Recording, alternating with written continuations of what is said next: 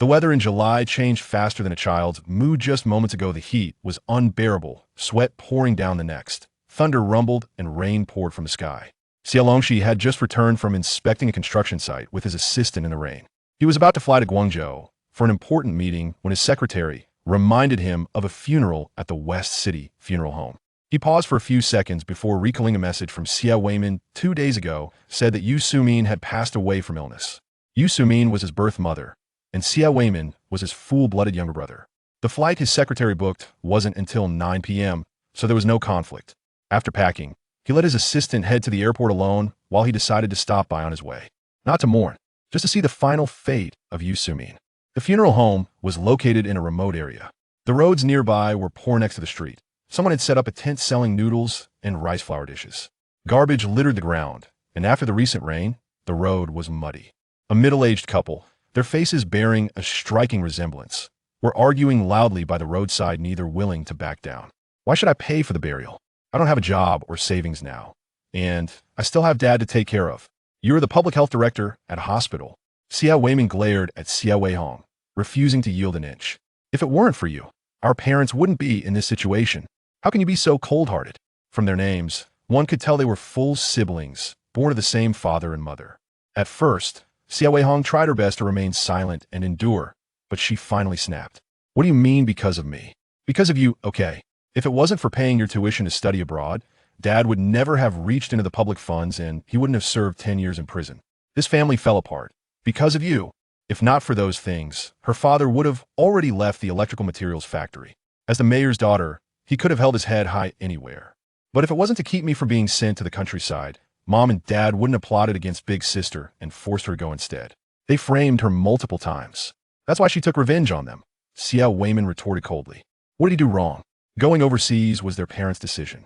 How was he supposed to know that the money came from corruption? And even if many people embezzled money, why were only their parents caught? Because of Xie Longxi. You think I don't know you went to my sister-in-law's house and told them Big Sister couldn't have children? Then when my husband came home for leave, you drugged him and seduced him, stealing him away. In the end, it was all your fault. That struck a nerve. Emotions surged faster than reason. Before she even realized what she was doing, Xie Weihong had slapped Xie Weihong across the face. Weihong wouldn't just stand there and take it, immediately fought back.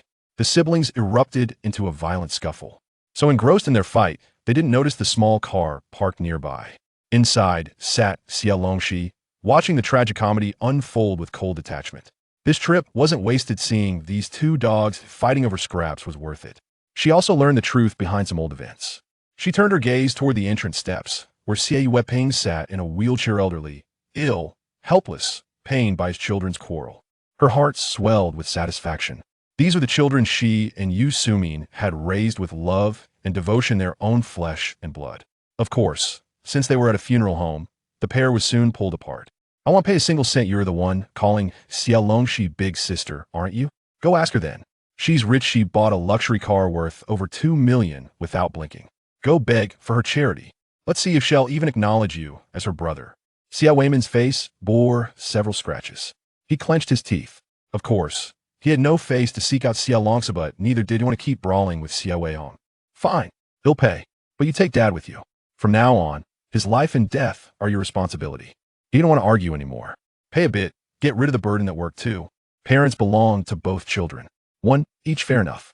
Why should I? A married daughter is like spilled water. Why should I take responsibility? You're the son. I'm telling you, if you don't die first, I won't take him. Xie Weihong nearly jumped up. Her promotion had been stuck for over a decade. The Liang family always looked down on her. Only recently had things started to loosen up, and her in-laws began treating her better for the sake of the kids. If she brought her father back, everything would be ruined. She didn't want her child to suffer shame because of their grandfather. They kept blaming each other, shirking their duty while Xie Weihong remained silent, eyes filled with despair. As the siblings prepared to fight again, the window of the small car beside the road slowly rolled down. When they saw Xie Longxi in the driver's seat, red-faced and panting, Xie Weihong and Xie Weihong froze instantly, unable to utter a word. They had just argued and fought right in front of Xie Longxi. It was the sister-in-law at the gate who reacted fastest, quickly rushing forward. Xie Longxi's birth mother had given birth to 2 daughters and a son, but the most successful among them was this eldest daughter, abandoned at birth. Now, she ran a massive company, appearing frequently on TV and in newspapers extremely wealthy. Among the entire Xie and Yu families, only the aunt and uncle from Ye's side dared to speak a few words to her. Back when Xie Longxi's adoptive parents died, the uncle had felt guilty and helped her for a few days. Grateful, Xie Longxi hired him after he lost his job. His salary was quite good, especially in a time when laid-off workers flooded the streets. She was diagnosed with cancer last month, right? Xie Longxi asked. To her recollection, Xie Weihong had once shamelessly asked her for money before. She hadn't lent him a penny. Abandoned at birth, she was only taken back into the Xie family at 16, then immediately sent to the countryside in place of Xie Weihong. Yu Sumin had never raised Xie Longxi for a single day. The aunt looked between Xie Weihong and Xie Weihong for a long time before replying that they didn't treat her. The Xie family chose to give up treatment, only taking painkillers home. Knowing she was seriously ill, with no children willing to help, Yu Sumin's willpower collapsed completely. Before the Yu family could even raise enough money, she was gone. Thinking of her late sister-in-law, the aunt felt both anger and pity. But now that she was gone, emotions meant nothing. Xie Longxi looked at Xie Weihong public health director at a top-tier hospital. Then at Xie Weihong, overseas educated elite they had gone to great lengths to support, even resorting to corruption. TSK. Her gaze finally settled on Xie Weihong. She could already imagine how miserable his later years would be. Hopefully, he lived longer unlike Yu Sumin, who got off too easily by dying early. It seems the old saying is true: what goes around comes around. Seeing Xie Weihong's dark expression and obvious fury, Xie Longxi felt oddly satisfied. She nodded politely to the aunt and drove off without stepping out of the car. How dare she act like this? Xie Weihong shouted angrily. Xie Weihong silently watched the car disappear around the corner. With a stiff face, he turned and walked away. The ceremony ends, and you take Dad with you. Otherwise, don't blame me for causing trouble at the hospital. Xie Weihong refused, storming after him with a furious face. Why should I? On the plane, Xie Longxi actually managed a rare good nap. Unfortunately, it didn't last long. Soon, she was awakened by loud arguing. Why can't she go with the first group? I'm so fed up. Weihong's room is small. The bed is tiny. I'm so uncomfortable. Was that Xie Weihong's voice? Half asleep, Xie Longxi quickly recognized the familiar tone. But how was that possible? She tried to open her eyes, but found herself paralyzed awake in mind. Yet her body was heavy, unresponsive. Then came Yu Sumin's voice. You silly child, she's barely been home a week. Sending her to the countryside, what will others say about your father and me? Don't make a scene. It won't be long now. Xie Weihong was grumbling when suddenly, inside the room, Xie Longxi forced her eyes open and sat Yu accidentally knocking over the enamel teacup on the table. Except for the slow flow of tea on the floor, silence fell both inside and outside the room. Big sister, you're awake. Don't move, they'll clean it up, Xie Weihong responded quickly, entering the room with no hint of displeasure on her face. But as she bent down to pick up the cup, Xie Longxi caught a flash of disdain in her lowered eyes. Xie Longxi stared at Xie Weihong. One can tell how well someone lives by their appearance and demeanor. The Xie Weihong shed scene arguing outside the funeral home clearly hadn't been living well. Dry hair, deep wrinkles, sagging features, outdated clothes. Yet here she was radiant, wearing a pretty blue and white gingham dress and shiny little leather shoes. 15 or 16, youthful and vibrant. Xie Longxi looked past Xie Weihong, toward the mirror on the three-door cabinet, painted with peonies. In the reflection, her image was unfamiliar in innocence she'd never dreamed of, even in sleep. Her skin was delicate, fair, soft with baby fat. Only her eyes, those sharp, knowing eyes, remained unchanged from the piercing stare she'd seen in the airport mirror. Is this a rebirth, or merely a final flicker before the light goes out? Chapter 2. Who Cannot Spread Rumors? On July 19, 1974, a day deemed auspicious for all affairs, several couples celebrated their weddings in the family compound.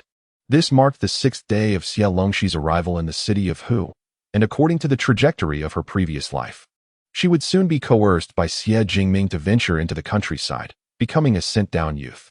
After relocating their household registration to Hu, the Xie family clandestinely enrolled Xie Longxi for the rural assignment. Once the list was published, any hope of alteration became futile. The Xie family boasted to others, claiming that Xie Longxi had made significant ideological progress upon reuniting with her parents, Xie Weihong and Yu Sumin, both of whom were of high moral standing, and thus eagerly responded to the call to volunteer for the countryside, unable to restrain their child. The parents could only pridefully yet painfully bid farewell as she embarked on her journey to become a glorious youth. 2 days prior, upon awakening, Xie Longxi had spent 3 days perusing the calendar in her room. Sister, what is so fascinating about the calendar? Mom and Dad's office has distributed ice cream tickets. Let us go indulge this afternoon, exclaimed Xie Weihong, bounding over with the tickets in hand. Despite her affectionate demeanor, Xie Weihong harbored a deep-seated resentment towards Xie Longxi. She despised the fact that a girl from the countryside appeared more beautiful than herself, resented Xie Longxi for usurping her room, even if only temporarily, and felt an irrational disdain for the rural background that brought shame upon her. Xie Longxi did not refuse. She felt somewhat dazed, as though she were suspended in midair, unable to land. The notion of reincarnation felt so surreal, making it difficult for her to believe it could happen to her. She was not a person of virtuous character by societal standards. She had sent her biological father to prison, driving him to paralysis, and had contributed not a single cent towards her ailing mother as cancer treatment. After pinching herself a few times, Xie Longxi grimaced at the bruises on her arm. Enveloped in silence. It hurt. It was bruised. Yet, she was still unresponsive. The electric equipment factory had a logistics department dedicated to accommodating the families of its employees, providing ice during the summer to alleviate the heat. In the factory, ice pops were delivered directly to the workshops, while the office distributed ice cream tickets for collection at the ice station. Typically, the ice station opened after 3:30 in the afternoon, and by the time Xie Longxi and her companions arrived, a considerable crowd had already gathered outside, comprising both adults and children. Xie Weihong squeezed her way in and emerged with 2 green bean ice pops, handing one to Xie Longxi before diving into a group of laughing girls, leaving Xie Longxi standing alone. These girls were Xie Weihong's classmates, who, led by her, occasionally cast curious glances at Xie Longxi, then huddled together to whisper and giggle. Completely unfazed, Xie Longxi simply bit into her ice pop, her gaze wandering over the once-faded memories of the electric equipment factory, marveling at the extraordinary spectacle before her. Was this truly not a dream? Look at her, so naive and unsophisticated, she really cannot hold her own, Xie Weihong remarked while biting into her green bean ice pop. She had never eaten green bean ice pops before, having always favored the most expensive milk cakes, but with Xie Longxi present, she could not bear to offer her anything superior and thus begrudgingly settled for this cheaper alternative. The classmates harbored more curiosity than condescension towards Xie Longxi, making it difficult to respond to Xie Weihong's comment. By the way, have you all signed up for the rural assignment? I contemplated that since departure was inevitable and I had already registered in advance as part of the first group, it would not be long before we set off. Someone took the initiative to change the subject. This coincided with the time of high school graduation and as individuals eligible for rural relocation. The recent topic of discussion among everyone was solely about moving to the countryside. According to policy, families with multiple children could retain only one child at home, while the rest were required to relocate. Yet, who would not wish to remain in the city? How I wished I could gain admission to high school. A female classmate beside me sighed. If I were to be accepted into high school, at least I could stay home for 2 more years, with the opportunity to participate in internal recruitment examinations at the factory. Moreover, policies might change in 2 years, potentially allowing each family to retain an additional child. Upon hearing this, the mood among everyone turned somewhat somber. Only Xie Weihong exhibited no trace of disappointment on her face. She turned to glance at Xie Longxi, her eyes betraying a hidden excitement. Surely, Xie Longxi was unaware that her family had recognized her return solely to ensure her replacement in the countryside. Once Xie Longxi moved to the rural area, her mother would arrange for her to apprentice under the factory's senior accountant. After all, Xie Longxi hailed from the countryside, and returning would hardly be a struggle for her. It could even be considered a minor inconvenience. Ideally, she would marry a rough-hewn man with a temper, bearing children who would frolic in the mud. The image of Xie Longxi clad in a floral cotton coat, her figure transformed, carrying one child on her back, cradling another, and holding yet another by the hand, made Xie Weihong unable to suppress a laugh. Weihong, what are you thinking? You seem quite cheerful. Have you registered? We are all on the roster. Why not enroll together? Perhaps we will be assigned to the same brigade, and it would be nice to have a companion. Amidst the collective anxiety, there were those who could not tolerate Xie Weihong's demeanor. A momentary pause overtook her, her mind momentarily foggy, stammering incoherently. She had not contemplated much. Perhaps she was merely reflecting on the beautiful life awaiting her in the city after someone took her place in the countryside. Xie Longxi leaned forward, a smile illuminating her face as she observed Xie Weihong's sudden pallor. The others were taken aback, struggling to comprehend her words.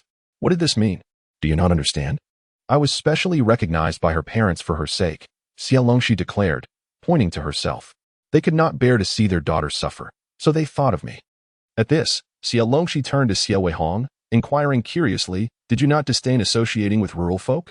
You said at home that they are merely aspiring rural individuals destined to marry rough men, and you found their incessant discussions about relocating tiresome. Is that slander? Who cannot fabricate tales? Yet these individuals would be Xie Weihong's companions after her relocation. How could she allow them to be used so naively? Xie Longxi felt it was her duty to unveil Xie Weihong's true nature. Previously, Xie Weihong had merely been at a loss for words. But now her mind was entirely blank. She wanted to cover Xie Longxi's mouth, but was gently brushed away. Be quiet. I never said that. Xie Weihong urgently glanced at her classmates who were avoiding her. I did not say that. Do not believe her. She only occasionally entertained such thoughts. Since her time in the countryside began, a clear divide emerged between her and her classmates, leading them to embark on vastly different life paths, rendering their aspirations incompatible. Yet, this is indeed a fact, is it not? Chapter 3 Xie Longxi, how dare she? Xie Weihong was flushed with anxiety. Some believed Xie Longxi's words due to her usual character, while others were skeptical. What about the replacement in the countryside? Didn't Aunt you say she was finding you a job? She claimed you were a classmate and neighbor connected to the Xie family. And in comparison to the newly arrived Xie Longxi, she preferred to trust Xie Weihong, with whom she had grown up.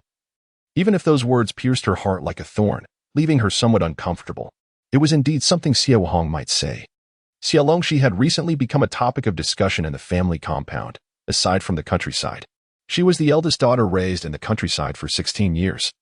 Only recently brought back, as the Xie family was preparing to arrange work for her as compensation. Am I being accused of having a poor character, being insatiable, and rejecting several job offers because they were deemed too arduous? Xie Longxi twirled the stick of her ice pop, smilingly inquired. These were all rumors Xie Longxi had heard after returning to the city in her past life. Her classmates and neighbors were momentarily taken aback, nodding gently.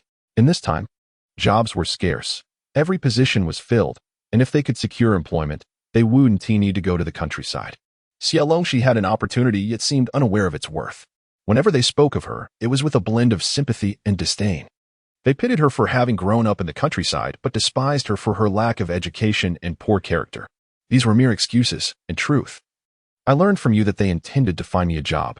Xie Longxi appeared unperturbed. In her previous life, she had been utterly oblivious to such matters. Suddenly discovering she was not born of her parents was a shocking revelation, and before she could comprehend it, she was sent to the city of Hu. Upon arriving at the Xie household, faced with unfamiliar so-called family members, Xie Longxi felt lost and terrified, unsure of how to navigate her new identity. Before she could acclimate to her new circumstances, she was struck a heavy blow by being sent to the countryside, unaccountably placed on the list for the countryside. She inexplicably became a representative of progressive thought and proactive engagement, while Xie Longxi remained clueless about how events had spiraled to this point. This stint in the countryside lasted 11 years. In 1977, when college entrance examinations resumed, Xie Longxi was admitted to a teacher's college in her hometown, only to inexplicably be reported and lose her spot, missing the opportunity for university altogether. Subsequently, the mass return of educated youth did not include her. She incessantly appealed until finally returning to the city in 1985. During her time in the countryside, Xie Longxi gradually pieced together the truth. It was all orchestrated by the Xie family. As for Xie Weihong, while Xie Longxi was repairing the canal in the frigid river, Xie Weihong attended a medical facility at the children's school of the electrical materials factory. After the resumption of college entrance examinations, she enrolled in nursing school and was later assigned to the Municipal People's Hospital. Oh, and Xie Weihong even stole Xie Longxi's then-boyfriend. Aside from finding me a job, is there anything else? Or did she say anything about me? Xie Longxi inquired with curiosity. Classmates and neighbors glanced at Xie Weihong, observing her pleading expression, hesitantly responded. There is nothing else, just that she mentioned facilitating your household registration to secure employment. Did she perhaps misspeak? Xie Weihong turned her face away, refusing to look at her. Clearly angered. Regardless of the circumstances, it was a stroke of fortune that Uncle Xie and Aunt you were willing to assist me with my household registration and job placement. I would not disdain any position offered. Xie Longxi's demeanor was spirited. It appeared that the assertion made to me about Uncle Xie and Aunt you recognizing me merely to facilitate Wei Hong's relocation was not as innocuous as it seemed. The expressions of those present reflected a degree of confusion. It was puzzling how swiftly Xie Longxi's attitude shifted, especially after she had just uttered some rather unsavory words. Xie Weihong, disregarding everything else, insisted, "Do not listen to the outsider's nonsense. There is no such thing." Her heart raced fiercely, her gaze intensely fixed on Xie Longxi. Fearful that she might cause a scene, an unsettling suspicion crept into her mind. Who had spoken to Xie Longxi about such fabrications? Fearing that Xie Longxi might utter something startling, Xie Weihong hastily grasped Xie Longxi's arm and led her away. Surely this matter of substitution was not born of ulterior motives. Xie Weihong appeared quite anxious, especially considering how she had spoken of us behind our backs, while maintaining a facade of propriety in public. I must return home to inquire with my parents. They would undoubtedly possess some insight. In the afternoon, Xie Weihong, wary of letting Xie Longxi wander freely, insisted that she remain at home. Although she wished to inform Yusumin, she found herself unable to leave, terrified that Xie Longxi might speak indiscreetly in her absence.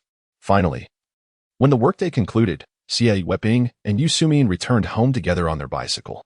Upon spotting them from the balcony, Xie Weihong rushed downstairs. She placed immense trust in her parents, believing that with them present, Xie Longxi would refrain from making any reckless statements. Little did she know that Xie Longxi had followed her down the stairs, and just as Xie Weihong began to explain, Xie Longxi exclaimed loudly, "Uncle Xie, Aunt Yu, thank you for arranging a job for me. I only learned of this today and am profoundly grateful. I thought you recognized me solely to facilitate Weihong's relocation. But how splendid it is that it is not the case." At that moment, the family compound was bustling with activity filled with residents. The news of Xie Longxi's job placement had been intentionally leaked by Yusumin, yet only a few were privy to it. She had merely mentioned it casually, never intending for it to materialize. While the information was common knowledge, Xie Longxi should not have been aware of it. As Yusumin struggled to find her words, a voice suddenly interjected, "Yusumin, isn't this your daughter? Why does she refer to you as aunt and uncle?" The question came from Su Chunlai, who had long held a grudge against Yusumin. Years ago, there had been a vacancy in the union, and the employees' families were to be considered for selection. The two had competed fiercely, both being young brides newly arrived at the electrical materials factory. Su Chunlai, a local from the city, ultimately lost to Yusumin, who had come from the countryside. This defeat lingered in Su Chunlai's mind, and she often scrutinized Yusumin. Today, she finally seized the opportunity to confront her. Little did Yusumin know that Xie Longxi had only been there for a few days, speaking scarcely and not calling anyone by name. She and Xie Weihong had been considerate of her as she acclimated to a new environment, unaware that she would cause such a stir. If she chose not to respond, Xie Longxi would. "Although Uncle and Aunt Xie gave me life, the grace of raising me far surpasses that of mere birth. My true parents are those who adopted and nurtured me." Xie Longxi's voice rang clear, her satisfaction evident as she observed the simultaneous change in countenance of Xie Weihong and Yusumin. This was undoubtedly the matter they least wished for outsiders to discover. In her previous life, they had obscured Xie Longxi's origins, presenting themselves as a pair of devoted parents who were, however, exasperated by their child's capriciousness, thereby unjustly tarnishing Xie Longxi's reputation. Indeed, the decision to voluntarily relocate to the countryside was commendable and indicative of a proactive spirit. Yet who could deny that many considered Xie Longxi to be foolish? In this lifetime, Xie Longxi was determined to gradually tear away their facade of hypocrisy. "Isn't it true that you picked her up and raised her?" Su Chunlai astutely seized upon the crux of the issue. Her expression exaggerated as she turned to Yusumin and Xie Weihong. "Deputy Factory Director Xie, old you, did you abandon your daughter in favor of a son? Is that the case? Initially, you claimed that the child was raised in the countryside. Isn't that a deception? If this were true, Su Chunlai would spare no effort to see this couple brought down. Her excitement was palpable as the observing neighbors displayed expressions of astonishment, eager to witness the unfolding drama. Who would have guessed that Deputy Factory Director Xie harbored such gender biases? They had always treated Xie Weihong so well, it seemed all a fade. Xie Weihong's countenance darkened significantly as he forced a laugh, attempting to defuse the situation. "Misunderstanding. The child heard some gossip. It's all a misunderstanding.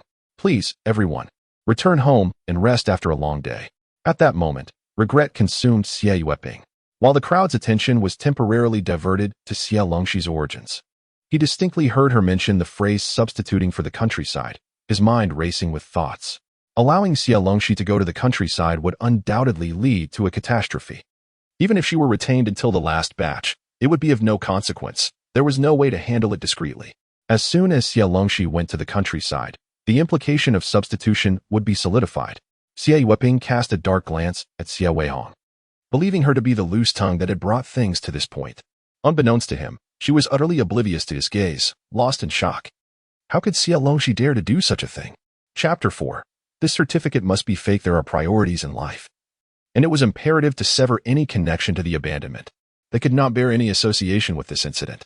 You must say that your parents favored sons over daughters, deceiving us by sending the child away and claiming she had perished. We were deeply saddened, only learning 2 years ago that she was alive. And it took us over 2 years to finally find her. Xie Weihong had made a decision. If someone must take the blame, the elders of the family would be the most suitable candidates. However, the family's elders varied in their closeness. Xie Weihong had little regard for his mother-in-law's family, who merely clung to Yusumin for monetary support, and he was even less inclined to allow his own parents to bear such a stigma. After all, your mother comes to Hushi infrequently and has no dealings with those in the courtyard. It would be best if she ceased coming to Hushi altogether, to simplify matters. Yusumin, already infuriated by Xie Longxi's indiscreet remarks, found Xie Weihong's comment to be adding fuel to the fire. I disagree. My mother cared deeply for Weihong and Weiman. Both of their postpartum periods were attended to by her. What about your mother? The individual remains unseen, and not a single coin has been bestowed. Upon encountering Weihong during the new year, her first remark was, "What purpose does this girl serve? Bringing her into the world is merely a waste of resources." Tell me, is that the language of a civilized person? The animosity is profound and unyielding.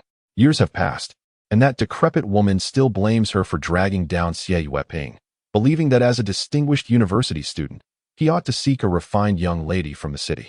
She fails to consider that if Xie Weihong were to pursue a girl of noble birth, she would likely be toiling in a rural field for her education rather than serving as his deputy director at the electrical materials factory.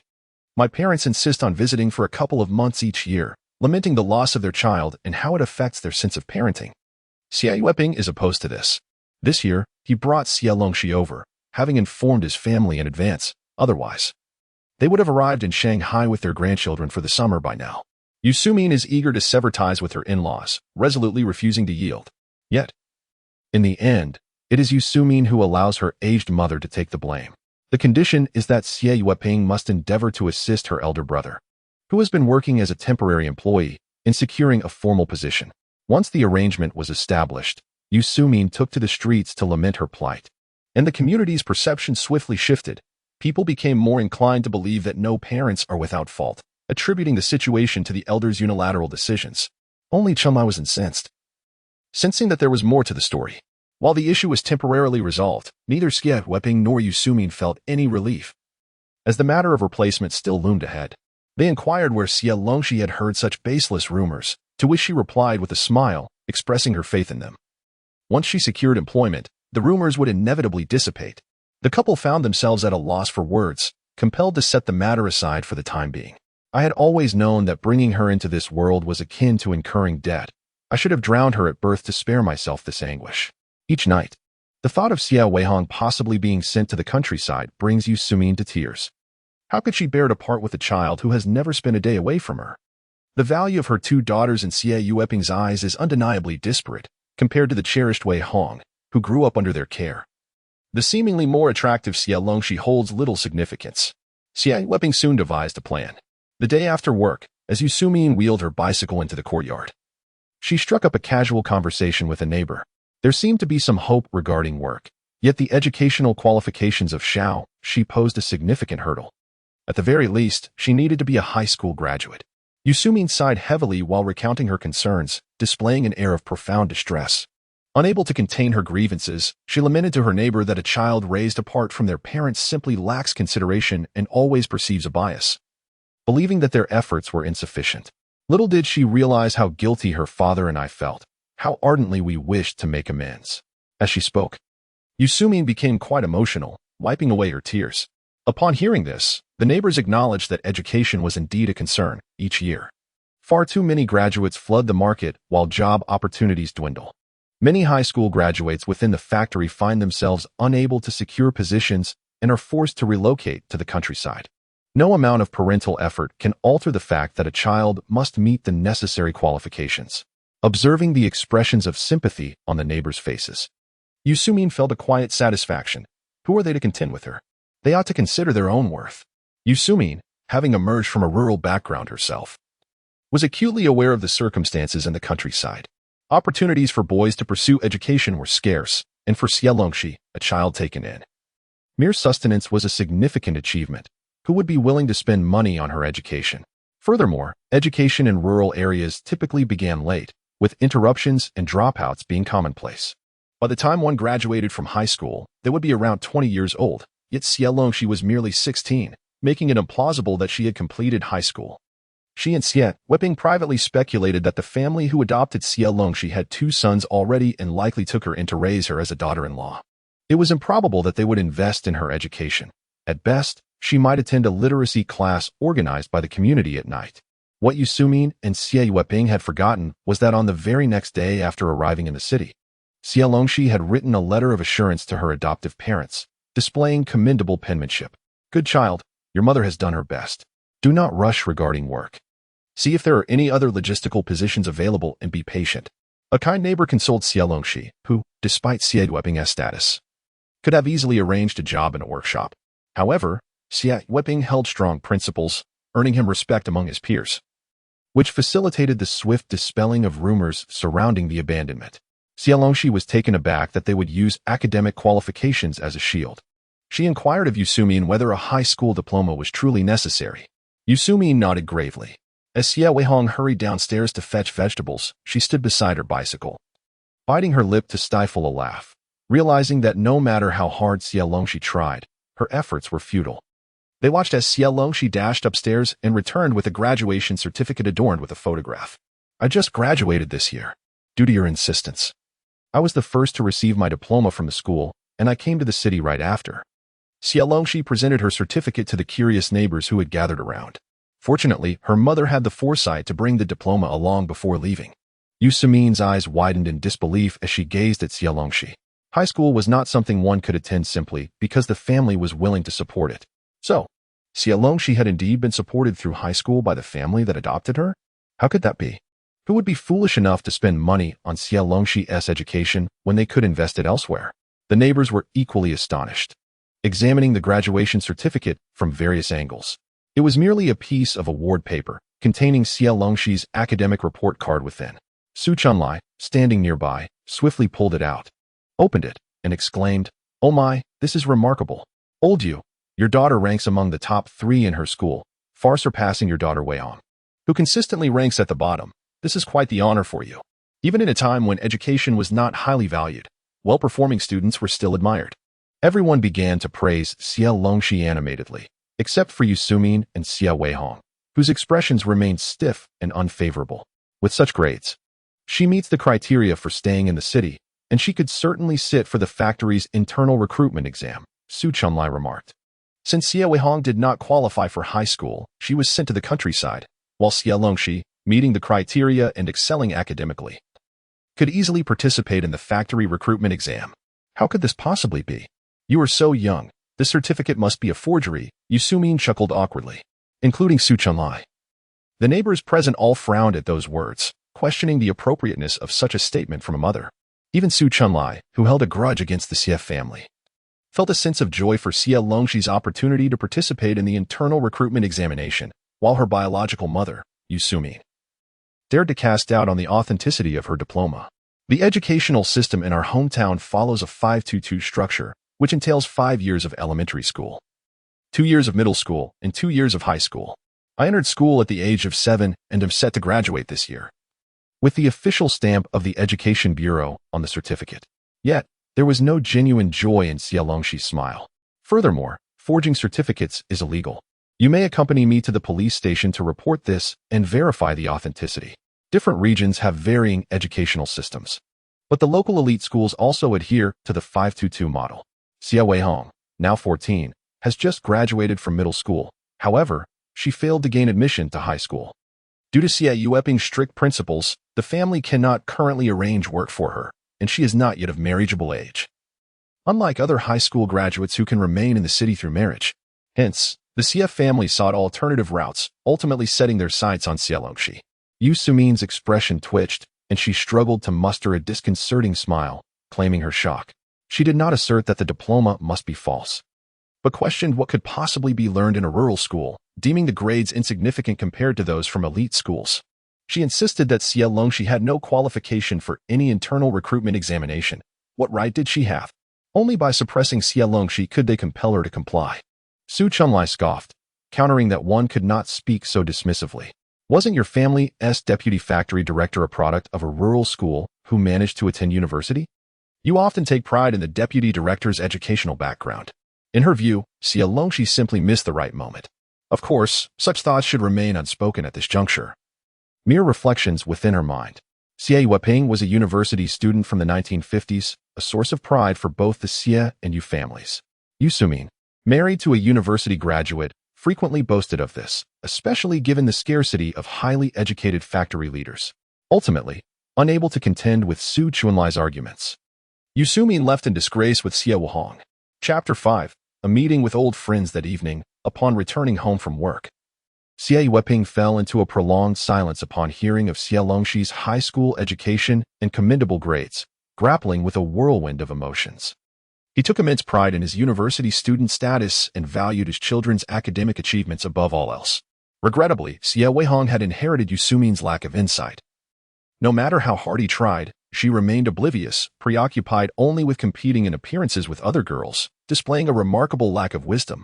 Xie Weihong, still young, was believed by Xie Weihong to have more time to develop, as boys tend to mature later.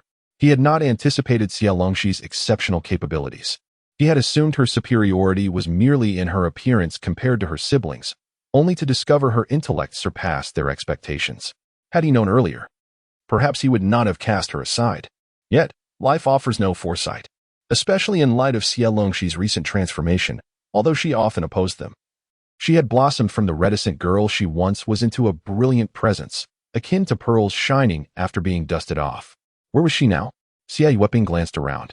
Realizing that Xie Longxi was not at home, Yu Sumin was irritable, wondering where the girl had gone.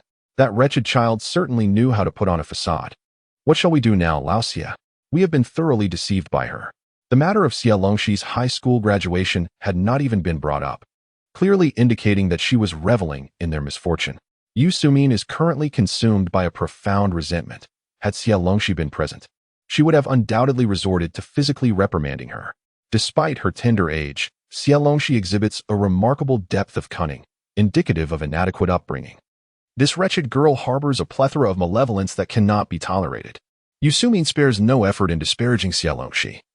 Fearful that Xie Weihong might waver and choose to retain her, she will never allow her Weihong to endure hardships in the countryside. What does it matter that Xie Longxi has graduated from high school? She was brought into this world by Yu Sumin. Hence, Xie Longxi owes her obedience and must comply with her directives. Furthermore, relocating to the countryside necessitates possessing an urban household registration, which is exceedingly challenging to obtain in the current climate. Without an accepting work unit, one can only engage in transfers. To facilitate Xie Longxi's smooth transition to rural life, they have already swapped her household registration with that of Xie Weihong, who has returned to his hometown. Should Xie Longxi refuse to depart, Xie Weihong's registration will remain inaccessible. Xie Weihong furrowed his brow, retrieving a cigarette. Do not speak. Allow me to ponder this matter thoroughly. Yu Sumin exerted every effort to dissuade Xie Weihong from changing his mind, while Xie Longxi busily assisted in verifying the list at the youth office. Relying solely on public pressure would not compel Xie Weihong and his spouse to act with integrity. Xie Longxi must present concrete evidence. During her previous life, when the second batch of rural assignments was announced, Xie Longxi discovered that her name had been added to the roster long before her arrival in Hu City. She yearned to obtain the original list. After dinner, she ventured to the factory office building, hoping to fortuitously meet someone in the youth office to establish a connection. Xie Longxi planned to proceed cautiously, but fortune smiled upon her unexpectedly. As the first batch of youth prepared for their rural assignments, with the list freshly finalized, the youth office was bustling, often working until midnight. Xie Longxi, merely lingering by the window, was unexpectedly summoned to assist. These are the names of those who have received special allocations. Please verify them. This is the original roster. Simply cross out those who have registered. It's straightforward. And feel free to inquire if you encounter any difficulties, said a young female staff member, her smile tinged with the fatigue of relentless labor. Gazing at the roster laid before her, Xie Longxi thought. What a perfect illustration of the saying, to seek far and wide without success. She refrained from hurrying to gather evidence, instead choosing to verify the names from the first batch who had received special allocations, making necessary annotations. This task merely required a final touch, and Xie Longxi swiftly completed it, placing the document into the hands of the young female staff member. During this period, no one dared to approach the youth office, yet here you are, bold as ever. The young female staff member accepted the booklet with a smile, quickly reviewing it. You've executed this remarkably well. Which department are you from? I don't recall having seen you before. Initially, she assumed Xie Longxi was a recent graduate preparing for her rural assignment. However, upon observing the well-organized annotations on the roster, she began to suspect Xie Longxi was a new colleague. Before Xie Longxi could respond, the young staff member began to voice her grievances. The situation has changed drastically from when the children were clamoring to go to the countryside. Now, the work at the youth office is quite challenging. Everyone is devising various schemes to evade rural assignments. Fortunately, recently, the factory has been hosting an abundance of joyous banquets, and everyone seems to understand. Understanding is one thing. Yet the work must still be accomplished. Regrettably, the factory has not allocated additional personnel to assist. Only 2 or 3 individuals from the Youth League office are available, and they are overwhelmed with tasks. At this moment, an older woman seated at a desk in the inner part of the office lifted her head, adjusting her reading glasses. Is she from the Women's Federation? Indeed, the Women's Federation is quite busy these days, with numerous young couples getting married and the promotional brochures insufficient to meet the demand. They have been working overtime in the office, using oil-based printing methods. At this hour, those who can be seen wandering around the factory are either employees or their children. This explains why the young female workers often enlist others to assist in the office. They are all part of the same community, and their work does not involve any confidential matters, thus requiring no precautions. Naturally, the tasks assigned to Xie Longxi are quite simple. Xie Longxi pressed her lips together and stated, I am not an employee. I wonder if you have heard of me. I am the daughter recently acknowledged by Deputy Factory Director Xie. My name is Xie Longxi. Upon hearing this, the 3 individuals in the office simultaneously set down their pens, their expressions revealing a mix of astonishment. While they had not heard of the minor affairs within the family compound, they were aware of Xie Weihong and Yu Sumin, one a deputy factory director and the other a union worker, both of whom work in the office building. Everyone knew about the return of the daughter who had been raised in the countryside. When she was first brought back, the Youth League office was not particularly busy, and they had discussed the matter. They were unaware that Xie Longxi had been abandoned. They merely expressed sympathy for the Xie family, noting how the eldest child had been left to grow up in the countryside while the parents seemed to favor the others. It was not as though they lacked the means to raise all 3 children. Moreover, every summer, Deputy Factory Director Ste's parents brought their nephews and nieces to the city. Yet they had never once included their eldest daughter. At that time, they felt quite sorry for the child they had never met. No one expected to meet under such circumstances. As the 3 exchanged glances, unsure of how to proceed, 2 heads suddenly peeked through the doorway. What are they doing lurking at the entrance? Come in and speak. The older woman removed her reading glasses and adjusted her nose. The 2 at the door hesitated momentarily before shuffling into the office. It was evident that the 3 in the office were quite familiar with the newcomers. Even Xie Longxi, upon glancing at one of them, raised her eyebrows in surprise at encountering an acquaintance. In her previous life, she had been involved with Lu Dingyuan, who later became her brother-in-law. The individual accompanying Lu Dingyuan, Xie Longxi recognized from photographs. He was his childhood friend, Chen Shu. Chapter 6. Green Tea, Original Tea Aunt May. We have come to register. Sister Wu refused to assist us during the day. Lu Dingyuan glanced curiously at Xie Longxi before turning his attention to the older woman with a charming smile. The young woman who had brought Xie Longxi into the room hurriedly interjected, What do you mean I refuse to help? You meet the criteria for staying in the city. Don't go around falsely accusing Director May. If I hadn't noticed early, you would have written your names down yourselves. The Youth League office was understaffed, and some tasks required in-person visits, leaving the office often unattended. The Liang and Shen families both had numerous children. Lu Dingyuan was the 3rd child, with his older siblings either supporting the country or working in the countryside, leaving him as the sole child at home. The narrative is somewhat similar. The older brother has gone to the countryside. He is the 2nd child, with a younger sister who is only in the 1st grade. Both siblings are high school graduates and exceptional students, and arrangements from the factory should be forthcoming. Director May gazed at the two of them with a kind expression, acknowledging that their enthusiastic response to the call is commendable, yet they must first obtain their parents' consent. Liang Jingquan and Qin Shu immediately wore expressions of despair. If they could secure their parents' approval, they would not have resorted to secretly adding their names. The two hoped to negotiate further. But when Director May cast a disapproving glance their way, they fell silent. Surely we can stay and help, Qin Shu suggested, casting a glance at Xie Longxi to confirm she was not a newcomer from the youth volunteer office. With a spark of inspiration, he thought that infiltrating the inner circle might be a viable approach. This time, Director May did not reject their request. 6 individuals worked overtime, completing tasks that typically extended until midnight by just after 10. The first batch of names was finalized, to be posted the following day, and the pace would soon ease. Sister Wu exhaled deeply after finishing the last character. At that moment, Xie Longxi also completed the roster and noticed her own erroneously listed name next to Xie Weihong's. Xie Longxi, with 2 mistakes in her 3-character name. If she could not even get her name right, how could she expect to address matters regarding her biological parents? There was an unexpected surprise. Xie Longxi recognized the handwriting as belonging to Xie Weihong. Sister Wu and several others began to tidy up their belongings while Xie Longxi remained seated, contemplating for a brief moment before picking up the roster and approaching Director May's desk. The authority within the youth volunteer office ultimately lay with Director May. It was merely a preliminary roster. Aside from Xie Weihong, everyone else had already registered for the first batch, so if Xie Longxi quietly tore it up, the impact would be minimal. Yet, under Director May's benevolent gaze, Xie Longxi felt compelled to be candid. Director May, she said, hesitating slightly as she stood before the desk. Before placing the roster down, I actually came here for this. May I request that this page be posted on the bulletin board as well? The crowd gathered around, intrigued. Liang Jingquan and Qin Shu, unfamiliar with Xie Longxi, were puzzled by her actions, but Director May and Sister Wu quickly grasped the underlying significance. The timing of Xie Longxi's return seemed rather clever. No wonder she had not appeared at the factory in the preceding 16 days. Now that Xie Weihong was to go to the countryside, she had been brought back, coupled with the names being crossed out and added on the roster. Aihui, what is going on here? Director May furrowed her brow, recognizing that this was not Sister Wu's handwriting. The roster was managed by Wu Aihui, who coordinated with the school for registration.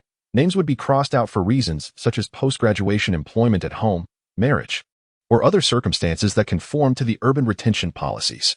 There were instances of older siblings voluntarily going to the countryside for their younger siblings. However, Xie Longxi's situation was indeed exceptional. Her name should not have appeared on this roster. Wu Aihui furrowed his brow as he pulled out the roster, recalling that it was at the end of May when Deputy Factory Director Xie approached him, mentioning that Weihong, a family member, had the opportunity to secure a position in the factory through departmental assessment, necessitating the removal of a name. Apart from the internal recruitment exams, the factory also had openings for apprentices, and passing the departmental assessment was sufficient. Xie Weihong, the deputy director of the electrical materials factory, had earned Wu Aihui's implicit trust, leading him to hand over the roster without a second thought. Upon retrieving it, he hadn't scrutinized it closely, never suspecting that Xie would replace a name without due process. As he spoke, Wu Aihui exchanged a glance with Director May. Thus, the Xie family recognized Xie Longxi, intending for her to take Weihong's place in the countryside. Director May, my adoptive parents treat me as their own. It was communicated from the Xie family that they would assist in transferring my household registration and arranging employment, which is why I came to acknowledge my kinship. However, if the process of transferring my household registration hasn't been completed, I should still be registered as a rural resident. Xie Longxi explained. Director May's expression shifted slightly. What a muddled affair this Xie Weihong had created. Liang Jingquan and Qin Shu exchanged glances filled with astonishment. Their eyes widened in disbelief. This situation was quite explosive, and they needed time to process the shock. Concerned about the factory leadership, Director May remained tense. Yet her heart ached for Xie Longxi. Do not fear. I will speak with Deputy Factory Director Xie and officer you about this. If this information leaks, it would lead to a direct confrontation.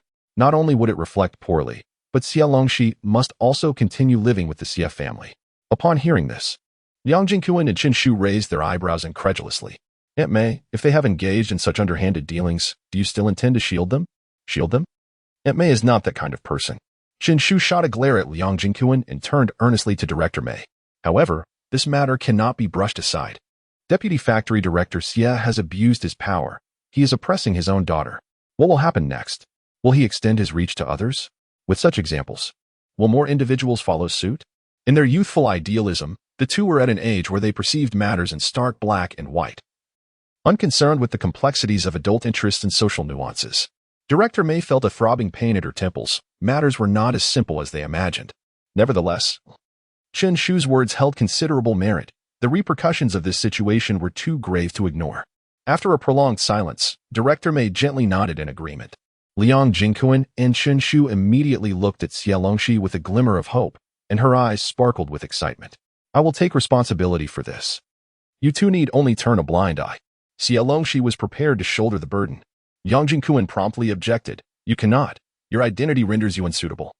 Chen Shu and I will go. We shall stand up against injustice, and the CF family will not dare to oppose us. Director May shot them both a stern glare, then turned her gaze soothingly towards Xie Longxi, pressing the roster firmly beneath her hand. This matter cannot be left to 3 children to handle. I will post it online. Once everyone sees it, I will then remove it, claiming it was a mere mistake. Wu Aihui volunteered, acknowledging that this matter had some connection to her. She should have clarified the situation before Xie Weihong altered names, rather than making arbitrary changes simply because he was the deputy director. It was indeed her fault, and it was only fitting that she should make amends. Brother Li, who had remained silent, finally spoke up, suggesting that Sister Wu and I should intervene, adding a few more photographs. It was quite normal for minor errors to occur amidst the bustling activities of the youth office. Xie Longxi stood in silence for a few seconds before stepping back and bowing deeply. Chapter 7. Corruption and Personal Gain. A hush fell over the office. Director May sighed, hurriedly assisting Xie Longxi to her feet, then turned to Liang Jingquan and Chen Shu, advising them to keep a low profile tomorrow and to behave themselves. They would receive an explanation regarding this matter. It is far better to offend a gentleman than a rogue. The act of sending off a daughter who had never been nurtured for a single day to the countryside reveals that Xie Weihong is no gentleman. The 3 young individuals were still naive. They ought to be cautious not to unknowingly offend Xie Weihong. While he might not take overt action, one could never tell what schemes he might concoct behind the scenes. Should the ensuing conflict spill over into their professional lives, it would only serve to burden their parents with unnecessary troubles. After sending Liang Jingquan and Chen Shu downstairs, Director May turned her attention back to Xie Longxi, intentionally allowing her to speak a bit more. This child possesses both courage and cunning, as well as decisiveness. It is a pity she is saddled with unworthy parents. Do not overthink it. Simply await developments, Director May thought, already formulating her plans. Tomorrow's uproar would certainly prevent Xie Longxi from being sent to the countryside. If Xie Weihong and his wife found her of no use, they might concoct other troubles. However, the specifics of her strategy required further investigation before a decision could be made. Director May reminded herself to not solely rely on Xie Longxi's perspective. Yet as she gazed into Xie Longxi's clear and resolute eyes, her heart unconsciously leaned towards the girl.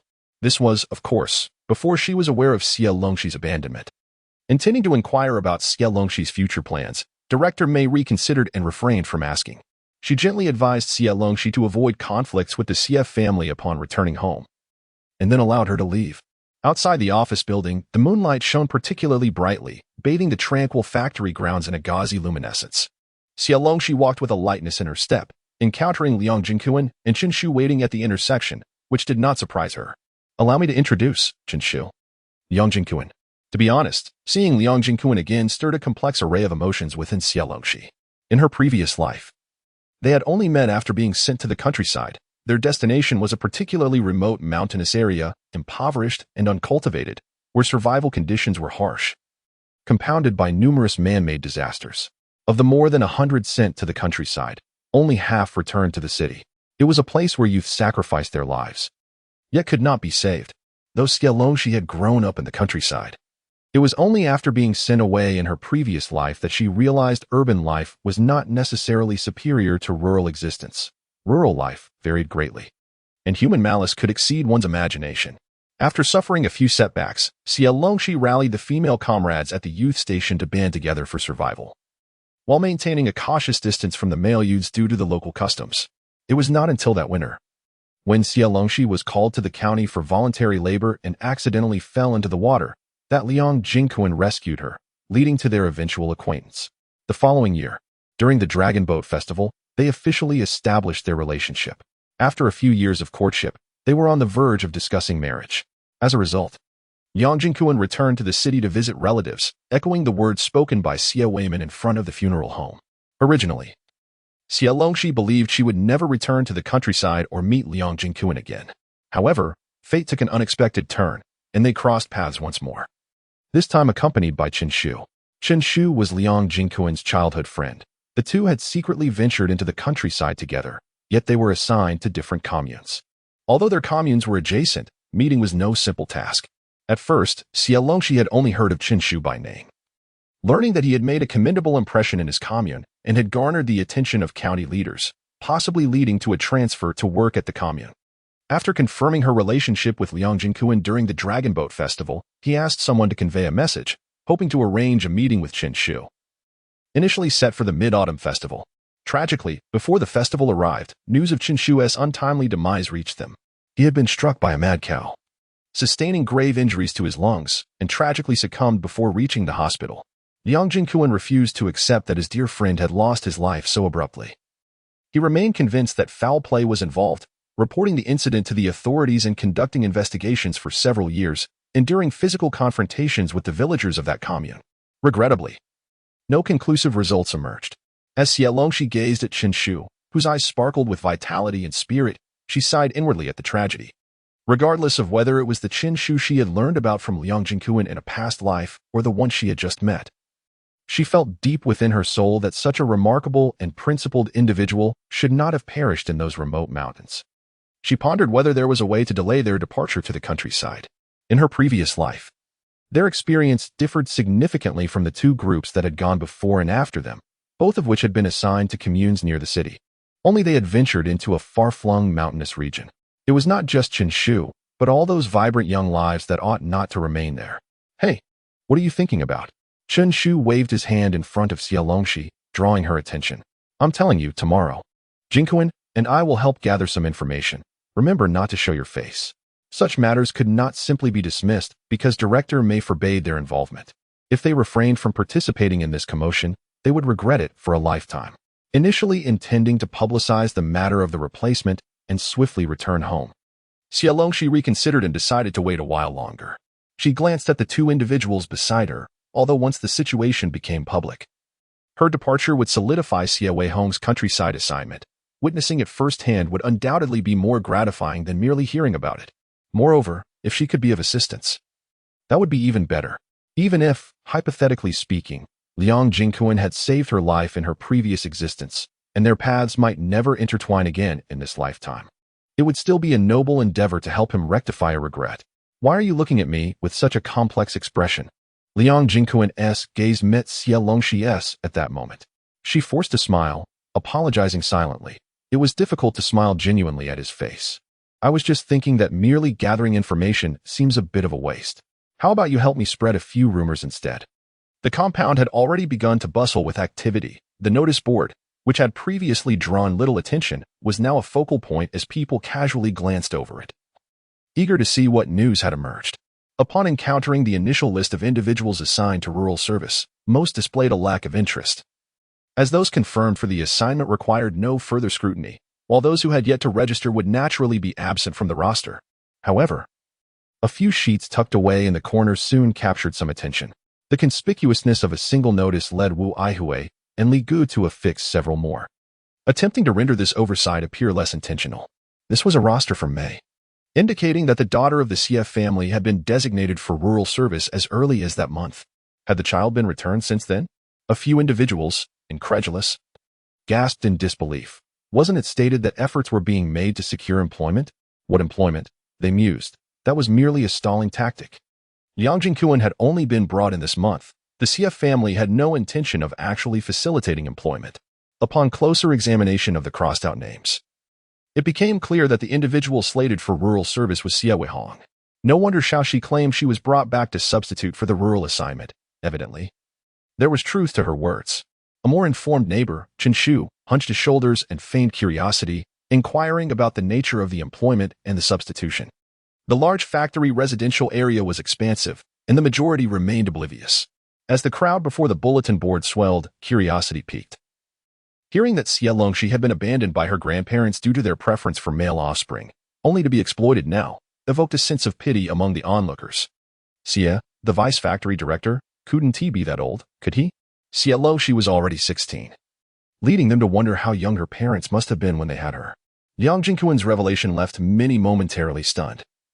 Given that the legal age for marriage was 18, it was commonplace for couples to wed early, and many had indeed married and had children at a young age, though few had calculated the actual ages involved.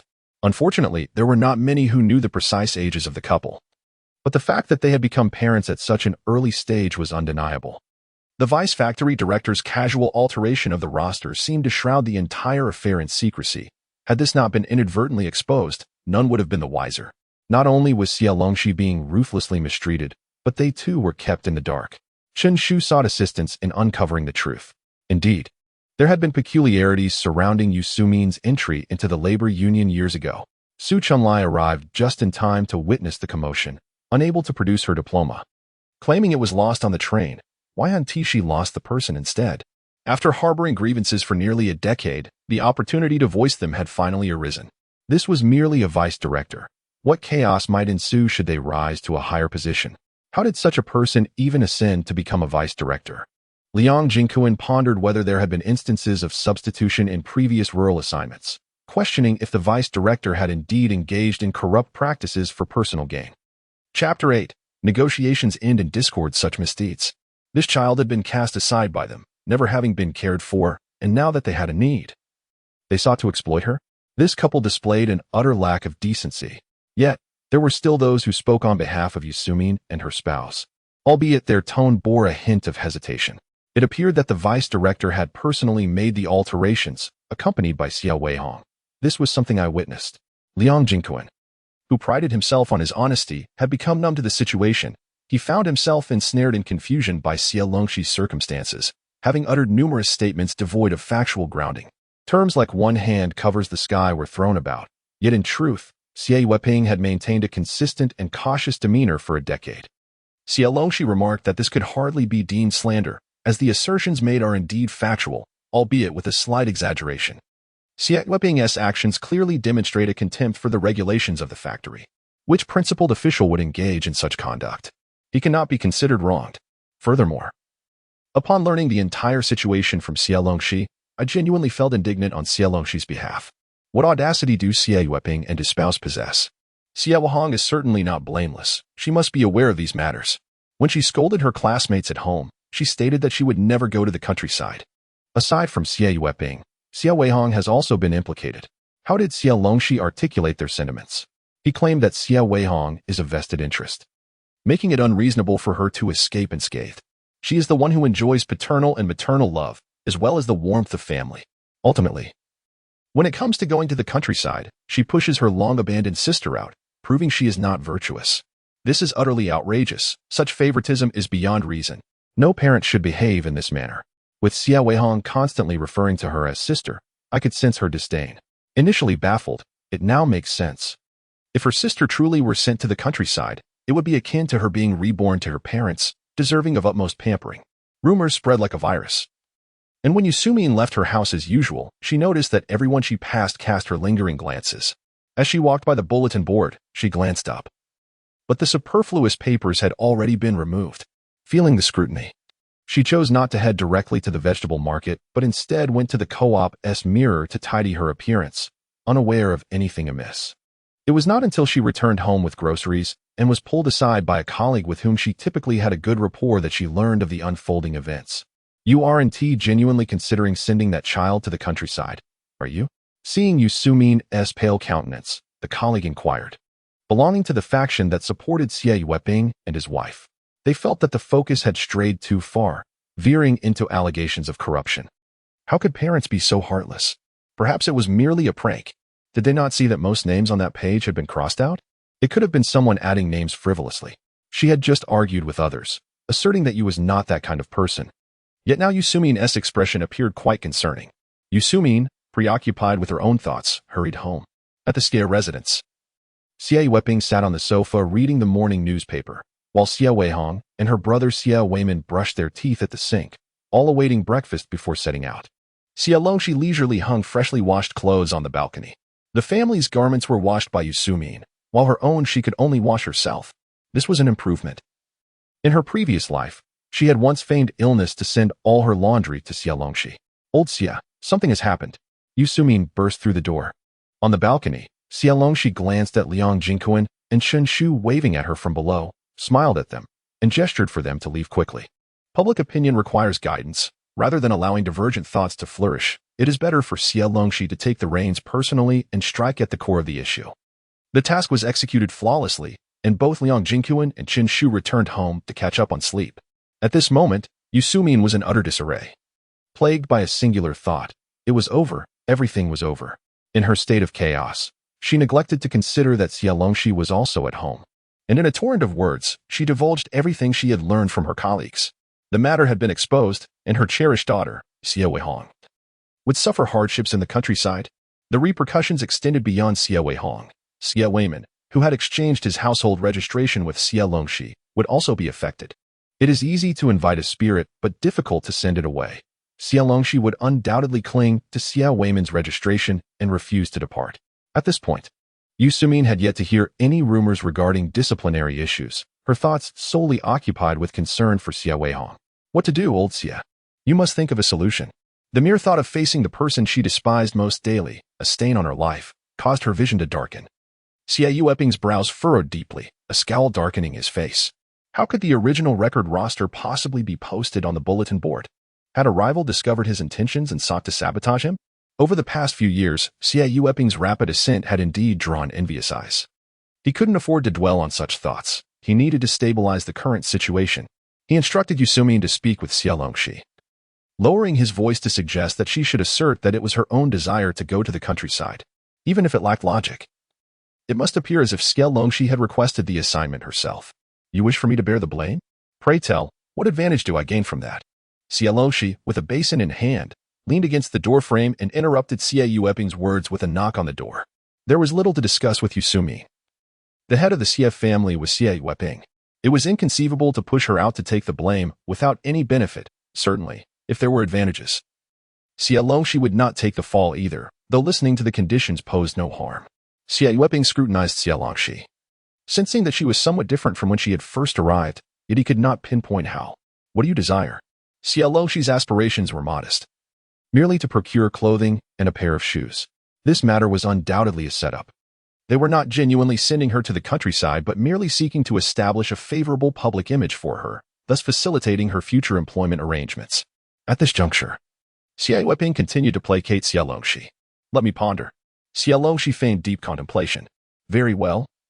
Compensate my parents with 5,000 yuan as remuneration for raising me over 16 years and arrange formal work for my elder brother and second brother, not in the metropolitan area, but in our hometown's provincial capital, with a monthly salary of no less than 30 yuan. I shall only go to the countryside when these conditions are met, and it must be genuine. As she spoke, Xie Longxi couldn't help but chuckle. If such arrangements could be made, perhaps going to the countryside wouldn't be so terrible after all. She was well aware that within a few years, the college entrance examination would be reinstated, ushering in a new era of openness. With her past experiences, she would never repeat the same mistakes. Regrettably, Xie Weihong lacked the vision to accommodate her requests. Observing his face dark enough to drip ink, Xie Longxi smiled. Or let us change the terms. If you were to return 16 years in time, choosing to strangle me or toss me into the river, it would be preferable to allowing me to grow up unscathed, only to come back and exact retribution upon you now. This is retribution. In the previous life, Xie Weihong and his wife endured their punishment, and in this life, I am grateful for my rebirth, as the reckoning has arrived even sooner. The room was so silent that one could hear a pin drop. The conditions Xie Longxi proposed were extravagant. The combined salaries of him and Yusumin would take at least 5 years of relentless toil without sustenance to amass such a sum, and such a request was utterly unattainable. She had no intention of adhering to his stipulations. After all, you have not nurtured me for a single day. So on what grounds do you presume I would willingly allow myself to be exploited without recompense? You hold no significant sway over me. The negotiation ended on an ungracious note, yet Xie Longxi remained unfazed, having delivered her ultimatum before departing. Before leaving, she brazenly declared in front of Xie Weihong her intention to approach the factory leaders for justice, demanding at the very least 50 yuan to silence her. 5,000 was out of the question, 500 was impossible, and 100 seemed a distant hope, since she had resolved to linger a while longer in the city. She thought it wise to extract whatever she could, while also keeping Xie Weihong at bay. Indeed, those words she had just spoken could only have been learned elsewhere or taught by someone with ulterior motives. Xie Weihong doubted her audacity, yet he swallowed his bloodied retort. And after much negotiation, reluctantly handed Xie Longxi 50 yuan, temporarily placating her. As he did so, he silently vowed to uncover the puppeteer behind this scheme. Chapter 9. The Unexpected Encounter. Chapter 10. A new scandal. Even with her rebirth, Xie Longxi could not have anticipated encountering Huang Xiping at the Xie household. The notorious Revolutionary Committee director from their previous life, the very site where they had once cut in line. He appeared just as she remembered, his eye bags sagging across half of his face, eyelids drooping, perpetually cast in a somber demeanor. Clad in a patched-up cadre uniform, he bore a conspicuous large black mole on his left cheek, and his chest pocket perpetually housed 2 fountain pens. It was said that these pens were gifts from county leaders during his meetings with them. Huang Xiping had always regarded them as badges of honor, showcasing to all that he had been acknowledged by the leaders, a figure of significance. In truth, Huang Xiping was merely an illiterate opportunist who had ascended through treachery. He had a secretary who was inseparable from him, his most trusted assistant, their relationship complex and twisted, having wronged many in their collusion. Although the secretary was not present at this moment. However, how did Huang Xiping come to be at the Xie residence? Xie Longxi, I am speaking to you. Xie Weihong suddenly emerged, glaring at the distracted Xie Longxi. This is Uncle Huang. Do you not understand basic manners? Call him right away. At last, she had caught Xie Longxi in a misstep. These past few days, Xie Longxi had caused quite a stir in the household, especially after the substitution incident became public. Everyone was gossiping about her family, inexplicably including her in their judgments. What did it have to do with her? She was merely following her parents' arrangements. Initially, she was resistant to the idea of going to the countryside, yet she resigned herself to fate. It was her parents who mentioned that there was an elder sister in the village who could take her place, which instilled a glimmer of hope in her, leading her to accept the situation with a sense of inevitability. Being young, she was disinclined to heed anyone but her parents. However, during this period, the whispers and rumors circulating outside began to weigh heavily on Xie Weihong. It was only after Xie Weihong repeatedly assured her that the person going to the countryside would definitely be Xie Longxi that she felt a modicum of reassurance. Xie Weihong had unwavering faith in Xie Weihong. Throughout her life, she had always regarded him as omnipotent. Therefore, what did it matter if she participated in the internal recruitment exam? Whether she succeeded or not was one thing. Even if she did pass, with her father involved, Xie Longxi would still end up in the countryside. Thus, Xie Weihong slowly managed to soothe her own anxieties, but within the family compound. She was constantly compared to Xie Longxi, with remarks suggesting that she was less beautiful, less sensible, and less intelligent, which left her with a lingering sense of inadequacy. Now, seizing the opportunity, Xie Weihong yearned to undermine Xie Longxi. Unbeknownst to her, she was envious of Xie Longxi. However, even if she were aware, she would never admit it. Believing that there was nothing about a village girl that warranted her jealousy, Xie Longxi cast a discreet glance at Xie Weihong, who had yet to speak, and thought to herself how children should not interrupt adults. She then nodded towards Huang Xiping. It is better to offend a gentleman than to provoke a petty man. Huang Xiping was narrow-minded and harbored grudges, always ready to retaliate when slighted. He squinted and nodded, the smoke he exhaled obscuring his expression. Xie Weihong glared in frustration, pouting as she looked at Xie Weihong. Dad, look at her. Xie Weihong shot Xie Weihong a stern glance, his eyes conveying a warning. There are guests present, so refrain from causing a commotion. Xie Longxi did not hurry back to her room but instead ambled to the kitchen to wash her hands. Listening intently to the commotion in the living room while turmoil churned within her, she recalled that in recent years, the designated areas for the youth sent to the countryside were all in nearby cities and counties, and at most, in neighboring provinces. It seemed that the previous generation had been sent to the remote mountains in the southwest. There must be something amiss in this situation. Her gaze swept across the individuals in the living room before returning to a neutral demeanor. Initially, Xie Longxi had thought that the many educated youth lost to the mountains in the past were an unavoidable sacrifice to the tides of history. However, it now appeared to be a man-made disaster. Little Xie, your daughter is more beautiful than the last. Especially Weihong. She is so vibrant. Huang Xiping remarked with a smile, his eyes wandering over Xie Weihong's figure before turning to Xie Weiping. Xie Longxi was indeed more striking, elegant, and refined. But Xie Weihong, with her vacant expression and lack of discernment, yet possessing a delicate and radiant appearance, seemed to win Huang Xiping's favor more readily. These words struck a chord with Xie Weihong, invigorating her spirit, and she became eagerly proactive in serving tea and pouring water. Xie Weiping's expression darkened as he observed Xie Weihong, who seemed eager to impress Huang Xiping, and for the first time, he began to question his decision. With Xie Weihong's limited understanding, would it truly benefit him to keep her in the city? The notion flickered momentarily in his mind. After all, she was his daughter, raised since childhood, and the emotional bond was inherently different. With Xie Weihong being so foolish, it was inconceivable for him to send her to the countryside. Even if it were necessary, it would not be to Huang Xiping's domain. Despite Xie Weiping's repeated assurances that it was Xie Longxi who would be sent to the countryside, he was currently under immense public scrutiny. The issue of substitution had already surfaced, and the only way to salvage his reputation was to allow Xie Weihong to continue in her role, ensuring that Xie Longxi was suitably employed, thereby substantiating his claims through action. This would effectively dispel the rumors.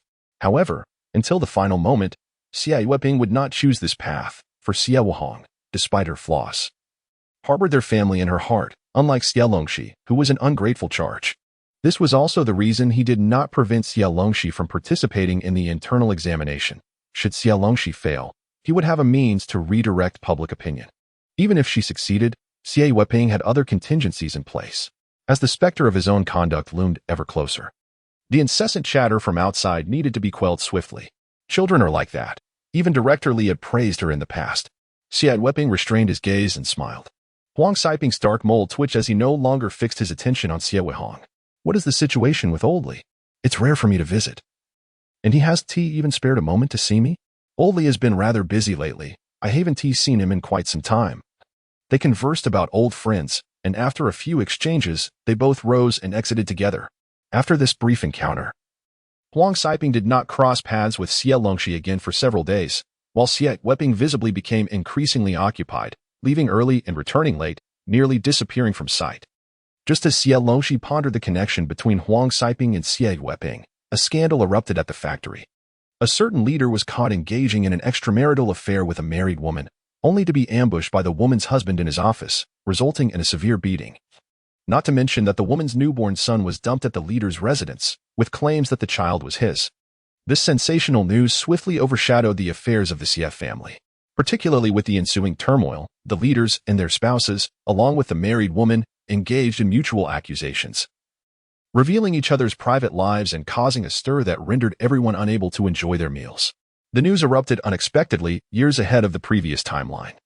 And it was needless to say that Xie Weiping was undoubtedly behind it. When Xie Longxi had investigated Xie Weiping and espoused in the past, he had stumbled upon this old affair. The revelation of this leader's scandal coincided with a period of moral rectitude, resulting in his immediate ousting. Once he stepped down, Xie Weiping ascended to a higher rank. Regrettably, the leader was merely a minor figure now, sufficient only to divert attention. Xie Weiping would not gain much from this.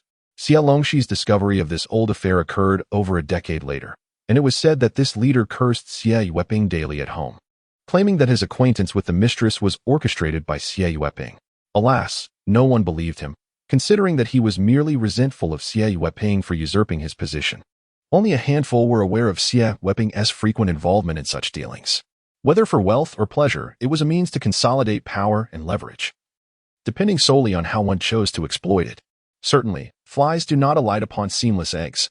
Hence, it is evident that the leader is far from virtuous. His own moral failings have allowed Xie Weiping to exploit his vulnerabilities, leading to a deserved downfall. Xie Longxi observes with a detached demeanor, unperturbed by the unfolding drama. Chapter 11. Who is behind it all? Within a couple of days, the leader's wife, previously engulfed in hysterical arguments, regained her composure. Not only did she swiftly reconcile with her husband, but they also presented a united front to the outside world. In truth, the child born of the mistress was not the leader's. It was only the second child born years later that bore his lineage. At present, the leader had merely initiated contact with the mistress, and the child was yet to materialize. Additionally, there was no occurrence of embezzlement to fund their indulgences. Thus, a little nudge towards cooperation between the couple could yield benefits, as they sought to quell unfounded rumors. In their previous life, even when faced with a paternity test presented by the mistress, the leader's wife chose not to divorce, but instead spent a lifetime in mutual grievances with her husband. Lacking the courage to separate, engaging in feudal disputes served only to divert attention towards Xie Weihong. While Xie Longxi held a zero-tolerance stance towards infidelity, he recognized that individuals differ in their choices. It was advantageous for both the leader and his wife, as well as for Xie Longxi, to swiftly extinguish this scandal.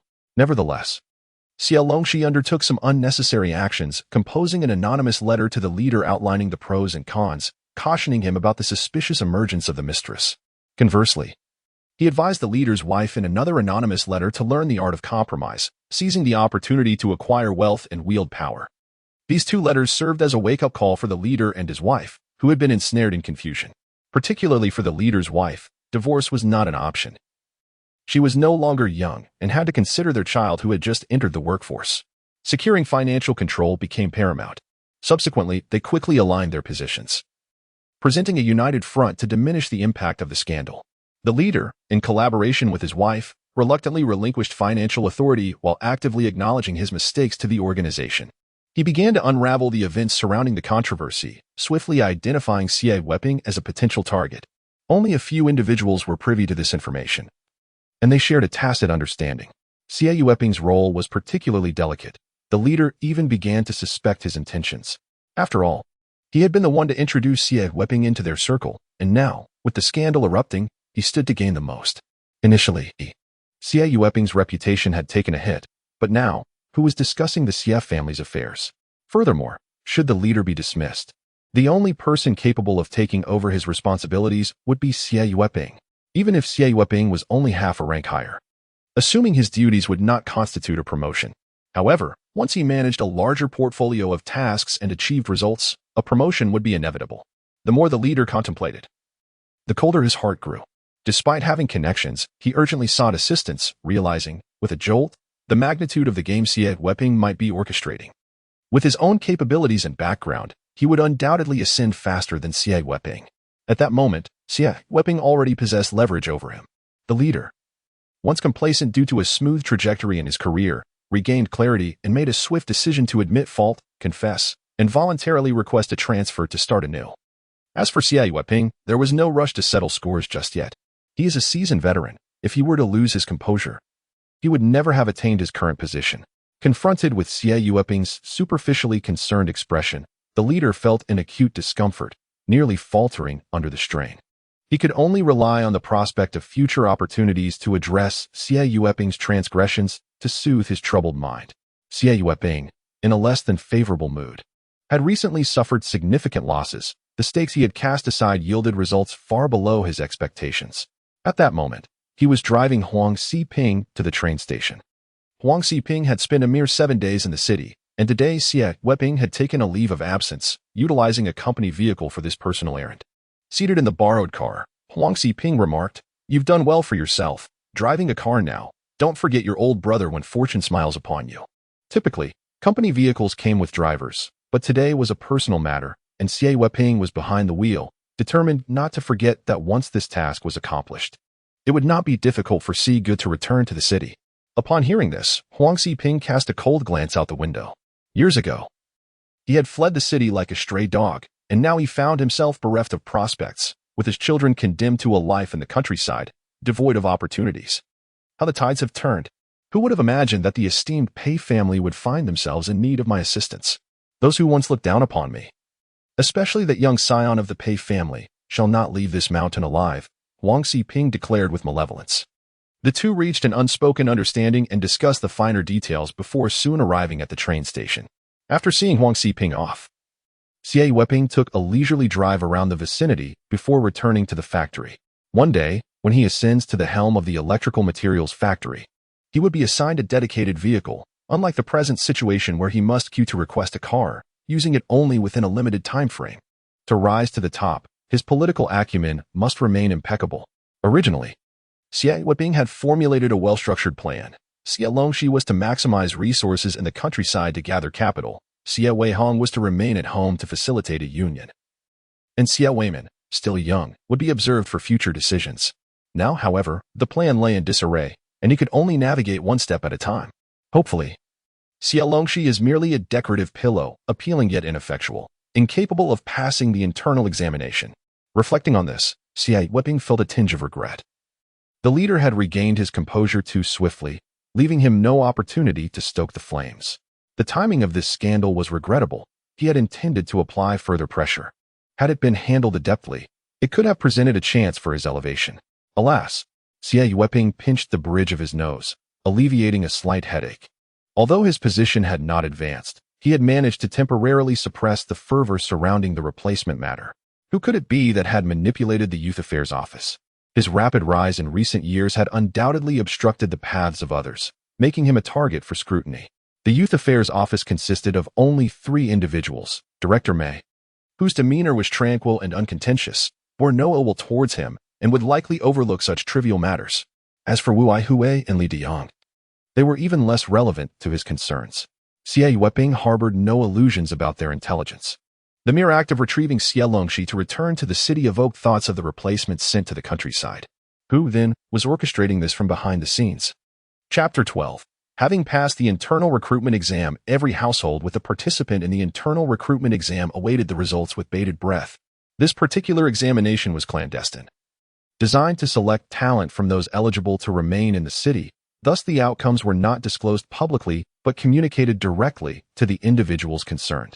Xie Weihong anxiously awaited for 2 days, and when no one arrived to deliver the news, she breathed a sigh of relief.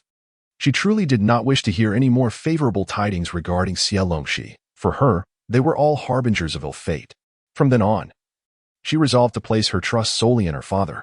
At the youth volunteer office, Director Mei mysteriously handed an envelope to Xie Longxi, urging her to take a look inside. As Xie Longxi opened it, Sister Wu and Brother Li leaned in with keen curiosity. Has Xiaoxi been accepted into the factory? Wu Aihui exclaimed, her eyes widening in disbelief as she scrutinized the notification, confirming she had not misread it. She turned to Director Mei, lamenting, Director, you should have kept Xiaoxi in our office. Despite their seemingly light workload, the 3 of them had not experienced a moment's respite in the months following graduation. Even factoring in colleagues who rotated at the corresponding commune, the youth volunteer office still had available positions.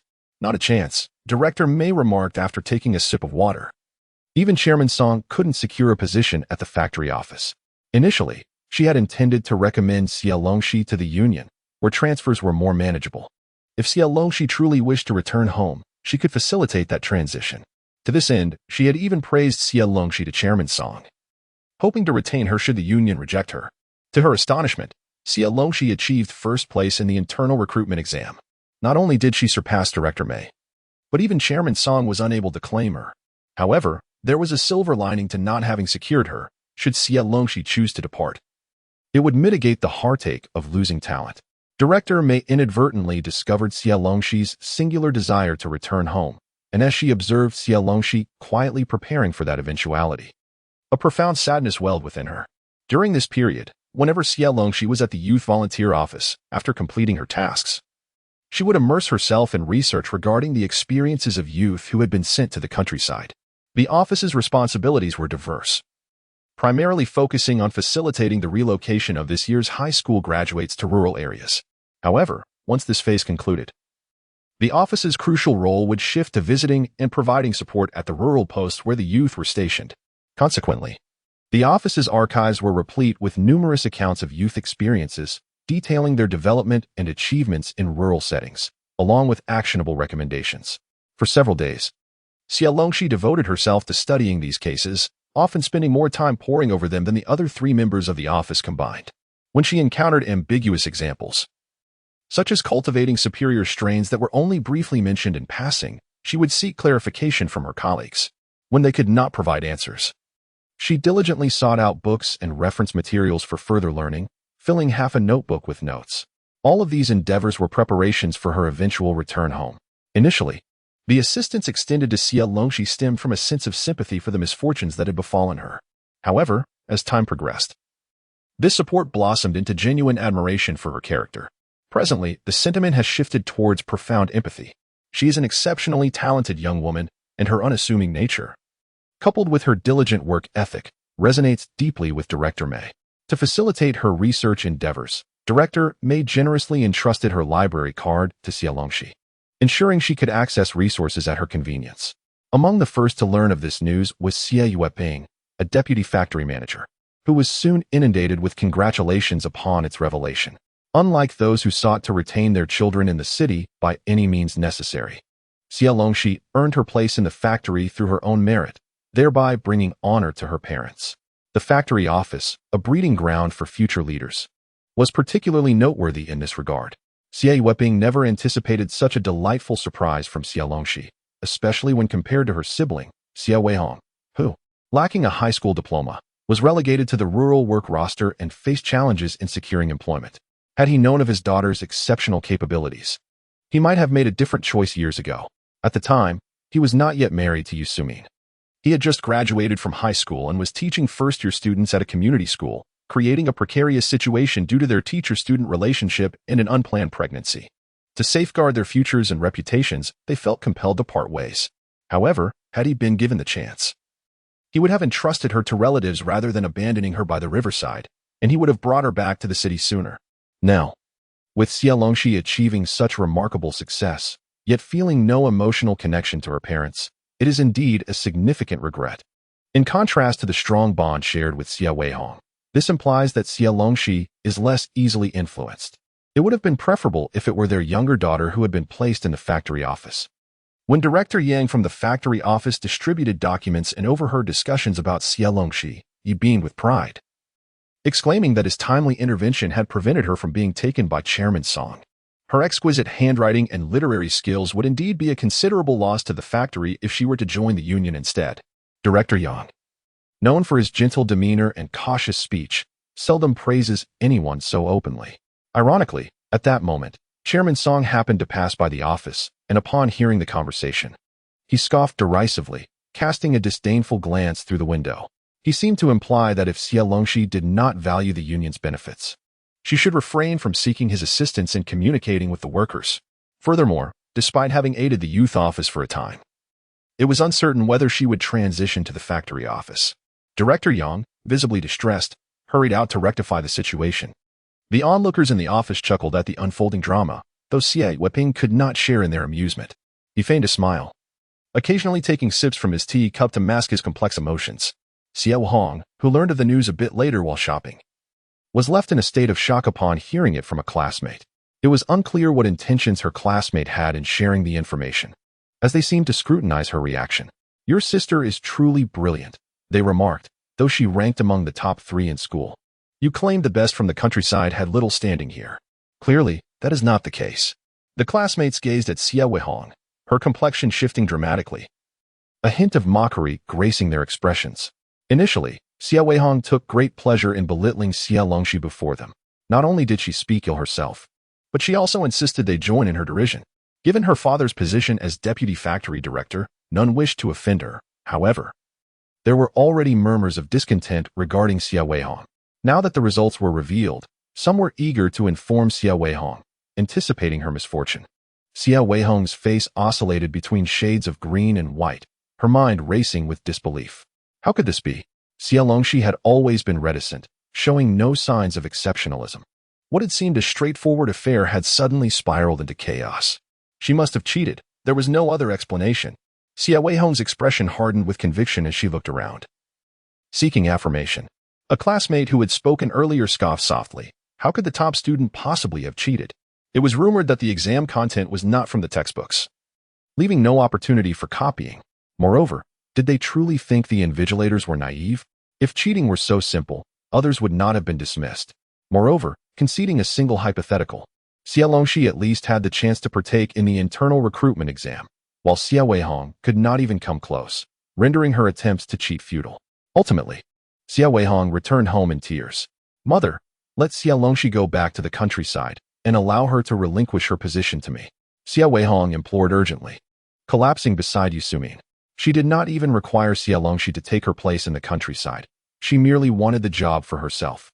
In this day and age, positions could be relinquished or even sold, and with the right maneuvering, Xie Weihong might secure a direct entry into the factory office without needing to endure the demotion that others faced. Yusumin considered this possibility but deemed it implausible. For Xie Weihong to ascend, He required political capital. Beyond work accomplishments, sending children to the countryside was part of the equation. Now, with Xie Longxi's unexpectedly stellar performance, Yu Sumin's apprehensions grew. Based on her intimate knowledge of her partner, she feared he might ultimately forsake Xie Weihong, a scenario she could not permit. To ensure Xie Longxi would be sent to the countryside, another approach could be to render her incapable of remaining in the city, stripping her of the face to return home. Chapter 13. Then let her stay in the city. Yu Sumin intended to introduce a suitor to Xie Longxi, and without notifying her beforehand. As Xie Longxi returned from work, clutching her notification letter, she was greeted by the presence of an unfamiliar young man in the house. This is Xiao Lu, who works in the workshop. He's 22, just the right age for you. You two chat for a bit while I prepare dinner. Xiao Lu, do stay for supper, Yu Sumin hastily introduced. Xie Longxi turned towards the somewhat awkward Xiao Lu, who was equally nervous, casting furtive glances at her. Their eyes met, and before Xie Longxi could utter a word, Xiao Lu sprang to his feet, awkwardly making his way to the kitchen. "Thank you. Let me help you," he stammered, feeling an overwhelming pressure from Xie Longxi's gaze, which inexplicably filled him with both trepidation and a flicker of delight. He had not anticipated that a union cadre would truly introduce her daughter to him. The sheer joy dissipated his initial anxiety, igniting a desire to impress. However, Yu Sumin could not allow him to assist, yet she was pressed for time and reluctantly allowed him to remain in the kitchen. Observe how delightful and considerate this child. Xiao Lu is always eager to lend a helping hand. One ought to seek a partner of such character for a contented life. Yu Sumin, peering from the kitchen, engaged in conversation with Xie Longxi. No sooner had she spoken than Xiao Lu's face flushed crimson, reaching down to his collarbone. Xie Longxi said nothing, casually placing the notification letter on the sewing machine table by the window and picking up an apple to nibble on, just as he had taken a few bites. Xie Weihong returned home with Director Yang.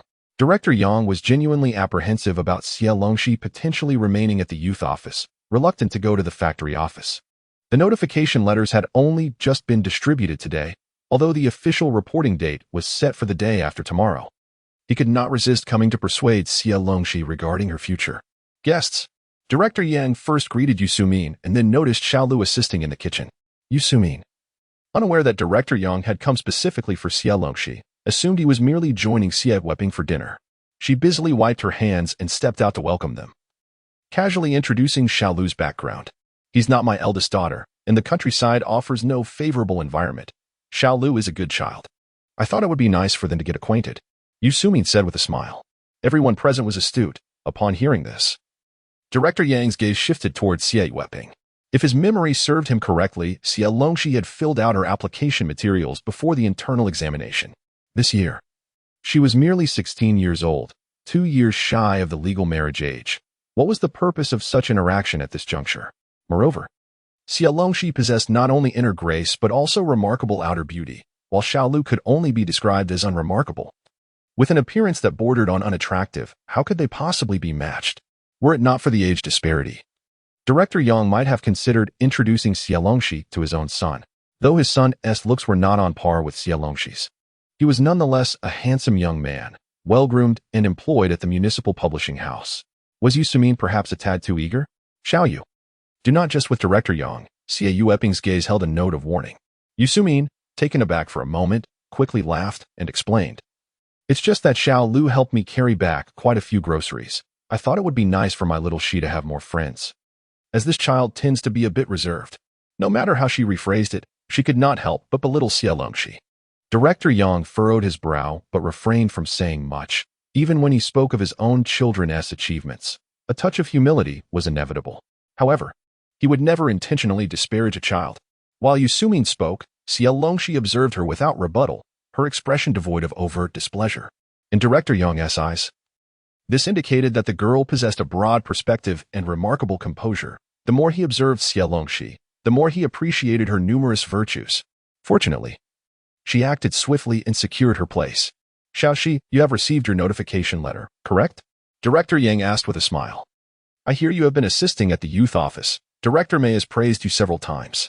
You truly are a commendable child. If you wish to remain at the youth office, you may report to the factory office tomorrow. A temporary transfer to assist at the youth office is certainly feasible. Regardless of the circumstances, retaining her was the priority. Xie Weihong, sitting nearby, felt his stern demeanor begin to crack. Director Yang was willing to go to such lengths for Xie Longxi. Throughout the day, Xie Weihong had been swept along by the unfolding events. Upon receiving the news of Xie Longxi's acceptance, he found himself devoid of any opportunity to react or process the situation. The compliments from his colleagues and Director Yang's unsolicited offer to visit left him with no choice but to acquiesce. During his first earnest contemplation in the office, Xie Weihong considered the possibility of retaining Xie Longxi, yet ultimately concluded that despite her potential, their relationship lacked an emotional foundation, making her unworthy of investment. In contrast, had it been Xie Weihong, the scenario would have been markedly different. She would undoubtedly heed his directives and willingly serve as an ally for him and Weiman. Xie Weihong lamented more than once why it wasn't his daughter Weihong who was accepted. Alternatively, he mused, had Xie Longxi been merely granted a standard admission, he would have had room for maneuver. Xie Longxi's exceptional performance, however, rendered him constrained in every action, leaving him feeling quite powerless. Please, she's still quite young. Do not indulge her excessively. Everything must adhere to the established regulations. Although he felt regret, Xie Weihong's rationality prevailed. He had never considered that Xie Longxi might not wish to remain in the city and could potentially decline the offer. Truth be told, had the results of the internal examination been announced sooner, there was a genuine possibility that she might have refused. Yet, in recent days, she had immersed herself in reviewing materials at the youth point, not without some rewards. The desire to return home did not hinge solely on relinquishing her city residency and job. She could remain in the city and apply for a transfer to work at the youth office. The youth office had dedicated leaders stationed at various rural locations, which meant that as long as the designated rural site corresponded with her home commune, Xie Longxi could return home in an official capacity. This arrangement could even address her concerns about effecting change upon returning to her hometown, despite her limited influence. Moreover, there was also Ms. Lu Chunhua, who hoped fervently for her to obtain urban residency to alleviate her employment concerns. Furthermore, she needed to investigate the rural assignment. Merely assisting would not grant her access to substantial information nor the power to alter certain realities. Of course, Xie Longxi was self-aware, recognizing that she might not be able to effect significant change, yet she yearned to salvage something, however small. For the vibrant young lives innocently left in the mountains from her previous life. Most importantly, should she remain at the factory, Xie Weihong would inevitably be sent to the countryside, much to the displeasure of Xie Weihong and Yu Sumin. Their discontent would bring her a sense of satisfaction. Although Xie Longxi had numerous ways to ensure Xie Weihong's rural assignment, exerting influence through merit was far more gratifying than resorting to other means. Thank you, Director Yang. I shall report to the factory office tomorrow. Director Yang was elated, while Xie Weihong, anxiously pacing in her room with ears perked for any sound, felt increasingly frantic. Her father had clearly promised her something. How had the situation spiraled so far out of control? Did her father truly have the means to compel Xie Longxi to take her place in the countryside? Xie Weihong's expression darkened as he cast a deep glance at Xie Longxi. Once the matter was settled, Director Yang took his leave, casually escorting Xiao Lu along. He spoke no further, merely inquiring if Xiao Lu wished to leave with him. Upon seeing Yu Sumin remain silent, Xiao Lu blushed and removed her apron before following Director Yang. The matchmaking endeavor came to an inconclusive end. Yet, whether it was Yu Sumin's intent to spread the news or Xiao Lu's boasting outside, it soon became common knowledge that Xie Longxi had been introduced to Xiao Lu. Most individuals failed to comprehend how Xiao Lu could possibly be matched with Xie Longxi. In terms of talent, appearance, and family background, Xiao Lu is simply not on par with Xie Longxi. Especially since Xie Longxi has already reported to the factory office and has been officially seconded to assist in the youth office, firmly securing her position as a formal office worker with a boundless future. The following day after work, a neighbor intercepted Xie Longxi downstairs with inquiries. Coincidentally, Yu Sumin had also returned home with groceries, carrying a heavier load than usual, prompting Xie Longxi to sense that she was about to make yet another foolish move. I do not know. Perhaps Aunt Yu had me at 16 or 17 and wishes for me to follow in her footsteps. Xie Longxi began slowly, facing Yu Sumin. The crowd erupted into a cacophony of astonishment. Yu Sumin's smile froze, her face drained of color as if struck by a tremendous blow, leaving her teetering on the brink of collapse. In truth, there was no need for her to be so flustered. Prior to the transfer of their household registration to the city, Xie Weihong had already altered Yu Sumin's age in their hometown, and Xie Weihong had made adjustments long before she began schooling. At least on the surface, they managed to conceal the fact of her having an illegitimate daughter. Yet, her own guilt was insufferable, and despite the secret remaining unexposed, just a minor hint sent her into a defensive frenzy. The glare Yusumine directed at Xie Longxi was filled with a desire to consume her whole. Chapter 14. It is best to manage food relations in the cafeteria. Perhaps Yusumine's expression was too terrifying, for the neighbors fell silent for a few seconds before shifting the conversation to dinner. Unfazed, Xie Longxi met Yusumine's gaze with unwavering resolve. If she possessed the capability, she should have indeed devoured her whole. Having severed the roots of their past grievances yet still wishing to extract every last drop of value from her, she should have anticipated the consequences of the day. In her previous life, Xie Longxi, being young and inexperienced, lacked both vision and capability, only to erupt after years of silent endurance. Now, Xie Longxi would no longer tolerate Yusumine's whims.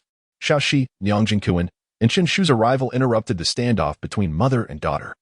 Following the incident involving the posting of the roster, Xie Longxi had forged a friendship with the two, and they had both participated in the recent internal recruitment examination. Receiving their acceptance letters, the two were troubled about how to evade work assignments when they heard of Xie Longxi's reporting to the factory office. During work hours, they had not dared to approach Xie Longxi for details, but as soon as office hours ended, they rushed to the family compound where Xie Longxi resided. Since she was seconded to the youth office, they wondered if, in light of their revolutionary friendship established through the roster incident, she could discreetly add their names to the list of those sent to the countryside. Once announced, that decision would be irrevocable, leaving their parents powerless to intervene. No. Xie Longxi firmly disagreed. In her previous life, she had never met Chen Shu but had encountered Chen's father and his stepmother, chairwoman Song of the labor union. Both were still in their 50s yet had aged prematurely. Chen's father had been so devastated by the loss of his son that he had nearly turned gray overnight, while chairwoman Song, enduring her own heartache, faced immense psychological pressure as everyone blamed her for being harsh on Chen Shu, which led him to persist in going to the countryside and ultimately cost him his life. As long as Xie Longxi was present, these two would need to obtain their parents' consent if they ever wished to go to the countryside as youths. If you truly wish to venture into the countryside, there remains a method akin to my own. Xie Longxi mentioned the matter of the rotating station cadres and, in passing, addressed the question of whether she had changed her mind. As a result, Liang Jingyuan and Chen Shu exchanged a glance, their expressions simultaneously stiffening with bitterness. We had no intention of staying. Hence, during the internal recruitment examination, we did not answer the questions diligently. However, due to their consistent performance, both managed to attain a passing score. Consequently, their notification indicated that they were to report to the workshop. Xie Longxi excelled in her examination, and the factory was willing to make an exception for her. As for them, did the workshop workers truly believe they could be transferred to the youth office to sit at a desk? Was that not a dream?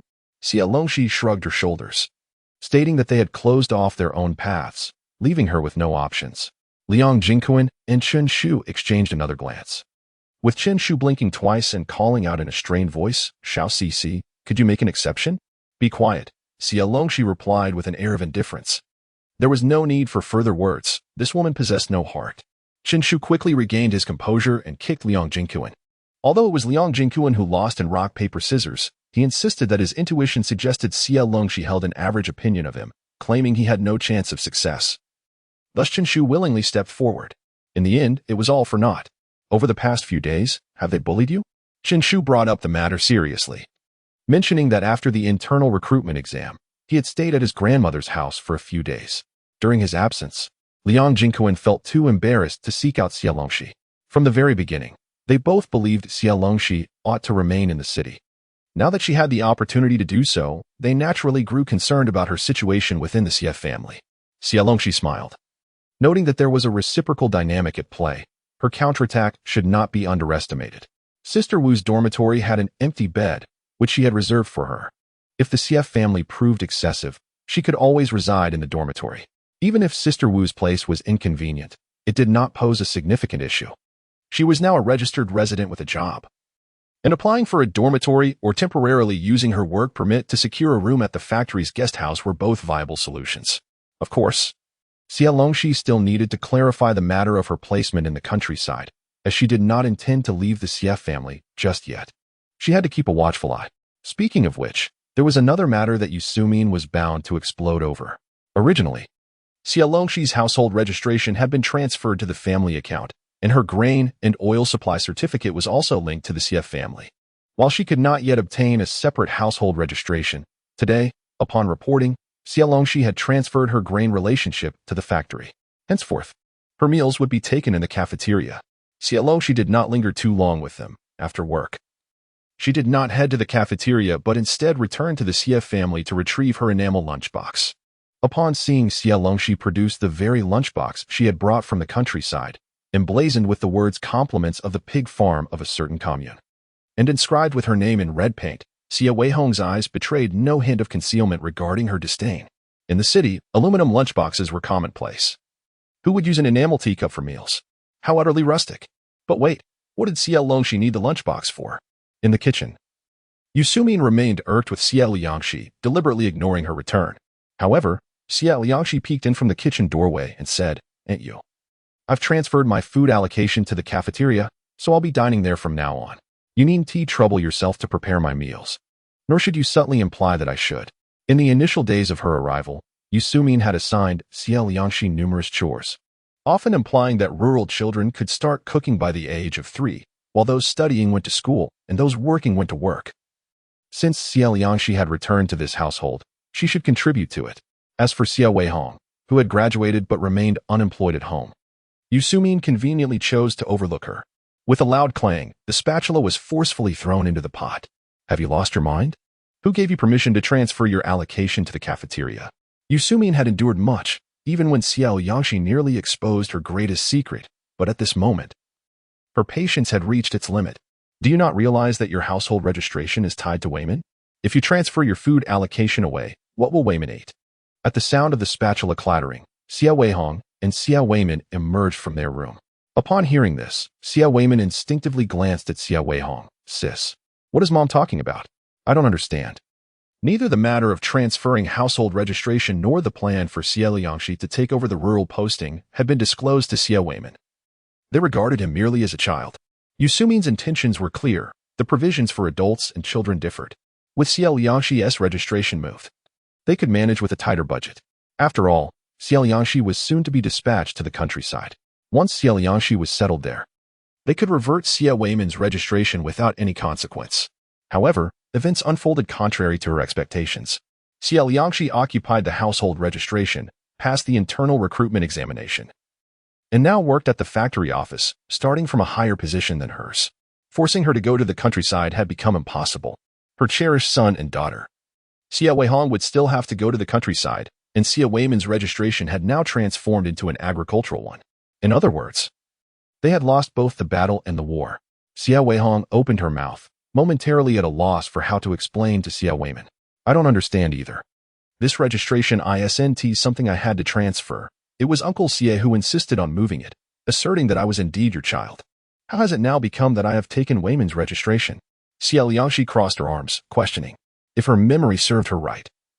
When she first arrived in Hushi in her previous life, she had vehemently resisted transferring her household registration for fear of never returning to her parents. Having been reborn, she had long since moved past that concern, and thus, she would not shoulder the blame. At that time, both Xie Weihong and Xie Weimin had been present, making her argument indisputable. Xie Weimin turned to Yusumin. Mom, what is going on? Yusumin found herself at a loss for words. This time, the couple had indeed shot themselves in the foot. Chapter 15. Official work at 200 yuan each. Xie Longxi paid no heed to how Yusumin explained matters to Xie Weimin, taking her own bowl and heading towards the cafeteria. Midway, she diverted to the post office, intending to send a telegram home. In her previous life, in her youthful arrogance, she had not yet accepted that she was not the biological child of her parents when Lu Chunhua had forcefully sent her to Hushi. Xie Longxi was raised single-handedly by Lu Chunhua, inheriting her stubborn nature. At that time, Lu Chunhua was fearful that her obstinacy might jeopardize her bright future, and thus, she endured the heartache of uttering many insincere and hurtful words. How could a young person discern the intent behind those words? Even if they could, in moments of intense fury and sorrow, they would only replay those words incessantly, inflicting self-harm and reminding themselves of their pain. After arriving in Shanghai, Xie Longxi wrote only a letter to her grandparents to assure them of her safety, but received no reply. Consequently, she believed that even her beloved grandparents had abandoned her. Furthermore, As soon as Xie Weihong revealed his true colors and forced her to the countryside, she had no time to contemplate anything else. After moving to the countryside, she did right, yet again received no response. In her previous life, Xie Longxi thought her family truly regarded her as a burden and had forsaken her. However, upon seeing Huang Siping appear at the Xie family in Shanghai, doubts began to arise in her mind. Most of the letters she sent while in the countryside had, in fact, been intercepted by Huang Siping and never dispatched. In her rebirth, Xie Longxi wrote a letter to her family, exaggerating the tribulations she faced in her previous life. At that time, she was unaware of the depths of Xie Weihong's depravity, and the letter was sent from the factory. She had no knowledge of whether it ever reached its destination. However, given the multitude of people at the factory and the daily influx of mail, it seemed unlikely that Xie Weihong would have the time to scrutinize each letter. He likely only withheld her replies. Upon arriving at the post office, Xie Longxi instinctively sought out the telephone booth. Halfway through the queue, she was noticed for not having registered her call and was inadvertently pushed out. "Where to?" inquired the woman in charge of registrations, her tone tinged with impatience. "Puning, Jiang Province," replied Xie Longxi hurriedly. The woman paused in her writing, frowned, and remarked, "Long distance? That will cost several yuan. Are you certain you want to proceed? It may not even connect." Xie Longxi stood dumbfounded for a few seconds, then remembered that calls were still routed through operators at that time. The number she had memorized so well belonged to the commune.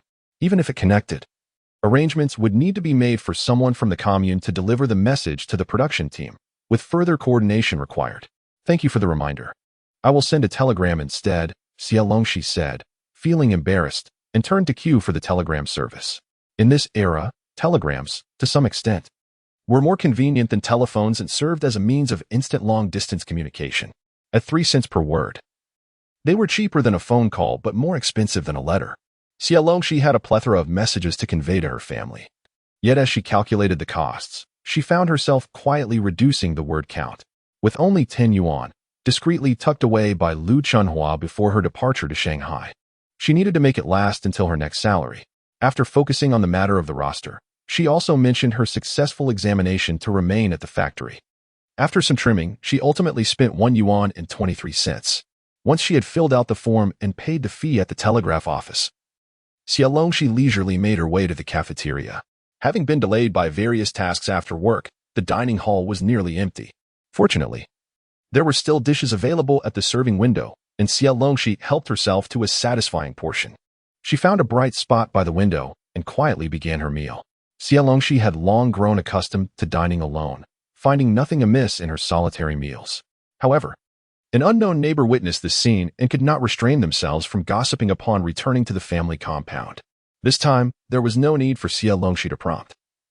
The others spontaneously speculated about Xie Weihong and Yu Sumin. The young girl sat alone in the cafeteria, appearing forlorn and pitiable. How tragic. Surely, it must be that Xiaoxi excelled and passed her exams, leaving Xie Weihong and Yu Sumin's plans in ruins.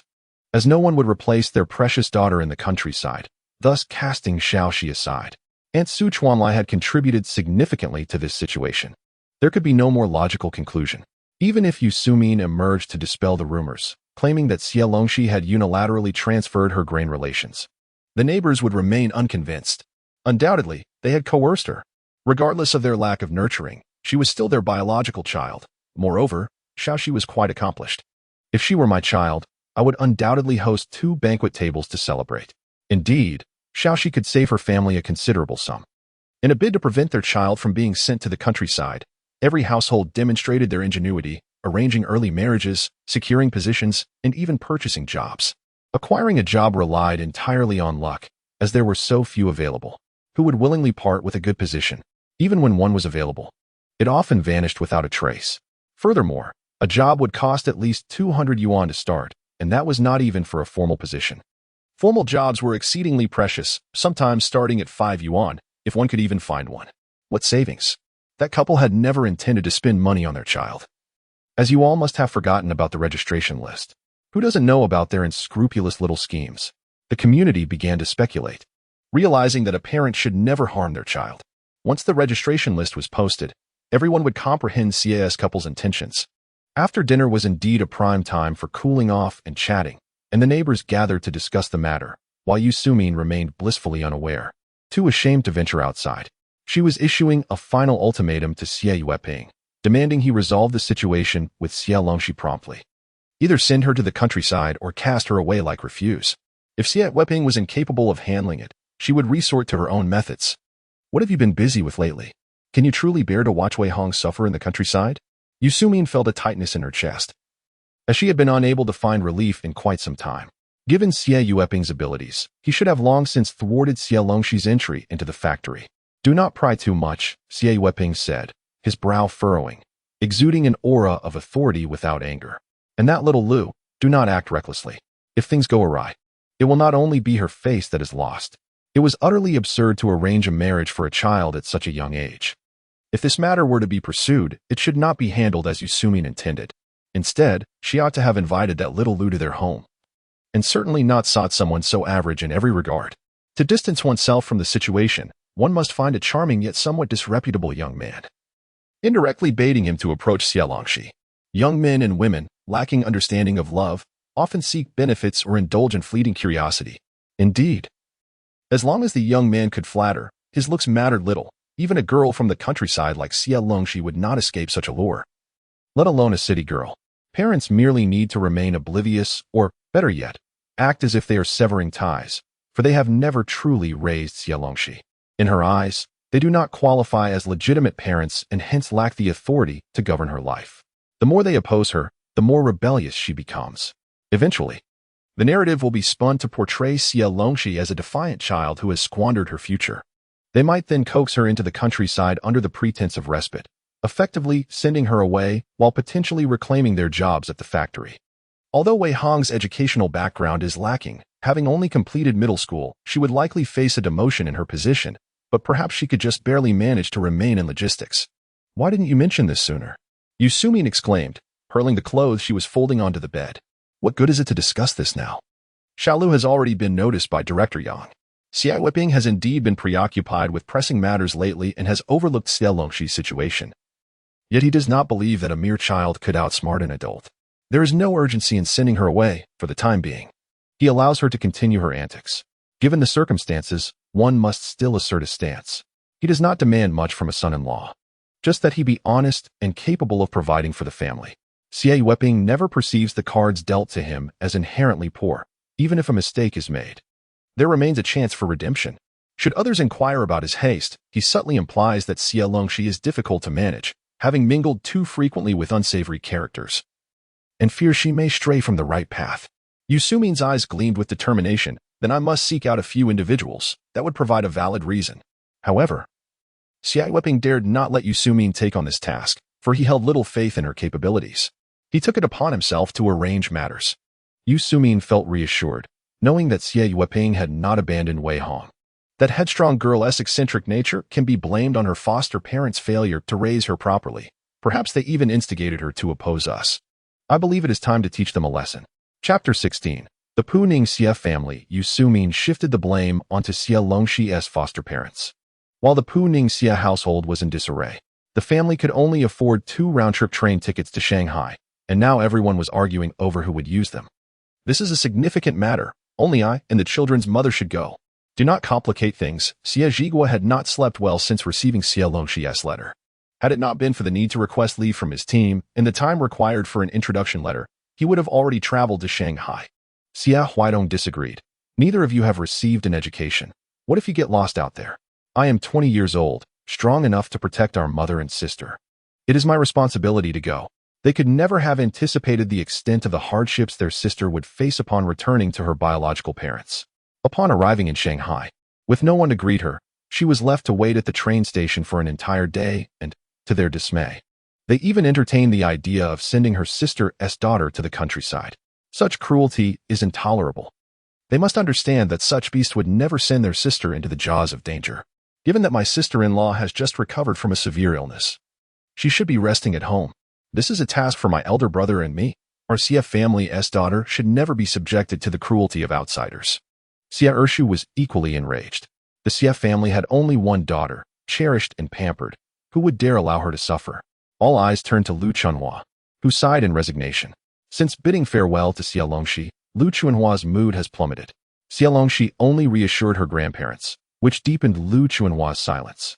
While her demeanor remained composed in the presence of others, she often found herself lost in thought when alone, inadvertently calling out Xie Longxi's name into thin air, only to drift back into a reverie afterward.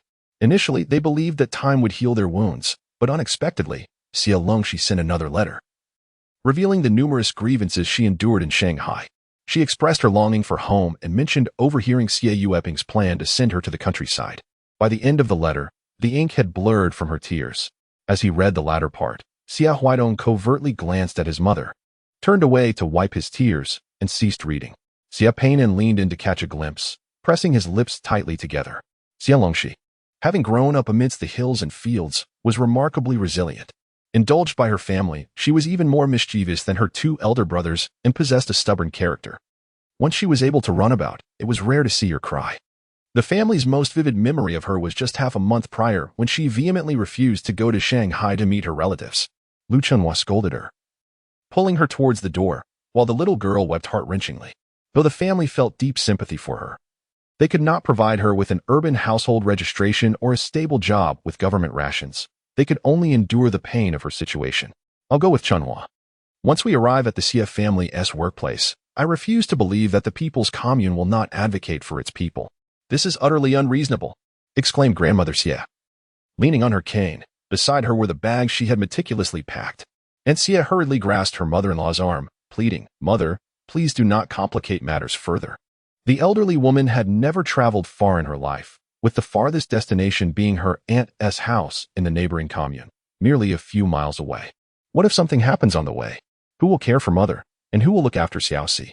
Finally, it was Lu Dingyuan who spoke decisively. When a child suffers outside, how can a parent not stand up for them? Even if we cannot read, we will inquire along the way. You two stay home and work diligently. In a few days, we will bring Xiaoxi back. After the family dispersed, Lu Dingyuan and Xie Zhigua hastily packed their belongings, while Xie Weihong took hold of Xie Weihong and pulled his younger cousin, Xie Songbai, to sit beside a haystack at the back of the house. Weihong, why didn't you support me just now? Xie Weihong felt a surge of concern for Xie Longxi and anxiety for their illiterate parents who had never ventured far. Xie Weihong glanced at him, retorting, "What good would that do? When our mother has made up her mind, who can oppose her? Besides, if I were to speak up, it wouldn't be for you, it would be for my own interests. Brother, you should find Xie Weihong and ask her to persuade Uncle Bao to help us secure introduction letters so we can follow our parents," Xie Weihong proposed, having his own plan in mind. Xie Weihong was Xie Weihong's girlfriend. Her uncle was the captain of their brigade. Xie Weihong's eyes brightened at the prospect of obtaining the introduction letters, but then he pondered, what about train tickets? Aren't they all sold out? The tickets are sold out. Thus we are unable to go. If only there were a few more tickets, there would be no need for family disputes. I have inquired with the educated youth and discovered that it is possible to board the train and purchase tickets later. Xie Weihong had already devised a plan. The two brothers agreed to take action, preparing to split up. Xie Songbai timidly raised his hand and asked, "Elder brother, second brother, what should I do?" The siblings exchanged a glance, and Xie Weihong affectionately ruffled his hair, saying, "Your task is to keep our grandmother company and cheer her up before we return. Do not worry about our parents. As for them, we will tell grandmother we are going to our maternal grandmother's house, so she need not fret." Xie Songbai, understanding the situation, nodded, realizing that his brothers would not take him along. He replied, "Then you should return soon." On the train, Lu Dingyuan and Xie Zhigua sat closely together. The couple faced numerous challenges boarding the train. The unfamiliarity of the experience instilled a sense of trepidation. Yet, thoughts of Xie Longxi still in Shanghai filled them with boundless courage. By the time Xie Ershu and his wife learned that the Xie brothers had followed them to Shanghai, it was already the afternoon of the following day. With so much time elapsed, there was no way to pursue them. Xie Ershu felt it was his duty to help look after the house and children in the absence of his brother and sister-in-law. Now, with the children unattended, Xie Songbai, who was supposed to keep things discreet, found himself in trouble and faced a beating for his oversight. What kind of child learns to keep secrets? Can he truly maintain discretion? Let him learn a lesson, Xie Ershu admonished, with Xie Ershu's wife equally frustrated, showing no restraint. In the midst of their discontent, the postman arrived with a telegram. The Xie family was truly something else. They had changed their names in May, and such wickedness would eventually bring about retribution. Xie Ershu's wife scolded, and then turned to Xie Songbai, asking, "Continue your studies. What else did your sister say? Xie grandmother leaned in, listening intently. Xie Zongbai looked around, rubbed his eyes, and upon seeing more clearly, was swiftly silenced by a swift slap from his mother. My sister said she passed the factory examination and has secured a job there, he replied, somewhat dazed. Why is it that rural folk exert themselves so vigorously, seizing every opportunity to become city dwellers? It is not solely due to the arduous nature of farming, but rather because the city offers security, the very foundation of food security. During times of scarcity, the city is prioritized for provisions. Farmers toil tirelessly, yet often find themselves unable to feed their own families, forced to tighten their belts while ensuring urban supplies are met. While there may be instances of urban shortages, at least there is something to eat. In the countryside, the lack of grain can lead to desperation, with some resorting to roots or even soil, resulting in untold suffering. Let us not forget the hardships endured by Xie grandmother before liberation. Even the hunger experienced by Xie Weihong's generation remains etched in memory. Other factors such as wages and social status also play a role. This is wonderful news. I must share this with your grandfather tonight. He always cared deeply for your sister, Xie grandmother exclaimed, wiping away tears of joy. It is a good thing to be a worker. Our third child has made something of himself, and your grandfather can rest easy in the afterlife. As she spoke, anxiety returned to her. Jigua and Chunhua had left in haste. And had she known that Xiaoxi would not return, she would have insisted they bring more provisions for him. So Bei, you must go to your maternal grandmother's house and find your elder and second brothers. Urge them to come back. In a moment of shared joy, Uncle Xie and Aunt Xie learned that their two grandsons had stealthily followed their parents. After a brief silence, the elderly lady decided it was acceptable. They would send food supplies next time, allowing that family to vent their frustrations on behalf of young Xi. The old woman was perceptive, fully aware that Xie Longxi had secured his position through an examination at the factory, which had no ties to the Xie family.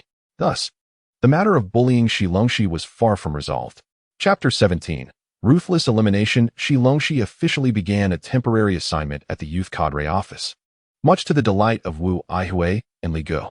The factory was already deliberating on the specific locations for the second batch of factory workers' children to be sent to the countryside. Once the preliminary decisions were made, Director Mei would need to head to the city to handle the necessary procedures. The youth cadre office had quite a bit of work to manage, and the two were overwhelmed. Every year, after handling the rural dispatch, I fall ill. It's simply exhausting, Wu Aihui lamented to Xie Longxi. The youth cadre office offered little in terms of benefits and was a department that often offended others, making it undesirable for most. Upon reviewing the accounts of the youth cadre office, Xie Longxi found that all materials and vouchers allocated by higher authorities were meticulously accounted for. The records were particularly clear. And in cases of families with dire circumstances, Director Mei sometimes contributed personally to assist, given the limited resources allocated from above. If the youth wished to have a better experience in the countryside, they primarily relied on support from their families. Nonetheless, Wu Aihui advised Xie Longxi to return to the factory office as soon as possible once this period was over, for that was where true opportunities lay. Unbeknownst to Wu Aihui, Xie Longxi had not changed her intention to return home. She was merely pursuing a different path. After completing her morning tasks, Director Mei specifically invited Xie Longxi to the cafeteria for a meal and inquired about her situation. She had intended to ask the day before, but had been unable to find the time due to an impromptu meeting. When Xie Longxi mentioned the matter of station cadres, Director Mei looked at her with a mix of appreciation and concern. Do you think being a station cadre is an easy task? Do you have any idea how many transfer requests are piled up in my drawer? The youth cadre office was already understaffed. Not every corresponding commune had a station cadre, and those who were stationed did so on a rotational basis. One would stay in a location for several months before moving to the next. Conditions were better in some brigades, but in others, they could be grueling. Last year, Li Go had to be reassigned due to contracting dysentery from unsatisfactory sanitary conditions at his posting. Director Mei did not shy away from emphasizing the severity of the situation, which was intended to dissuade Xie Longxi from pursuing it. Do not be under the illusion that it is easy for youth to return to the city. It is equally challenging for those dispatched as station cadres to come back. Seeing Xie Longxi still eager to argue her case, Director Mei waved her hand dismissively. There is no rush. You have 3 to 4 months to think it over. Come back to me once you've made up your mind. Feeling a wave of emotion, Xie Longxi realized that Director Mei had her best interests at heart. She cast a furtive glance at Director Mei and muttered softly, It sounds as if you didn't guide me to those documents. Without reviewing the documents, how could she have known about the station cadre positions or that she could apply? Those were internal materials of the youth cadre office, which she had viewed at a time when she was still nothing, not even a temporary staff member, merely forcing her way into the conversation. Director May seemed intent on retaining her step by step, employing such subtle methods. Today the cafeteria is serving braised pork. Come on, let us queue up. Director May pretended not to hear her grumbling. The first batch of educated youth has departed for nearly half a month, and the registration for the second batch has commenced, with eligible candidates to be posted publicly. Xie Longxi possesses a beautiful calligraphic style, and thus the task of transcribing the list was entrusted to her. Wu Aihui and Li Gu were responsible for mobilizing individuals in person, as well as handling some of the physical labor involved. Those eager to venture into the countryside had already registered early, while others required persuasion, which necessitated considerable effort. They were either dragged along to express their grievances or scolded for being heartless and lacking compassion. If family ties were involved, the situation became even more complex. Some sought to negotiate discreetly with Director May, who had recently moved from her home to the dormitory, rarely visiting the office to avoid being cornered. Xie Longxi diligently completed the list, calling upon Liang Jingquan and Xin Shu, 2 temporary staff members, to fill the large bulletin board with the announcement. The names were arranged according to the initial roster, excluding those from the first batch who had already gone to the countryside, as well as those who remained in the factory after passing the internal examination. The remainder consisted of all the high school graduates who were to be sent to the countryside in the next 2 batches. The position previously crossed out and replaced with Xie Longxi's name had conspicuously reverted to Xie Weihong. Such lists generally go unnoticed. Everyone is acutely aware of the situation. Whether or not they go to the countryside is common knowledge, and many merely wish to delay their departure until the final batch. However, ever since the last roster was posted, Xie Weihong had been consumed by anxiety. Upon seeing her name on the new list, she felt as if the sky were collapsing around her. You deceived me. You all deceived me. Xie Weihong raged upon returning home. The assurances that Xie Longxi would certainly go to the countryside were nothing but lies. Xie Longxi not only remained in the factory, but also stayed in the educated youth office. Xie Longxi would undoubtedly find every means to make her life miserable. Yusumin, witnessing Xie Weihong's tear-streaked face, felt her heart shatter. They did not deceive you. How could your parents lie? It's just that your father is too busy to attend to you right now. This week, despite Xie Longxi's early departures and late returns, she consistently left in the morning with a neighbor from the office building and returned in the evening with Liang Jingquan and Xin Shu, never alone. The individuals they sought had not encountered a single opportunity. Had it not been for her suppressing her heartache and offering some money to keep them settled, those ne'er-do-wells would have likely abandoned their efforts long ago. What was to be done now? Did she truly have to go to the countryside? Entangled with a rural lout like Xiaohongjie, her reputation tarnished and forced into marriage like the Huang family from Building 4, who ended up unable to bear children after a winter spent repairing canals. Xie Weihong looked at Yusumin with a face full of grievance, tears cascading down her cheeks. While many educated youths had gone to the countryside, and numerous unfortunate incidents had indeed occurred, there were also plenty of positive examples, especially in the earlier years. Many passionate young individuals achieved significant accomplishments locally. Even among the offspring of factory workers who had gone to the countryside, several had been recognized for their outstanding performance. Yet at that moment, Xie Weihong could only see the negative examples, consumed by the fear of suffering. With defiance, she declared, "If you do not help me, I will take my own life. Death is far better than being humiliated in the countryside." Her words felt like daggers piercing Yusumin's heart.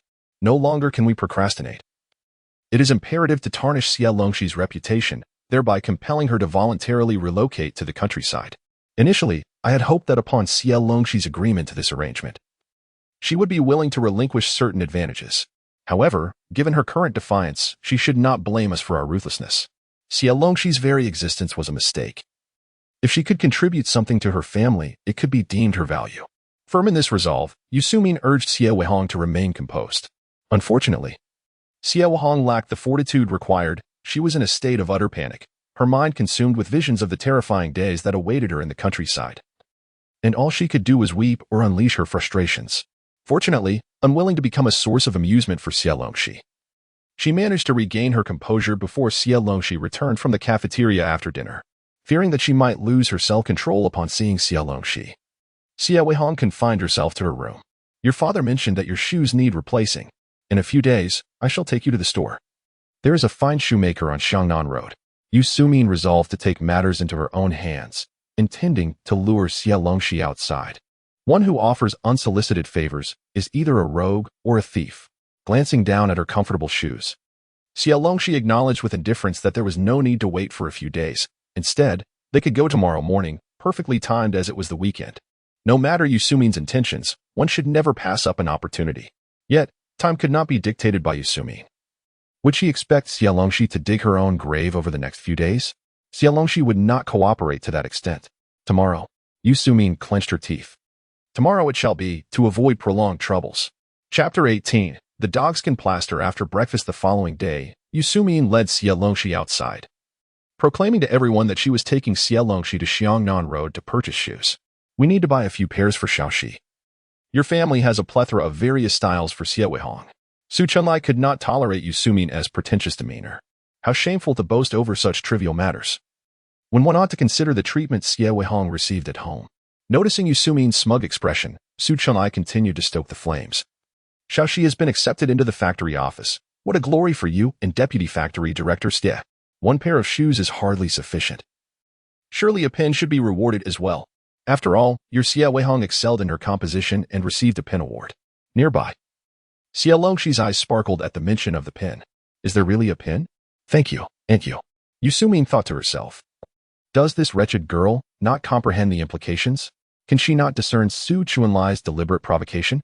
At her age, one should recognize the intentions behind words. With no time left to uphold the faade of a caring mother, Yu Sumin grasped Xie Longxi and hastily made her way outside. Observing Yu Sumin's defeated figure, Su Chunlai let out a satisfied hum. In a small cooperative shoe store on Xiangnan Road, Xie Longxi leisurely tried on shoes as Yu Sumin anxiously glanced out the window. It was only when someone peered around the corner of the alley that Yu Sumin breathed a sigh of relief, deliberately adjusting her position to ensure they could clearly see Xie Longxi's face. She had genuinely feared they would not come, but with their arrival, she felt reassured. When she had approached them the previous night, they had initially been reluctant to come, citing low pay and inconvenience. One short, stout man had even dared to tease her. But after her repeated assurances that Xie Longxi was indeed beautiful, they had finally relented.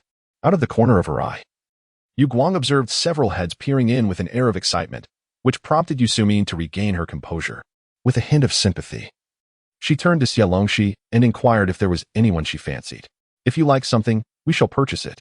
Xie Longxi took her time, trying on various shoes, appreciating the craftsmanship of the master shoemaker. However, the true test of comfort could only be determined by trying each pair on for size. The service at this establishment was commendable, and Xie Longxi's patient trials elicited joy from the attendant. Upon hearing her words, the attendant beamed, affirming, "Indeed, my husband has been apprenticed to his father-in-law in shoemaking since childhood, honing his skills for over 30 years. We have several new pairs in your size that have yet to be displayed. Allow me to fetch them for you." The former proprietress, not merely a hired employee, was deeply invested in customer satisfaction. As Xie Longxi diligently tried on shoes, she found herself torn between a pair of cowhide shoes and a pair of sheepskin ones. Initially, Yu Sumin had intended to purchase the least expensive pigskin shoes for Xie Longxi. However, distracted by the arrival of other customers, she neglected to communicate this to the attendant. Lamenting her insufficient industrial coupons, Yu Sumin contemplated retrieving the pigskin shoes from the shelf. "Should you not wish to buy for me, please refrain from making empty boasts," Xie Longxi remarked with a hint of sarcasm. She then turned to the attendant, stating, "I no longer require the women's shoes. Kindly bring me 2 pairs of black rubber rain boots, one in size 42 and the other in 38. Her elder brother, now 20, had been in a relationship with sister Xie Weihong for several years, with plans to marry by the end of the year. Xie Longxi intended to gift them both with shoes for their wedding. Though she yearned to buy them leather shoes, such luxuries were deemed impractical in the countryside. A pair of rain boots that could be shared by the entire family was far more sensible. "Yes, the boots for the whole family will be for my brother," she thought. Once her salary was disbursed next month, she would visit the central department store to procure a new pair of rain boots for her mother without the need for coupons.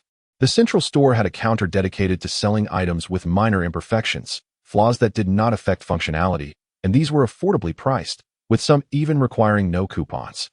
Direct purchases would likely be competitive, Yet Sister Wu had mentioned that her cousin worked there, which would facilitate the process. The thought of soon facing the wrath of Mrs.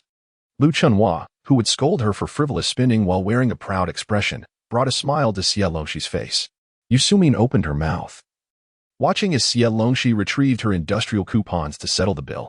A flicker of disdain crossed her eyes, but she still spoke up. Your father has rain boots. You need only buy mine. The 38 size is too large. Please get me a 36. She then turned to the attendant, instructing, please package the cowhide shoes I just tried on. Afterward, Yu Sumin sought to utilize the excess coupons in Xie Longxi's possession, but Xie Longxi refused to acquiesce. Her coupons were a reward from Director Mei for her assistance at the youth office and were sufficient only for a single pair of rain boots, with the remainder borrowed from Sister Wu and destined for repayment. The rain boots are not for you, Xie Longxi asserted, handing the bills to the attendant. The attendant's gaze flitted between the two women before settling on the ever-polite Xie Longxi, choosing to assist her rather than the astonished and contorted expression of Yu Sumin. Yu Sumin felt an overwhelming desire to abandon her endeavors. However, before she left, she had already made it known that she intended to buy leather shoes for Xie Longxi. If the shoes were not purchased, it would lead to unfortunate events for Xie Longxi. Hesitating for merely half a second, Yu Sumin gritted her teeth, paid the bill, and handed the money to the server. The server accepted the payment, glanced at Xie Longxi with a smile, and skillfully wrapped the shoes, presenting the receipt to Xie Longxi. Shall I hold on to the other pair for you? The server inquired thoughtfully. Feeling the emptiness of her own wallet, Xie Longxi sighed. No need. I will come back once I have saved up enough receipts. She suddenly recognized the advantage of working in the city. The receipts issued here far surpassed those in her rural hometown, where one rarely encountered various types of receipts throughout the year, making exchanges nearly impossible. Earning money in the city and spending it back home was indeed quite favorable. Yu Sumin rolled her eyes, exasperated that Xie Longxi was still contemplating future matters. Suppressing the pain of spending so much, she said, I have things to attend to. You can return to the factory on your own. With that, she prepared to leave.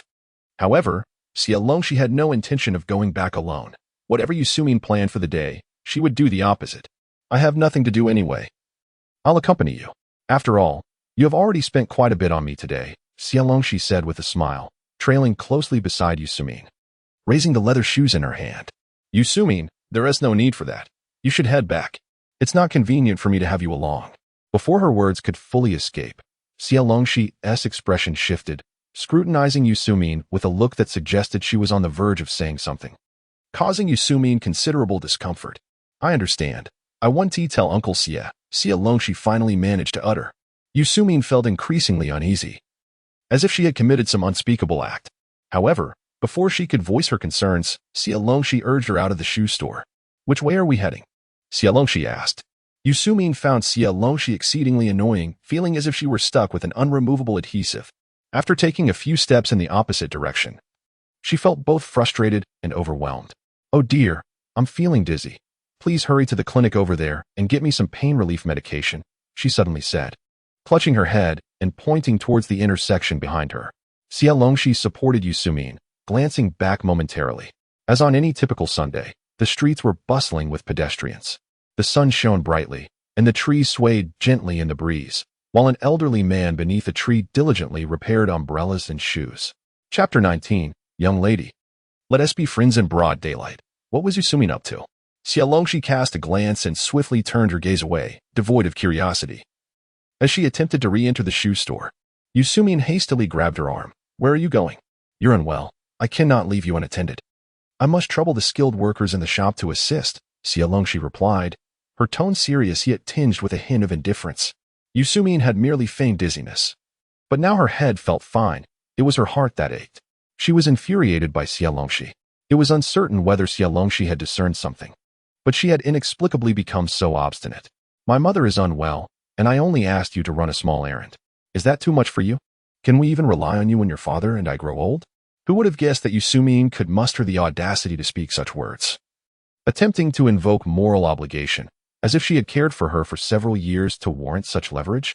I am aware that you harbor resentment towards me and your father. However, in the past, both your father and I were equally oblivious to the circumstances. Now that you have returned home and secured employment, is it not a blessing for us, mother and daughter, to rekindle our relationship? Yu Sumin continued to rub her forehead.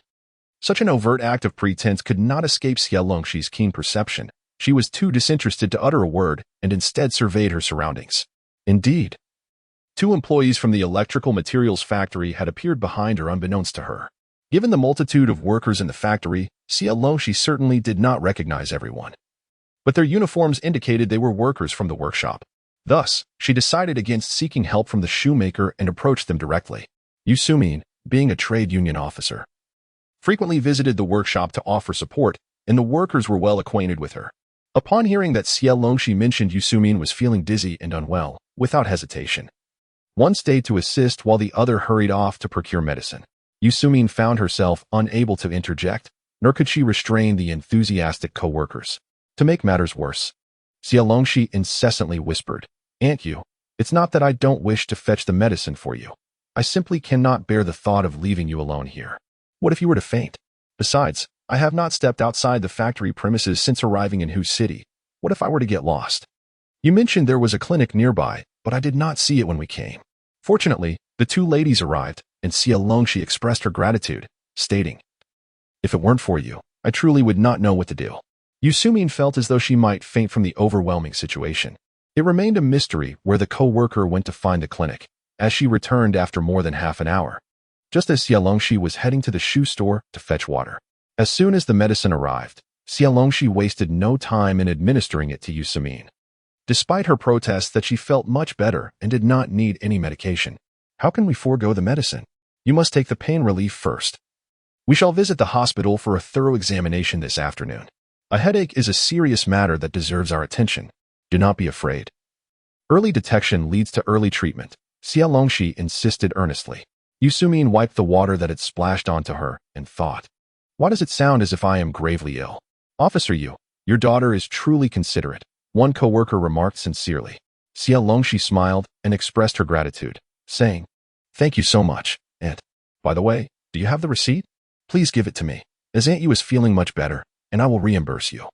The fact that they were willing to assist in purchasing the medicine was already a generous gesture, and it would be unreasonable for her to cover the cost herself.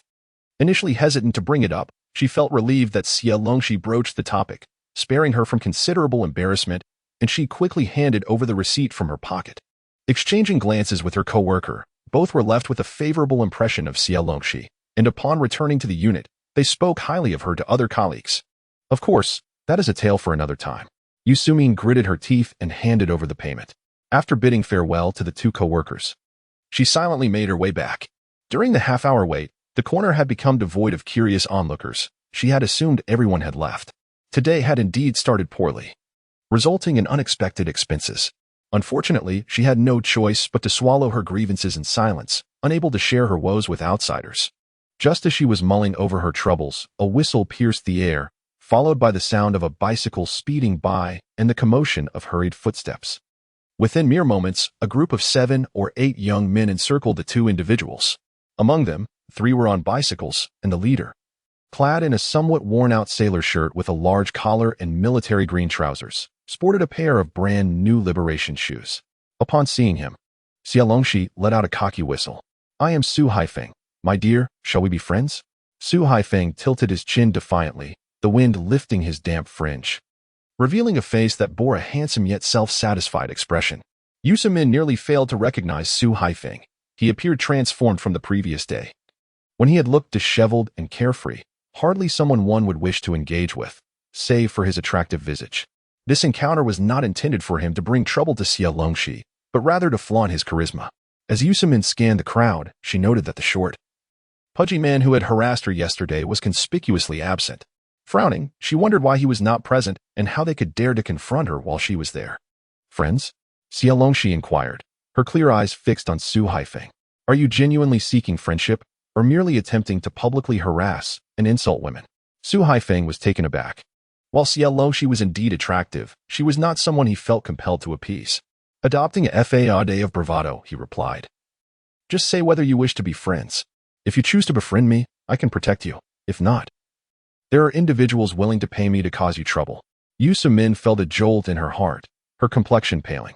Xie Longxi cast a glance, unimpressed.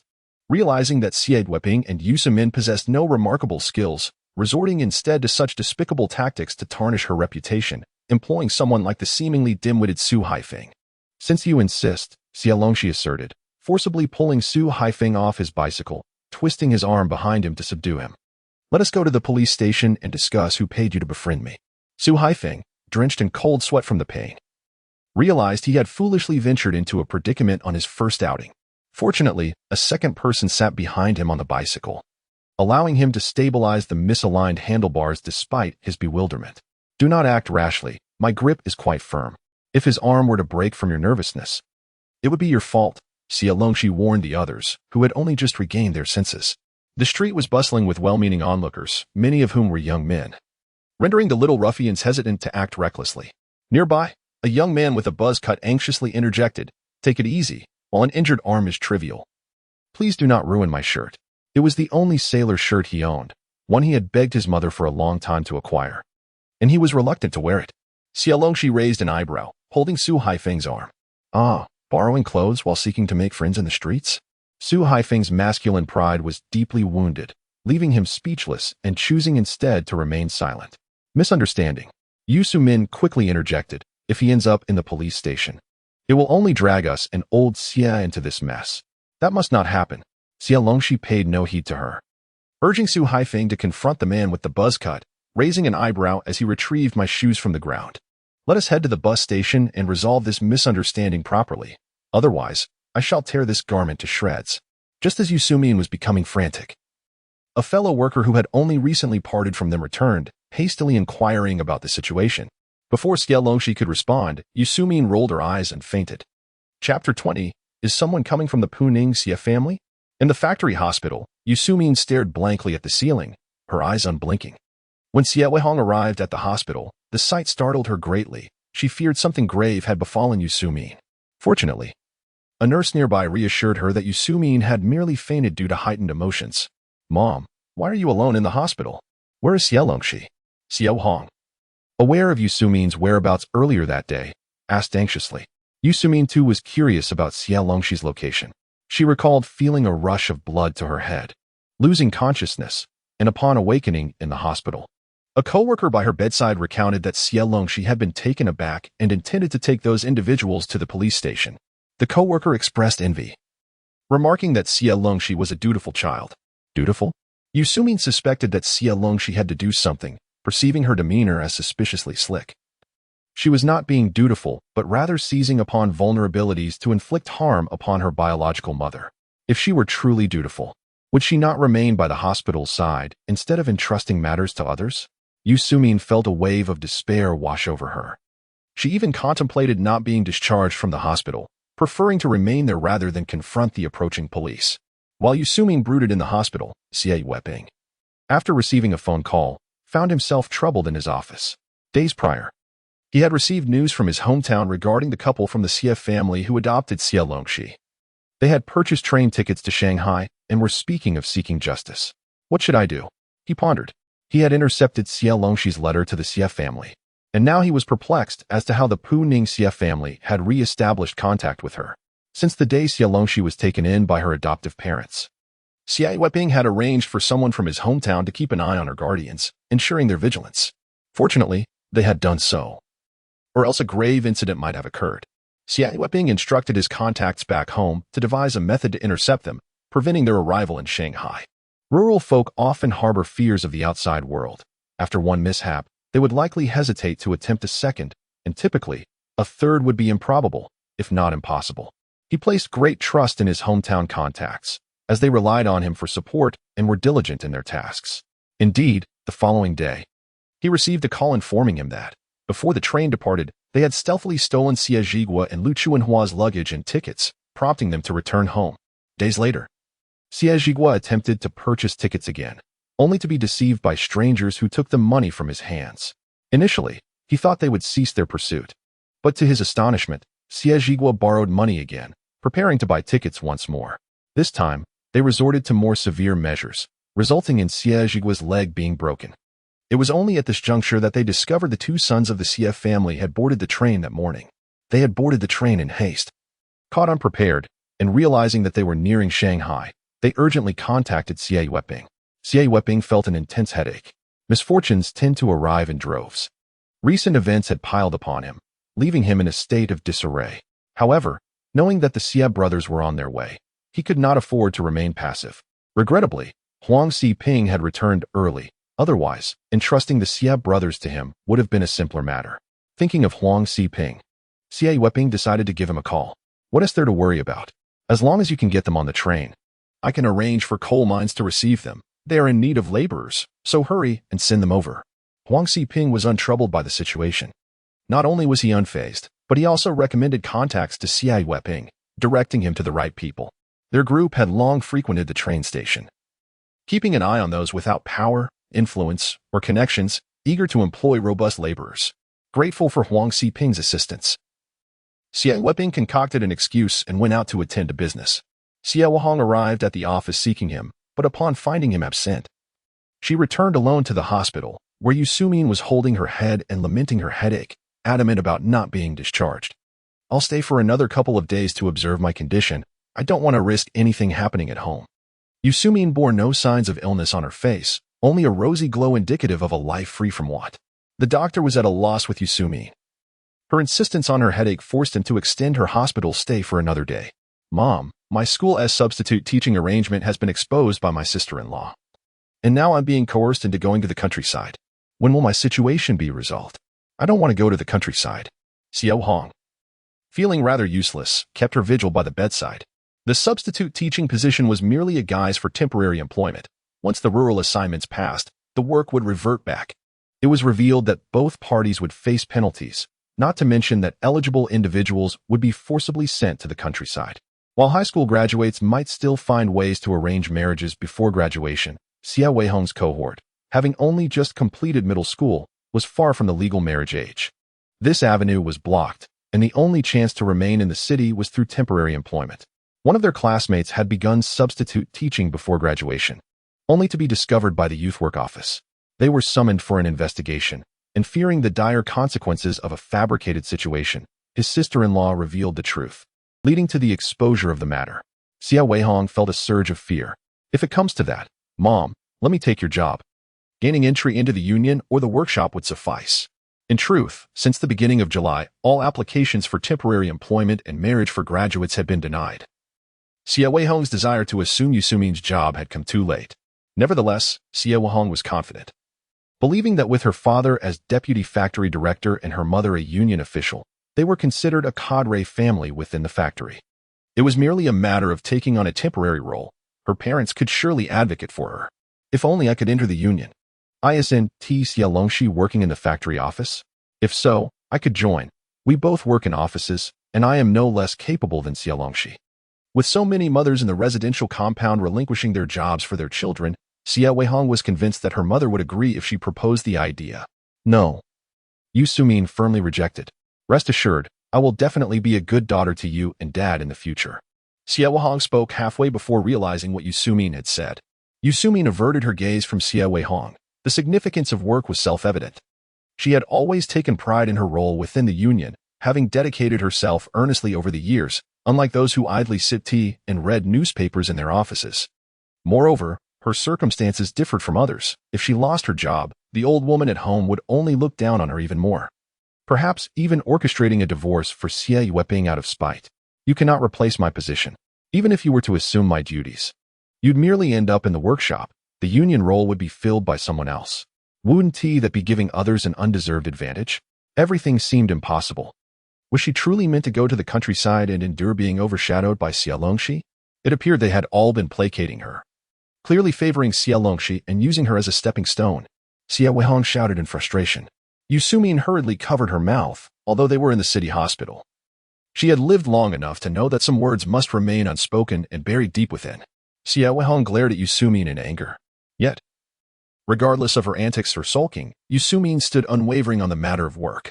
She had given birth young and was still not yet 37, far from retirement. If retirement were imminent, she might have considered yielding. The mother and daughter grew estranged over the issue of going to the countryside. In any case, Yusumin had no pressing matters, and Xie Weihong did not linger at the hospital, heading straight home instead. Chapter 21. Kindred spirits in the alley outside the Public Security Bureau. Su Haifeng glared at Xie Longxi with a grim expression. while a young man with a buzz cut cautiously tugged at his clothing. "All right, if it's damaged, I'll buy you another." Su Haifeng swatted his hand away. The young man sheepishly withdrew his hand, saying, "We're brothers. There is no need to talk about compensation. I just care about the clothes." Indeed. The price of ready-made garments wasn't too trivial. He had saved for a long time to buy them. The young man glanced at Xie Longxi, initially thinking it would be an easy task to intimidate a young girl, but he hadn't anticipated encountering someone formidable, unable to fight back. He certainly could not resort to shouting like a shrew. That would be more embarrassing than his boss borrowing clothes to impress girls, he mused. "Sister," he began, his tone softening. "What do you want? Just say the word, and my brother and I will accept our fate." "Why did you block my way?" Xie Longxi inquired. The young man's eyes darted quickly, while Su Haifeng remained defiantly silent, refusing to speak. Xie Longxi scoffed coldly. "If you choose not to speak, that is fine. I'll go report to the police, claiming you are harassing me in public and insulting a woman. Once inside, you'll either be paraded publicly or sent for re-education through labor." Her words were not mere threats. The consequences could be far graver than she stated. Were it not for Su Haifeng being an acquaintance from a past life, Xie Longxi would have already reported them to the police, without wasting time on idle chatter. Su Haifeng's life has been quite tragic. He has 2 sons, but his parents favor the younger one. He dropped out of middle school and was chosen by a master to become an apprentice, laboring for 3 years before finally securing a permanent position. However, when his younger brother graduated from high school and was required to work in the countryside, their parents compelled him to relinquish his job to his brother. It was not merely a temporary arrangement. He was made to give up his position entirely. After barely a year of being a formal employee at a state-owned factory, he found himself unemployed. His parents' favoritism only deepened his despair, and soon he was pressured to move to the countryside, living as an unemployed wanderer. He did not end up in the same place as Xie Longxi, but rather in a suburban agricultural team near Shanghai. Initially, he had established a romantic relationship there, but his parents summoned him back to the city, insisting he marry a girl of their choosing. Although he still held the status of an educated youth, his wife worked in the city, resulting in a long-distance marriage. Years later, he discovered that his wife had once been his brother's girlfriend during his studies. But their impoverished family disapproved of the match and arranged for him to marry a leader's niece instead. His brother, however, had gotten her pregnant.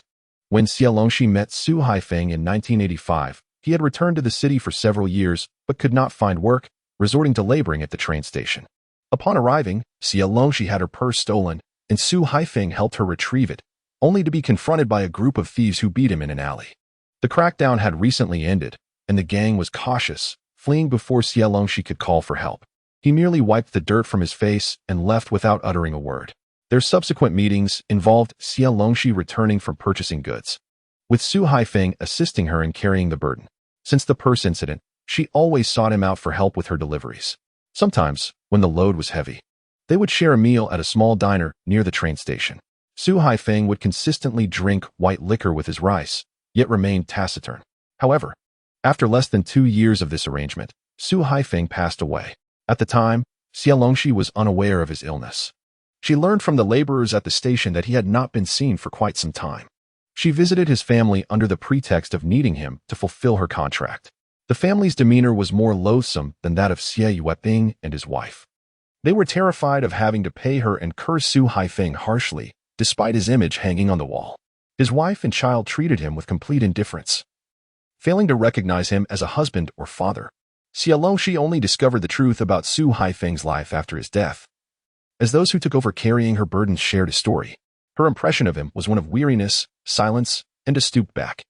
She had always assumed he was much older, referring to him as Uncle Su without any objection from him, only to learn today that he was merely 3 years her senior. This moment likely occurred soon after he had given up his job, at the very time he was becoming an unemployed drifter. "Take us to the police station," Su Haifeng muttered in despair.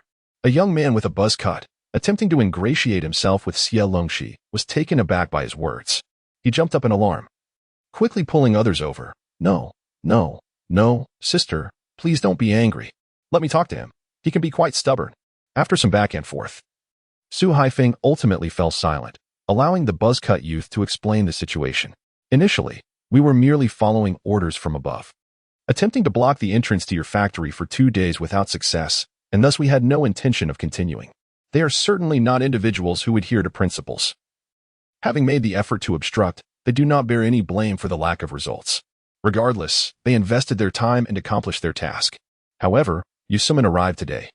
The same woman accompanying you, who sought us out last night and insisted we come, assuring us that she would lure you out, even offering us additional compensation.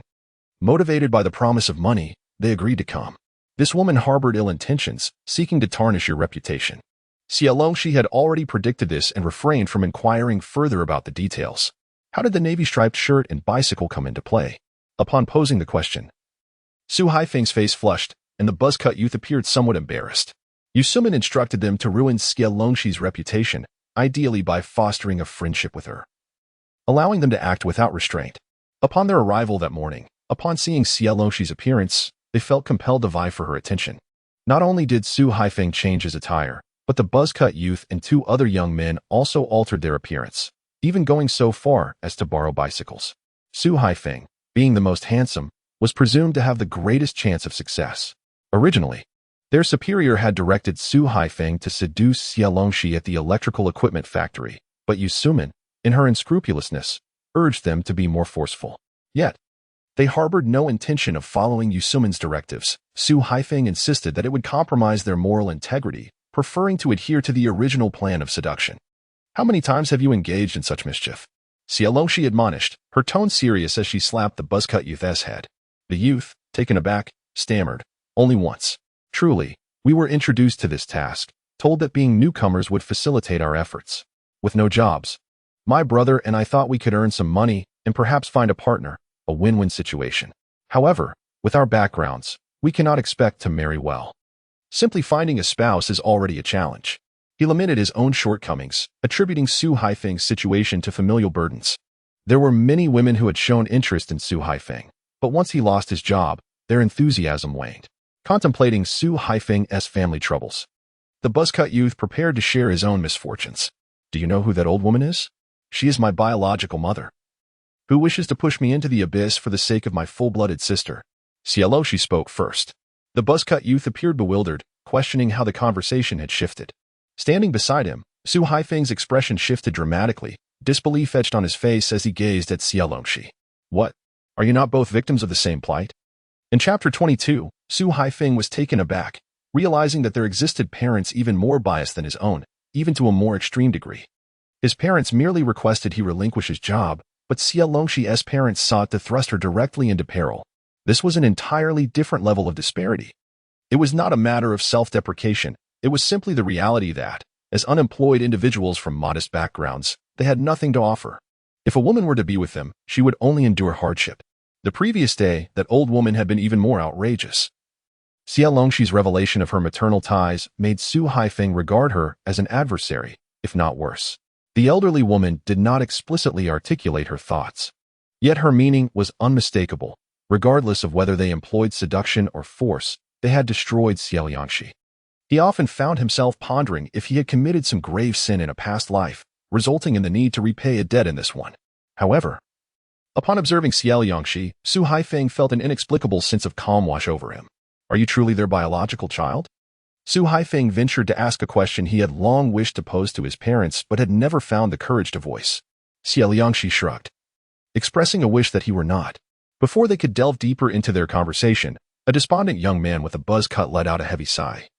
Drawing their attention, I just feel for you both," he stammered, hastily adding, "I inadvertently revealed some details about Su Haifeng's family matters." Initially, Su Haifeng's expression darkened, yet he refrained from stopping him, contemplating that perhaps Xie Longxi would feel a bit better knowing about his own misfortunes. "He has it so rough out here in the world. What about you?" Xie Longxi remarked, his expression unchanged as he raised an eyebrow at the buzz-cut youth. Despite the camaraderie the group professed, when the time came to face the police, it was only the buzz-cut youth who remained. For as long as Xie Longxi had been walking, he had been trailing behind, lamenting his plight. Half of his concern was for Xie Longxi's clothing, and the other half was for Su Haifeng. The buzz-cut youth scratched the back of his head and confessed, "I'm an orphan. My parents found me in the hospital." His parents were both mildly intellectually disabled, and it was a considerable challenge for them to support him over the years. He had never attended school, and employment was a distant dream, as he had no place in rural life. "I'm sorry, Xie Longxi," he said. This was not a subject to be shunned. He waved his hand dismissively. Although his background seemed tragic, he believed his parents were the best in the world, providing him with everything they could and deemed good for him. Compared to Xie Longxi and Su Haifeng, he felt fortunate. "What is your name?" Su Haifeng inquired, eager to introduce himself, as he was still unaware of the buzz-cut youth's name. Upon hearing the question, Su Haifeng turned his face away. The buzz-cut youth, feeling bashful, scratched his head again. "My surname is Wan, and my name is Xie. I was found in the hospital. I was born with health issues, and they abandoned me because they could not care for me." Thus, his parents named him Wan Xie, hoping he would live to a ripe old age. "Xie Longxi, well, it's quite remarkable that you have retained that name," Xie Longxi remarked. "Many names, like Xie Weihong, were given at birth, while a significant portion had been altered in previous years, either voluntarily or under duress. My childhood nickname is Loch," Su Haifeng interjected. Wan Xie chuckled shyly, "But my situation is different. My family is poor, and my parents are in such a state. Some people pressured them to change my name, but my father steadfastly refused, fearing that a name change would shorten my lifespan. So, it remained. My father said I could change my surname but not my name. He agreed to buy, which fits perfectly. They were on the verge of changing it, but amidst the chaos, it ultimately fell through.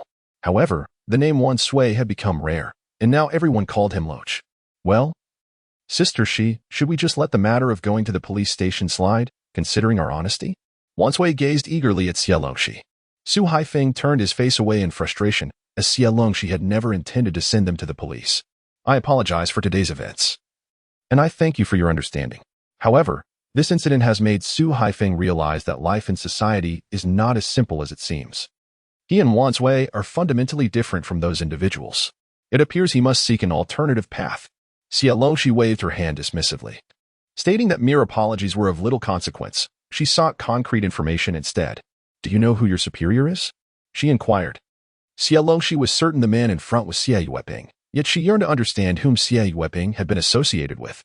The affairs of the Xie family in the Shanghai market over the past decade were a complete void for her. It was only through her rebirth that she discovered Huang Xiping's close ties with Xie Weihong. Su Haifeng shook his head in response. He had only recently begun mingling with them and was not well acquainted with their regular companions, let alone those in positions of authority. All he knew was that the one managing them was a man named Yang Guo. "I know that the highest authority is the son of the leader of the electrical materials factory," Wan Xie eagerly interjected. Having never attended school, he spent his childhood either helping his mother with handicrafts or playing with other children. In the city at that time, there were still many children who did not attend school. After losing his job, Su Haifeng was pulled into the company of the shorter individuals by Wan Xie. Yang Guo was responsible for overseeing their group of brothers, and he had stated that if they could successfully carry out the tasks assigned to them, they would have the opportunity to work at the electrical materials factory. Su Haifeng had joined them primarily in hopes of securing employment. The electrical materials factory was a state-owned enterprise, incomparable to small street factories, and everyone was determined to excel in order to be promoted. However, Wan Xie did not know the specifics. He only knew that the leader's son from the factory held significant influence. Yang Guo advised them to refrain from inquiries and to focus on their responsibilities. If they demonstrated their abilities, they would be noticed. "So, what do you usually do? Do you often bully others?" Xie Longxi continued her questioning. Wan Xie quickly shook his head. "Not at all. In this day and age, who would dare? No. We just follow Yang Guo to stake our claims and occasionally get called out to fight." This was the first time they had deceived a young girl. After chatting for a considerable time in the alley, the three pooled their money to have a meal at a state-run restaurant, where they continued their conversation. Wan Xie had wanted to treat them, but no one accepted. Xie Longxi instructed them to redeem themselves by returning and claiming she was difficult to deal with, while also checking if there were any new developments from above, and to help her gather evidence against those individuals. "Isn't that a bit much?" Wan Xie hesitated. "Doesn't that mean sending them to be spies, betraying their former brothers?" Xie Longxi raised an eyebrow. "Then you can accompany me to the police station, where you will spend the rest of your life in a labor camp. Your parents raised you, only for you to burden them for the rest of their days. And what a brotherhood! On the way here, I dragged Su Haifeng along. Why is it that your brothers abandon you one by one? They speak so eloquently about seeking help, but what has come of it? It has been quite some time, and they have made several trips to report back. Are those in authority not capable? Why have they not arrived at the police station to rescue them by now?" Meanwhile, Su Haifeng exhibits remarkable decisiveness. He offers to inquire on your behalf as a form of apology. He himself is a victim of parental favoritism and is resolutely unwilling to become a perpetrator of similar injustices, though his abilities are limited. Any assistance he can extend to Xie Longxi is significant. After much hesitation, Su Haifeng could not resist reminding her once more, be cautious of them when you return. In truth, for someone in Xie Longxi's predicament, a marriage would be more effective than all precautions. Being a girl, marriage would suffice, unlike him, who is both a son and the eldest, tethered for life to his parents and family. However, reflecting on the day's events, he found it challenging to advise her in such a manner. Don't mention me. Have you considered marrying into another family? Chapter 23. A father's cruelty and a son's disgrace. Xie Longxi is not concerned for herself, but rather for Su Haifeng. Despite his sharp and perceptive appearance, his nature is introverted and traditional. In his previous life, he was oppressed by his parents and younger brother to such an extent that he ultimately succumbed to filial piety. This included tolerating a wife who betrayed him and a son of uncertain paternity. Rather than taking the blame for his brother's misdeeds, it would be wiser to extricate himself from that family sooner. Marrying a wife would be a mistake. Life within the Su family would be arduous. It would be far better to marry into another family, thus liberating himself from his parents altogether. While he is still young and possesses an advantage in appearance, he should seek a strong-willed partner to start a family. Otherwise, he is doomed to relive the life he once endured. Su Haifeng's eyes momentarily brightened before swiftly returning to calmness. Before departing, Xie Longxi urged him one last time to contemplate her words. A father's cruelty and a son's disgrace. Why sacrifice a lifetime for the whims of biased parents? Upon returning to the Xie household, Xie Longxi discovered that Yu Sumin had yet to return, and Xie Weihong was also absent. It was only when Xie Weiping returned from work in the evening that she learned Yu Sumin remained hospitalized. Xie Weiping brought back dinner, inviting Xie Longxi to join him at home. Xie Weiping was considerably more generous than Yu Sumin, having specifically brought back meat dishes. Skipping a meal at the cafeteria saved him a few meal tickets, and Xie Longxi felt no qualms about staying for dinner. Moreover, judging by Xie Weiping's demeanor, he seemed unaware of the day's events. Father, will you be delivering dinner to mother later? Xie Weihong expressed some concern for Yu Sumin. Upon learning that the hospital cafeteria offered meals for patients, Xie Weihong felt reassured and silently ate his meal, having had little presence at home during this period. Particularly after the incident regarding the replacement surfaced, he finally understood the reason Xie Longxi had been recognized again and realized that his household registration had been switched back to their hometown by their parents. No one knew what thoughts occupied his mind. After dinner, Xie Weiping instructed Xie Weihong to wash the lunchbox and asked Xie Longxi to accompany him to the hospital. Coincidentally, Liang Jingquan and Chen Shu arrived to seek out Xie Longxi. Due to the chaos surrounding the internal examination, the two had begrudgingly gone to work in the workshop. The labor in the workshop was far more grueling than they had anticipated, requiring them to stand for an entire day. Yet, whether due to the vitality of the current generation or some other reason, they still found the energy to rush to the youth office after finishing their work. Desiring to engage with Xie Longxi and Sister Wu, I intended to add their names to the list. However, in recent days, the workshop has been intensely focused on production, leaving them so fatigued that they could scarcely lift their heads. They had not visited the youth office for several days. Upon their arrival, they coincidentally encountered Xie Weiping departing, while Xie Weihong returned with a sullen expression. Observing Liang Jingquan and Chen Shu visiting to seek out Xie Longxi, Xie Weihong's countenance darkened. Meanwhile, Xie Weiping exhibited a complex mix of emotions. Despite his sincere hopes for Xie Weihong to ascend to a suitable marriage with a leader's family, she had failed to even pass her high school entrance exam. In contrast, Xie Longxi consistently surprised everyone. Not only did she graduate from high school, but she also secured a position at the factory and formed friendships with Liang Jingquan and others. The offspring of officials typically possess an air of superiority and do not genuinely acknowledge others unless they are the ones being courted. Thus, it appears that Xie Longxi has indeed caught their attention. As they settled in, Xie Weiping, feeling the generational gap, would have promptly reconsidered his decision to entertain guests had he not been their elder. While retrieving snacks from the cabinet, he engaged in small talk with the two young visitors, feigning familiarity. What brings you two youngsters to the workshop for some practical experience? I was quite taken aback by the internship results. His words, tinged with an air of camaraderie, suggested a closeness that was, in truth, superficial. The Liang and Chen families rarely hosted gatherings, and the two often dined together in the cafeteria, having little interaction with their parents' colleagues. Consequently, An awkward atmosphere enveloped Lu Dingyuan and Chen Shu. Fortunately, Xie Weihong presented the snacks and instructed Xie Weihong to fetch some soda before he departed with his briefcase. Before leaving, he cast a glance at Xie Weihong's closed door, letting out a soft sigh. What a splendid opportunity wasted. Xie Weihong seemed utterly oblivious, retreating into her room as soon as she returned home. Having been born a few years later, she was several years behind Lu Dingyuan and his cohort of official offspring, and thus had missed the chance to play together in their youth. Now that an opportunity to connect had arisen, she remained unresponsive. However, Xie Weihong could not compel her to emerge in front of Lu Dingyuan and Chen Shu, leaving him with no choice but to depart in resignation. As he exited, Xie Longxi and the other two followed suit. By the time Xie Weihong returned with the soda, the living room was devoid of life, with the snacks Xie Weihong had brought remaining untouched. After a moment of contemplation, he knocked on Xie Weihong's door, calling, "Sister, would you like some soda?" "No. Leave me alone," she retorted. Xie Weihong slowly lowered his hand from the door and returned to the sofa alone.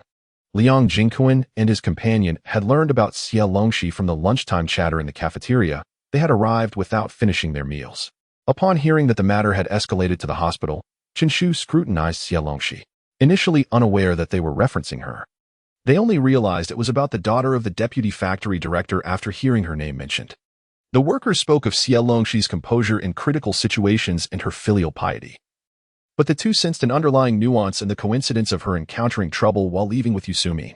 Xie Longxi, with poise, reassured them, "Really, it's nothing. You two haven't been to the youth office these past few days. How have you been adjusting?" Detecting the schadenfreude in Xie Longxi's tone, neither of them felt inclined to speak. They both harbored a strong aversion to repetitive physical labor and had frequently voiced their grievances about their inability to adapt to the work at the youth office, longing instead to venture into the countryside to mend the earth. Xie Longxi informed them that farming entailed a more arduous and monotonous form of labor than working in a workshop, but they were unwilling to heed her words, convinced that they were destined to alter the status quo. Subsequently, Xie Longxi ceased her attempts to persuade them, relinquishing her urge to assist and respecting their chosen paths. Once the matter of their rural placement was resolved, she wholeheartedly supported their desire to experience rural life and dispel their illusions. At that moment, she remained unaware of how Xie Weihong would approach the situation. Chen Shu further advised Xie Longxi to simply move out of the Xie household and stay in the dormitory, asserting that a thief cannot remain undetected forever. As a young girl, no matter how clever she was, how could she outwit an entire family? Perhaps it was best to wait a while longer. The second round of applications was about to commence, and the locations would soon be announced. Once that was settled, she would move.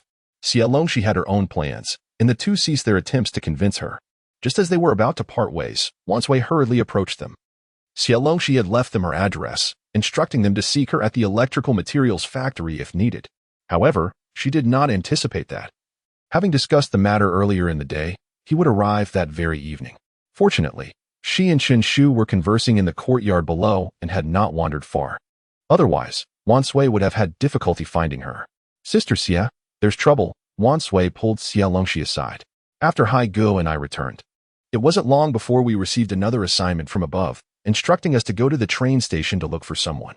Initially, it seemed trivial, but upon arriving at the train station and learning the name of the person they were to find, Chen Haifeng quickly concocted an excuse for Wanswei to leave and come to seek Xie Longxi. The individuals they were searching for were Xie Weihong and Xie Peinan. Chapter 24. There are still many good people in the world pedaling furiously. Wanswei gasped for breath. "The names sound remarkably similar to yours, so I hurried to inquire," he said. "What do you mean by not the best?" Xie Longxi's expression darkened as she strode purposefully towards the post office, asking Wanswei, who hurried to keep pace. When this incident had occurred, Wanswei took a moment to recall. It hadn't happened when they left, so they had managed to brush off the earlier matter. Receiving the notification just before dinner that they were to head to the train station, they went after their meal and, upon learning the names, rushed over immediately. At that moment, Su Haifeng was still at the train station assisting in the search. Wanswei, having heard the names, had left early. Su Haifeng, remaining at the station, noticed Yang Ge holding a sign bearing Xie Longxi's name and broke into a cold sweat, anxiously pacing beside Yang Ge. He hoped fervently that Wanswei would locate Xie Longxi swiftly. Xie Longxi, now unconcerned about the cost, directly called the commune. Fortunately, at this hour, the workday had already concluded, and the commune's operator was on duty around the clock. She did not have to wait long before her Uncle Xie returned her call. "Uncle, why are you the one calling? Where are my parents?" Xie Longxi asked, somewhat taken aback. Uncle Xie sighed, "Your father has broken his leg and cannot come. Your mother happened to visit your uncle today." A jolt of anxiety coursed through Xie Longxi. Without pausing to inquire further about her parents' situation, she pressed on. "What about my brother and the others?" Uncle Xie suddenly recalled the two brothers and quickly gathered his thoughts. The eldest and the second had gone to Shanghai and, considering the time, they should have arrived today. Had they reached you? But something felt amiss. If they had arrived, Xiaoxi wouldn't have inquired about them. Without allowing Uncle Xie to delve deeper, Xie Longxi hastily mentioned that he had spotted the two at the train station, but they had dashed away too quickly for him to catch up. He initially thought he had imagined it, and had called back merely to confirm. The cost of the call was steep, so he kept it brief before hanging up. After pondering for a couple of seconds, Xie Longxi turned and rushed outside, only to find Liang Jingquan and Chen Shu still waiting. The newcomers were unfamiliar faces, and upon seeing Xie Longxi's anxious expression, they sensed something was amiss and followed him. Aware that Xie Longxi was on the phone inside, they had remained outside, waiting. "Have you figured out what to do if we find those two?" Xie Longxi inquired. Wan Sui shook his head, explaining that they had not been informed, only instructed to disperse and search for anyone resembling two young men. With a sizable group of over 20 brothers joining the search, upon learning that Xie Longxi was heading to the train station, Chen Shu and Liang Jingquan suggested they ride their bicycles home to pursue him. Once they caught up, the three took turns transporting Xie Longxi to the station.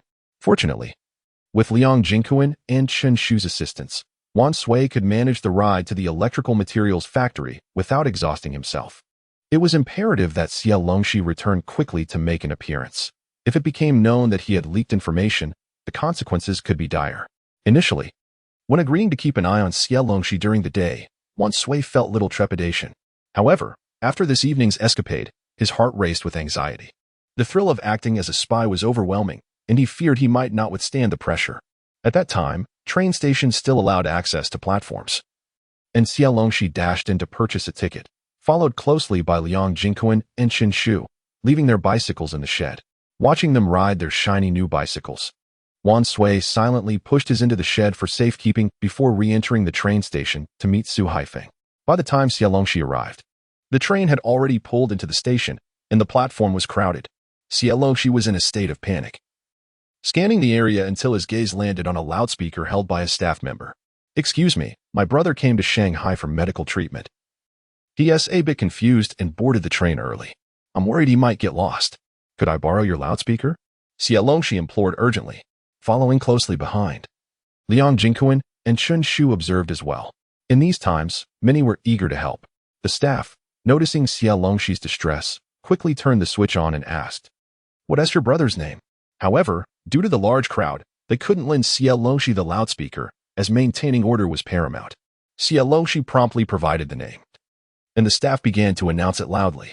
As the voice echoed, Yang Gu looked around, pondering who had devised such a clever plan. He noted to commend the individual later. With this added assurance, the chances of finding the person seemed promising. Su Haifeng followed the sound and, upon seeing Xie Longxi had arrived, felt a sense of relief. However, the presence of two well-bred gentlemen beside her stirred an inexplicable pang of envy within him. He bent down to inform Xie Longxi that a sign had been erected by Brother Yang ahead, advising her to send someone to keep an eye on it to prevent any premature departures, which would certainly complicate matters. Liang Jingquan and Chen Shu, both tall, quickly spotted the individual holding the sign at the front, though there were multiple signs to be seen. They managed to push through the crowd, while Chen Shu chose to remain by Xie Longxi's side, offering her protection. Throughout the journey, they had been filled with trepidation, although they did not fully comprehend the situation. The urgency emanating from Xie Longxi and Wan Sui was palpable, accompanied by a myriad of doubts and concerns. Xie Longxi had only recently arrived in the city. How could she be so familiar with these apparent street ruffians?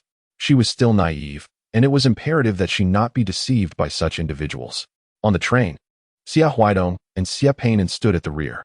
They had disembarked once before, only to return to assist others with their luggage.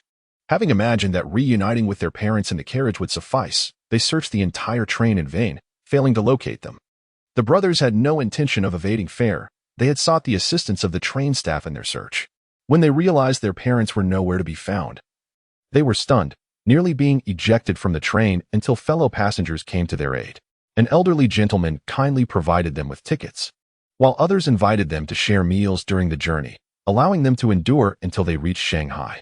Two robust young men could not simply disembark and abandon their fellow travelers. They insisted on ensuring the old gentleman did not leave without providing his address, vowing to repay him once they located their sister. As the last passengers disembarked, onlookers assumed the brothers had not been aboard. But once they wiped the sweat from their brows, they prepared to step off. Upon disembarking, they spotted a sign bearing their names alongside that of their sister. They also heard the announcement, although it was now focused on maintaining order, so they moved closer to the sign. I knew our parents wouldn't board the train. When they discover we are missing, they will surely reach out to our sister. This is quite the spectacle, Xie Weihong exclaimed, excitedly patting Xie Weihong on the shoulder. Xie Weihong nodded with a beaming smile. Chapter 25. Together they gathered. They had never anticipated that Lu Chunhua would miss the train entirely, having purchased tickets twice, each time encountering issues. By the time Xie Zhigua injured his leg, he could scarcely concern himself with the two of them. He assumed that many of their peers, now fathers themselves, would be looking out for them. The brothers, well-educated and capable of reasoning, could easily inquire about Xie Longxi, and thus they did not fret excessively. Filled with excitement, they made their way toward the sign. Brother Yang and his companions noticed the approaching brothers. And it must be said that Xie Weihong and Xie Weihong were quite handsome. Unlike Xie Longxi's ethereal beauty, they possessed strong, symmetrical features and a dignified expression, embodying the contemporary aesthetic of attractive young men, with the added advantage of their height. The members of their family are all quite tall, allegedly due to the northern ethnic heritage of Grandma Lu Chunhua. However, Xie Longxi's height is less attributable to genetics and more to her environment and diet. Concerned for her survival since childhood, aside from begging for milk from the collective, Xie Zhigua would often visit families in Lin County to procure goat's milk for Xie Longxi. As she grew older, she became quite restless, frolicking in the mountains alongside her brothers, her stature notably tall. Of course, this is also related to the fact that neither Xie Weihong nor Yu Sumin are particularly short, at least not genetically, because their family is tall. There were once whispers suggesting that Xie Longxi was not a biological member of the Xie family, but such rumors have since faded. The Xie family is united and well-respected within the community. They dote on Xie Longxi as if she were their own, making it unwise for anyone to voice such unkind remarks. Naturally, there is also a fear of Grandma Xie and Lu Chunhua. One could berate you all day long without losing her breath, while the other could confront you directly. Yang Gu's companions were thoroughly pleased with the Xie brothers, young, healthy, and robust. Most importantly, they could be brought back to the mine without the necessity of wages. What a valuable labor force! Even if one wished to pay for such workers, they might not find them easily. Just as the two groups were about to shake hands, a fair and slender hand halted Xie Weihong by the shoulder. Who are you? Where is my sister? Xie Weihong's bright and innocent gaze fell upon the individuals before him. Yang Gu quickly smiled. You must be Weidong and Peinan, right? Xiaoxi is waiting outside. If you come with us, you will see her. What's Xiaoxi? Yang Gu had never even met Xie Longxi, yet he was aware of her name. Xie Weihong nodded with delight, his gaze shifting to Liang Jingyuan, who still restrained him, puzzled by why these individuals were obstructing him. At that moment, Xie Peinan also sensed something amiss and tugged at Xie Weidong's clothing, the brothers halting in their tracks. You are too easily deceived. Do you believe whatever he says? Liang Jingyuan frowned, bemused that Xie Longxi, who is known for her cunning, seemed to possess none of that cleverness when it came to her brother. Has the entire family's wit been concentrated in Xie Longxi? Yang Gu and his companions furrowed their brows, but being at the train station, they refrained from taking action, merely casting disapproving glances at Liang Jingyuan. Who are you to speak such nonsense? We were specifically sent by Xiaoxi to fetch her. She is busy and cannot come out. Liang Jingyuan did not engage in further discussion, instead calling out loudly, Xie Longxi, Qinshu here. Yang Gu and the others exchanged glances and, disregarding the fact that they were in a train station, lunged towards the three individuals. Initially, they had only intended to apprehend the Xie brothers, but now they had an additional target delivered to them. They could easily discern that Liang Jingyuan was well-dressed and good-looking, but that mattered little. Once he fell into their hands and was taken to the mine, even the mightiest would be powerless. Chapter 26. Anyone can be turned realizing something was amiss. Xie Weihong and Xie Peinan instantly became alert. This was not the customary greeting for someone being picked up. Ignoring Liang Jingyuan, the brothers were formidable young men. Undefeated in their collective, seasoned from years of labor in the fields, always at the forefront during skirmishes for water with neighboring groups. Realizing that Liang Jingquan was lacking in skill, Xie Weihong shielded him from harm. The two of them seemed unperturbed by the possibility that the two groups might be colluding, displaying no hint of caution. Brother Hai, their family is not to be trifled with, noted Wan Sui and Su Haifeng, who lingered behind, merely putting on an act and daring not to approach the front. Su Haifeng, after a moment's consideration, disregarded the need for a nod and rushed forward, only to receive a punch from Xie Weihong, sending him tumbling back and startling Wan Sui. Brother Hai, have you lost your mind? When Xie Longxi joined the fray, Yanggu understood that this operation had inevitably failed. They could no longer gain the trust of the Xie brothers, nor could they forcefully detain them now.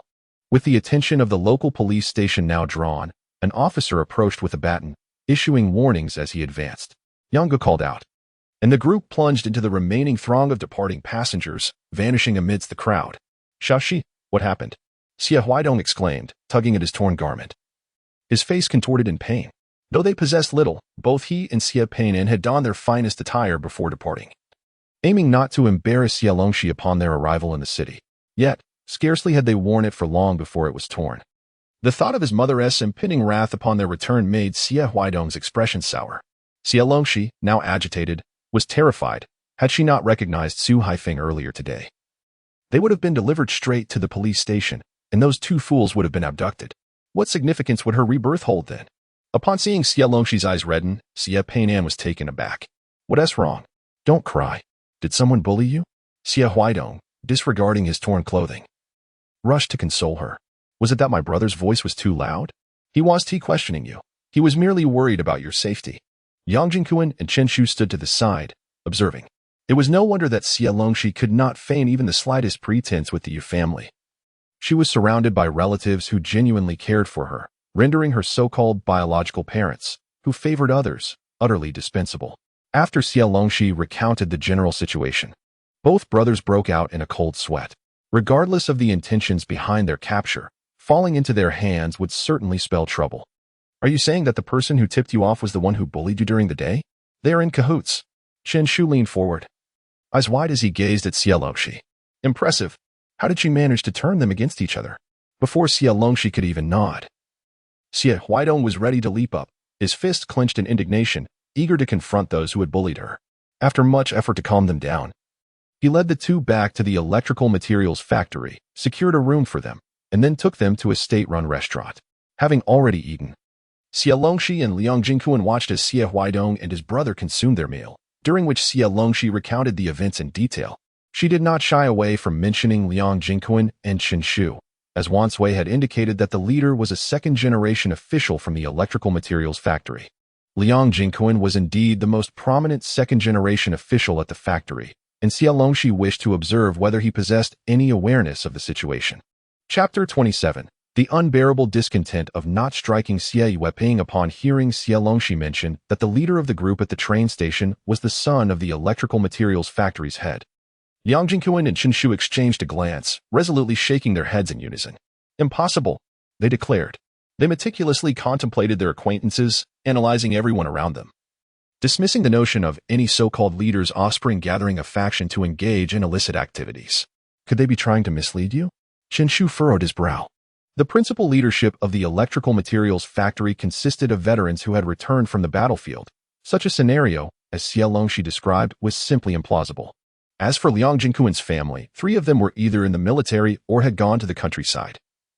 It was inconceivable for Liang Jingquan to be the one in charge. The same could be said for others in similar circumstances. At this moment, Xie Longxi was also uncertain. Yet she refused to easily dismiss her suspicions. Beside her, Xie Weihong and Xie Weihong felt a chill run down their spines. Is this what life in a big city is like? So much danger and deceit. What can they do to us? Our introduction letters only extend to Hu City. And we must return in a few days, Xie Weihong said, nervously touching his chest. Xie Weihong was equally perplexed, though he was not as naive as Xie Weihong. Will they just beat us up and send us back? Even Liang Jingquan and Chen Shu had difficulty imagining the worst-case scenario. Their thoughts limited to merely preventing the siblings from meeting. Xie Longxi scoffed. You have considerable value. Young, strong, and healthy, you could be imprisoned and sold for your labor. Some illegal coal mines are in dire need of robust workers like you. and they could coerce you into criminal activities. Anything is possible. And once you are of no further use, your organs and blood could be sold too. The four male comrades felt a chill of horror. Xie Longxi merely articulated the darkest possibilities she had encountered in news reports from her previous life, unaware that she had hit upon a grim truth. Xie Weihong and Xie Peinan felt their hair stand on end. Is it really that serious? Are people really reduced to such a state? Xie Weihong swallowed hard, his voice trembling, though he was beginning to believe her. The nation had only recently been established, their grandparents had endured considerable suffering, and their great-grandfather had been conscripted as a youth, nearly losing his life in the process of escaping. These tales, once mere stories to them, became chillingly real when faced with the prospect of similar dangers. Xie Longxi cast him a cool glance. Worse than beasts, where survival is a desperate struggle. Xie Peinan's expression darkened. Had it not been for Xie Longxi and her friends arriving in time, they would undoubtedly have followed those individuals without a second thought. They knew their names and had used Xie Longxi as bait. It was not merely a matter of vigilance, but rather an overwhelming sense of vulnerability. Everyone we met on the train was so kind, Xie Weihong mused, feeling that the world had turned surreal. Xie Peinan patted his elder brother's shoulder, affirming, "There are good people and bad people everywhere." He then turned back to Liang Jingyuan and Chen Shu, expressing his gratitude earnestly.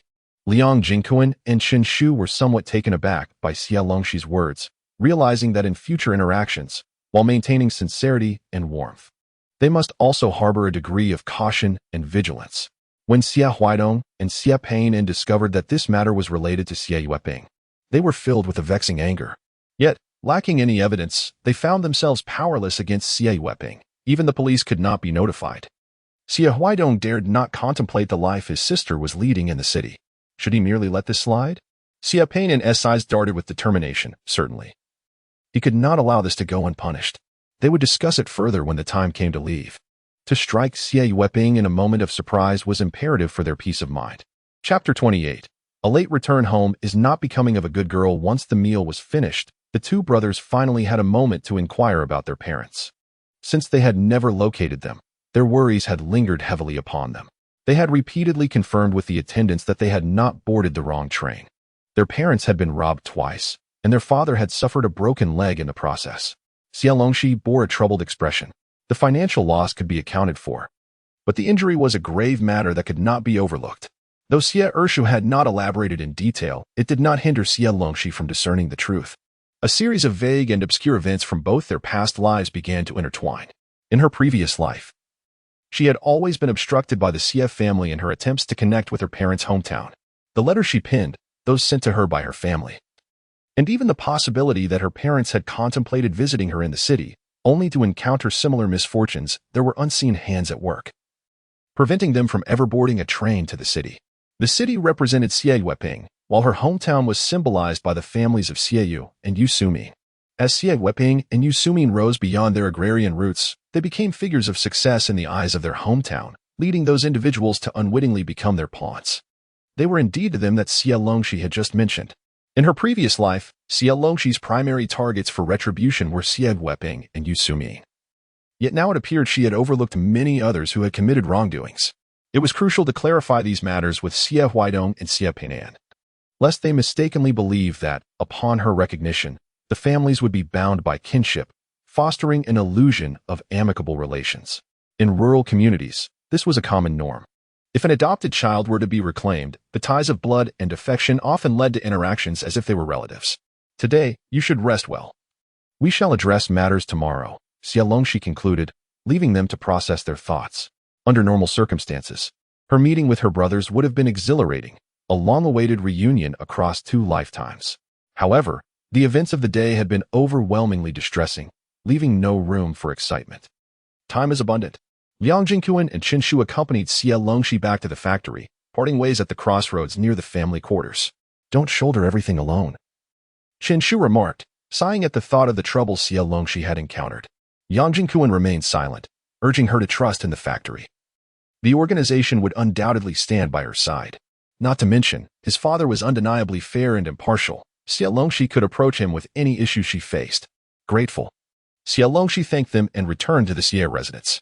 Upon her arrival, Xie Weihong had just returned from the hospital, where he had discovered the foolish actions Yu Sumin had undertaken in his absence, leading to a fierce argument between the couple. Even now, Xie Weihong wore a grim expression, having repeatedly emphasized the importance of not intervening personally. The outcome, however, was not as one might hope. Yusumi not only disregarded his words, but also failed to handle the matter with any efficiency. Fortunately, he learned from his contacts that the individuals he had sent were able to find an opportunity to escape, thus preventing Xie Longxi from being taken into the police station. Reflecting on his return home, Xie Longxi's expression revealed nothing amiss, yet Xie Weihong was furrowed with concern. This daughter of his was far more composed than he had anticipated. She had not mentioned a single word about the day's events. At this moment, Xie Weihong could only hope that matters at the train station would proceed smoothly. While waiting for news in the living room, he frequently glanced at the clock hanging on the wall. As the hour approached 9 and Xie Longxi had yet to return, a twinge of worry crept into his heart, despite knowing that she could not possibly be aware of the events at the train station. It is better to be cautious than to be caught unprepared. When Xie Longxi arrived home, the first sight that greeted her was Xie Weihong's furrowed brow. "Why are you returning so late? Xiaoxi, as a young lady, you must be mindful of your conduct. Although we have no curfew, returning home at such an hour is not the behavior of a good girl." "I went to the train station to meet my elder brother and second brother," she replied. Chapter 29. Arrogance. After Xie Weihong spoke, he turned his back to Xie Longxi, engrossed in reading the newspaper. He could not discern her expression upon hearing her words, but the grip on the paper tightened suddenly. "Fortunately, I was there. I cannot fathom how a crowd gathered at the train station, attempting to use my name to claim them. It frightened me to death," Xie Longxi recounted. "Those people were unrecognizable. When I revealed my identity, they still dared to approach and snatch them away. In broad daylight, the security situation in Shanghai is indeed alarming. We reported it directly at the station's police station, though I am uncertain of its effectiveness." Xie Weihong felt perplexed. What should have been a straightforward matter had suddenly encountered obstacles. He was not afraid of involving the police. They operated on the basis of evidence, and with limited resources, they would not intervene in every situation. Observing Xie Longxi's demeanor, he was certain she had safely escorted them. Since no harm had befallen them, they were still far from needing any evidence. Such juvenile threats could only intimidate simpletons like Yusumi, who was too foolish to refrain from intervening personally. Setting aside the newspaper, Xie Weihong donned an expression of concern. "The atmosphere outside has indeed deteriorated lately. You should refrain from going out too often, and do keep an eye on Weihong and Weimin. Your mother and I owe you much, but they will always be your younger siblings." With a pained expression, he continued, "In the future, when we elders are no longer around, it will be up to you siblings to rely on one another for support. As the eldest sister, you must take on a maternal role." "Now you speak of the eldest sister as a mother?" Xie Longxi replied with a nod. "Sure. When the day comes that you and Aunt Yu have passed away, I assure you I will shoulder that responsibility. To be an elder sister as a mother, that requires both parents to be gone, and being an elder sister does not equate to being a caretaker. Disciplining them is not as simple as one might think. If I truly cannot manage them, there is always the option of clearing house, is there not?" Just the thought of it made Xie Longxi feel a tinge of anticipation. Xie Weihong's expression darkened instantaneously, momentarily rendered speechless by Xie Longxi's unexpected retort, unable to maintain the earnest demeanor he had intended for their conversation. Satisfied, Xie Longxi retired for the night. Since her rebirth, Xie Longxi's sleep had been rather restless, plagued by dreams reminiscent of her previous life. Perhaps deep down, she harbored a fear that, despite her second chance, she could not alter her fate. She had anticipated yet another sleepless night, yet, to her surprise, after the day's tumult, she slumbered soundly until dawn. Upon waking, her first task was to seek out Xie Weihong and Xie Peinan at the guest house, leading them to the cafeteria for breakfast. With Yusumi hospitalized and absent from home, Xie Weihong was eager to resolve the remnants of yesterday's affairs. Xie Weihong, accompanied by Xie Weimin, arrived at the cafeteria with meal tickets in hand. The sight was astonishing. Xie Peinan gaped at the bustling cafeteria, teeming with people. Many had settled down, while even more were residing in dormitories. Alongside the third-shift workers arriving for breakfast, the cafeteria was particularly lively from the morning onward. Xie Longxi guided them through the throngs to line up, noting the presence of a secondary cafeteria nearby, which was closer to the workshops, though she had never visited it. The brothers had already learned of Xie Longxi's successful examination and her formal employment at the factory. Once they confirmed she would not be sent to the countryside, they felt at ease, allowing her to take the lead in their affairs. The number of people was truly remarkable. This communal dining experience surpassed anything seen at the brigade. Xie Weihong mused that merely the cafeteria must employ numerous workers. As the trio conversed, a familiar voice suddenly broke through the noise. Country bumpkin. Xie Longxi turned to see it was none other than Xie Weihong, who today had brought along Xie Weihong. Oh. Xie Weihong had been assigned to work practice in the streets after the semester ended. Now that summer vacation had officially commenced, it was no wonder they were out together. Sister. Xie Weihong tugged at Xie Weihong. Unfazed, Xie Weihong was visibly agitated, as if ignited by a firecracker, ready to explode at the first provocation. And upon encountering Xie Longxi, she was the one to ignite first. Who are you calling a country bumpkin? Xie Weihong glared at Xie Weihong, appearing somewhat menacing. Startled, Xie Weihong took a step back, preparing to retaliate with sharp words, but Xie Longxi intervened, saying, "Eldest brother, this is merely my troublesome younger sister. Please be understanding. She is soon to be sent to the countryside, and her frustrations are bubbling over." So, this was the cherished little daughter of the Xie family. Xie Weihong and Xie Peinan scrutinized Xie Weihong, exchanging glances before averting their gaze, deeming her rather unremarkable. "Xie Longxi," Xie Weihong exclaimed, her anger causing her to leap. Xie Longxi regarded her with a gentle gaze. "I am here. There is no need for such theatrics. Save your energy for later. Your constant refrain of country bumpkin reflects a disdain for the proletariat, and I shall report this to the youth office." Xie Weihong's expression froze, her face paling. The youth office not only managed the placement of youth in rural areas but also dealt with those of suitable age who evaded such placements. Being caught and facing labor reform was also within their purview. If Xie Longxi held on to this remark, her fate could indeed lead to labor reform. Xie Weihong, feeling particularly helpless, tugged at Xie Weihong, but to no avail. He stepped forward instead. "Eldest sister, you misunderstood. It was not what the second sister said, but rather her indignation at others' waste of buntskins. You and the brothers misheard her, so why act so imperiously?" As he spoke, he yanked Xie Weihong again, causing her to wince in pain. "Indeed, I was referring to the lack of appreciation for food. Do not twist my words." Harsh words lingered on the tip of her tongue, yet Xie Weihong swallowed them back. Xie Longxi raised an eyebrow, noting how Xie Weihong had seemingly inherited Xie Weihong's sharp tongue, daring to label her as overbearing. "Who is wasting food? Bring them forward. I shall accompany you to the security office right now. Who among you has wasted food? Let them step forward." No one dared to take responsibility, and heads shook in unison. Even with Xie Weihong's quick wit, he found himself at a loss under Xie Longxi's pressure. Where could he possibly find such a culprit?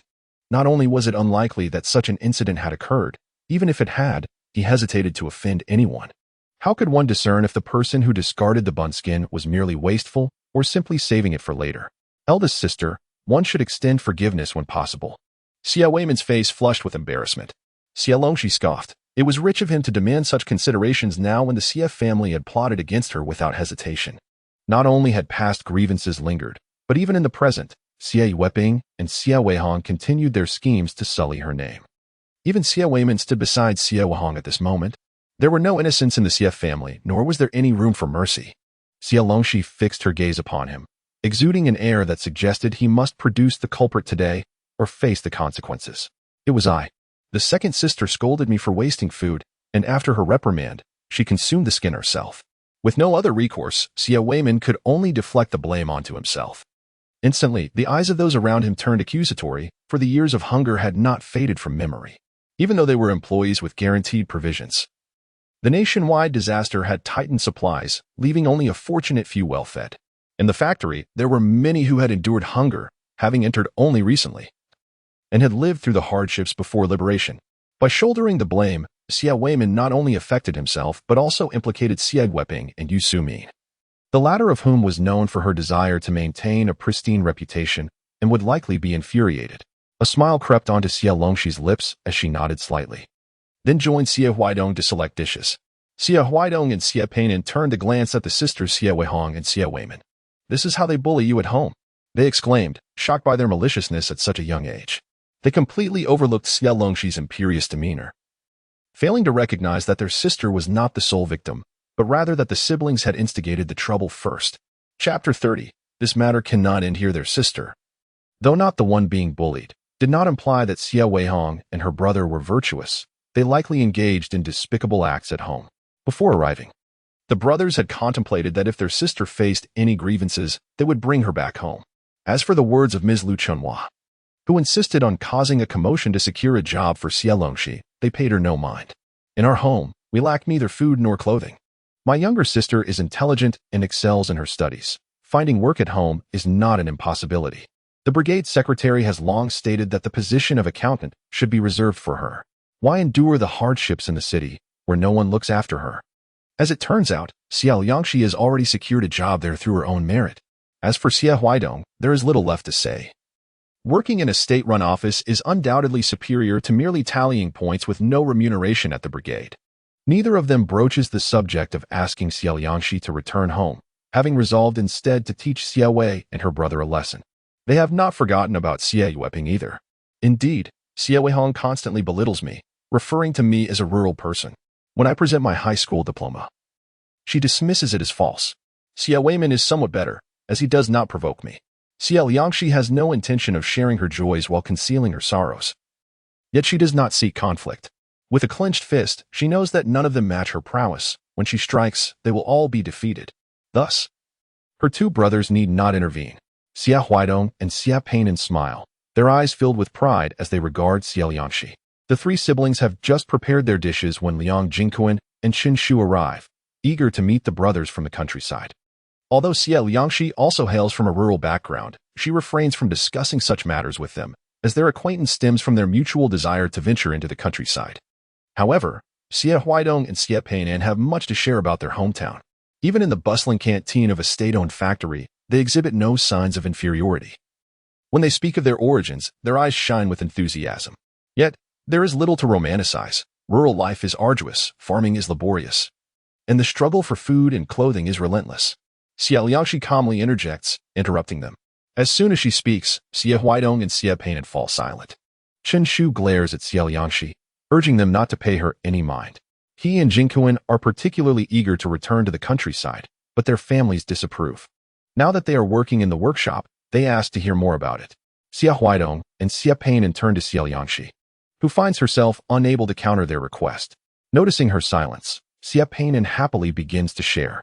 Working the fields is indeed exhausting. They have just finished the busy season of double harvests, but now they find themselves with some leisure time. The wild fruits on the mountain are nearly ripe, and everyone eagerly heads there, for the bounty of the mountains is abundant, while the produce from the mountains and fields is communal property, prohibited from being sold. Individuals are permitted to enjoy fresh produce and preserve it for later consumption. This visit to the city was facilitated by Xie Zhiguo and Lu Chunhua, who had prepared a plethora of items, most of which were intended for Xie Longxi. Their intent was somewhat tactical, yet they could not attend. Xie Weihong and Xie Weihong had boarded the train secretly, believing their parents had prepared everything, and thus brought nothing. Had they known their parents would not arrive, they would have carried more with them. They also lament the absence of small vegetables and fruits from their personal plots. Unfortunately, Xiaoxi was not home. A particular elder from their brigade is especially fond of Xiaoxi, whose grapes are notably sweet. Each year, he provides some for the supply and marketing cooperative, but only if Xiaoxi is willing to share. Every year, Xie Weihong enjoys the sweet grapes thanks to his sister, but this year, alas, the privilege is lost. Lu Dingyuan and Chen Shu listen with growing yearning in their eyes. Xie Longxi, feeling overwhelmed, is desperately trying to dissuade these two from their aspirations, while her elder brothers unwittingly stoke the flames. After dinner, had it not been for their responsibilities at work in the afternoon, Lu Dingyuan and Chen Shu would have lingered longer. They invite Xie Weihong and Xie Weihong to join them for a game of basketball after work, and the brothers, somewhat tempted, agree upon seeing that Xie Longxi has no objections. During the afternoon, you two should explore a bit, but wherever you go, do not stray apart. Bring the introduction letter and be cautious. I cannot rescue you this afternoon, Xie Longxi reminds them, as she too has to attend to work. Although she wishes to take a leave, they adamantly refuse, insisting that her job must not be compromised. Unable to accompany them, she cannot reasonably expect them to stay confined in the guest house. With only a few days in the city, they should indeed venture out to explore. Xie Weihong, throwing an arm around Xie Weihong's shoulders, reassures him, "Don't worry, we aren't foolish." Early that morning, in their hometown hospital, Uncle Xie made a trip to inform Xie Zhiguo and Lu Chunhua that Xie Longxi had safely arrived with her two elder brothers, the phone charges being exorbitant. Xie Longxi merely left a message without prompting them to call back. It sufficed to know she had arrived safely in the city. She also mentioned that she has now officially begun her work after passing the internal recruitment examination, asking them not to worry about her affairs. How could they not be anxious? Uncle Xie reflects. Just a letter has them fretting incessantly. Initially, they had not thought deeply, merely feeling that the Xie family was utterly shameless for their mistreatment. After all, regardless of having not raised her for a day, she is still their flesh and blood. However, with Xie Zhigua encountering repeated misfortunes, even the most oblivious could sense something amiss. This situation transcends mere shamelessness. The Xie family is committing crimes. The most lamentable part is that during the previous two incidents, they had been unprepared, and in the latest chaos that befell Xie Zhigua, no perpetrator was apprehended. This cannot end here. Lu Chuanhua's face darkens. Their intention was merely to support Xie Longxi, yet they face insurmountable obstacles. What would happen to Xie Longxi? A defenseless young girl, if she were to enter a den of wolves? The mere thought fills Lu Chuanhua with sorrow and regret. It was she who had driven her child away, pushing her into the fire. Do not blame yourself. This decision was made collectively. Xie Zhigua comforts Lu Chuanhua, with Uncle Xie nodding in agreement. We all share the responsibility. At that time, Xie Longxi had adamantly refused to acknowledge her biological parents, and they felt a sense of relief. Yet how could they bear to watch her forsake her future? In her letter, Xie Weihong pledged to care for Xie Longxi and to compensate for the negligence of her biological parents over the past 16 years. The relocation of her household registration is a testament to Xie Weihong's sincerity, leading them to believe he genuinely harbors guilt towards Xie Longxi. Who could have anticipated that they would intend for Xie Longxi to replace the daughter they had raised and send her to the countryside? The household was characterized by a kind father and a stern mother, and Xie Longxi was reluctant to leave, adamantly refusing to acknowledge the person who had abandoned her years ago. She dismissed all notions of city residency, employment, and government provisions, pleading with Lu Chuanhua not to forsake her. Lu Chuanhua's heart shattered, yet he bore the pain and assumed the role of the villain. Chapter 31. The leader of the production team, the two brothers, informed Xie Longxi of their intention to explore the city, ostensibly to broaden their horizons for the sake of boasting upon their return. In reality, they were clandestinely familiarizing themselves with the paths and terrain surrounding the family quarters and office buildings, as well as the vicinity of the electrical materials factory, traversing the area repeatedly. Thanks to their childhood adventures in the mountains and rivers, the brothers strolled tirelessly throughout the afternoon, feeling no fatigue. By the time Liang Jingyuan and Chen Shu finished work, they still had ample energy to engage in a game of basketball. Meanwhile, Xie Longxi found herself intercepted by Xie Weihong outside the office of the Educated Youth Service. Regrettably, she had been unable to secure the presence of her brothers. But given the circumstances, she needed to devise a remedy swiftly, ensuring that their distant guest would not leave without entering their home. Fortunately, her visitors were merely two naive young men, and Xie Weihong felt no trepidation. Xiaoxi, your brothers have arrived. They should at least be invited into our home. Father will soon go buy some fine dishes. You should lead them back for a reunion dinner, Xie Weihong said with gentle warmth.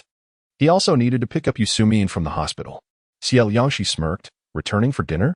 But the cafeteria has braised pig's trotters and stewed beef with potatoes today. And my brothers have hearty appetites. Perhaps it's best to eat at the cafeteria. I wouldn't want them to leave hungry. Xie Weihong gritted his teeth. I'll return later to the state-run restaurant and pack some dishes. Rest assured, I will ensure they eat well. Then what more is there to say? Saving on meal tickets while enjoying a good meal sounds splendid, Xie Longxi replied with a beaming smile. Xie Weihong, maintaining a serious demeanor, proceeded to the hospital to pick someone up, while Xie Longxi, in high spirits, headed to the playground to find her two brothers. When she arrived, they were already playing vigorously, their shirts discarded. Liang Jingyuan wore sports attire, while Xie Weihong and Xie Peinan donned old vests, the kind with holes. However, this did not detract from their charm on the court. The two brothers, tall and athletic, were a formidable duo. As they perspired, their sun-kissed skin glistened, and their muscles were prominently defined. The intensity of their efforts sent sweat flying as they ran. After a spirited game, discussions about the brothers began to circulate around Xie Longxi, who felt a swell of pride, her toes occasionally lifting off the ground, eager to announce that these were indeed her brothers. After an exhilarating match, as they concluded, the brothers frequently glanced back at the court and hoop. Xie Weihong inquired, Xiaoxi, wouldn't the front yard of the brigade headquarters be quite suitable for installing a basketball hoop? Not only did their brigade lack a basketball court, but even the commune's middle school did not possess such facilities. To play, one had to travel to the county's high school, where a court was available. Xie Longxi was taken aback. Eldest brother? Before I came to Hu City, the leader of our production team was about to retire, and they were selecting a new leader. All three of us siblings had graduated from high school, and your name was mentioned at that time. Does this mean you were elected? She asked. Indeed, I was elected. Once the autumn harvest concludes, I shall assume my duties, concurrently serving as the brigade's accountant. Xie Weihong observed Xie Weihong's sudden demeanor and couldn't help but chuckle. In this day and age, it is rare to find educated officials, even in communes and counties, let alone in a brigade. Xie Weihong, being so young, has a promising future ahead of him, especially with Xie Longxi providing guidance. In his previous life, the siblings shared a deep chasm, meeting only a handful of times, and even then, their conversations were sparse. By that time, the Xie family had already fallen into disarray, nearing ruin, and Xie Longxi was unaware of these developments. Has the appointment been secured? Xie Longxi inquired, her eyes gleaming with joy. Xie Weihong held the pose for a mere few seconds before reverting to his usual demeanor, exuberantly responding, not yet, but it should be confirmed within a few days. Upon hearing this, Xie Longxi's brows furrowed. Do not fret unnecessarily. Our elder brother is favored by the commune's secretary. It is a certainty. Xie Weihong ruffled Xie Longxi's hair. Xie Longxi relaxed somewhat, yet she remained cautious, voicing her concerns about the potential interference from the Xie and Yu families, given their father's past experiences. Initially, Xie Longxi had intended to keep them longer, but now she reconsidered. They had all gathered downstairs, and Xie Longxi led them to send an urgent telegram. Given the late hour, making a phone call for anything less than an emergency would be futile. The operator would only relay messages the following day. What she needed to convey could not be easily communicated over the phone, and scheduling a call would also have to wait until after work the next day. Thus, sending an urgent telegram was the most feasible option. Through the telegram, Xie Longxi aimed to ensure her family's safety while also safeguarding Xie Weihong's work from potential sabotage by the two families. Xie Weihong gazed at the operator at the nearby counter, lost in thought, pondering his own aspirations. When the brigade sought candidates, he had been consulted, but he had declined, finding the work tedious and mundane. Now, however, he seemed to grasp what he could pursue. Brother, wait here for Xiaoxi. I shall inquire about something over there. Xie Weihong approached the counter, addressing the attendant. Hello, I would like to know the requirements for becoming an operator. The young man at the counter regarded Xie Weihong without any condescension. After a moment's contemplation, he replied that it was preferable for candidates to be former communications soldiers, as they were generally exempt from recruitment. For those applying, a high school diploma was necessary, along with a pleasing appearance, a suitable voice, and a strong memory. Anyone unable to memorize phone numbers would not be considered. Xie Weihong expressed his gratitude and diligently noted the information. He understood that these were the basic prerequisites. One must first meet these standards before contemplating other matters. By the time Xie Longxi completed the telegram, Xie Weihong had leaned against Xie Weihong for some time. After a long day and an extended period of playing ball, even the most energetic individuals would feel fatigued. Meanwhile, at the Xie household, Yu Sumin looked at the cooling dishes on the table, feeling a surge of frustration. What time is it? And still no sign of him. Initially pleased when she saw Xie Weihong return from the restaurant with takeout, believing it was in celebration of her discharge, she soon learned that it was due to visitors from Xie Longxi's side of the family. The Xie family has cultivated such a gloomy disposition in Xie Longxi, and she has yet to settle scores with them. Now, they arrive, and she is expected to go to such lengths to entertain them. How could Yu Sumin possibly comprehend this? In a fit of frustration, she abandoned her cooking altogether. Consequently, the meal was prepared by Xie Weihong, which only further incensed Yu Sumin. In rural areas, children begin cooking by the age of 3, and Xie Weihong was no exception. Although he possessed considerable culinary skills, he rarely took to the kitchen, not even for her parents when they visited. After all, they were merely a couple of young rascals, hardly even relatives. Xie Weihong paid her no mind, engrossed in reviewing Xie Weihong's summer homework, something he typically disregarded. It wasn't just him. Yu Sumin also seldom monitored their studies, as most parents these days tended to overlook their children's education. However, today was an exception. With nothing else to occupy his time, he found himself idly seeking out tasks. Just as he was scrutinizing an essay, a knock resounded at the door. Xie Weihong remained unperturbed, while Yu Sumin, fuming, stormed to the door, wondering where they had been, and why they had not informed her of their arrival so that she could greet them at the station. Chapter 32. 1,000 Threads. Yet flattery remains unseen. The young woman at the door was momentarily taken aback by the reprimand, her smile frozen in shock as she stared at Yu Sumin. Realizing her mistake upon seeing her niece, Yusumin's displeasure swiftly transformed into joy. She pulled her niece close, inspecting her from head to toe, exclaiming, "I was scolding you. When did you arrive? Why didn't you let your aunt know? I could have come to pick you up." The affection in Yusumin's eyes for her niece was palpable. Xie Weihong and Xie Weihong, hearing the commotion, squeezed their way over. "Sister Qinghua, what brings you here? Don't just stand at the door. Come in." The siblings jostled forward, one linking arms with Yuqiwa while the other bent down to lift her luggage from the ground. Yuqiwa had brought a considerable amount of belongings, including a bulging canvas bag and a nearly unclosable snakeskin bag, all items sent from her hometown. Xie Weihong struggled momentarily with the load, but fortunately, Yusumin was nearby to assist, and together they managed to bring it inside. "Why have you brought so much?" Yusumin inquired, casting a glance at Xie Weihong. She compared the generosity of her maternal family with the leech-like behavior of her in-laws, who invariably arrived empty-handed, only to leave with their hands full after feasting. "My mother prepared it all. If it weren't for me managing it alone, I wouldn't have been able to carry it all. She could have even sent me 2 more snakeskin bags," Yu Qinghua said, wiping her brow. "Uncle, my mother heard you've had headaches, so she specifically raised some ducks for you. When you return home for the new year, you can enjoy the duck heads, which she claims are remarkably effective for headaches." Yusumin had married well, living a life of luxury, and the Yu family relied on her to share even a morsel of her good fortune. Naturally eager to please her, they were particularly considerate of Xie Weihong, her husband, who held a position of authority. In response to this bright and articulate niece, Xie Weihong's gaze softened slightly. "Please extend my gratitude to your mother."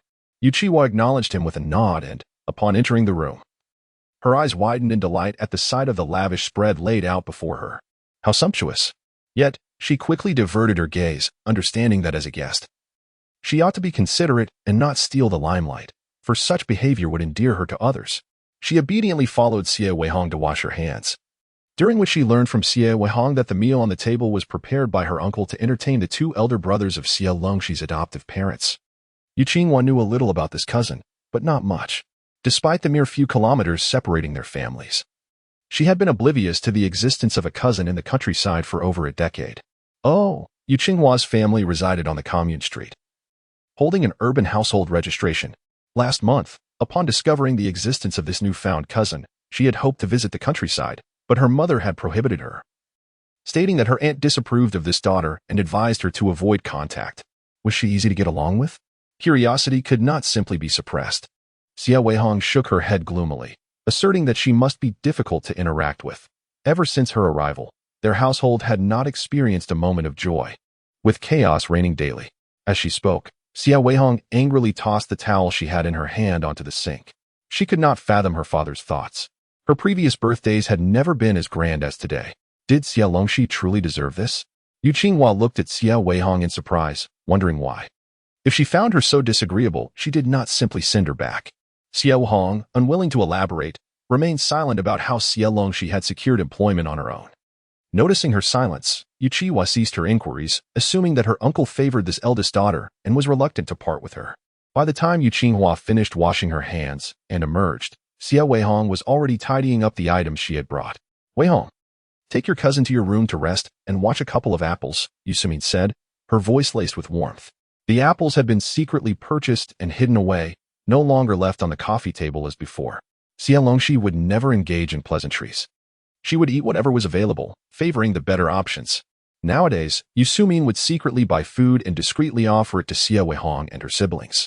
Xie Weihong chirped a response, and as Yu Qinghua followed her into the room, she realized that this space had once belonged to Xie Weihong's father. Lacking the light and spaciousness of the other room, Yu Qinghua was taken aback. Had they even taken her room? Once Xie Weihong had tidied up and concealed everything, and with Xie Longxi still absent, she suggested to Xie Weihong that they should let Xie Weihong and Yu Qinghua eat first, as the food was getting cold. However, Xie Weihong disagreed, and the matter was dropped. Although they spoke in hushed tones, their conversation was still audible to Xie Weihong's room. Yu Qinghua, overhearing, noticed Xie Weihong's expression darken, and her disdainful demeanor added a layer of caution to her curiosity about the cousin she had yet to meet. The person her uncle valued could not be taken lightly. Logically, she should align herself with Xie Weihong and her siblings. But how to balance the situation was something she had to navigate herself. After contemplating for a moment, Yuqiwa sighed softly, casting a discreet glance at Xie Weihong. Realizing that her cousin was quite petty, and it would be unwise to attempt to please both sides, she could only strive to avoid offending her elder cousin. They waited until nearly 9 o'clock before Xie Longxi and her companions finally arrived. "You're back. Sit down quickly, let us heat up the dishes, and start eating." Xie Weihong enthusiastically organized the gathering, also calling Yuqiwa to introduce her to Xie Longxi and the others. In the eyes of Xie Weihong and Xie Peinan, tonight's dinner resembled a banquet at Hongmen, and Xie Weihong harbored no good intentions. Their task for the evening was simply to enjoy a hearty meal, without any other concerns. However, they could not neglect their duties. When the dishes were ready, Xie Peinan eagerly pulled Xie Weihong to help serve the food, meticulously placing each dish on the table. Xie Weihong repeatedly declined their offers, insisting they sit and wait for dinner, but to no avail. "Your parents have truly raised you well, unlike Wei Hong and Wei Min, who have been spoiled by us," Xie Weihong remarked with a smile. "One can never flatter too much. One should never strike a smiling face." Unexpectedly, upon hearing this, Xie Peinan cast a quick glance at Xie Longxi, reflecting on how fortunate the younger siblings were. Originally, Xie Longxi should have received their parents' affection. Yet they had been abandoned by the river, left to fend for themselves. How was Xie Weihong to respond to such a sentiment? "Uncle, the dishes are ready. Please come and eat." Fortunately, Yuqiwa arrived just in time to alleviate Xie Weihong's awkwardness, prompting him to sit at the table and invite everyone to dine. Only when Xie Weihong began to eat did Xie Weihong and Xie Peinan lift their bowls.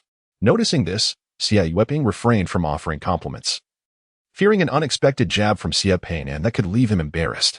Meanwhile, what Xie Weihong mistook as good upbringing was, in fact, the brother's apprehension that he might poison the food. They had served the dishes themselves, watching him eat before feeling reassured. The brothers signaled to Xie Longxi that she could begin her meal. Observing their furtive glances, Xie Longxi felt a smile creeping upon her lips. Xie Weihong was not foolish enough to poison someone else's food at a dinner. He preferred to plot in the shadows, distancing himself from any wrongdoing. "This is delicious," Xie Weihong exclaimed, deftly serving Xie Longxi the largest piece of pig's trotter.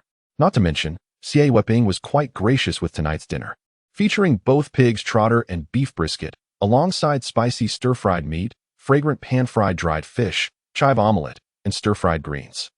The pig's trotter had been brought back from a state-run restaurant, thoroughly cooked initially and then reheated, making it even more aromatic. A single bite revealed a delightful gelatinous texture, tantalizing the palate. After serving the pig's trotter, Xie Weihong generously ladled a generous spoonful of beef brisket, complete with broth, for Xie Longxi. Yu Sumin watched with a twitching eye, wanting to say something, but the Xie brothers maintained decorum at the table, not carelessly grabbing food or chewing noisily. Serving Xie Longxi was not out of place, as Yu Sumin also served her niece and children. It truly made her envious of her younger siblings. Such delectable pig's trotter was a rare treat in the countryside. Originally, she should have been like her siblings, adorned in fine clothing and able to enjoy such culinary delights periodically. Now that we finally have a meal, my hands are still too short. If my elder brother were not here, I wouldn't he even get a chance to grab any food. What shall I do in the future?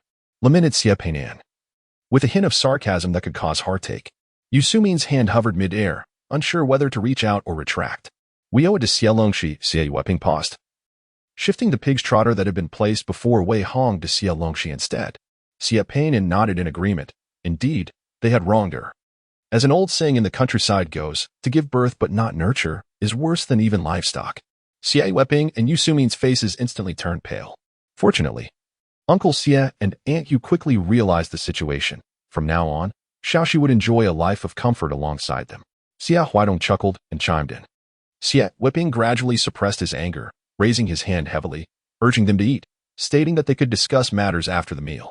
It was only then that Xie Weihong and Xie Peinan fell silent, hastening their dining. By the end of the meal, the pot in the Xie household was left completely empty, with the primary contributors being Xie Weihong, Xie Peinan, and Yuqiwa.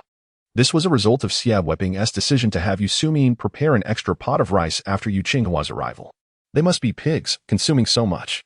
Xie Weihong went to serve rice and found the pot scraped clean, her expression darkening instantly. Just then, Yuqiwa entered for a drink, her face flushing upon hearing this comment.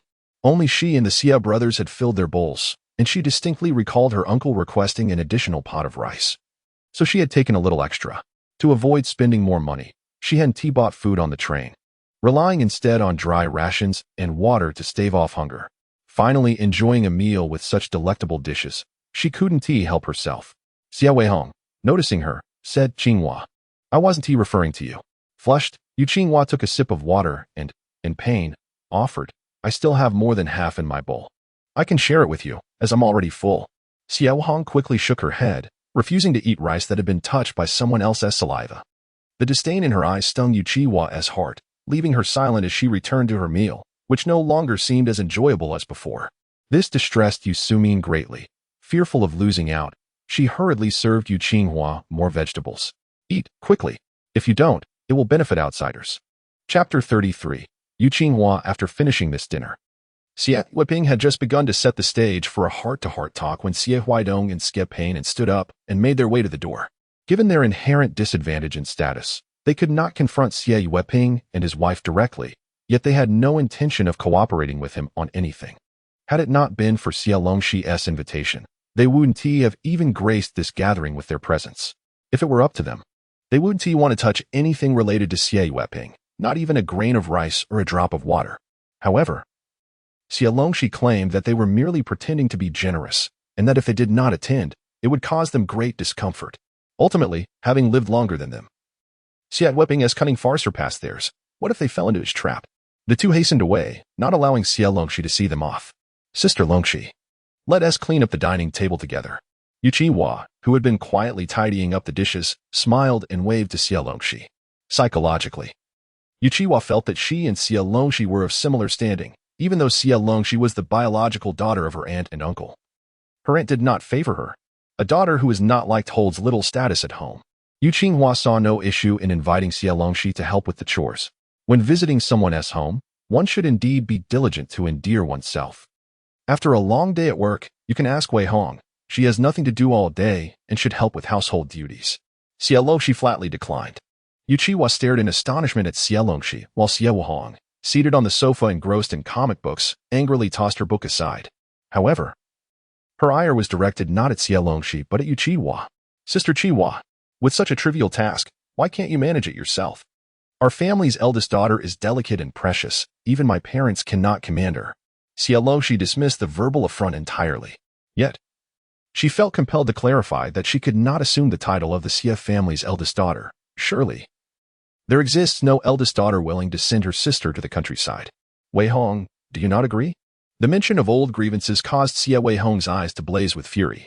It was clear that Xie Longxi had already secured a position at the factory, while it was she who was to be sent away. "Then why haven't you left?" Xie Weihong cast a disapproving glance at Xie Weihong.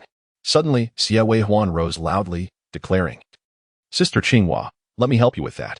He hurriedly picked up the comic book and thrust it into Xie Weihong's hands, urging her to sit down. "Sister, read your book." Turning to Xie Longxi, he added, "Eldest sister, after a long day's work, you should retire to your room and rest."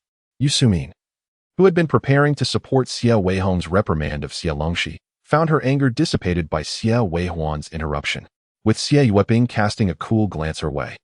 Yu Sumin opted to emulate his indifference. "Xie Weihong is still young. Do not regard her with such disdain." When Xie Weihong went to brush his teeth, Yu Sumin followed him, lowering her voice to speak. "That look, so clearly implying foolishness, is a thorn in my throat. You cower before the strong and bully the weak. How do you expect me to regard her?" Xie Weihong's tone was frigid. The contrast only deepened his disappointment. He never failed to mention that Xie Longxi, who had never been nurtured, managed to graduate high school and pass the internal examination. But what of Xie Weihong? Surely, the teachers at the children's school were superior to those in the countryside, and she had never defaulted on her tuition. Yet, what had she accomplished?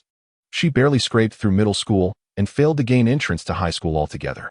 Indeed, only a little over 30 students from the children's factory had qualified for high school. Why could there not have been one more Xie Weihong among them? If she had been capable of entering high school, would her current situation be so dire? She does not understand. You must teach her. You disdain her from the outset. Offering no guidance, how can she ever learn? Yu Sumin felt an overwhelming urge to bite Xie Weihong. In the past, he had regarded her in a similar manner, though he quickly masked it. Yet, after years of marriage, how could she not perceive it? The thought pierced her heart, nearly compelling her to unleash a torrent of harsh words. The most painful wounds are often inflicted not by enemies, but by those we love. our partners, family, and friends. Unaware of Yusumin's anguish, Xie Weihong merely questioned, I would teach her, but does she possess the intellect to learn? She has followed your family's example, showing no desire for improvement. With that, he shut Yusumin out, leaving her outside the bathroom door. Xie Longxi, uninterested in the couple's private discourse, pondered why Yuqiwa had come at this moment. In her past life, Yuqiwa had never appeared before she was forcibly sent to the countryside. Yuqingwa is expected to arrive next year. Upon reaching the Shanghai market, due to her adeptness at handling rural affairs, she was introduced by Yusumin to work as a caregiver for an elderly individual with limited mobility. She devoted herself to the care of this elder for 6 long years, appearing honest and straightforward, without any ulterior motives. Ultimately, she transformed her role and became the new daughter-in-law of the elderly person. Xie Longxi, upon returning to the city, fortuitously met his exceptional ex-wife, only then realizing that Yuqingwa had sown discord between the elderly individual and their couple, leading to conflicts among the spouses, mother-in-law and daughter-in-law, and the mother and son. During their years of marriage, the ex-wife even suffered the loss of 2 unborn children. She had never suspected Yuqingwa until the latter, through her former mother-in-law's connections, married her ex-husband, prompting the ex-wife to piece together the details she had previously overlooked. Each miscarriage coincided with the consumption of soup made by her mother-in-law. However, given the frail condition of the mother-in-law, who relied entirely on Yuqingwa for her daily needs, it seemed implausible that she could have prepared the soup herself. It was evident that Yuqingwa had manipulated the situation. Unfortunately, without evidence, the ex-wife, weary from years of torment, chose not to seek revenge. Yuqingwa, too, faced her own retribution. Her husband, a professor, had married her out of obligation to his mother, lacking any affection for her and sharing no common ground. As soon as the elderly individual passed away, he sought a divorce, refusing to acknowledge the children Yuqingwa bore. Before the divorce, he returned the unit he had received from work and, once the marriage was dissolved, swiftly packed his belongings and left for abroad, never to return for many years. Yuqingwa, left to fend for herself and her children, sought assistance from Yusumin. However, at that time, Yusumin was hardly in a position to help. Xie Weihong was serving time in prison, having just completed a 2-year sentence, while Xie Weihong refused to acknowledge her for the shame she brought, and Xie Weihong was struggling abroad, relying on her for financial support. In the end, whether Yuqingwa remained in Shanghai or returned to her hometown remained unclear to Xie Longxi, as she had little interaction with Yuqingwa and was not particularly concerned about her fate. Occasionally, she heard from the ex-wife that Yuqingwa was excessively indulgent towards her son, strictly overseeing his studies, hoping he would achieve greatness to gain his father's favor and secure a share of the family fortune. Conversely, she was harsh with her daughter, pressuring her to work early on to support her brother's education and her own expenses. One could surmise that her future would not be particularly bright. Chapter 34. Not without options. After calming her emotions, Yusumin inquired in the kitchen how Yuqingwa came to be there. This year, due to matters requiring attention in the countryside, both she and Xie Weihong had gone to their hometown, preventing any visit to Shanghai. Previously, caught up in her happiness, she had not asked for specifics. Yuqingwa shyly lowered her head, stating that her grandmother suggested she seek out her aunt since she had reached an age where remaining at home seemed unambitious. Meanwhile, unbeknownst to Yuqingwa, the families of Xie and Yu had received a call from Xie Weihong, urging them to prevent Xie Zhigua and Lu Chunhua from traveling to Shanghai. Uncle Yu not only participated but also, upon hearing that the plan to replace someone had fallen through, thought about how Xie Longxi was able to stay in Shanghai. After consulting with Grandma Yu, he decided to send Yuqingwa off on the train. Yuqingwa actually has a twin sister, but that sister has always been taciturn and honest, lacking the cleverness and wit of Yuqingwa. After much deliberation, the family decided to send Yuqingwa ahead to pave the way. If Yusumin could persuade Xie Weihong to allow Yuqingwa to remain in the city, they would then devise a plan to bring her sister over. However, Yuqingwa had no desire for her sister to join her. Among their peers, having one successful individual sufficed, much like her aunt, who received the family's adulation. Too many would render that success less valuable. Yuqingwa's goal in coming to the city was undoubtedly to stay. Nevertheless, she couldn't afford to thrive too much in the initial years. She had to wait until her sister married back home before she could truly settle. Aunt, please don't put me in a difficult position. If you could find me a job, that would be splendid. If not, I shall return home in a couple of days. Yuqingwa's expression was one of embarrassment. Yusumin felt somewhat troubled, but her niece's understanding nature, coupled with the responsibility entrusted to her by Yuqingwa's mother, led her to ponder seriously. Could you manage as a nanny? Yu Qinghua was considerably older than Xie Weihong, making her easier to place in a role. Xie Weihong's age was indeed awkward. She was neither ready for marriage nor old enough to work, lacking both experience and education. While a nanny did not require formal qualifications, one needed to be capable and down-to-earth. With Xie Weihong's disposition, which was such that she would not even help herself, it was implausible for her to care for others. Yu Qinghua, on the other hand, was different. As long as she was willing, finding work would not be a challenge. She was competent. Yu Qinghua's determination to stay in the city was resolute, and she was open to any opportunity. She had already gathered considerable insight into her aunt's situation.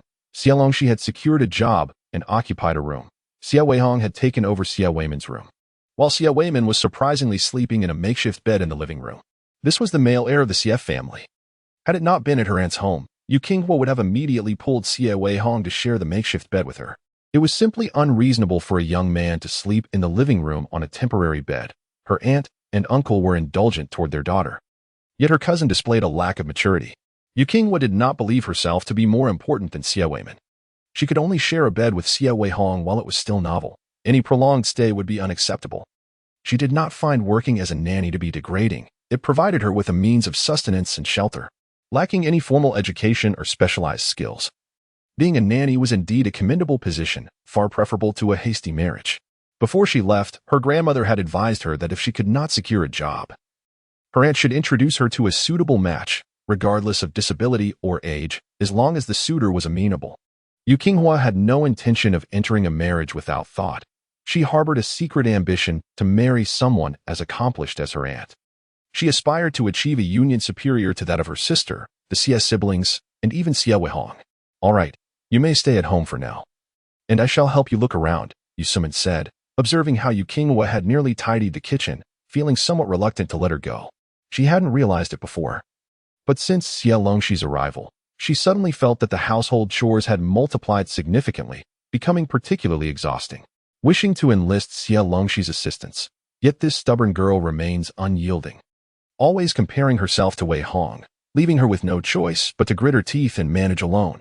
Today, upon Weikung's arrival, she remarked that the pile of dishes would normally cause YSMN to feel overwhelmed, yet within a short span, Weikung had tidied most of it.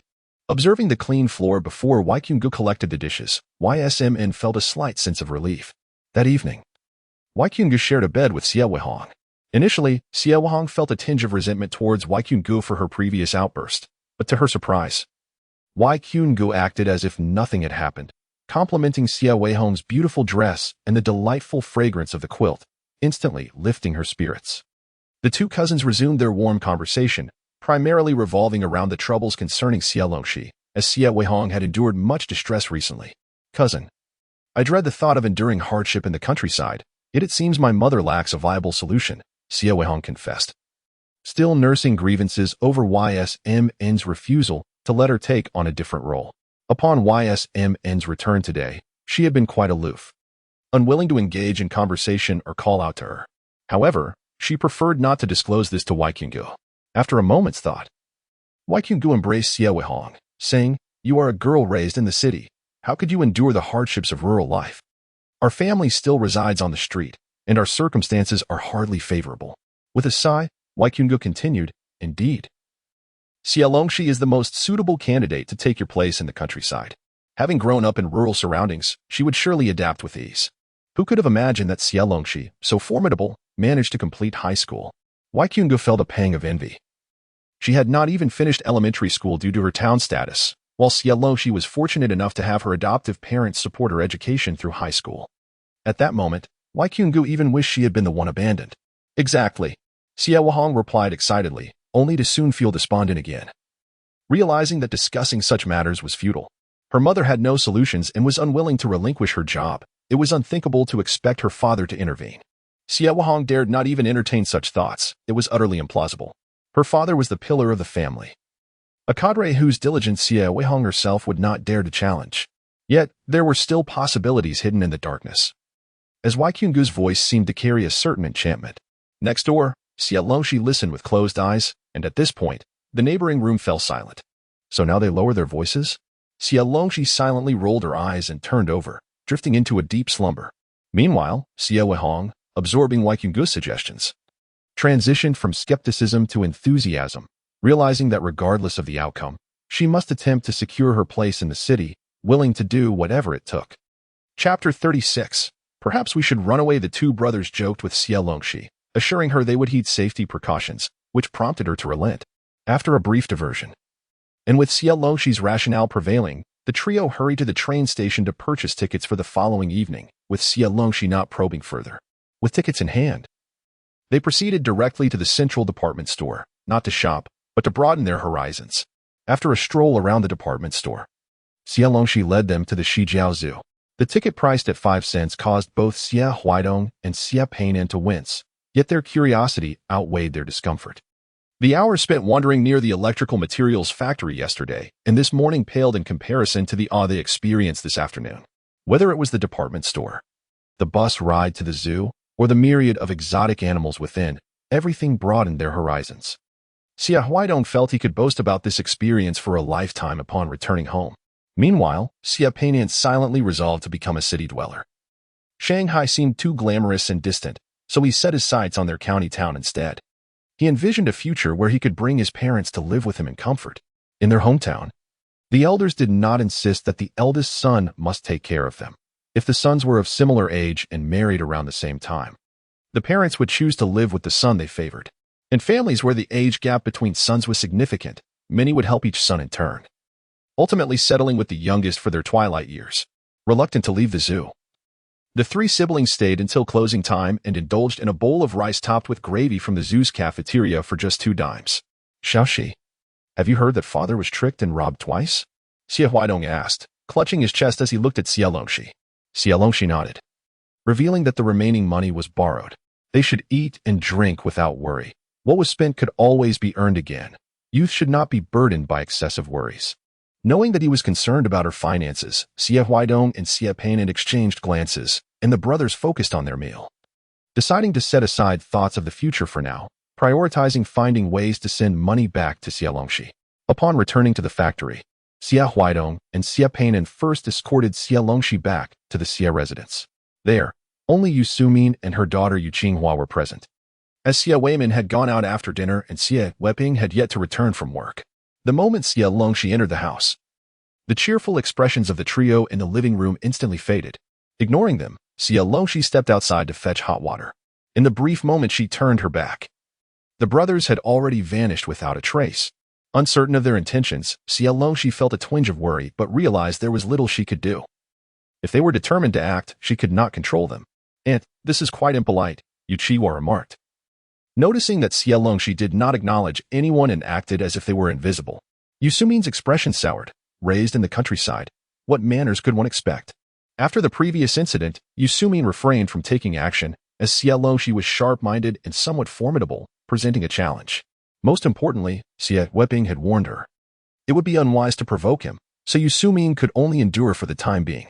She glanced at the smiling Yu Qinghua and thought that if worst came to worst, she might have Yu Qinghua take over Yu Weihong's responsibilities in the countryside.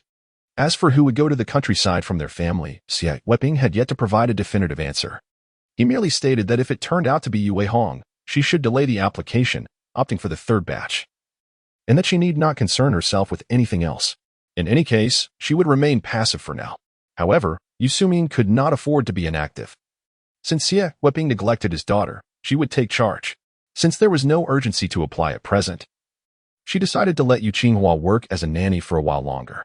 Just as Yu Qinghua also holds a rural household registration, she can directly move to the countryside without needing to change her registration. Later, she can devise a plan to arrange a temporary job for Xie Weihong in a nearby suburban county, which should help them evade scrutiny. As for whether this will affect Xie Weihong's career, Yu Sumin is no longer concerned. This time, she dares not expose her intentions directly, fearing that Yu Qinghua might resist and create a stir. "Don't worry about her. I have a job for you to check out tomorrow. Get to bed early and avoid chatting with Weihong until midnight. Tomorrow, prepare yourself and go out with me," Yu Sumin said, gently stroking her niece's cheek. She felt she had no other choice. If only it had been Xie's niece who had come, instead of her own niece arriving in the city. It seems to be fate. Yu Qinghua's face lit up with joy. As long as she could secure a job, she could remain in the city. She was completely oblivious to the shift in her aunt's gaze. As for Xie Weihong, she did not, as usual, speak ill of Xie Longxi. Yu Sumin was too preoccupied to notice. Had she paid attention, she would have easily discerned that Xie Weihong was harboring secrets. In the living room, 3 individuals sat, each with their own thoughts. Xie Weihong and Xie Weihong met with Lu Dingyuan and Qin Shu at the factory gate. The 4 did not enter the factory. Instead, they headed toward the city. Behind an abandoned building, Wan Sui sat with a troubled expression on what remained of a wall, while Su Haifeng, expressionless, smoked nearby. We're in deep trouble now, Brother Hai, Wan Sui muttered, as if by saying more, he could alleviate his dread. They were initially part of an organization of external personnel, completely unaware of anything. Whatever tasks were assigned to them, they would blindly carry them out, reassured that they would reap the benefits. Their lives were meant to proceed smoothly until they encountered Xie Longxi. First, they had alerted her about the individuals being targeted, leading to their capture. And now they were tasked with gathering information for her. It would have been better had they not inquired. The revelations nearly frightened them to death. We won't be discovered, will we? We want to be caught and forced to work in illegal mines, right? I was just wondering why Daming suddenly disappeared, just the night before. He sent me wedding candy, saying he was getting married and wanted to live well. Wan Sui tugged at his hair, his mind in turmoil. He never imagined that his elder brother, along with his associates, was involved in such illicit activities. If the police caught them, they would face imprisonment. And if their superiors discovered their disloyalty, they might be conscripted. Death awaited them on both fronts, and they had unwittingly become spies, compounding their guilt. Stop worrying. It gives me a headache, Su Haifeng said, having learned the truth only after investigating, realizing he had nearly strayed onto a dangerous path. What if we just escape? They won't find us, and Brother Yang won't know we've betrayed him. We could go far away, Wan Sui suggested, tugging at his hair again. Su Haifeng extinguished his cigarette. Let's go then. My parents don't matter, but what about you? Wan Sui lowered his head. He had followed Brother Yang in hopes of providing a good life for his parents, so he could never abandon them to flee. Get up, they're coming, he urged. Chapter 37. Caution is the key to longevity. The 6 of them met, feeling somewhat unfamiliar with one another. Primarily, Su Haifeng was a stranger to the 2, while Wan Sui was somewhat better off, as he had shared a camaraderie with Lu Dingyuan and Qin Shuquan while cycling just the day before. Brother, thank you. Xie Weihong and Xie Weihong, both of affable disposition, approached and playfully nudged Su Haifeng's shoulders. They were already well aware of the situation. Had it not been for their timely warning, their brothers would still be oblivious to where they had been taken. Reflecting on Xie Longxi's unsettling words, the brothers shuddered, an inexplicable pain gripping their lower backs. Such talk of youth, vigor, and breeding was nothing short of dehumanizing, reducing individuals to mere livestock. Su Haifeng felt a twinge of embarrassment and replied, I cannot accept your thanks, had it not been for Shaoxi. Wan Sui and I might have strayed down a dark path. Before he could finish, he was met with 4 pairs of inquisitive eyes. It seemed Xie Longxi had not divulged how they had come to know each other. Su Haifeng, meanwhile, felt Wan Sui discreetly shift a few steps aside. Fortunately, there was still business to attend to that night, just as Su Haifeng prepared to offer a subtle explanation. The door of the red brick house behind them swung open with a creak. A warm yellow light spilled forth as several unsteady men emerged, the leader among them being Brother Yang. The 6 of them instinctively recoiled into the shadows, momentarily evading danger. The group had clearly indulged in a considerable amount of alcohol. The scent of liquor lingered even from a distance. Su Haifeng was about to pursue them, eager to atone for his previous missteps, when Xie Weihong restrained him with a subtle gesture. The leader is feigning drunkenness, he whispered, his voice barely audible. Despite the gentle breeze that could easily drown out his words, Brother Yang glanced in their direction, prompting all 6 to hold their breath. Thankfully, from the illuminated area, the darkness concealed them adequately. Yang shook his head and ambled away, his companions draped over him in camaraderie. The place they occupied had once been a street pastry factory, which had since fallen into disrepair and was now repurposed by another street factory as a storage space, with Yang serving as the warehouse manager. This locale had become their stronghold. According to Su Haifeng's observations over the past few days, Brother Yang and his crew were likely en route to their next rendezvous. Their existence was a true embodiment of hedonism. They spent the majority of their days in slumber, the warehouse being overseen by an elderly man well past the age of 60, while their nights were consumed by drinking, gambling, and visiting brothels. Is he still sober? Or is he pretending? Wan Sui wondered, his apprehension palpable. Beyond mere guilt, he was overwhelmed by fear. He had heard tales of their ruthless tactics. If they executed their assigned tasks well, a handsome reward awaited them: fine tobacco, exquisite liquor, and even women. Yet, Wansui had been unaware of the nature of those women until now. Previously lost in a haze, he had only focused on the immediate, but in recent days, clarity had dawned upon him, instilling a sense of trepidation. The retribution for betrayal was notoriously brutal, with punishments ranging from the amputation of fingers and toes to severing limbs, affecting even loved ones. And even then, escape was futile. One was doomed to continue serving. The specifics of this servitude were beyond their short time to uncover. These individuals had no regard for any chivalric code. For now, let us refrain from pursuing them. We can wait a while longer to follow up. As their favored haunts are quite limited, Su Haifeng stated, feigning indifference. Yet even if he manages to extricate himself, what can he truly accomplish? His job is gone. And had he been able to find employment, he would not have mingled with the likes of Wansui and these people. Ultimately, he is left without support. And it is not merely to assist Xie Longxi. With a glance at Xie Weihong and Xie Peinan, Su Haifeng felt a twinge of bitterness mixed with a hint of solace. Fortunately, Xie Longxi and he are not entirely alike. At least her adoptive parents and brothers treat her well. Once they had distanced themselves, the six departed first, unbeknownst to them, just as they left. Brother Yang made a sudden return. Gazing at the desolate alley, Brother Yang shook his head, slightly dazed from the alcohol, and chuckled at himself for being overly dramatic. Brother Yang, you are simply too cautious. Who would dare come here to guard us? Do they have a death wish? Beside him, a brother stumbled, clearly intoxicated. Recent defeats had dampened their spirits. Brother Yang smiled faintly, remaining non-committal. Better to be careful. Let us go. Xie Longxi waited at the cafeteria entrance that morning. Not only for the listless Xie Weihong and Xie Peinan, but also for Lu Dingyuan and Qin Shu, who bore similar expressions. Did you all go thieving together last night? Xie Longxi stood atop the steps, looking down at the four. They instantly sobered, exchanging glances before shaking their heads in unison. Xie Longxi surveyed them briefly, refraining from pressing further, and turned to enter the cafeteria, prompting the four to hastily follow. Yuqiwa and Xie Weihong also came to the cafeteria for fried dough cakes. Upon spotting Xie Longxi and the five others, their gazes immediately fell upon Lu Dingyuan and Qin Shu. Who are they? The Xie brothers were already familiar, and Yuqiwa had little interest in them. It's Lu Dingyuan and Qin Shu. Xie Weihong's tone dripped with envy.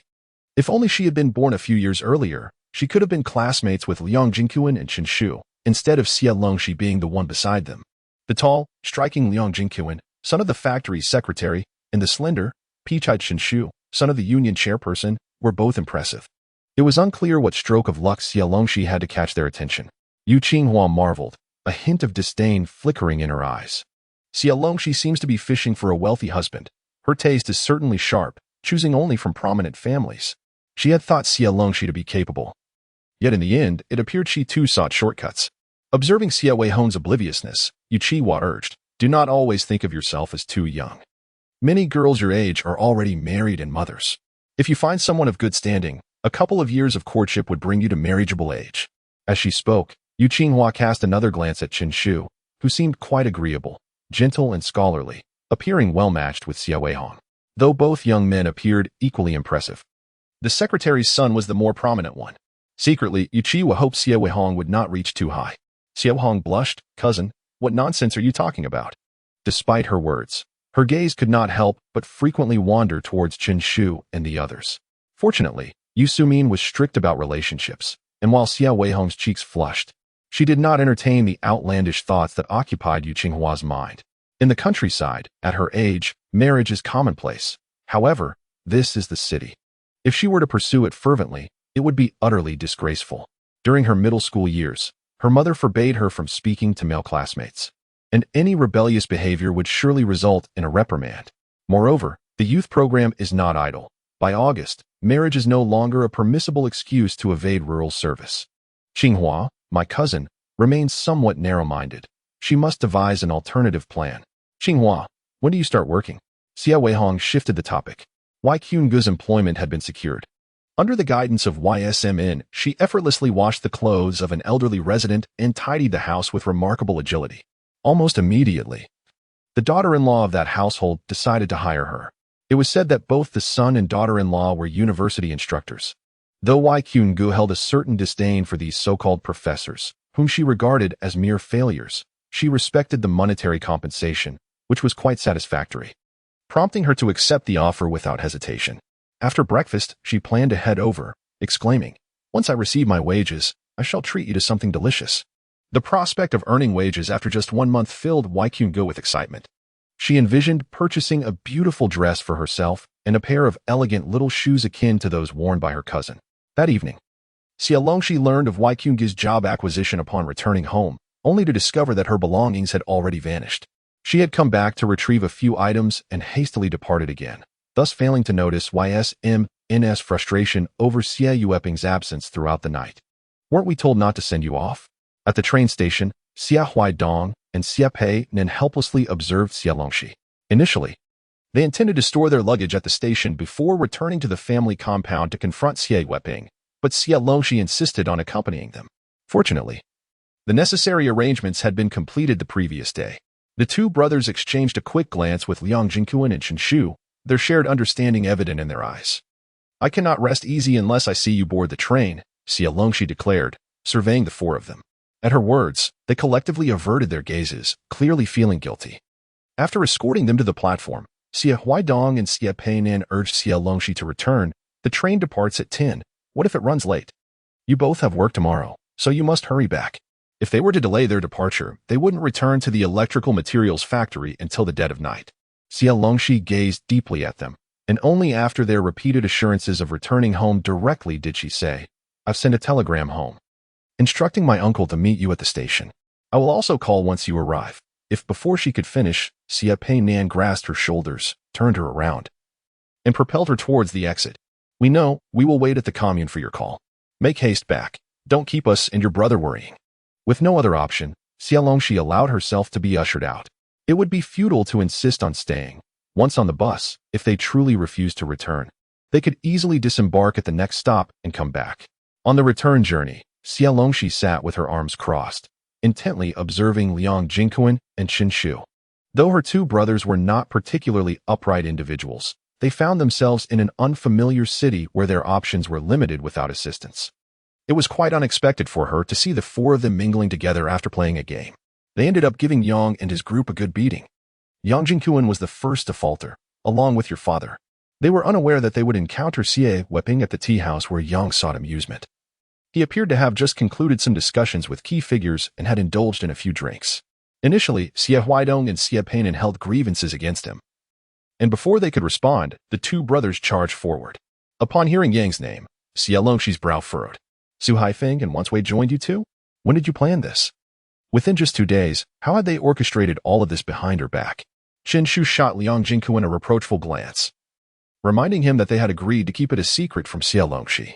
Yet, having already divulged the information, he continued, "The day before yesterday afternoon, Dingyuan and I took a leave just to seek out Wanswei. Through him, we got in touch with Su Haifeng.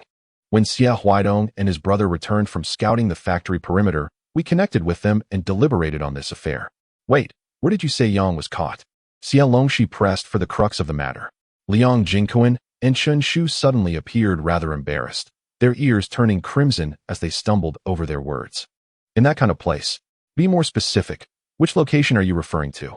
Xie Longxi shot them a cold glance. It was only then that Chen bravely spoke up. "Down West Tank South Back Street, there are a few clandestine establishments operating as brothels. Many people are aware of them." Beside him, Yang Dingyuan's ears were flushed, and upon witnessing the slight change in Xie Longxi's expression, he quickly added, "We didn't know before. We only heard it from Su Haifeng and the others. Everyone knows about it." That area was already outside the urban district, close to the national highway, primarily consisting of makeshift houses. Those individuals would lure long-distance drivers, including people like Yang and his companions. To be honest, if Su Haifeng had informed them, they would have had no idea about such places. Walking through, it resembled an ordinary residential area, albeit per. Xie Longxi nodded, finally ceasing further inquiries on the topic. Chen continued, explaining that their motivation to confront Yang stemmed from concern that some individuals, unlike Xie Weihong and his brother who had fortuitously escaped, might have been captured for labor, and they wished to rescue them. Unsurprisingly, they failed to save anyone. It turned out that those they sought were mostly absent from the city, simply engaging in debt collection work when they were around. Rest assured, we did not expose Su Haifeng and Wanswei. Primarily, It was my Jinkyuan who took the lead. You mentioned that their superior is the son of an electrical materials factory leader, so they would certainly recognize us and would not dare to retaliate. Qinshu boasted with a sense of pride, appearing confident that they had outsmarted the situation. Xie Longxi pondered. Is this truly a gifted youth chosen by the commune for his intelligence and capability in a past life? Why does he exude such an air of naive clarity? Looking at Liang Jinkyuan, he bore a similar expression, as if seeking praise. Xie Longxi rubbed his aching forehead and gazed silently out of the window. At the train station, as Xie Longxi and his companions departed, Xie Weihong and Xie Weihong swiftly sold their train tickets at half price to eager buyers, boarding the next available train to leave. They had borrowed money from Qinshu, with the intention of repaying him once they returned home. With Su Haifeng and Wanshui absent, they felt compelled to act when they noticed Yang Ji's associates lurking at the edge of the crowd, deterred by the presence of Liang Jinkyuan and Qinshu. Fortunately, it appeared that only the tailing individuals were present, while Yang Gu and his crew were likely still recuperating in the hospital. However, lingering any longer would risk their own escape. Reluctantly, they sold their tickets at a discount, opting to continue their journey by freight train, planning to transfer at the next station to return home. Once on the train, they inquired with the staff about their destination and purchased tickets with the assistance of their introduction letter, before settling into an empty seat. Regrettably, they missed the opportunity to confront Xie Weihong. Xie Weihong felt a twinge of disappointment. Both were daughters. Xie Weihong could have easily cast aside Xie Weihong. Why did she choose to discard Xiaoxi instead, lavishing affection upon Xie Weihong? Xie Weihong felt a sense of injustice on behalf of Xie Longxi. Even though Xie Weihong was destined for the countryside, the bias and favoritism exhibited by Xie Weihong and her spouse would not dissipate with her relocation. Xie Longxi constantly faced the inequitable treatment from her biological parents. Xie Weihong, however, remained unfazed, as Xie Weihong's departure would have little effect on Xiaoxi, who seemed to care little for their opinions. They had already warned Xie Weihong and opted for intimidation rather than violence, hoping to convey the gravity of the situation. Uncertain of its efficacy, they exchanged glances and sighed in unison. If circumstances allowed, they would prefer not to keep Xie Longxi in the city. However, returning to their hometown would deny her the opportunity to work at a factory like the electrical materials plant. One cannot have both fish and bear's paw. Since learning of Xie Longxi's employment, they had refrained from suggesting she return home. It felt as though Xiaoxi had matured suddenly. Xie Weihong's eyes brimmed with sorrow. Despite her relatively short time in the city, Xie Longxi had transformed into a more mature and thoughtful individual within this brief period, rendering her almost unrecognizable. Xie Weihong turned to gaze out the window, suppressing the moisture threatening to spill from his eyes. Chapter 39. A subtle rumor upon returning to the factory. It was already past 9 o'clock. Xie Longxi calmly parted ways with Liang Jinkyuan and Qinshu, leisurely making her way back to the Xie residence. Upon entering, she refrained from turning on the lights, instead glancing at the illumination seeping from 2 rooms. After a brief pause, she activated the living room's fluorescent light. Retrieving several days' worth of unwashed clothes from the back room, she took some laundry detergent and ambled towards the washroom. It was quite late. Where else could she go? Suddenly, Yusumin burst through the door, her face still bearing traces of lingering anger. Could you not make things more difficult for me?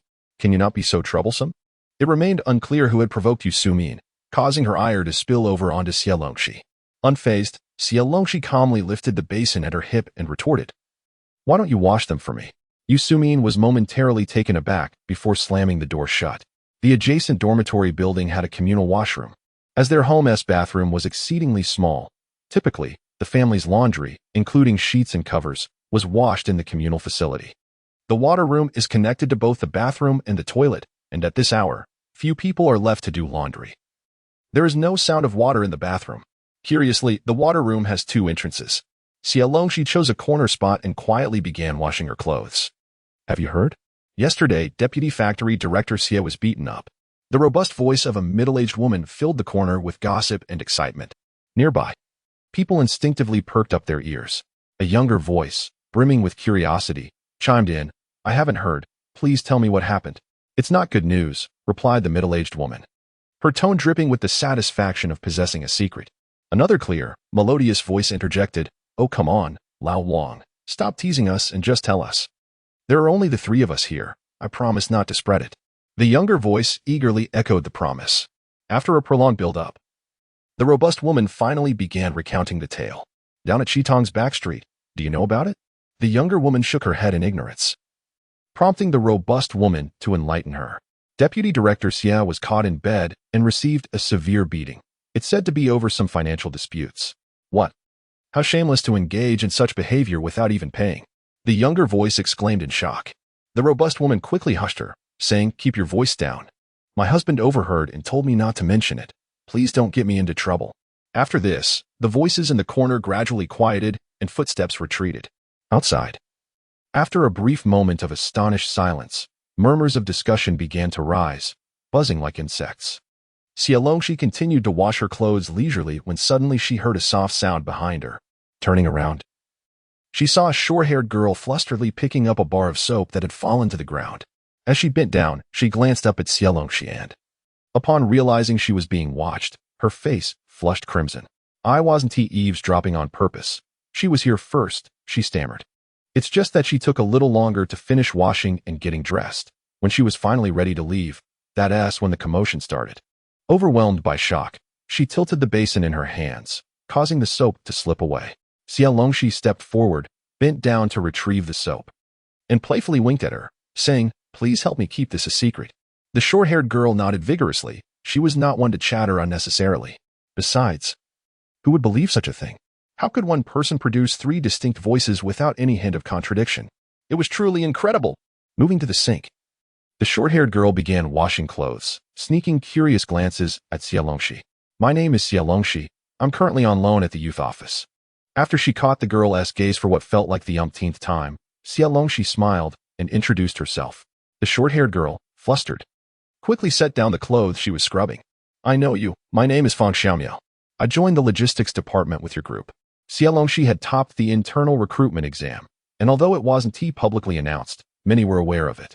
Realizing she knew of her, Fang Xiaomiao was also aware of Xie Longxi's past, feeling disdain for how the Xie family had abandoned her only to exploit her later. "Thank you for keeping my secret."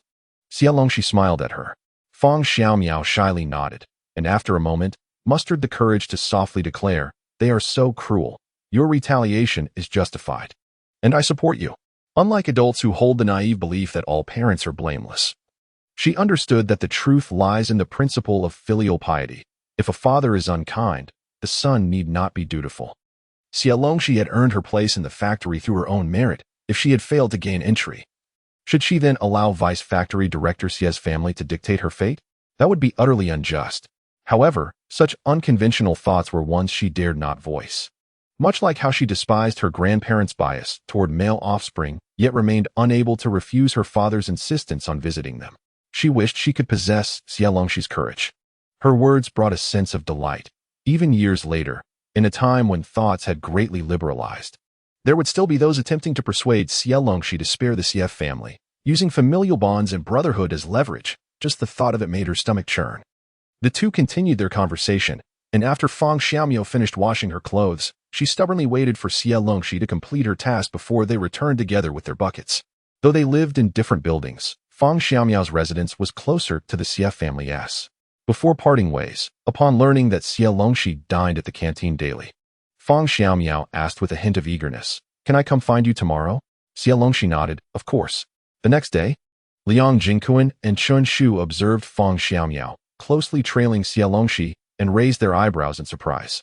To be honest, their friendship with Xie Longxi had largely been a result of their boldness in approaching her. Even now, Xie Longxi's attitude toward Liang Jingquan remained lukewarm, as if she were grappling with the complexity of accepting him as a friend. However, her demeanor toward Fang Xiaomiao was markedly different. While Fang Xiaomiao indeed followed closely, it was evident that Xie Longxi took special care of her, showing a closeness that surpassed her interactions with the others. Chapter 40. Engage your mind before action. The four of them shared a somewhat awkward meal together. The primary source of discomfort stemmed from Fang Xiaomiao's extreme introversion. Chun Shu attempted to bridge the gap, yet every time he spoke, she would shyly lower her gaze, leaving him and Liang Jingquan hesitant to engage further, fearing they might startle her.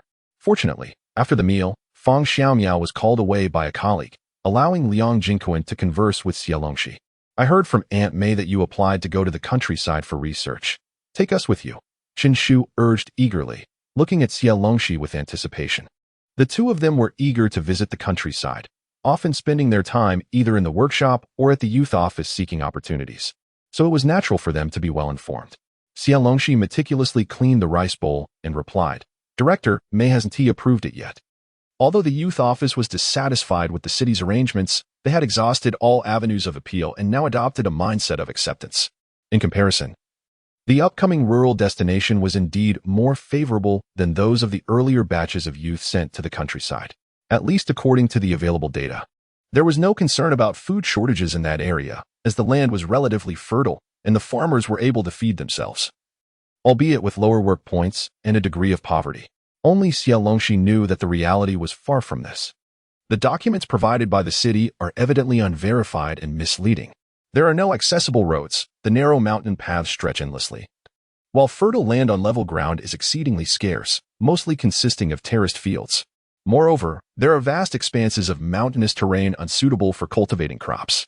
Coupled with the oppressive local governance, after fulfilling excessive grain quotas and patriotic contributions, the meager rations left for the populace are further siphoned off by the commune leaders, including Huang Siping, leaving the members with insufficient sustenance.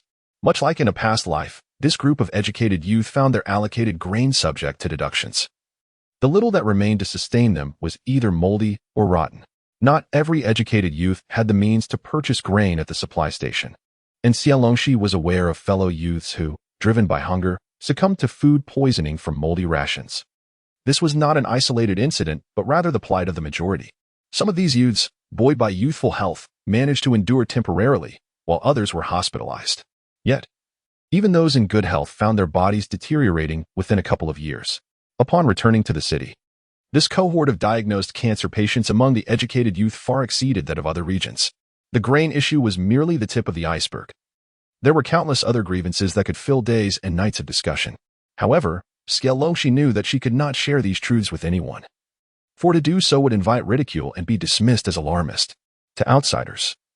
She was merely a village girl who had fortuitously passed an internal examination after reconnecting with her roots in Shanghai. Xie Longxi's heart sank. The longer she lingered at the educated youth office, the more familiar faces from her past appeared, even if their relationships had changed due to altered circumstances. In her heart, they remained brothers and sisters who had endured hardships together. She could not bear to witness their suffering once more. Once the rural assignment was confirmed, much like in her previous life, Xie Longxi was resolute in her intention to conduct a thorough investigation, which was why she hastily sent Xie Weihong and Xie Weihong back home. These were her brothers she had never seen in 2 lifetimes. She longed for them to stay in Shanghai a bit longer and to spend quality time together. She even regretted not being able to rush back to see her injured father. "You promised to take us along. We will help you persuade," and Liang Jingyuan interjected. While Chen Shushu nodded vigorously in agreement, Xie Longxi cast a glance at them, then turned away, stating, "You need not persuade me. Such provisions are already stipulated in the regulations of the educated youth office. It is simply that, in most cases, they are overlooked." Xie Longxi remained unmoved, causing Liang Jingyuan and Chen Shushu to grind their teeth in frustration. "At the very least, we are assisting you," Chen Shushu muttered, attempting to leverage their goodwill. Xie Longxi turned off the tap, replying, "If that is your stance, then I have yet to settle accounts with you. Do you comprehend how dangerous those individuals are? Do you dare to gather recklessly like this? What if something goes awry?"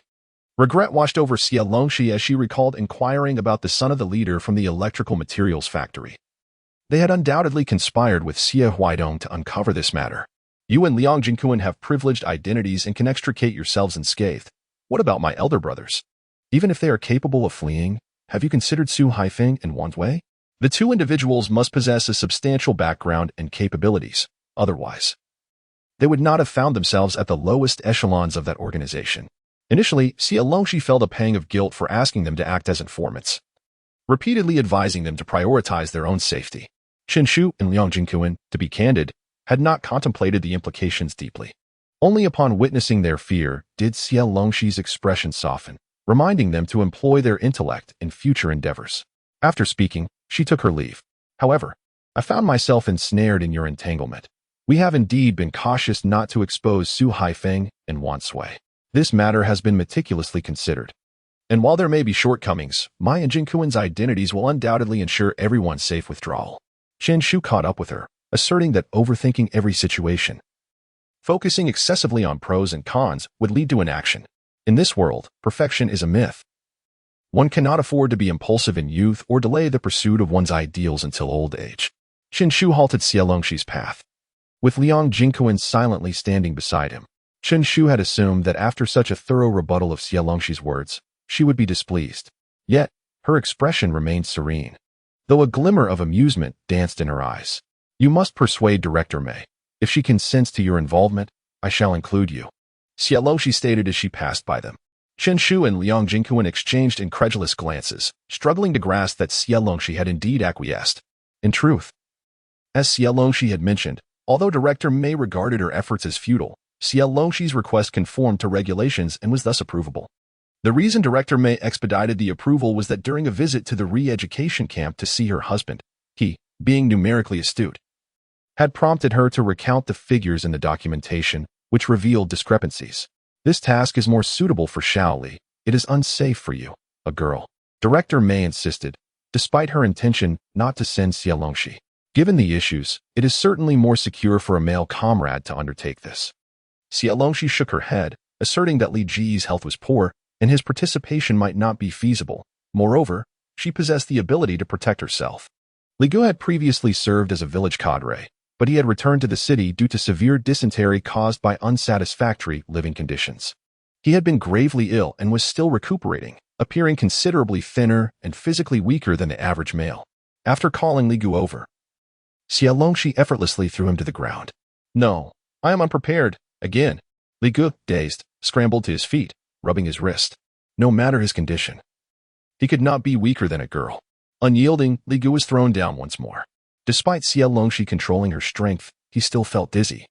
His face flushed with embarrassment. What on earth? Chapter 41, Reporting. With precision, the task of conducting research in the mountainous region was assigned to Xie Longxi and her companions.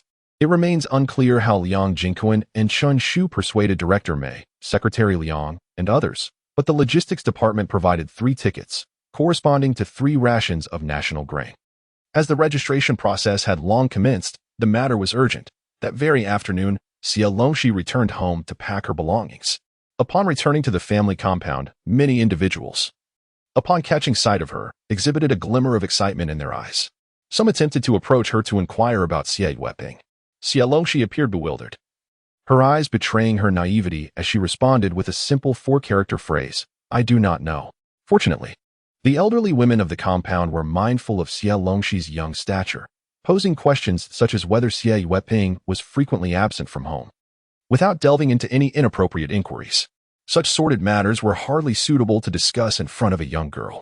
The scandalous gossip surrounding Xie Weihong was likely to spread quietly, inevitably fermenting into the outcome that Xie Longxi desired. This would conveniently allow her to utilize a business trip as an excuse to evade the situation, provided she returned in time to assess the results. Even if Xie Weihong eventually suspected her involvement, there would be no tangible evidence to substantiate it. In high spirits, Xie Longxi returned to the Xie household. Upon entering, she was greeted by an unexpected sound of derision emanating from the restroom, where the door was ajar. Approaching to investigate, she found Xie Weihong pouring a bucket of water over her head. It was the height of summer, and the water from the pipes was scalding hot, failing to provide any cooling relief. Xie Weihong was in the process of retrieving ice cubes to place in the bucket, resolutely determined to douse herself in illness. Did you procure that waste ice from the logistics service team? Xie Longxi remarked with indifference. Shivering from the cold, Xie Weihong frowned at Xie Longxi's sudden return, snapping. What business is it of yours? If it weren't for Xie Longxi, she would not be enduring such torment. It was only upon her cousin Jing Qinghua's suggestion that she realized feigning illness could allow her to remain in the city. A young intellectual in the countryside could be excused for health reasons, and if she fell to the point of being bedridden, she would surely be spared from rural assignment. At the very least, she could delay her fate until next year. By this time next year, she was confident her mother would devise a suitable position for her. Regardless of the excuse you used to acquire the ice, the logistics team maintains records. Even if you obtained it through Yusumin's connections, if the choice were between you and your future, which option do you think others would prefer? Xie Longxi observed Xie Weihong with an air of amusement, her gaze akin to that of one observing a fool. I shall report you. It is a surefire plan. You dare. Xie Weihong retorted, her gaze fierce yet feeble. Xie Longxi shrugged. Why should I not dare? You all shamelessly utilized me as a substitute. Is it not only proper to reciprocate? Delighted by Xie Weihong's grim countenance, Xie Longxi turned her back to her and began to pack her belongings. Yet her voice drifted back. You'd best take your medicine and cover up. Trust me, unless you directly perish from illness. I will ensure you are sent to the countryside.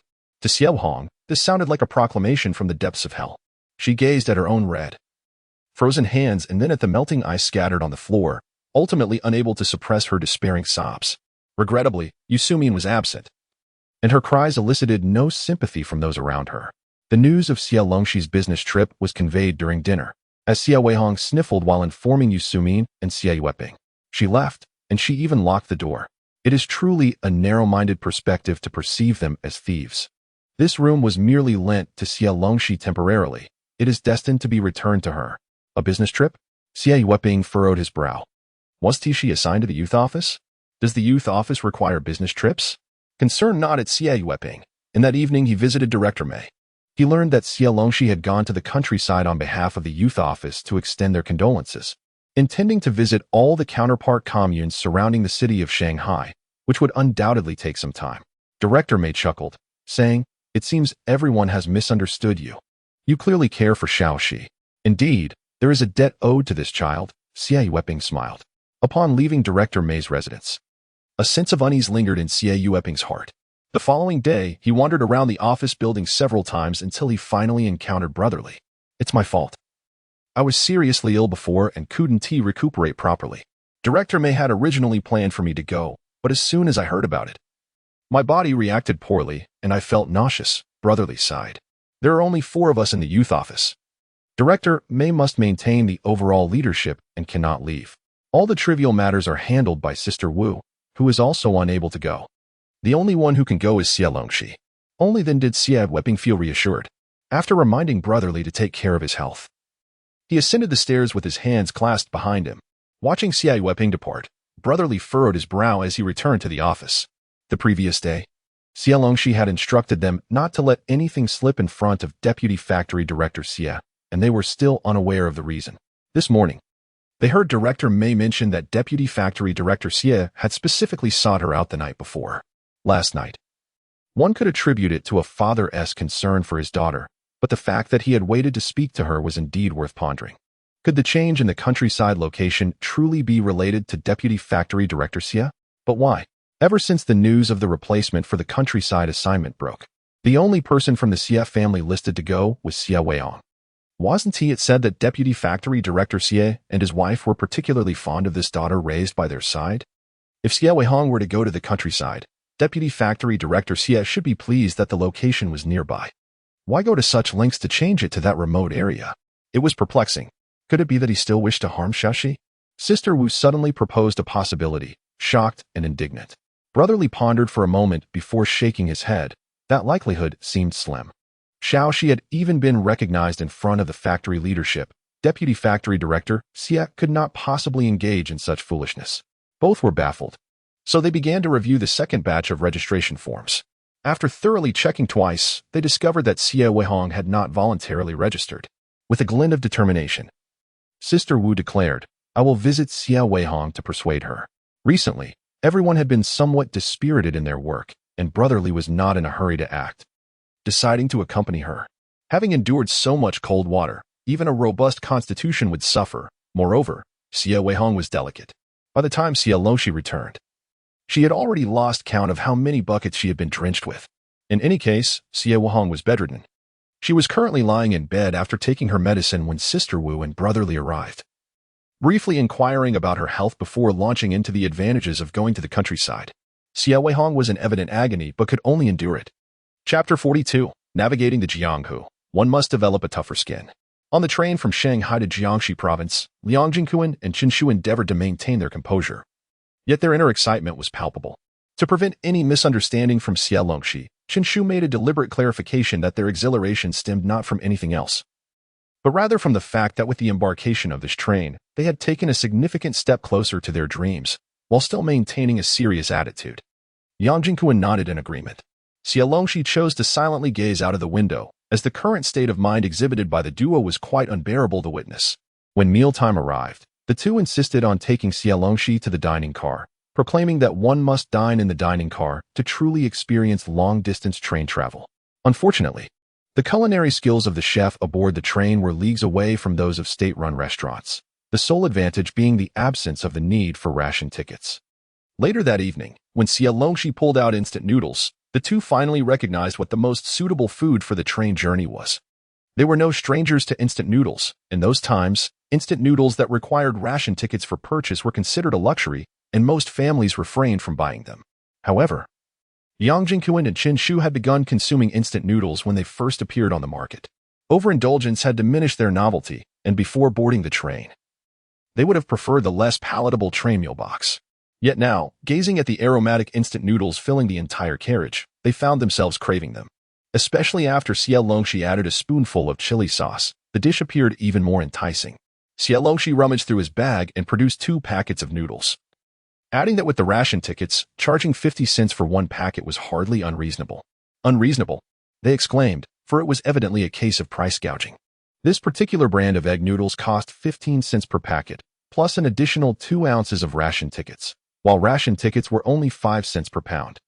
Xie Longxi extended his hand for 50 cents, claiming it was not excessive. Not excessive. Liang Jingquan felt at a loss for words when Qin Shu swiftly took the instant noodles and dragged Liang Jingquan to prepare them.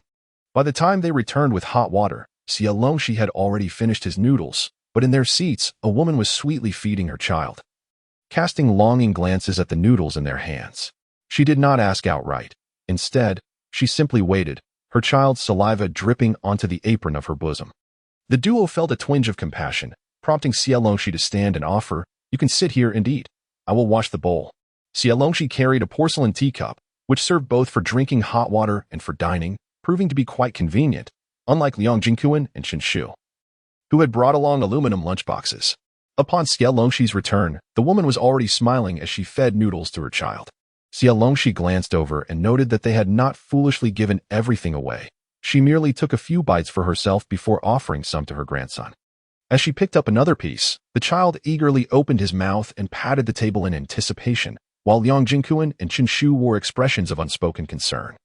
At that moment, Xie Longxi spoke up, "These noodles are from Yimin Food Factory. They are rich in nutrients and most suitable for children. There is no need for you to taste them for the child." "I'm merely concerned about burning the child," she replied. The elderly woman somewhat awkwardly set down her chopsticks, savoring the lingering aroma of instant noodles. Previously, she could only gaze longingly at the bags in the noodle warehouse. But today she had genuinely tasted them, and they were extraordinarily delightful, far superior to the mere fragrance. Just a taste is all it takes. They only offered it because they saw the child coveting it. "It certainly cannot sit in your stomach and grow cold," remarked Xie Longxi without any restraint. The old woman fell silent, bowing her head to feed her grandson. She had grown quite fond of Xie Longxi, but this young lady showed no compassion. Seated directly across from her, she could remain resolute, not even offering her a sip of soup. The young men were rather bashful. The elderly woman mused that she might frequent this place more often, for they were individuals who could afford meals from the dining car, undoubtedly possessing money and tickets. Her daughter-in-law had mentioned that roasted chickens were sold along the train route, a delicacy she had yet to experience. Liang Jingquan and Qin Shu cast admiring glances at Xie Longxi and began to eat earnestly, primarily out of fear of being watched by the eager grandmother and grandson across from them. Once their meal was finished, the old woman hesitated to leave, occupying the space meant for 2 men, a far more spacious arrangement than before. Yet, with Xie Longxi present, who was unsparing in her demeanor, the elderly woman reluctantly departed. Although she often lingered in the aisle, she yearned to converse with Liang Jingquan and Qin Shu, even attempting to pass her child to them for some playful amusement. Fortunately, Xie Longxi intervened, claiming they had a meeting, which prompted the grandmother to leave with a stern expression. Indeed, a meeting was in order. Xie Longxi needed to thoroughly brief the 2 young men on the circumstances ahead, lest their navette lead them into a trap.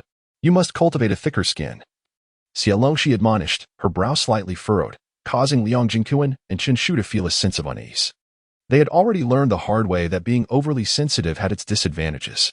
The two listened attentively as Xie Longxi briefly explained the situation, not divulging too much, as it was also her first visit there. However, perhaps due to a stroke of fortune since her rebirth, a gentleman diagonally across from them, upon hearing her words, frowned and interjected, "What are you going there for? That place is exceedingly poor, and the people are fierce. You young ones are better off returning home. We are going on a business trip. Could you share more details about what to expect?" It would be prudent to keep our wits about us, Xie Longxi replied, glancing at the two men across from her and taking the initiative to inquire. The gentleman, finding himself with ample time to kill on the train, shifted seats to sit beside Chen Shu and began to narrate.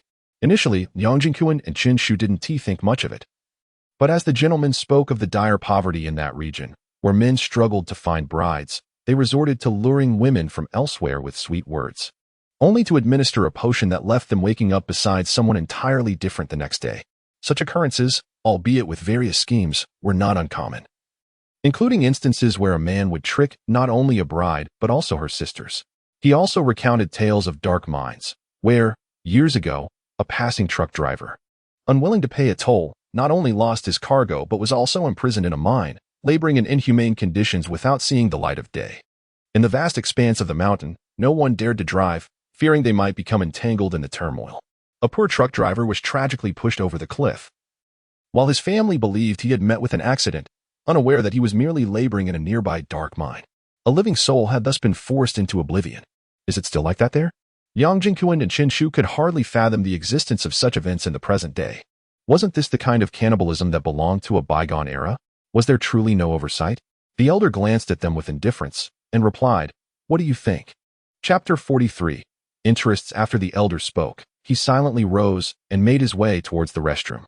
Liang Jingyuan and Chen Shu felt an inexplicable unease.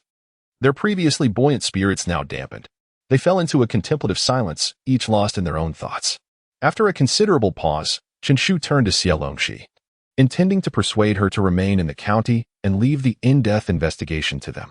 Yet, as he lifted his gaze, he was met with Xie Longxi's pallid complexion. "What is wrong with you?" Liang Jingyuan, startled, also looked over, having never seen anyone so ashen before. "I'm fine, just a bit cold," Xie Longxi replied, regaining her composure. Liang Jingyuan reached for her teacup, discovering the water had grown cold. "I'll fetch you some hot water," he said. Xie Longxi instinctively tried to decline, but Liang Jingyuan regarded her with seriousness, aware of her previous attempts to maintain distance from him. "Drink some hot water to warm yourself. Chen Shu, keep an eye on her." Chen Shu, feeling anxious, noted their lack of experience venturing out and the absence of any emergency medication in their belongings. "Are you feeling unwell? Is your stomach hurting? How could you be cold on such a hot day?" Xie Longxi shook her head, expressing that her heart felt chilled. The phenomenon of women being taken advantage of was all too common in that region. As a former educated youth, she understood better than anyone the harsh realities of survival. Whether heading to work or visiting the commune, no one dared to venture alone. After suffering losses, they had learned to cling to one another for survival. Xie Longxi's skills had been honed during that time. After returning to the city, she had never relaxed her vigilance, even hiring a veteran to be her coach. Yet, she was wholly unaware of the dark mine's existence. She had known the commune housed mines, but had always assumed they were state-run and devoid of issues. Matters that had puzzled her in her previous life, as well as in this one, began to intertwine. Wait. Fang Xiaomiao. Fang Xiaomiao was the educated youth who had mysteriously died beneath the mine after only a week of work. At that time, the incident had been reported as a normal accident, and Xie Longxi and her peers had briefly mourned before moving on, forgetting the event entirely. Hence, she had not connected the dots when she met Fang Xiaomiao at the electrical materials factory. It was only when the elder mentioned the dark mine that Xie Longxi recalled. Liang Jingyuan returned with the hot water, and Chen Shu hurriedly took it, handing it to Xie Longxi. "Drink some water to ease your discomfort." As Xie Longxi accepted the cup, all three of them focused on her trembling hands. "This one tea do. I'll find a conductor and see if there is a doctor on board." Outside the train, vast expanses of wilderness and darkness enveloped the landscape. With no village in sight ahead, nor any shops behind, the only solace lay in the hope that perhaps there were doctors aboard. Xie Longxi was acutely aware of her own health. She reached out to grasp Liang Jingyuan's arm, asserting, "I am fine. Please sit down and listen to me." Her hand was chillingly cold, prompting Liang Jingyuan to furrow his brow, yet he complied with her insistence and took a seat. "Did I not mention that before the confirmation of the rural placement? Xie Weihong entertain a guest?" Xie Longxi cradled a teacup filled with warm water, the heat gradually radiating from her palm to her body. That guest was none other than the head of the Revolutionary Committee of the Commune, where the second batch of rural placements was designated. From the outset, Xie Longxi had no intention of concealing this from them. Over the course of several days on the road, she planned to gradually prepare them mentally for the revelations to come. Upon hearing this, both Liang Jingquan and Qin Shu furrowed their brows tightly, although they were naive. They were by no means foolish, on the contrary, they were quite astute, connecting the dots of Xie Weihong and Xie Weihong nearly being apprehended at the train station. The peculiar change in the rural placement location and the intricate ties to Xie Weihong, they began to realize the depth of the situation. Initially, they believed Xie Weihong's actions stemmed merely from favoritism, but now it was evident that it was far more complex. But why would he do this? What advantage does it afford him? Qin Shu asked coolly. This was a question that puzzled Xie Longxi as well. If Xie Weihong intended to harm her, was it necessary to concoct such an elaborate scheme? Moreover, unless she voluntarily chose to go to the countryside, he could not force her. If it was not for her, then for whom was it intended? Her gaze shifted to Liang Jingquan and Qin Shu. It was likely that their desire to go to the countryside had become common knowledge. Perhaps they were the target, after all, one being the son of the secretary and the other the son of the trade union chairman. Should anything befall them, both families would be thrown into turmoil, and if their work were affected, Xie Weihong would undeniably be the one to benefit. In her previous life, Secretary Liang had remained at the electrical materials factory, while Xie Weihong had nearly been transferred to the city, embarking on a political career. Had it not been for Xie Longxi's return to the city and her relentless pursuit of Xie Weihong to unearth his misdeeds, the outcome might have been different. As she pondered, Liang Jingquan too was speculating. While the reasons remained unclear for the moment, the ties of interest were undeniable. Where there was a black mine, there were boundless profits. After the revelation of the rural placement scandal, Liang Jingquan had inquired with his father about Xie Weihong. Surprisingly, his father had spoken well of him, claiming that he had always considered Xie Weihong a valuable asset to the factory, reserved yet diligent, and someone whom the organization deemed worthy of significant responsibility. However, it was acknowledged that Xie Weihong was still young and required more time to mature and accumulate experience. It was only after the scandal emerged that his father realized Xie Weihong exhibited a degree of impatience and selfishness, willing to sacrifice an unacknowledged daughter for the sake of his own reputation. But my brother, if captured, could very well be sent to the black mine, Xie Longxi whispered. If her rebirth altered the fates of Xie Weihong and Xie Weihong, leading them down a path of despair, Xie Longxi would never forgive herself. Liang Jingquan and Qin Shu were momentarily taken aback, having not anticipated this situation. While my brother and his companions had narrowly escaped a calamity, what would become of those destined for the countryside? They were at most of similar age to us, and some from the junior high graduation class were even younger. Having grown up within the confines of the electric materials factory, they were utterly unprepared for such eventualities. The more Xie Longxi spoke, the more resolute her gaze became. She was determined to alter their fates. Let us not forget, you two are equally intent on going to the countryside. Consider the consequences if you accompany this batch of educated youth. What might transpire? Director Mei would certainly not consent to their departure, nor would Secretary Liang and the others. How did those two manage to succeed in their rural assignments in their past lives? Was there perhaps an influence from Xie Weihong at play? Liang Jingquan and Qin Shu's expressions hardened. They needed to contemplate carefully how to proceed. It was impossible to alter the city's decision without presenting concrete evidence. Compliance with organizational arrangements was not merely a hollow phrase. Liang Jingquan and Qin Shu intended to seek out the elderly gentleman for further information. And after confirming that Xie Longxi was indeed unharmed, they headed in the direction he had departed. They found him at the train car junction, his back turned to them. Yet the reflection in the window revealed his tear-streaked face. Chapter 44, The Bridegroom of the Stronghold. The elderly gentleman noticed Liang Jingquan and Qin Shu and quickly wiped his face, offering them a brief smile before silently squeezing through them to return to his original seat. In subsequent encounters, they observed him several times, but he chose silence, clearly not wishing to be disturbed. Their attention was also partly diverted to the grandmother accompanying her grandson. Perhaps sensing their amiable nature from their previous interactions over instant noodles, the next morning, the grandmother eagerly approached them, expressing how much the child had missed his brothers overnight. Liang Jingquan and Qin Shu, with Xie Longxi observing coolly, had no intention of intervening further. It was unreasonable for them to feel obliged to decline and let her take on the role of the villain. Even among friends, that was unacceptable. After all, she would not be the one to suffer the consequences. Liang Jingquan and Qin Shu felt overwhelmed, having clearly declined the grandmother's offer. Why did she seem oblivious to their refusal?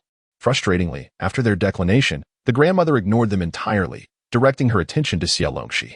Upon realizing she intended to remain uninvolved, She dismissed their refusal and unceremoniously placed the child into Liang Jingquan's arms, even nudging Qinshu aside. Communication had become utterly impossible. Now, an array of conflicting emotions surged within them: helplessness, frustration, and a profound sense of bewilderment, all while they were unable to voice their complaints in front of the grandmother. She had just chastised them for lacking empathy towards her struggles with the child. Reluctantly, Liang Jingquan accepted the child, and Qinshu yielded his seat, both of them taking a moment to regain their composure. What did her hardships have to do with them? Fortunately, they were to transfer in Jiangxi province, providing at least a glimmer of hope for escape. Yet, upon disembarking, the grandmother still sought to excuse herself by offering to help them tidy up, rummaging through their luggage. Fortunately, the two individuals were not so easily intimidated. As the train approached the station and slowed down, they swiftly gathered their belongings and awaited by the door. After a considerable time, Xie Longxi finally disembarked at a leisurely pace. The weather here was quite refreshing. She wondered why they were drenched in sweat.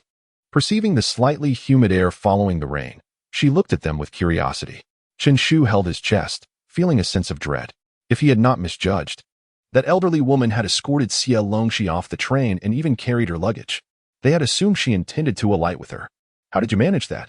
Liang Jingquan inquired with intrigue. Xie Longxi shrugged. I did nothing at all. A new passenger boarded and sent her away. My seat was unoccupied, and she asked if her grandson could sit there. I agreed. Then the elderly lady enthusiastically took her luggage and escorted her off the train. Liang Jingquan and Qinshu exchanged glances. But Xie Longxi had already disembarked, and that seat was empty. Anyone could occupy it. Why did the elderly woman apply two sets of standards? They could simply take their seats, yet she had to inquire if it was acceptable for Xie Longxi's vacated spot. She bullies the meek and fears the strong. There's nothing perplexing about that, Xie Longxi remarked, carrying her luggage and walking ahead. If you are too kind-hearted, others will take advantage of you. If you appear formidable, others will regard you with respect. With a 9-hour layover between transfers, Xie Longxi planned to exit the train station and explore the city. Liang Jingquan and Qinshu could rest at the station if they felt fatigued. They also intended to see if the elderly gentleman would disembark. Having encountered the elderly man silently weeping, Liang Jingquan and Qinshu were convinced he had a story to tell. Unfortunately, he remained silent thereafter, clearly avoiding them, and they felt it inappropriate to probe into his pain. They surmised he was likely headed to the same destination. This station was significant, with a stop of no less than half an hour, and since the elderly man had yet to disembark, he might do so later. Without hesitation, the two hurried to catch up with Xie Longxi. How can Xie Longxi be so audacious? They wondered. This was an entirely unfamiliar city, and she was wandering about all alone. Who said one should always be cautious of others? Taking care of Xie Longxi was undoubtedly more important than concerning themselves with a chance encounter with the elderly man. The three of them exited the station, where two buses awaited, both traversing the city center. They chose the one with fewer passengers and settled down. Aside from Beijing and Shanghai, cities nowadays appeared quite similar: aged buildings, dust, and the vibrant energy of a new society strangely coexisting in harmony. Xie Longxi borrowed scissors from a barber shop and decided to cut her hair herself. This was a task she often undertook in her previous life to save money. Through practice, she had gained experience, unlike her initial attempts that resembled a dog's handiwork. Even after acquiring wealth later, she often felt dissatisfied with the haircuts given by professionals, unless they were truly overwhelmed with clients. She preferred to take matters into her own hands. After all, she was headed to Huang Siping's lair, and a change in appearance was necessary. Though the chances of encountering him were slim, it was not impossible. She could not allow Huang Siping to recognize her, or else she would be exposed before Xie Weihong. Having cut her hair and allowing her bangs to cascade over her forehead, Xie Longxi seemed to transform entirely before their eyes, despite merely changing her hairstyle. Liang Jingquan and Qinshu, on the other hand, had also restyled their hair, but only after paying a stylist for their cuts. Xie Longxi suggested a brief excursion, which turned out to be just that, merely a brief jaunt to a state-run restaurant to savor local delicacies, followed by a visit to the city's landmarks, before returning to the train station. Subsequently, due to time constraints, such leisurely opportunities were no longer available. Upon reaching Qian province, they were entirely at the mercy of Xie Longxi's plans. She dictated how to get to the bus station, how to board the vehicles, and upon arriving in the county, she orchestrated where to find ox carts, managing everything single-handedly. Of course, Xie Longxi feigned some semblance of formality by asking locals for directions. Nonetheless, it instilled in Liang Jingyuan and Chen Shu a sense that she was well acquainted with the area. The trio did not proceed directly to the commune where Huang Siping was located. Instead, they remained in the county and arranged to visit the commune 3 days later. Given the circumstances, direct observation was impossible. Stealthy inquiries were their only option. Additionally, after consecutive days on the train, they required some rest. Once settled at the county guest house, the three descended to a spacious courtyard to convene. In such times, it was common for inspections to occur. And the presence of 2 men and a woman in a guest room with an open door could easily provoke unwarranted speculation. What sort of place is this Backstabbers River?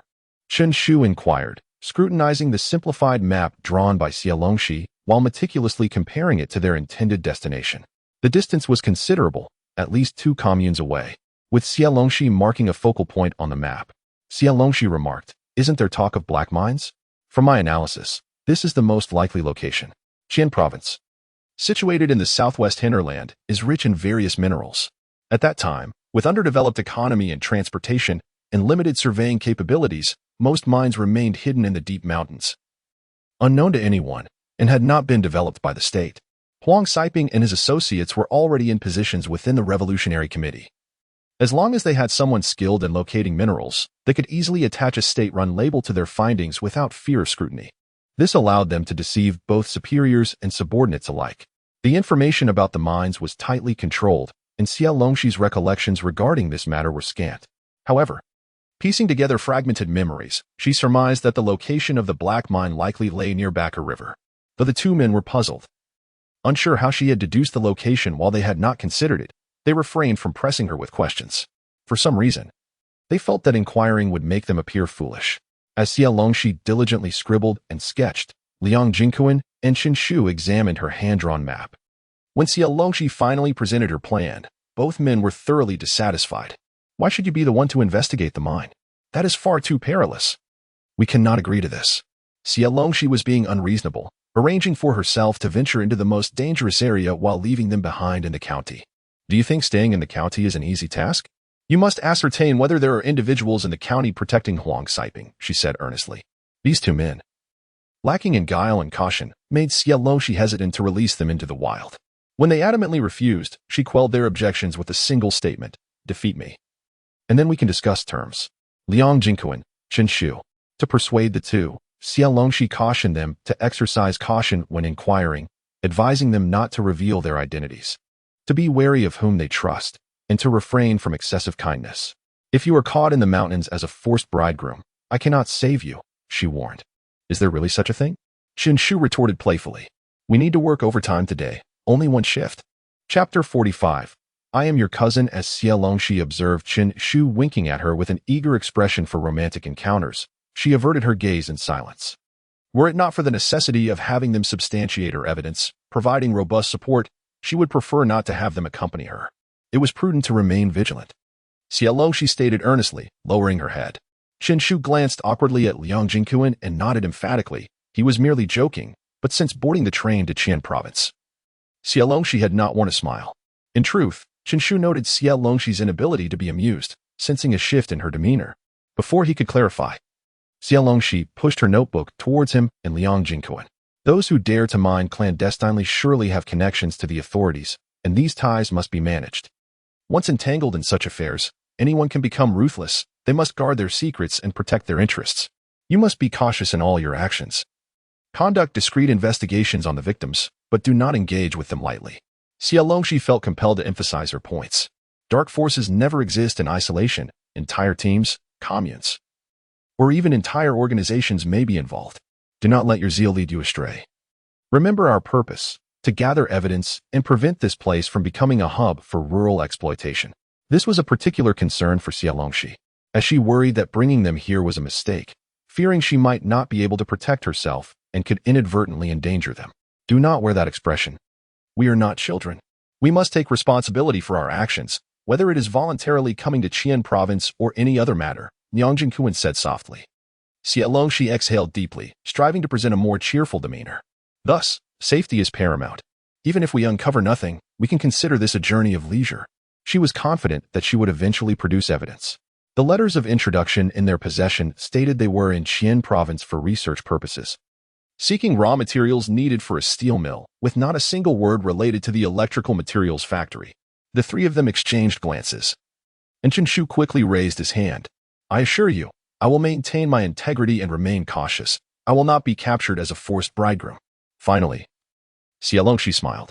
Seeing her smile, Liang Jingquan and Qinshu also felt a sense of relief.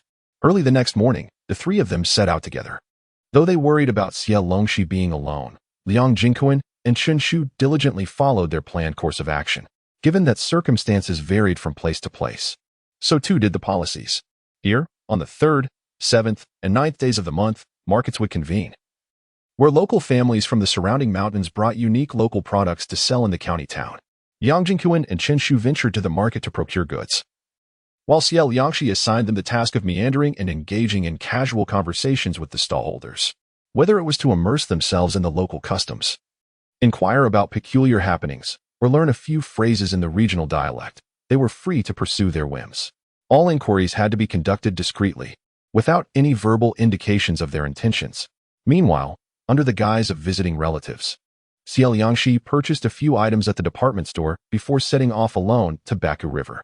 At the Qijia Brigade of Baku River, Yu Xiaoxiu sat anxiously in the brigade office, nervously picking at her fingers. Her mother had passed away when she was very young, and her father, with a notoriously bad temper, had a strained relationship with her maternal grandparents, subsequently remarrying soon after. Throughout her life, she had remained an obedient, invisible presence at home. Who would come to visit her? Could it be her stepmother, come to drag her back to marry?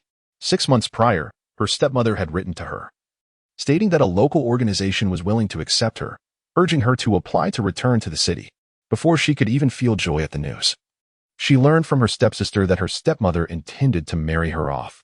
The intended groom was a man with a terrible temper and violent tendencies, who not only abused his children but also mistreated his own parents and grandparents, albeit from a family of considerable means. Her stepsister's warning was hardly altruistic. It stemmed from a desire to ensure Yu Xiaoxiu did not end up in a better situation than herself. After a lifetime of compliance, Yu Xiaoxiu steeled herself, choosing not to apply to return to the city, and instead married a male-educated youth who had quietly supported her. I am already married. She cannot take me away, Yu Xiaoxiu repeated silently to bolster her resolve.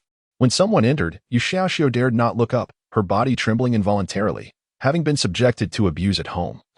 She instinctively feared her own family. Xiaoyu, you've come. Your cousin has been waiting for you. The women's director had just given Xie Longxi a tour, where they exchanged numerous tales of novelty from the city, and Xie Longxi had gifted her a box of Bok Ling cream, leaving the director beaming with delight. The previously unremarkable Yu Xiaoxiu found herself the recipient of newfound warmth from the director. Taken aback, Yu Xiaoxiu raised her head to behold a remarkably beautiful young girl smiling at her. Is that my cousin? Xie Longxi approached with a grin. It's been years. Surely my elder cousin hasn't he forgotten me? I am Chunhua, Xie Chunhua. Yu Xiaoxiu, in a daze, led Xie Longxi back to the educated youth's quarters. Her hands occupied with the potatoes and a small piece of cured meat the director had insisted she take for lunch. After her marriage, Yu Xiaoxiu's living conditions had not significantly improved. Lacking the means to build a home, they remained at the educated youth's collective, having exchanged for a minuscule room. The dimensions were scarcely 2 meters wide and less than 3 meters long, with the door situated in the middle of the long wall. Due to the layout, they could not even fit a bed inside. Instead, they had erected a wooden board in the northern section as a makeshift bed, and another board behind the door to serve as a table. A further board was suspended above their scant possessions. Please, take a seat. I'll go boil some water. Yu Xiaoxiu, flustered, ushered her guest into the room and headed to prepare the water. Though the space was cramped, it was immaculately tidy. After surveying the modest surroundings, Xie Longxi withdrew her gaze, finding little of interest to observe. Upon returning with the boiled water, Yu Xiaoxiu found Xie Longxi seated on the threshold, basking in the sunlight, and felt an inexplicable sense of relief. Comrade Chunhua, do you find yourself in need of assistance? After much hesitation, Yu Xiaoxiu summoned her courage to speak. Upon hearing the name Xie Longxi, she immediately recognized it was not her cousin. Her family had no relatives by the surname Xie, including on her husband's side. Yet, despite knowing this, concern for Xie Longxi's troubles prompted Yu Xiaoxiu to bring her back, willing to lend a hand if she could. I came to find you. Is Chen Guangxia working at the mine? The location of Yu Xiaoxiu's home was advantageous, being the last house at the youth commune, separated by a courtyard from the front houses, with the kitchen and restroom directly opposite, facilitating conversation. Yu Xiaoxiu was taken aback. Qin Guangxiu was her husband, who had not returned since he went to the mine in March of this year. How did Xie Longxi know? Chapter 46. A life of little value. Yu Xiaoxiu's thoughts spiraled into chaos, her frail face paling in an instant. Could it be that something had happened to Guangxia? Working in the mine was perilous, yet the rewards were greater than those of regular labor. They had married young and harbored dreams of moving out of the commune and building a home of their own, even hoping for a child. Qin Guangxia had volunteered when the mine sought workers, compelled by the need to earn. No, but if you do not go soon, it may truly lead to disaster. Xie Longxi sighed. In her previous life, she had heard many tales, but they were mere stories without connections until she learned of the Black Mine incident, which tied everything together. The events surrounding Qin Guangxia lingered in her memory. Shortly after their arrival, she had overheard other youths in the commune discussing the couple's misfortunes. It was said that an accident had befallen Qin Guangxia in the mine, with no one available to provide medical aid, ultimately leading to his demise. Yu Xiaoxiu, in her anguish, had rushed to retrieve his body, only to be left in turmoil, causing a scene at the mine, eventually leading to her tragic end at the door of the medical office. Rumors circulated that Qin Guangxia's mishap was due to his own error, and the mine had offered compensation for medical treatment, which he had refused, while Yu Xiaoxiu succumbed to despair over her husband's death. There were even whispers of hauntings at the commune. The new arrivals, unaccustomed to such tales, were terrified and sought comfort from familiar faces. It was said that the deceased had been left unattended for so long that maggots had begun to infest the body. With just about a month until the second batch of youths arrived in the countryside, it was likely that Qin Guangxia had met with tragedy. Yu Xiaoxiu swayed, nearly collapsing. Xie Longxi helped her to sit on the bed, urging her to drink some water to steady herself. First, take a sip of water to compose yourself.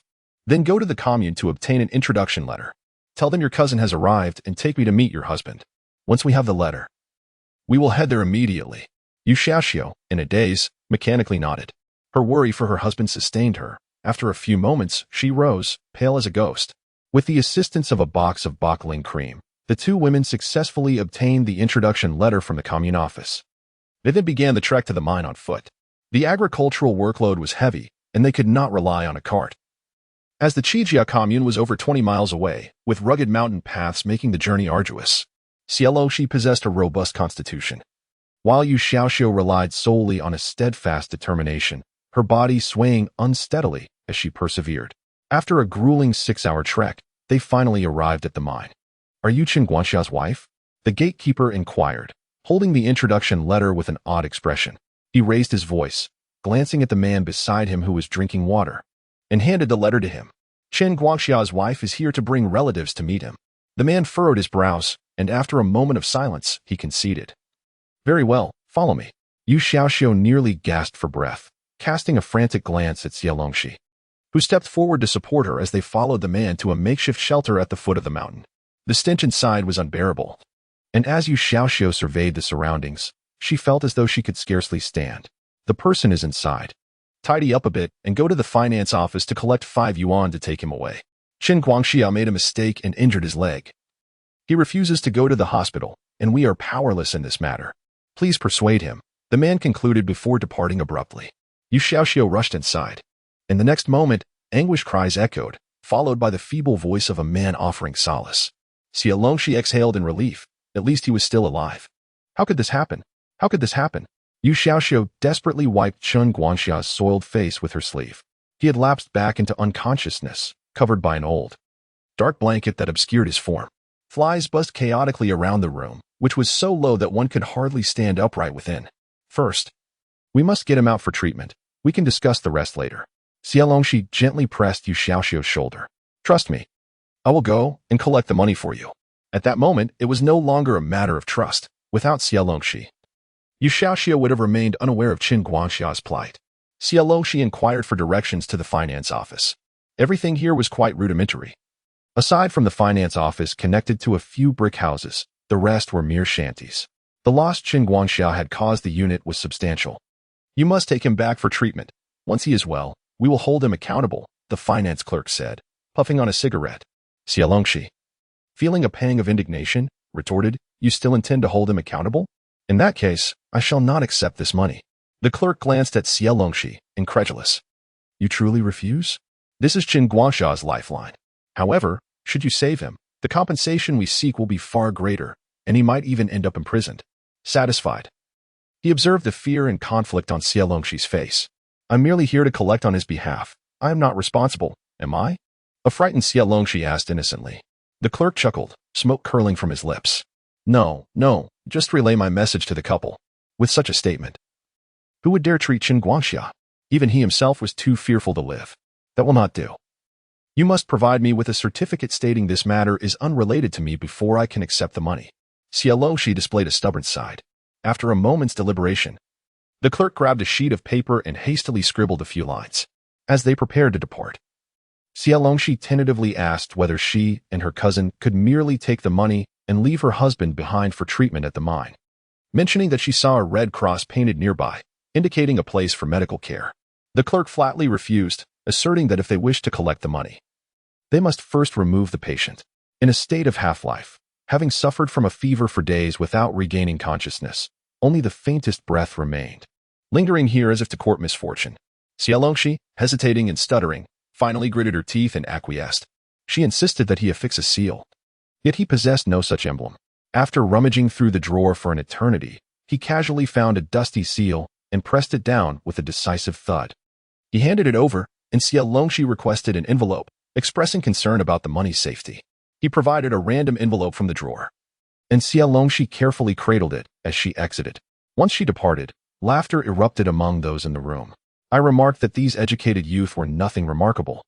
They too were timid and averse to trouble. This couple, akin to birds of a feather, would scatter when faced with calamity. 5 yuan for a life. Such a life truly held little value. Just as the words left my lips, Xie Longxi poked her head back in, inquiring about her sister's husband, who was due to arrive in March. She asked if there was no salary forthcoming. At the mention of wages, the person in charge grimaced. The salary had already been given to her brother-in-law to seek medical treatment, but he had refused. You should search around and see where he has hidden it, he added. Xie Longxi nodded in thanks and hurriedly departed. Upon returning, Yu Xiaoxiu quickly discovered a cloth bag containing money. The two of them exerted great effort to carry the unconscious Qin Guangxiao out of the shed. It was astonishing how Yu Xiaoxiu, despite the long trek, managed to hoist Qin Guangxiao onto her back, dragging him step by step towards the exit. Xie Longxi anxiously supported him from the side. It was imperative, as Qin Guangxiao, in a stupor, would have slipped away otherwise. Observers of this scene smirked in amusement. Chapter 47. Yang Jingquan could not swim. Yu Xiaoxiu walked the entire way, her tears splattering onto the ground. When they reached a fork in the road, without a second thought, Yu Xiaoxiu headed straight towards the Qijiao brigade. But Xie Longxi restrained her, indicating that they should proceed to the county hospital. To the county hospital, Xie Longxi urged, prompting Yu Xiaoxiu to change direction. In a state of confusion, Yu Xiaoxiu possessed little capacity for rational thought, and without deliberation, she altered her course. After a few steps, a feeble voice emerged. We should go home. We will be stopped if we go to the county. The voice was particularly soft, and both Xie Longxi and Yu Xiaoxiu paused, momentarily oblivious, until the person on Yu Xiaoxiu's back weakly waved a hand, rousing them to realize it was the barely alive Qin Guangxia speaking. Yu Xiaoxiu found herself in a dilemma, hesitating as she glanced towards Xie Longxi. Frowning, Xie Longxi began to worry. Bringing Qin Guangxia back to the youth point merely meant changing the venue of his impending demise. Given Qin Guangxia's condition, he required urgent medical attention. However, his words had also awakened Xie Longxi to the potential dangers. If the county hospital was under the protection of the Black Mine, not only would it endanger Qin Guangxia, but it could also alert the perpetrators. Xie Longxi desperately sought alternative solutions. Into the mountains, she suddenly thought. Indeed, they could head to the Shanghe Brigade. Xie Longxi recalled that the brigade she had been assigned to in her previous life was called Xiahe, and the two brigades were adjacent. However, Shanghe was more secluded and impoverished, nestled deeper into the mountains. Interestingly, Shanghe was not far from the Baku River and boasted a relatively close mountain path, making it nearer than the county in the absence of public transport. Most importantly, the Xinhe Brigade had dispatched doctors. Initially, Xie Longxi was unaware that the individuals sent down were of dubious background, residing in cow sheds and sleeping in straw huts, and ordinary people would typically avoid them to steer clear of trouble. When encountered on the road, It was customary to spit at them to demonstrate one's distance from their plight. Later, by a twist of fate, she learned that they had rescued an educated youth who was trapped in a fellow member's home. Due to the elder's loss of reproductive capability, the brigade allowed them to rescue her but forbade them from taking her to the hospital. Day and night, members of the village stood guard at the entrance, holding torches. They faced two choices: either remain at the educated youth point to fend for themselves, or have the point exchange a woman to marry the solitary man. Or else they would not be permitted to go to the hospital. They were particularly united in their oppression of women, just when they felt utterly helpless. The educated youth leader from the Shanga brigade would stealthily arrive at their point in the dead of night, assisting in the elder's treatment for half a month, ultimately saving her life. During that time, Xie Longxi, in an effort to protect, frequently instigated conflicts with the villagers at the entrance to divert attention. Never having interacted with the educated youth leader or the doctor, she only knew they were kind-hearted individuals who would never turn a blind eye to suffering. If possible, Xie Longxi hoped that in her journey, she could aid the educated youth and the dispatched individuals here, at the very least, to eradicate the malevolent forces and improve their circumstances. The mountain path was arduous, yet Yu Xiaoxiu walked with steady determination. While Chen Guangxia's pained and frail voice reached her from behind, Yu Xiaoxiu clenched her teeth and remained silent, fearing that speaking would deflate her resolve. After nearly 2 hours of trekking, they were close to Shanga. Xie Longxi instructed Yu Xiaoxiu to stop as she ventured alone towards the brigade's cowshed in search of help. The two found a rocky outcrop that offered slight shelter from the wind, where they settled Chen Guangxia. "You wait here. I will fetch someone," Xie Longxi said. Yu Xiaoxiu knelt in silence, nodding thoughtfully before suddenly rising to hand Xie Longxi a cloth bag filled with supplies. Without uttering more words, she knelt again and bowed her head twice in gratitude. Regardless of whether Xie Longxi could summon help or whether Chen Guangxia would receive treatment, the actions taken by Xie Longxi today merited profound appreciation. Had it not been for her, Yu Xiaoxiu might never have had the chance to see her husband one last time. Her movements were swift, and Xie Longxi could not intercept her. With a sigh, she refrained from assisting and set off towards the Shanga brigade. Xie Longxi arrived at Shijiao brigade around 10 o'clock and was delayed until noon before departing, taking over 6 hours to reach the mine. By that time, darkness had already enveloped the outside world. Upon exiting the forested area, only the silvery moonlight illuminated the surroundings, rendering other sources of light nearly invisible. Fortunately, the cow shed was situated in a remote area, not far from the edge of the forest. At the rear of the entire village, the cow shed was merely a half-built earthen structure. In such a place as Guizhou, it was hardly suitable for habitation. The dispatched individuals had to devise their own means, constructing a few adobe huts nearby to survive the bitter cold of winter. The moment there was a sound outside, those inside were jolted awake. They had been on edge for so long that even the slightest rustle would send them into a state of alertness. And soon everyone huddled into the corners of the room. I sought out Dr. Pei. Through the wall, Xie Longxi adopted a middle-aged woman's voice, asking him for help. Help? The people in the room exchanged glances, their expressions serious as they shook their heads in contemplation. What lives were they to save? They had come here and were not at risk from those within. Rather, they were fortunate to be alive. Why should they extend their assistance?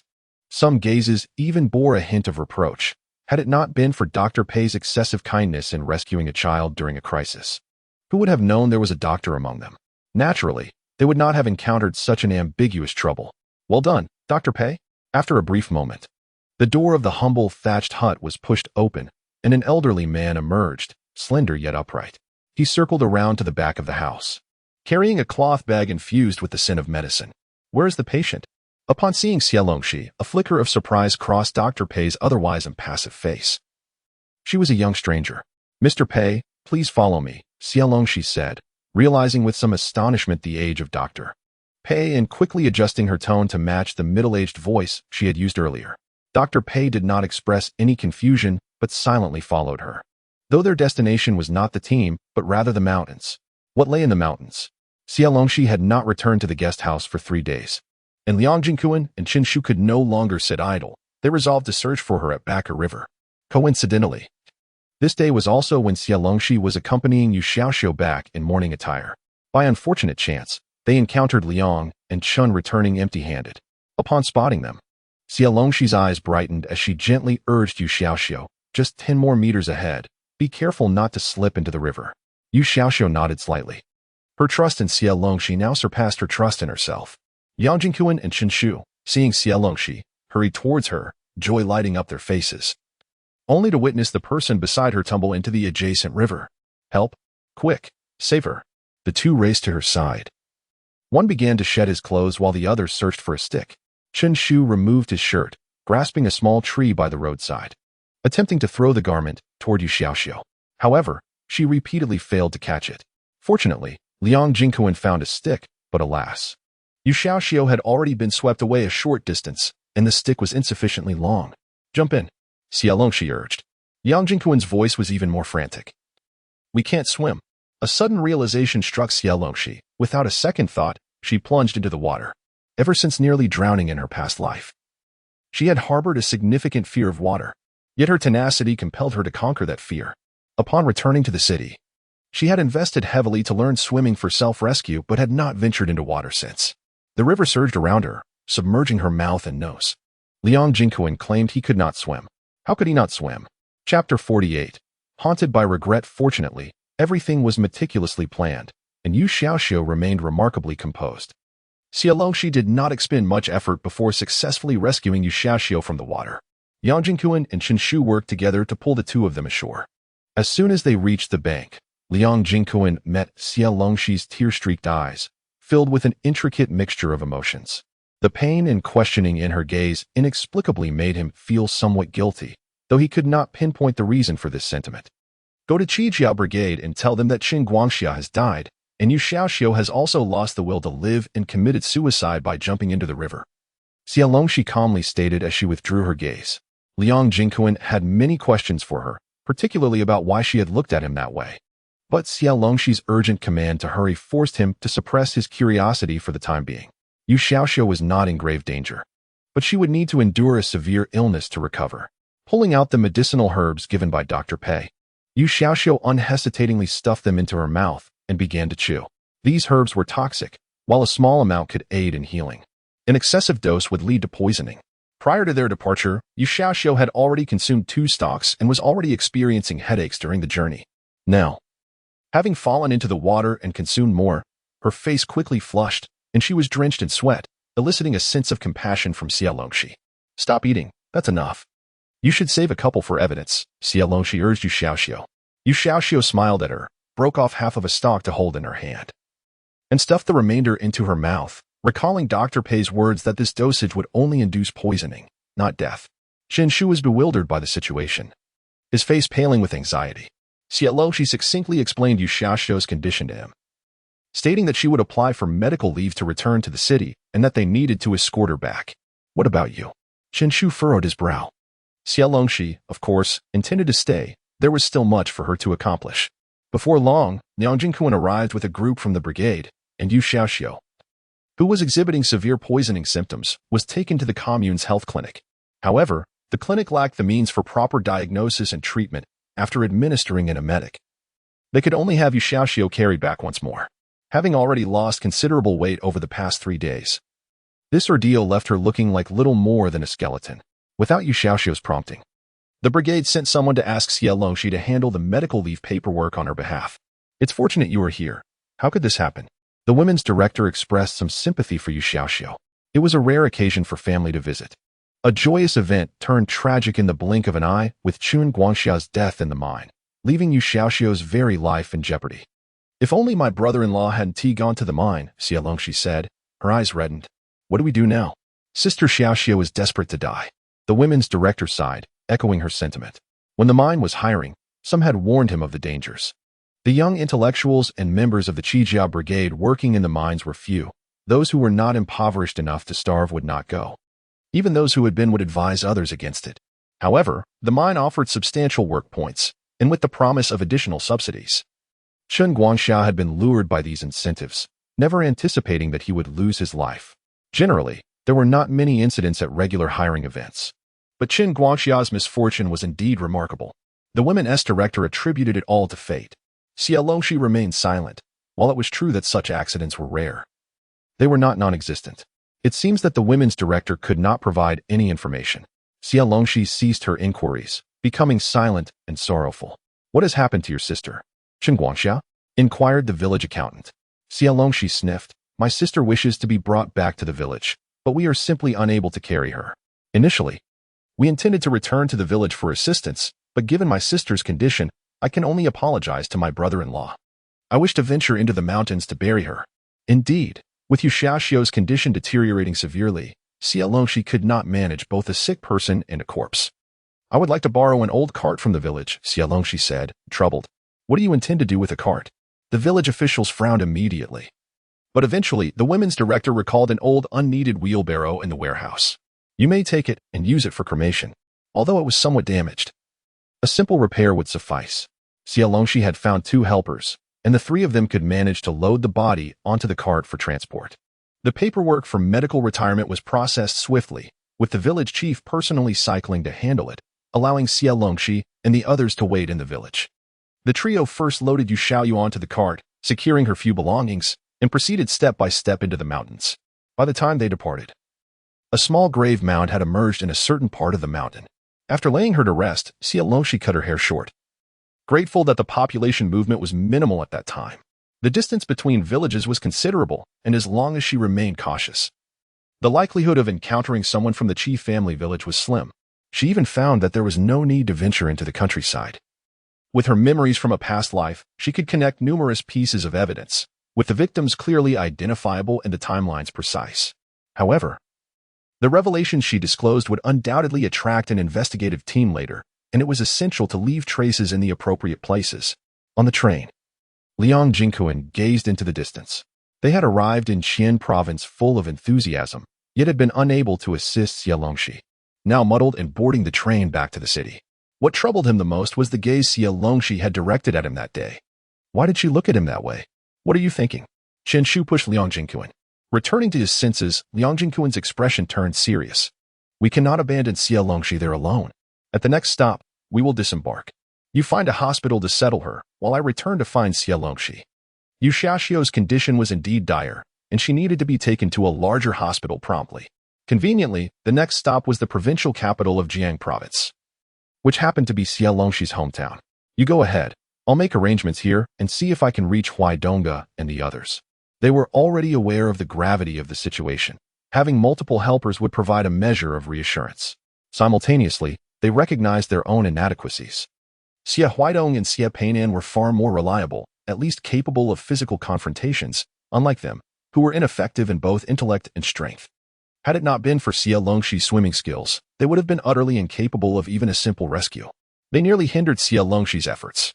Uncertain if their presence would raise suspicions, Chen Shu felt an unpleasant sensation within. Initially, Xie Longxi intended to use the excuse of passing by to rescue her cousin, thus justifying their presence. However, she soon realized they had already visited the Qijiao brigade to seek her out, thereby exposing their connection.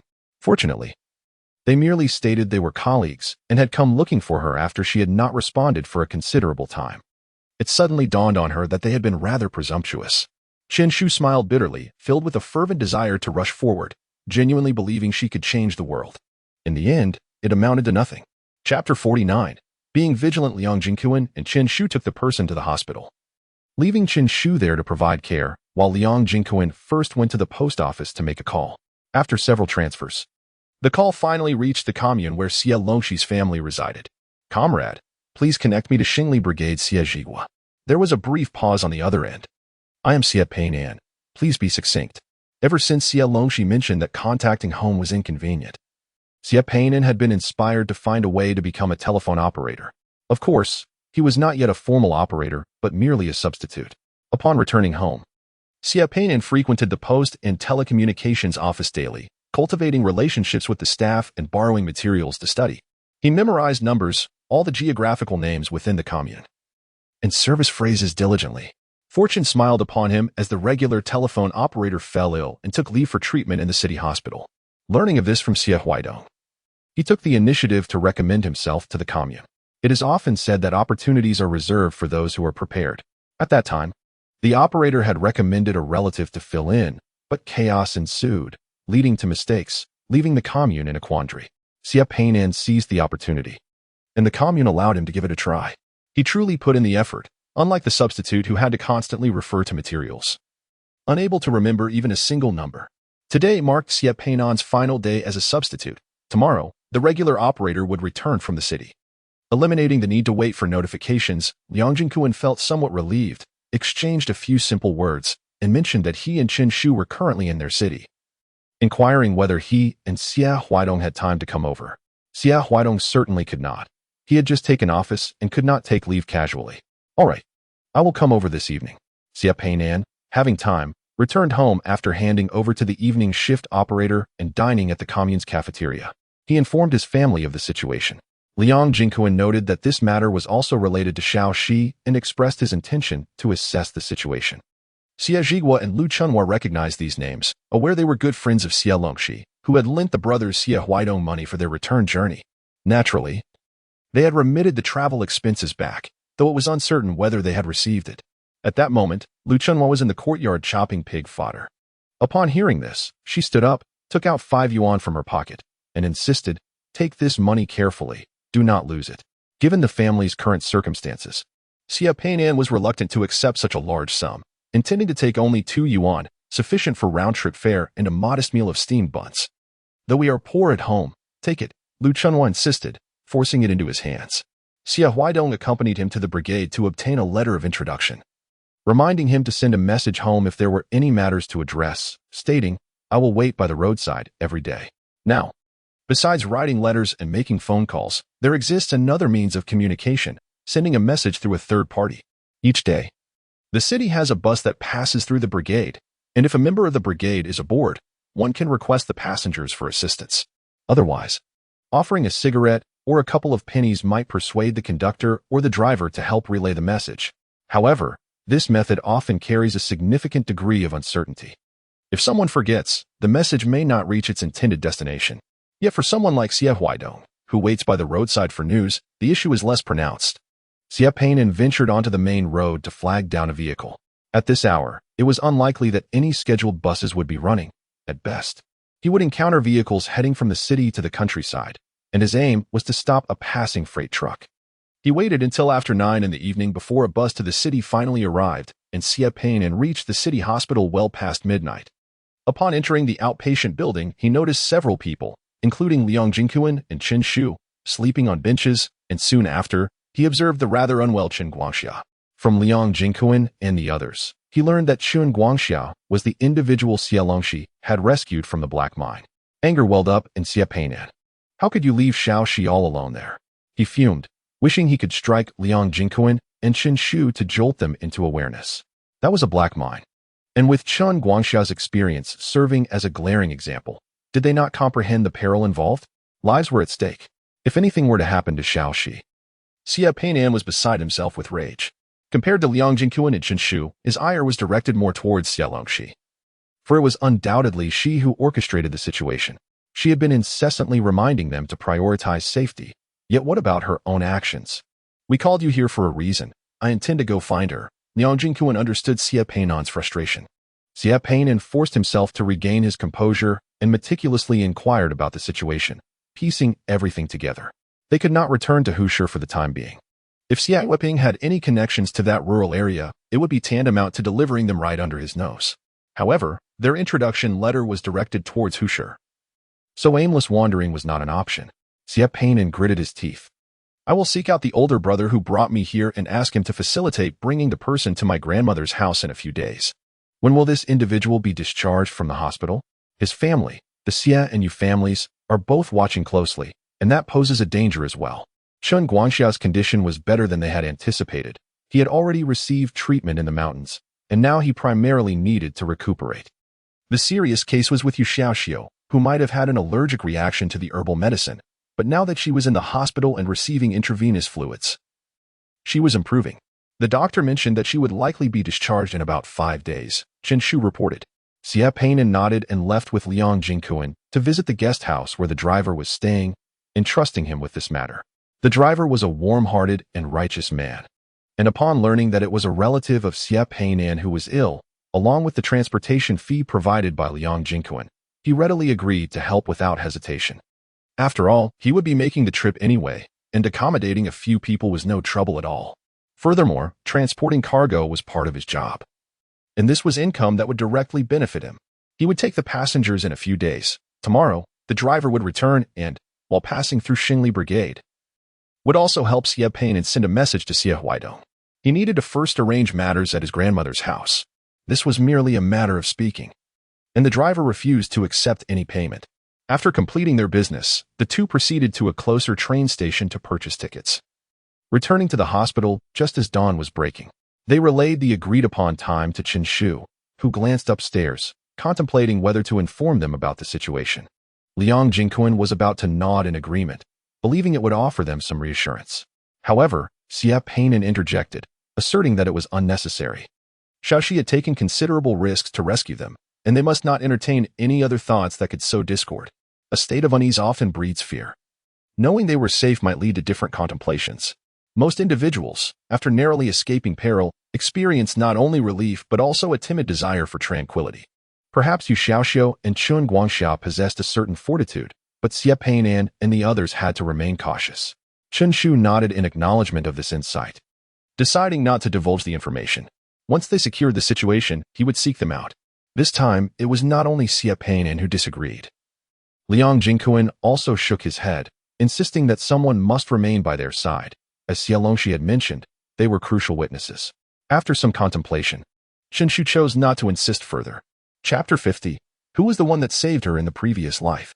Xie Peinan and Liang Jingquan took the train back to Qian province, making several transfers before finally reaching a small county town. Given that Xie Peinan had previously visited Hu City, he calculated the distance from Hu City to their current location and the numerous transfers required. Unable to suppress a sound of astonishment, their brigade also had sent down youth, but most were from their own city. It was hard to fathom that anyone would travel such a distance for rural service these days. No wonder Xie Longxi harbored suspicions. Recalling how Xie Weihong deceived Xie Longxi into returning, solely to place her in such a destitute environment, Xie Peinan's expression soured. In comparison to their brigade, the conditions were starkly different. Their family possessed ample labor, and Xie Longxi was the only girl in the household. Throughout her years in school, even during busy farming seasons, they forbade her from working in the fields, allowing her only to assist at home with cooking and simple chores. To think she had never worked in the fields at home, yet was sent to such a poor place for Xie Weihong. Now, Xie Peinan regretted that the beating he received upon leaving had not been more severe. The two remained unaware of Xie Longxi's whereabouts and could only check into the guest house she had initially arranged for their stay. The receptionist recognized Liang Jingquan, greeting him with, "Comrade Liang, you're back again?" Liang Jingquan and his companion claimed they had come for inspiration, but after only a couple of days, they hurriedly departed, leaving the receptionist disappointed, as they were from Hu City, and she had many curious questions for them. The work is not yet complete. A classmate sustained a minor injury in the mountains and returned, so our unit dispatched another comrade in their place, Liang Jingquan explained with a smile. Despite his handsome appearance, the receptionist remained focused on her duties, requesting Xie Peinan's introduction letter for a meticulous registration. Fortunately, when issuing the introduction letters, Xie Weihong had provided 2 stamped copies. Otherwise, they would have faced complications. "Why is there a stamp from the commune brigade?" the receptionist inquired. "If I recall correctly, the stamp on your introduction letter should be from your unit." Liang Jingquan was momentarily taken aback, while Xie Peinan maintained his composure, meeting the receptionist's gaze and stating, "I am an employee temporarily assigned here, tasked with urgent duties, lacking the time to return to my unit for another introduction letter." After speaking, Xie Peinan recited a number, instructing the attendant to verify it at any time. There was no need for that. A simple inquiry would suffice. The attendant believed him, duly registered the information, returned the introduction letter to Xie Peinan, handed them the room key, and provided a hot water bottle, all for the same room as before. Turning away, Liang Jingquan gave Xie Peinan a thumbs up, affirming their sibling bond. Xie Peinan's knack for deceit rivaled that of Xie Longxi, both utterly convincing. Xie Longxi had been elusive for days, sometimes appearing as an art society member carrying a sketchpad, at other times as a journalist from Shanghai, or even as a relative visiting under the guise of work. She predominantly visited local farming households, selecting those she recalled from her past life, particularly the more humble ones. Ideally, they would have no adult males in the household. She would inquire about living conditions and agricultural practices, diligently taking notes in a small notebook. Particularly fierce and united production teams were ones Xie Longxi would avoid entirely. Although she encountered danger along the way, her sharp wit and agility ensured her safe passage. The most perilous moment arose when she encountered Huang Xiping's men. Upon learning that outsiders were in the village documenting their experiences, they confronted Xie Longxi and scrutinized her notebook. Upon discovering it contained folklore records, they released her, but not without expelling her and warning her against wandering about. Are you not afraid that all your efforts may be in vain? In the abandoned shelter of the forest warden on the mountain, Mr. Pei rummaged through the fire pit and handed Xie Longxi a sweet potato. After being driven out, she had nowhere to stay and sought refuge with Mr. Pei. I'm afraid, yet action is imperative, she replied with a smile, peeling the sweet potato. The firelight illuminated her face, contorted in a comical grimace, prompting a chuckle from Mr. Pei, who gazed at her as if looking through her to some distant memory. I have a grandnephew whose character resembles yours, Mr. Pei remarked with a smile. Unfortunately, I haven't seen him in years, and I wonder how he fares now, if the Pei family still exists. Xie Longxi took a bite, her curiosity piqued. Is that so? My character is hardly commendable. They say I am ruthless in pursuit of my goals. This was a reflection of the assessment made by her past business rivals. To her, this was a compliment, one she accepted with grace. Unlike the harsh judgments from the Xie family, who labeled her as cold-hearted and destined for loneliness, bordering on a curse. Foolishness. Mr. Pei disagreed. You are clearly a person of chivalry and righteousness, with clear objectives, fully aware of what you are doing and striving for it. Xie Longxi smiled, choosing not to pursue the topic further. I plan to return tomorrow. Do you have any messages for me to convey? In truth, Xie Longxi had no intention of engaging in a life-and-death struggle with Huang Xiping's group. Her goal was merely to leave a trace, to validate her inquiries. Now that she had attracted attention, it was prudent to withdraw promptly. Sacrificing herself was not worth it. No need, Mr. Pei chuckled. What message could you possibly convey that wouldn't endanger that young girl? The old man and the young lady conversed by the fire almost all night. Before dawn, Mr. Pei returned to the cow shed, while Xie Longxi waited for the first light, choosing a different path back to the county town, in search of a cooperative breakfast establishment. Xie Longxi sat and observed the bustling market nearby. Before long, the day for the market had arrived once again, and she pondered whether Liang Jingyuan and Qin Shu had made it to the city of Shanghai, and how their endeavors had fared. Over the past few days, Xie Longxi had been forcing herself not to think of them, as the mere thought would inevitably lead her to the realization that Liang Jingyuan could not swim. If he could not swim, then who was the person that saved her in her past life? Why would Liang Jingyuan deceive her by falsely claiming to be her savior? Just contemplating this made Xie Longxi's head throb. However, it was not merely because Liang Jingyuan was her savior that she impulsively sought a relationship with him. Rather, it was a decision born from understanding and careful consideration. Yet, it could not be denied that this matter indeed played a significant role, serving as the catalyst for their transition from mere acquaintances to a deeper understanding of one another. With a deep sigh, Xie Longxi resolved to give herself a reprieve. After all, it was an event from a past life. She could neither comprehend it nor could she seek answers from Liang Jingyuan. Nor could she replicate the circumstances of her past to encounter her rescuer once more. She decided to leave it at that. Xiaoxi, what are you doing here? Xie Peinan, carrying a large basket, approached from the front of the stall, turned back, and fixed his gaze upon Xie Longxi's face. Upon seeing him, Xie Longxi's eyes widened in surprise. Without engaging in pleasantries, Xie Peinan exclaimed urgently, Liang Jingyuan is in trouble. He went out the day before yesterday to help someone and hasn't returned since. I cannot find him anywhere. The slight alleviation in Xie Longxi's mind was swiftly replaced by pain once more. Chapter 51. Jingyuan has caused you trouble originally. Xie Longxi had planned to return home directly by train today, but Liang Jingyuan had complicated matters. Did I not instruct them to return first? She mused, taking a bite of her noodles. Fortunately, her youth preserved her health. Her stomach was temporarily resilient and not easily swayed by emotional turmoil. Xie Peinan recounted how Liang Jingyuan and the others had taken a detour to Jiang province, how he had attempted to locate him, and how he had followed them.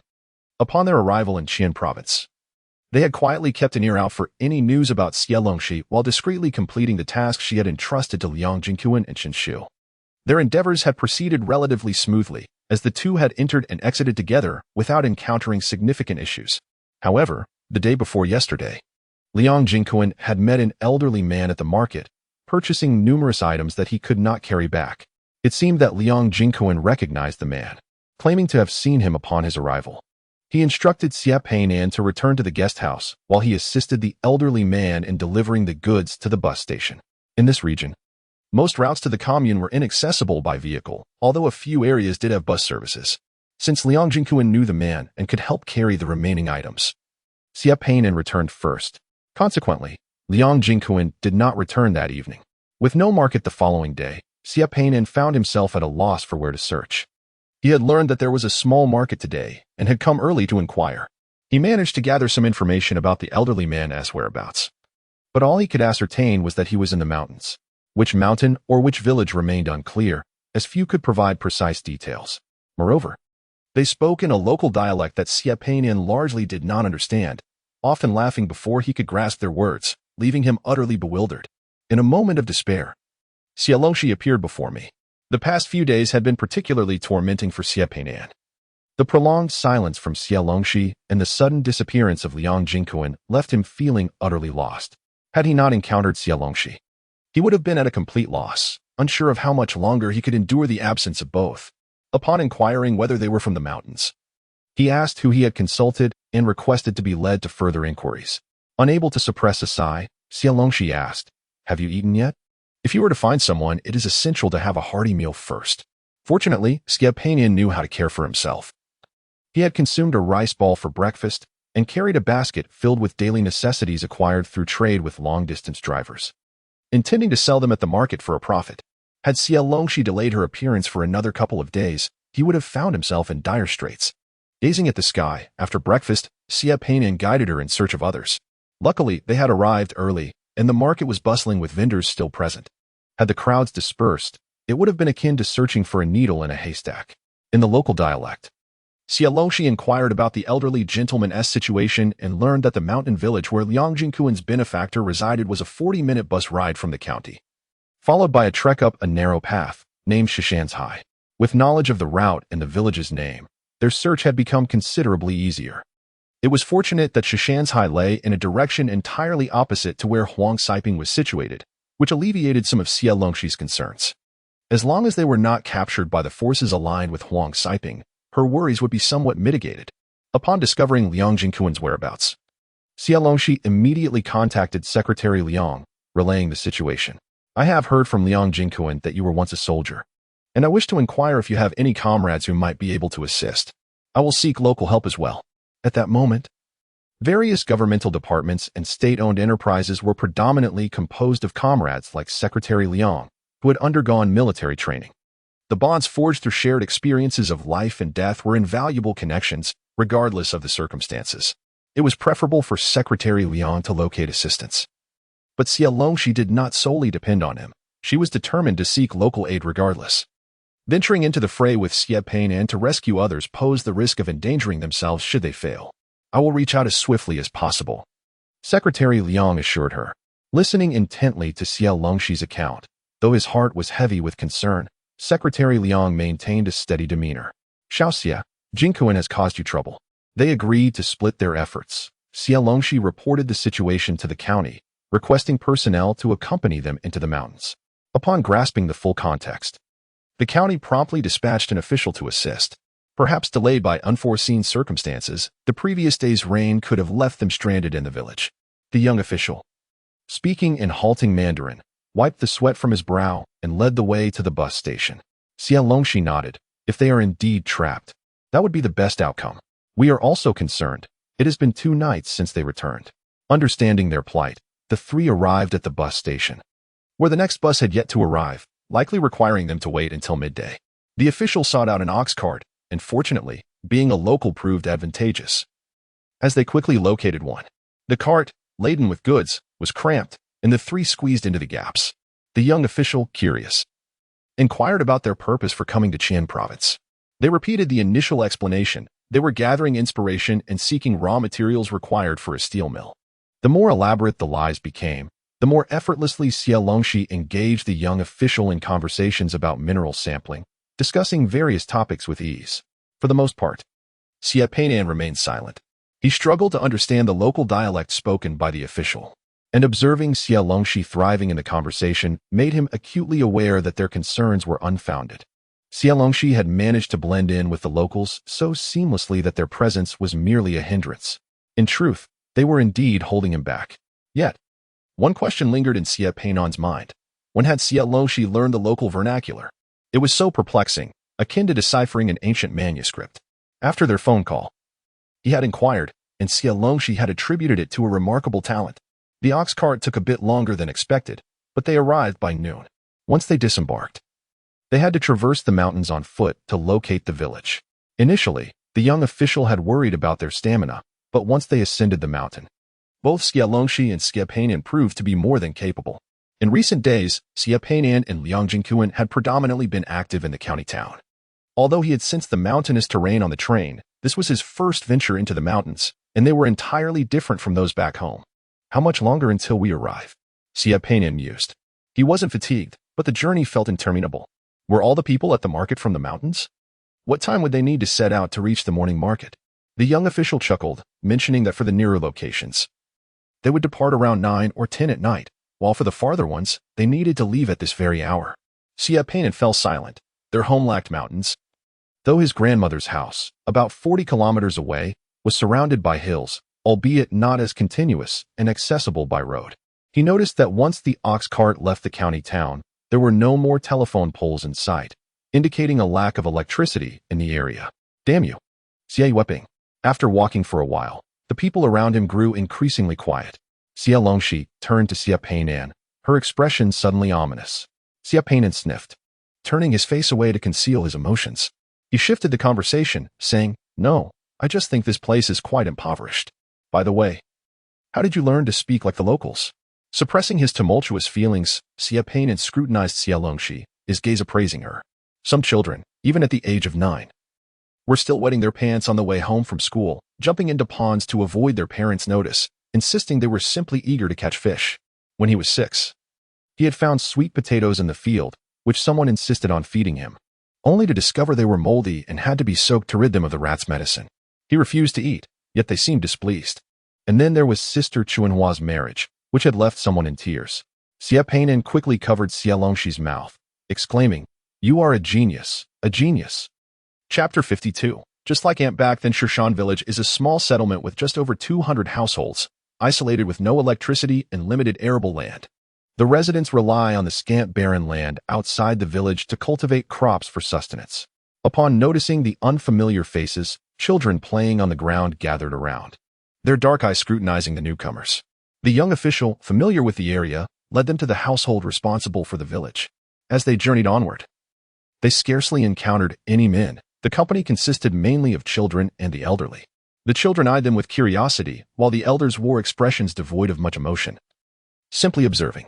The village chief, an aged man, had an array of herbs drying in his courtyard. The quality of herbs in this region was rather commendable. If they could be sold, the price would likely be substantial. Just a few days ago, Xie Weihong had mentioned this to Lu Dingyuan. In his youth, Xie Weihong had been robust and particularly endearing, capturing the affection of an elder in the clan who practiced traditional Chinese medicine and had taken him under his wing for several years.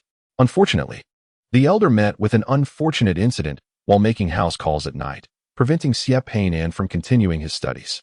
Nonetheless, he could still recognize the quality of certain herbs. Xie Longxi nodded perfunctorily, her attention primarily on the conversation between the official and the elder. The elder remarked that no strangers had visited the village, and the elder whom Lu Dingyuan assisted had returned home at the usual time the previous evening, everything as expected. The official translated the elder's words for Xie Longxi, who frowned, suggesting that they might have separated along the way. Could they trouble him to take them to meet that elder so they could inquire personally? That seemed reasonable. The group proceeded to the elder's residence. The elder, advanced in age, had some difficulty with mobility, which explained Lu Dingyuan's willingness to assist. His speech was somewhat hard for Xie Longxi to comprehend, vague and indistinct, yet he always wore a smile, embodying a very kind-hearted old man. Through the official's translation, the elder recounted that Lu Dingyuan had escorted him to the bus but then departed. He was unaware of where he went. However, someone nearby had remarked that the mountain path to the elder's home was challenging to traverse, and Lu Dingyuan had claimed he would accompany him up the mountain. It seemed improbable that he would only take him to the bus. Xie Weihong contended with a furrowed brow. The official relayed this to the elder, who merely chuckled, repeating the same few phrases. The elder's home was situated beneath the eaves of the mountain, lacking a roof, rendering the interior fully visible, aside from a scant few possessions. There was nothing else. No matter how they questioned him, they could extract no further information, and the official cast a helpless glance at Xie Longxi. What else do you expect me to do? The official inquired. Upon hearing this, Xie Weihong's brow knitted in frustration. What was there to do?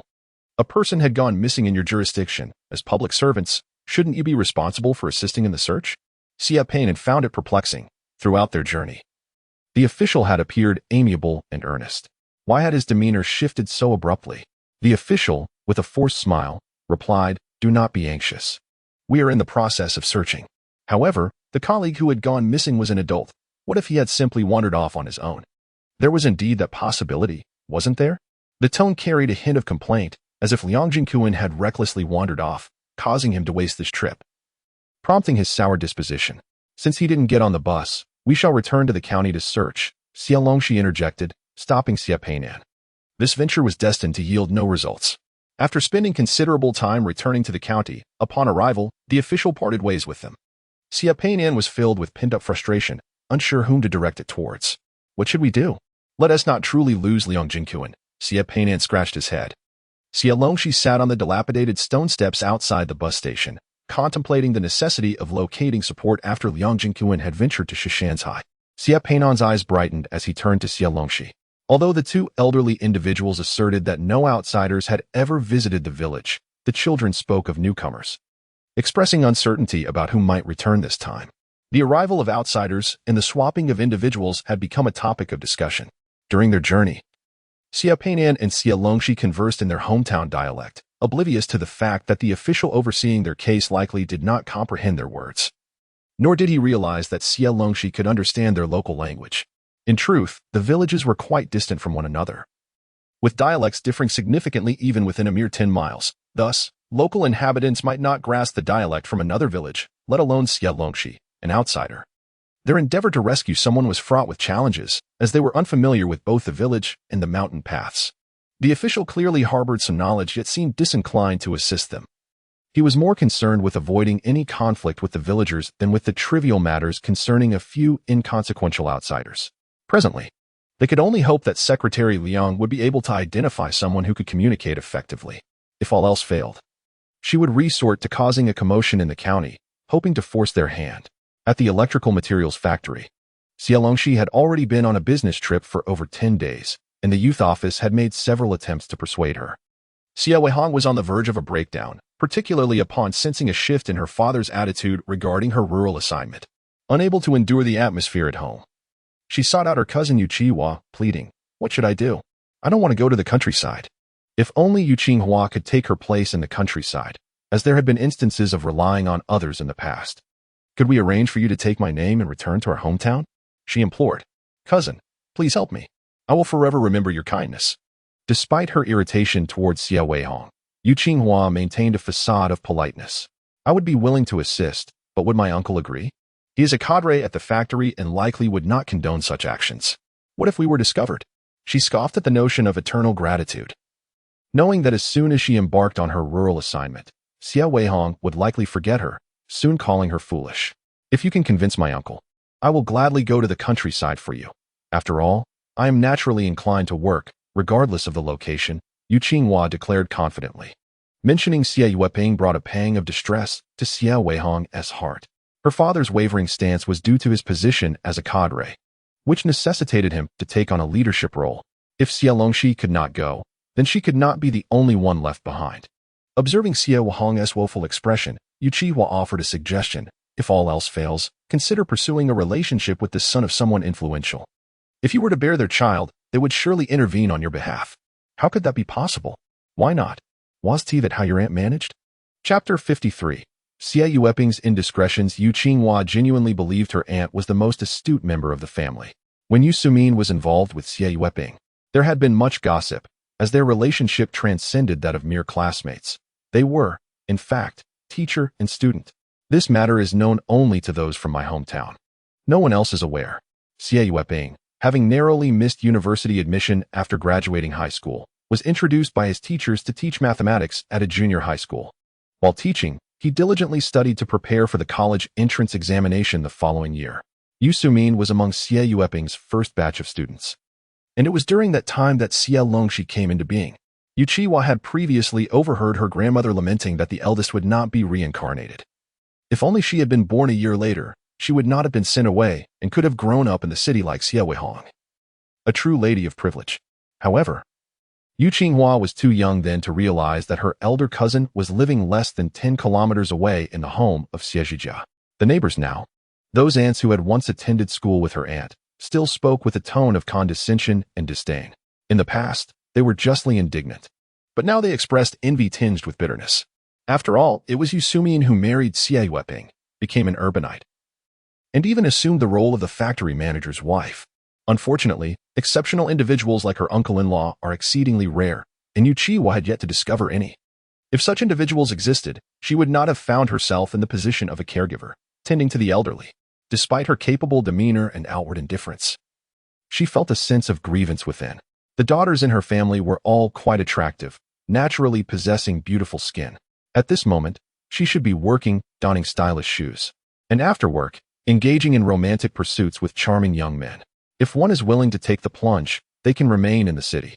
Yu Qinghua cited Yu Sumin as an example, offering her candid advice. It is best to seek out families with a long lineage, as children from such families are particularly cherished. Ideally, one would secure a partner quickly. If not, at least one could conceive to stay in the city.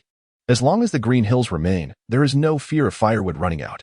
If one were to become pregnant, the male partner's family could arrange a hiding place, or one could return to their hometown until the child is born, using other excuses to return afterward. Yu Qinghua lacked the connections that Xie Weihong possessed. Otherwise, she would gladly take her place.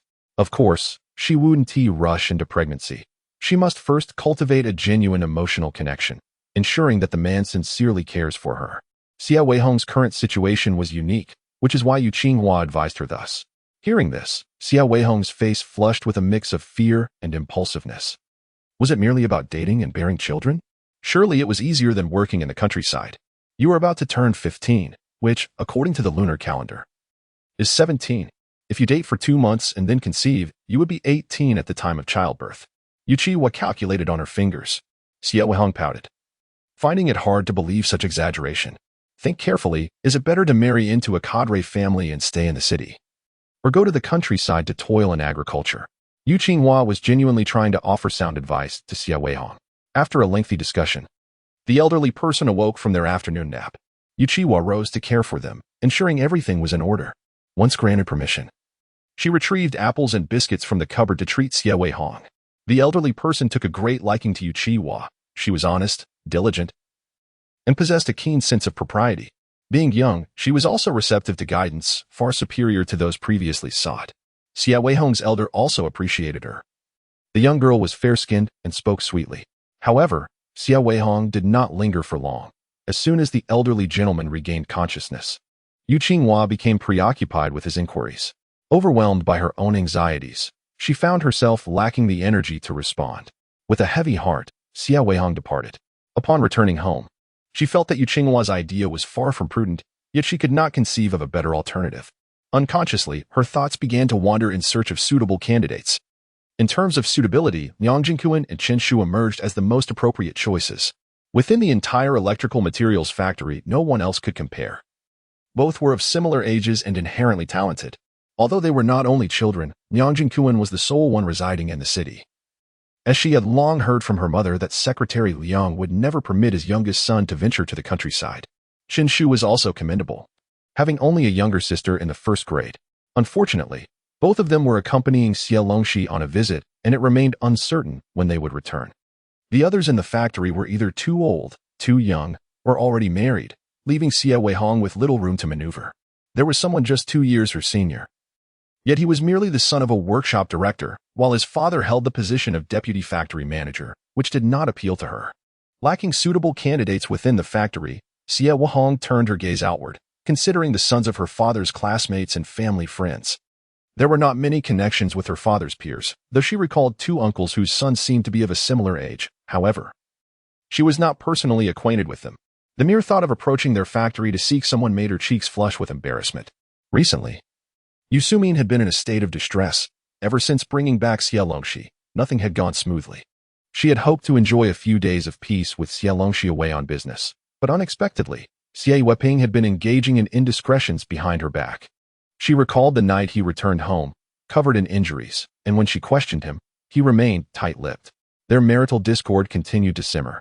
And within a few days of stepping outside, she felt the weight of others' gazes upon her. It was reminiscent of when the substitution incident had come to light. Yet this time, the onlookers seemed to revel in her misfortune, particularly Su Chunlai, who approached her with a mocking demeanor, which clarified her suspicions. It turned out that Xie Weihong had been consorting with prostitutes. Initially, Su Chunlai had anticipated a fallout between the couple, but upon learning the truth, Yu Sumin found herself hesitant to confront Xie Weihong about the matter. The prospect of laying everything bare was out of the question. Instead, Yu Sumin adopted a more pragmatic stance. Whenever the topic arose, she was the first to quell the rumors, asserting that Xie Weihong could not possibly be that kind of person and that it must have been a misunderstanding. This assertion brought some relief to Xie Weihong, who had been summoned for discussions by the leadership on multiple occasions. At least, in critical moments, Yu Sumin would not hinder his progress. The couple's relationship unexpectedly grew more resolute as they spent many days together, sometimes even walking hand in hand, attempting to demonstrate their harmonious bond. Affirming that Xie Weihong would not stray. They were oblivious to the perceptions of others, but at least for the time being, the matter had been satisfactorily addressed with their superiors. As the weekend approached, Xie Weihong prepared to leave early in the morning, while Yu Sumin pretended to be nonchalant. Though internally, she grappled with conflicting emotions, contemplating whether to follow him and ascertain the situation. Standing on the balcony, watching Xie Weihong push his bicycle into the distance, Yu Sumin could not shake off the torment in her heart. She seized her bag and dashed out the door. Just as she reached the factory entrance, she spotted Xie Weihong, sneaking away like a thief in the opposite direction. Yu Sumin glanced back at the retreating figure of Xie Weihong, then turned her gaze toward the hurried footsteps of Xie Weihong. Chapter 54. The man buried in the lust as Xie Longxi set off for Shishanzhai. Secretary Liang was engaged in a series of phone calls, desperately searching for people.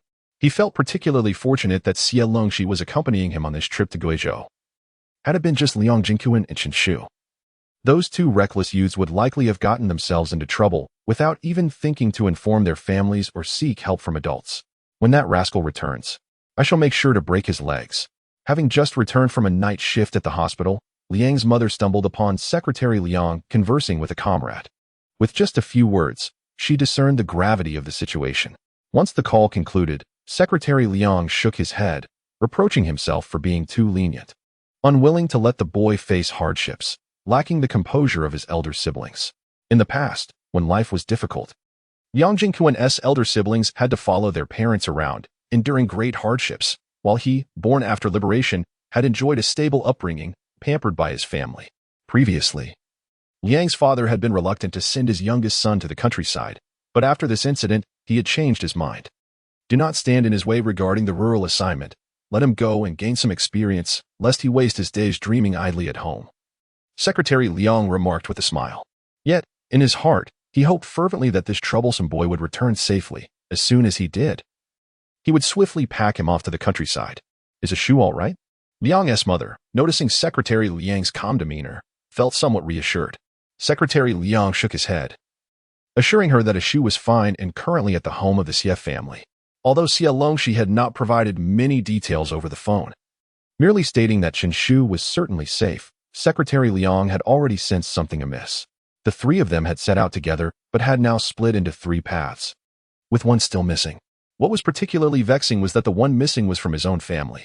Knowing that Chen Shu was unharmed eased Liang's mother's worries to some extent. The two boys spent so much time together, influencing each other, and she feared that if something were to happen to Chen Shu, Liang Jingyuan would be held accountable, making it difficult to face old Chen and old Song.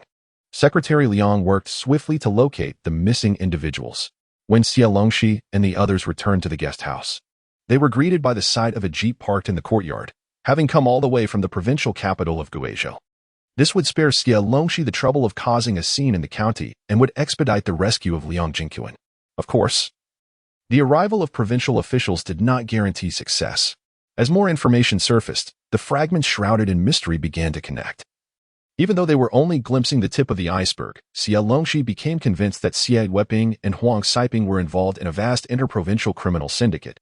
These individuals would not hold any reverence or fear for officials from the province. They needed to act swiftly. Should those criminals resort to eliminating evidence and deny any connection to Liang Jingyuan's disappearance, there would be little recourse for them. Two soldiers, evidently returned from military service, arrived, one surnamed Ming and the other Zhao, both in their late 20s. Zhao inquired of Xie Longxi, "Are you certain Liang Jingyuan has been to Shishansai?" "Absolutely." Xie Longxi affirmed with a nod. "We should discuss this in the vehicle. Let us not waste time.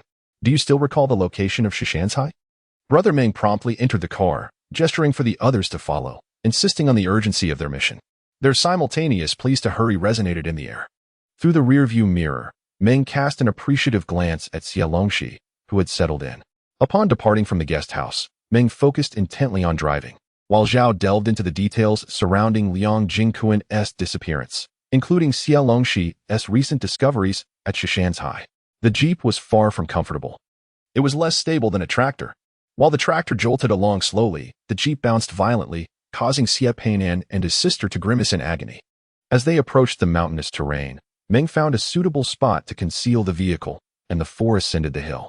"Speak up if you cannot continue. We can rest at any time," Xie Longxi, leading the way, assured them. Regrettably, despite reaching Shishansai, Xie Longxi remained silent throughout the journey. Although the rear group struggled to keep pace, they managed to maintain their position. Surprisingly, Xie Weihong not only kept up but appeared to have some energy left. The village was eerily quiet, shrouded in darkness yet exuding a sense of tranquility, as if no outsiders had ever graced its presence during the day. With Liang Jingyuan missing for 2 nights and 2 days, waiting outside the village seemed futile, especially since they had already visited during the day. The individual in question might have been relocated. They needed to confront those involved to extract information. Why not go directly to that old man?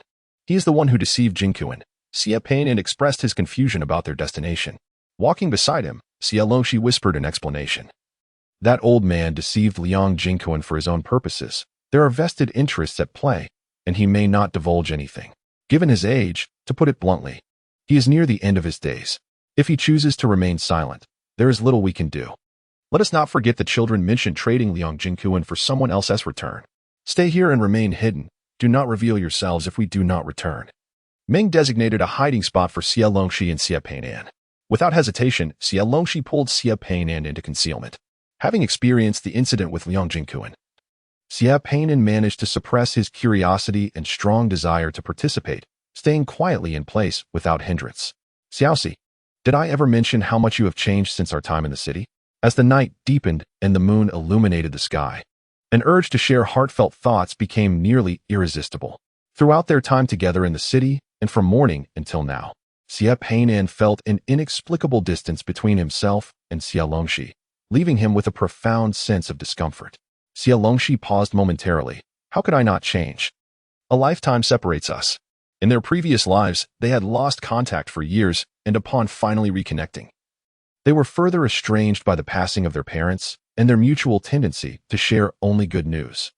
Xie Longxi now dared not contemplate the extent of what Xie Weihong may have done to her family.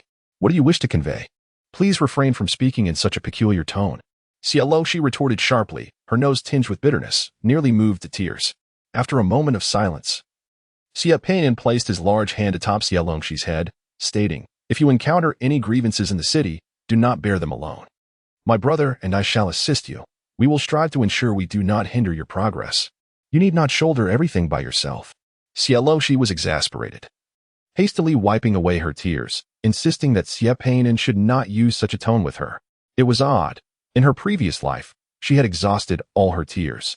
Why was it now that her second brother's words made her feel so wronged and on the verge of weeping? "Xie Weihong, are you not weary of this? Continue speaking, and I shall inform mother upon our return." After all, once they located Liang Jingyuan, they would be heading back. Upon hearing Xie Longxi's irritated remarks, a smile broke across Xie Weihong's face. This was indeed his sister. The matter of Liang Jingyuan's disappearance bore responsibility from both of them, while she held none. "Stop maintaining that stoic demeanor," he added. As they spoke, Minggu waved to them from a distance, prompting Xie Weihong to press Xie Longxi's head down, saying, "So cease pretending to be an adult." Caught off guard, Xie Longxi nearly stumbled face first into the muddy wall. She vigorously wiped away the tears lingering at the corners of her eyes and cursed silently as she pursued him, determined to confront Liang Jingyuan together. Though still within the village, the situation was dire. Chapter 55, truly becoming a captive son-in-law gazing at the courtyard walls adorned with red paper. Xie Longxi fell into a contemplative silence. Minggu and Zhaogu, armed and resolute, had sought out the elder who communicated with the village, leading them in their search. It turned out that Liang Jingyuan had been deceived by an elder into entering the village, only to be struck unconscious with a club upon arrival and confined. He had exhibited no caution. If he was not to be struck, who would be? Initially, the elder had intended to send Liang Jingyuan to the mines in exchange for his own son, but unforeseen circumstances led to someone vouching for Liang Jingyuan, allowing him to remain as a captive son-in-law. When Xie Longxi and the others arrived during the day, Liang Jingyuan had just been taken away, and upon their return, preparations for a banquet were underway. On their way back, they encountered the raucous celebration of the wedding feast. It was likely the night of the bridal chamber. Observing Liang Jingyuan, adorned in the local wedding attire, disheveled and bound to a chair, Xie Longxi felt a twitch at the corner of her mouth. In all honesty, her earlier jest about him becoming a captive son-in-law had merely been a playful warning to keep their wits about them. She had never anticipated her words to bear such weight. Had her words held such power, she would now be cursing the entire Xie Weihong family. Did we arrive a tad too early, interrupting your joyous occasion? Xie Longxi could not suppress her biting sarcasm. Her gaze swept over the brown marks at the corners of Liang Jingyuan's mouth, alongside the shattered earthen bowls at the foot of the 8 immortals table, prompting her to roll her eyes. After all those warnings, where was your head? Liang Jingyuan, on the verge of tears upon seeing them, found himself at a loss for words, unable to offer any justification. Indeed, his own misguided kindness had led to his predicament. Are you all right? Xie Weihong inquired with utmost caution. Upon meeting his concerned gaze, Liang Jingyuan felt tears welling up, barely restrained. He was entangled in a significant predicament, nearly forced into submission. Had it not been for his unwavering resolve, they would hardly be witnessing his intact self at this moment. Moreover, prior to the arrival of Xie Longxi and the others, he had been administered an unknown, bitter concoction, while observing the family huddled together, likely deliberating on strategies to compel his capitulation. At this moment, the bride, adorned in her wedding garments, fixed her beautiful eyes upon him, brimming with a mix of affection and resentment. Liang Jingyuan dared not meet her gaze, instead focusing intently on the ground. In the brief span of 2 days, his cheeks had sunken somewhat, a consequence of insufficient nourishment, but primarily due to the immense psychological burden he bore. While he knew that Xie Weihong would surely devise a plan to locate him, he remained oblivious to when that might transpire. He feared even more that Xie Weihong might arrive alone, without waiting for Xie Longxi, and thus jeopardize his own safety. His mind was a tempest of anxiety, tormented by bleak possibilities. Xie Longxi and Brother Meng were engaged in negotiations with the family, with the village elder, the highest authority, acting as a mediator. The 3 parties convened for discussions, the rapid exchange of words in a dialect foreign to Xie Weihong and the others. Xie Weihong yearned to approach Liang Jingyuan, to loosen his bindings, yet the fierce gaze of the girl guarding him deterred him from advancing. It remained unclear what terms Xie Longxi had successfully negotiated, but after half an hour, the ropes binding Liang Jingyuan were finally untied. Can my watch be returned to me? It was a gift from my elder brother, Liang Jingyuan tentatively inquired, rubbing his sore wrists. Xie Longxi shot him a cold glance, retorting, "You may request it yourself." It was already a considerable feat to secure his release, yet Liang Jingyuan dared to negotiate further. He seemed oblivious to the fact that this was their territory. If they truly wished to retain him, they could easily do so. Silenced, Liang Jingyuan continued to rub his wrists, and soon Xie Longxi presented him with an IOU, requesting his thumbprint. Staring at the figure inscribed 500, his eyes widened in disbelief. Xie Longxi thrust the inkpad towards him. They had evidently come prepared, ensuring that both their people and their money were accounted for. Did he truly believe that a few words from her would suffice to secure his freedom? The price negotiated was only feasible due to Brother Meng and Brother Zhao's presence. Without them, she would have found it impossible. Hurry up and sign so we can leave. Otherwise, I might suggest you remain here and enjoy the scenic beauty, letting your family worry for you. Xie Longxi's tone was as frigid as ice. Liang Jingyuan quickly pressed his thumbprint onto the document. As they departed, the young woman who was to marry him followed suit, for the IOU was merely a formality. Without the funds, Liang Jingyuan could forget about leaving Qian province. Exiting the bridal chamber, they encountered a throng outside the courtyard, illuminated by torches. Amidst the crowd, Xie Longxi instantly recognized the tall figure of the uncle who had briefed them on the situation in Qian province during their train journey. He stood out conspicuously. Her expression shifted to one of slight surprise as she glanced back at Liang Jingyuan. I had no idea where I was originally meant to be sent. I only remember waking up to find him here, and then being brought to this family. Liang Jingquan felt reluctant to mention how he was selected, as it was rather embarrassing. The experience of being picked like merchandise was far from pleasant. He understood that it was this elder who had assisted him, although the outcome of that assistance was not one he particularly desired. As they were escorted out of the village, the elder approached Xie Longxi and said, "I do not know your intentions here, but it would be wise for you to leave promptly and never return." He then turned to the reluctant young woman, Lian, and cautioned, "Do not bring trouble to the village." Liang Jingquan had intended to express his gratitude, yet the elder did not spare him a glance. On the return journey, which should have felt cramped with 4 individuals seated in the back, Liang Jingquan squeezed tightly against Xie Weihong, leaving ample space for Xie Longxi and Lian to sit comfortably. With Lian present, the car was enveloped in silence. In the stillness, Liang Jingquan's stomach audibly protested. He had not eaten for 2 days and nights, surviving only on a bit of water and an unknown medicine that had been forced upon him. "Just bear with it. There will be food once we return to the county," Xie Weihong murmured softly. Mengge and Zhaoge were taciturn, while Xie Longxi maintained a stern demeanor, akin to an icy mass, creating a stifling atmosphere within the vehicle. As Liang Jingquan pressed his abdomen, he nodded, but halfway through, a glistening rice dumpling wrapped in oil paper emerged from his nostrils. It was Lian who had passed it to him across Xie Longxi. "Eat," she urged. Liang Jingquan hesitated to accept it, but Xie Longxi took the dumpling and placed it in his hands. Initially reluctant to eat, he soon succumbed to his instincts and devoured it ravenously. Observing him, Lian's eyes sparkled with delight, and after smiling, she turned to Xie Longxi, saying, "Can't you let him stay? If he fathers a child, I will let him go." Before Xie Longxi could respond, she added, "Rest assured, I will personally see him onto the train, ensuring he is not taken by the bandit leader." Upon hearing the mention of the bandit leader, Mengge and Zhaoge in the front seat raised their eyebrows in surprise. Chapter 56. Xie Weihong registers for rural service on behalf of Xie Weihong. During the early days of liberation, the most severe banditry plagued the region of Qian province, characterized by rugged mountains and remoteness, with a long-standing history of banditry. At its worst, nearly everyone was involved with the bandits. The organization invested significant effort, deploying field armies to eradicate this menace. It was not Xie Longxi who reacted sensitively to Lian's words, but rather Mengge and Zhaoge. Despite their few words, their presence exuded an aura distinct from ordinary individuals. When seeking the elders for negotiations, they carried genuine weapons. Had it not been for their intimidating presence, the events of the day would not have unfolded so smoothly. Xie Longxi, maintaining a composed facade, remarked, "There is no longer any bandit leader around here. I have wandered throughout your vicinity, and it is evident that the local customs are simple and the people are warm and hospitable." Lian scoffed lightly. "You're mistaken due to your lack of experience. You have not visited Tongguan Township, have you? Had you done so, you would not speak so naively. Moreover, if it were not for Uncle Ping, do you truly believe he could remain? Grandpa Pu would exchange him for Uncle Pu." The mention of Tongguan Township triggered Xie Longxi's memory of the previous era, where during the crackdown, the area had been surrounded by the police for half a month, culminating in the arrest of over a dozen individuals. The news coverage lasted for several days, and even half a month after the siege concluded.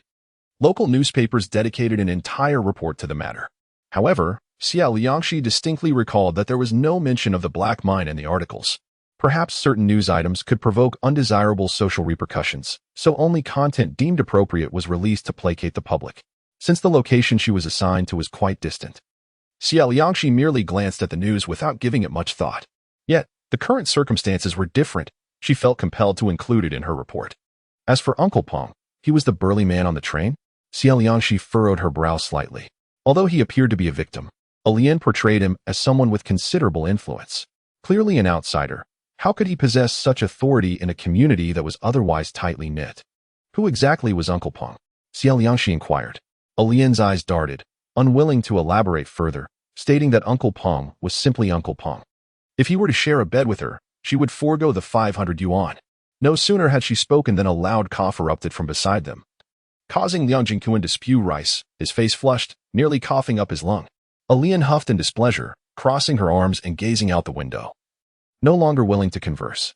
The journey continued back to the guest house, where Xie Weihong assisted Liang Jingquan in disembarking first, while Xie Longxi suggested they secure a room for Lian. Upon exiting the vehicle, Xie Longxi stood by the driver's window, preparing to express her gratitude to Mengge and Zhaoge. You have indeed found an excellent guest house, Minggu remarked with a smile, unexpectedly.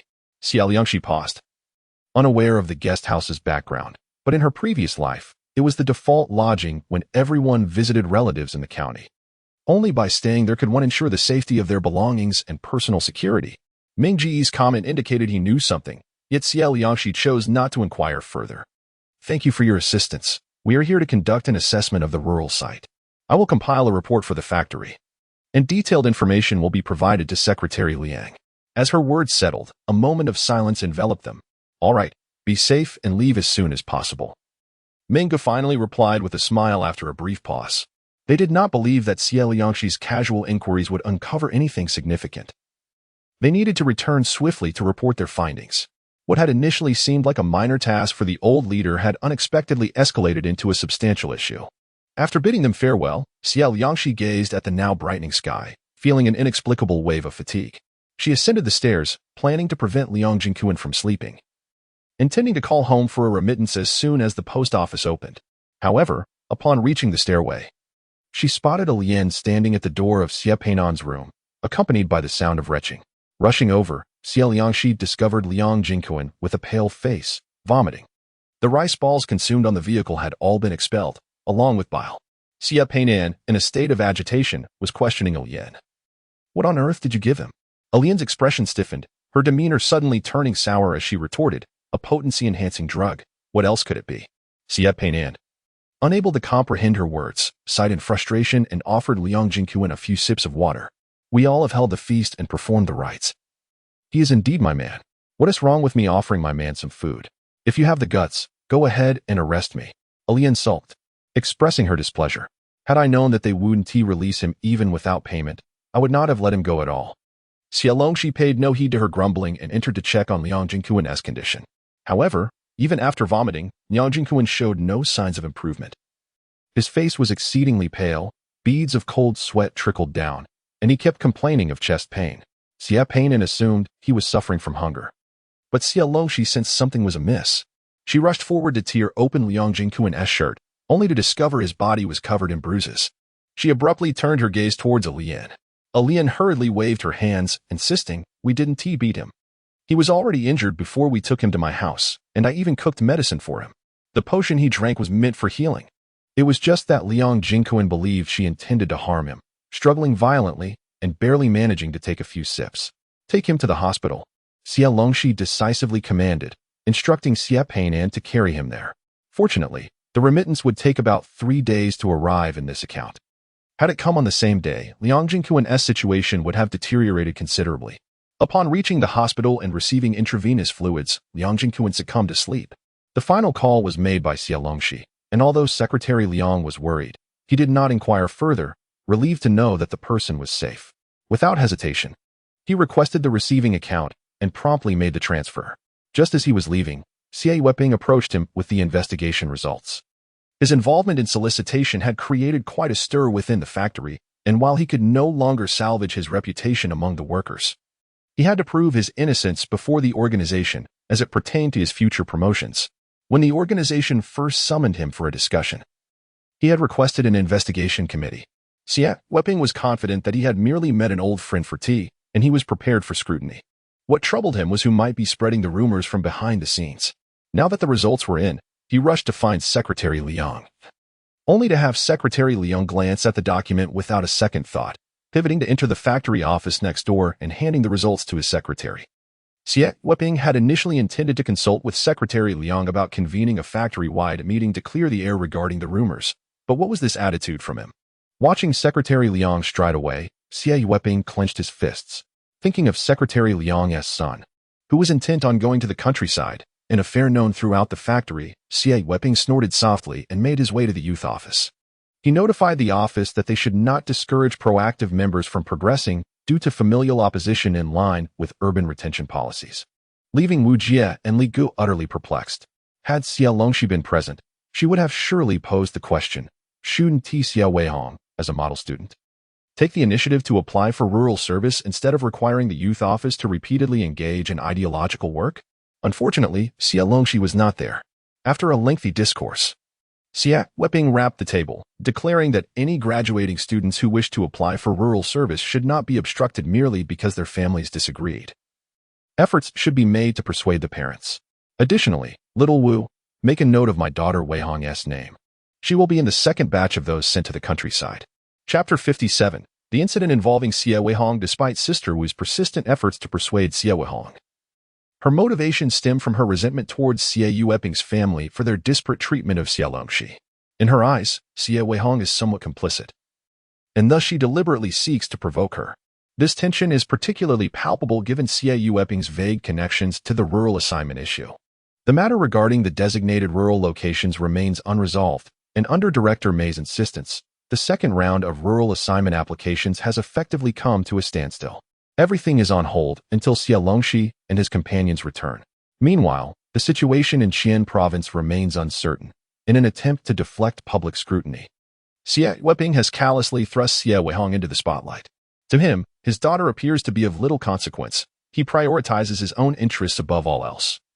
Clearly delineating his affections, Sister Wu cast a glance at Xie Weihong before producing the application form, inscribing Xie Weihong's name and insisting that Xie Weihong sign it as well.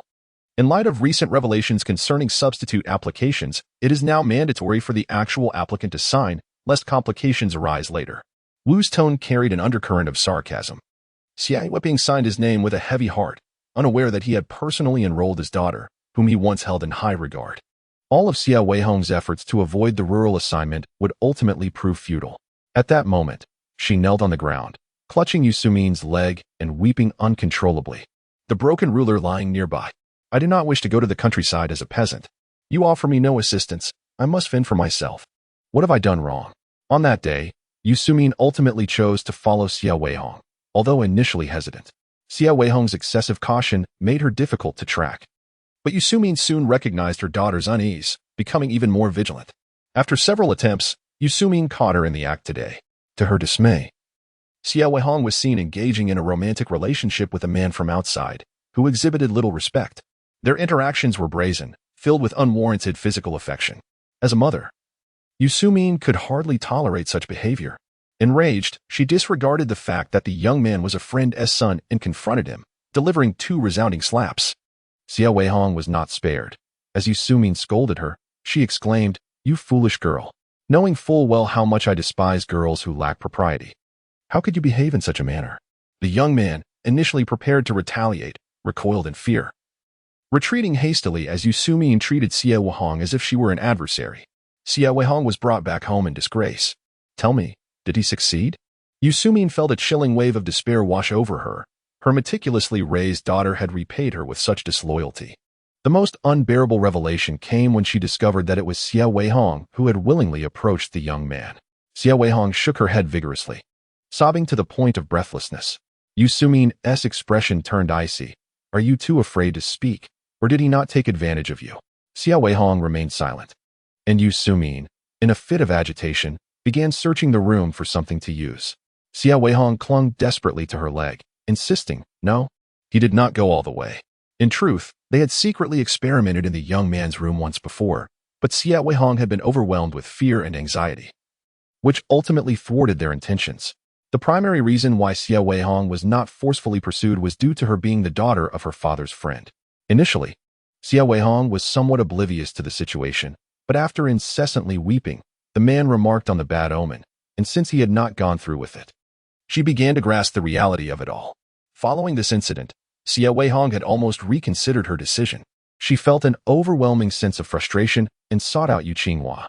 Upon inquiring about the man's background and learning that his father was the director of a subsidiary factory, Yu Qinghua encouraged Xie Weihong to cast aside her fears and proceed without hesitation. Yu Qinghua asserted that every woman inevitably faces such experiences, and whether it was with one man or another, it was all the same. It was far better than ultimately being sent to the countryside to marry a rural man. The choice, in truth, was quite straightforward. Once Xie Weihong reached clarity, she gritted her teeth and approached the man once more, fully prepared to surrender herself today. Little did she anticipate being intercepted by her mother. She was just a step away from her goal. Yu Sumin, seizing a feather duster, lashed out at Xie Weihong in frustration, causing her to cry out in agony. "Mom, please. I want to do it again. Have mercy on me," Xie Weihong pleaded. dodging while sobbing profusely. This was the first time in her life she had been struck, and resentment began to brew within her. It was Yusumin who denied her opportunities, and she was left helpless, with only Yusumin to blame. Did her mother truly wish for her to be sent to the countryside for her own satisfaction? Such brutal treatment hardly constituted maternal care. Who had suggested this? Exhausted from her exertions, Yusumin inquired. Xie Weihong had mentioned Yu Qinghua's name during the ordeal, but Yusumin, in her fury, had not registered it. Upon realizing it was Yu Qinghua's idea, Yusumin was nearly driven to laughter by her indignation.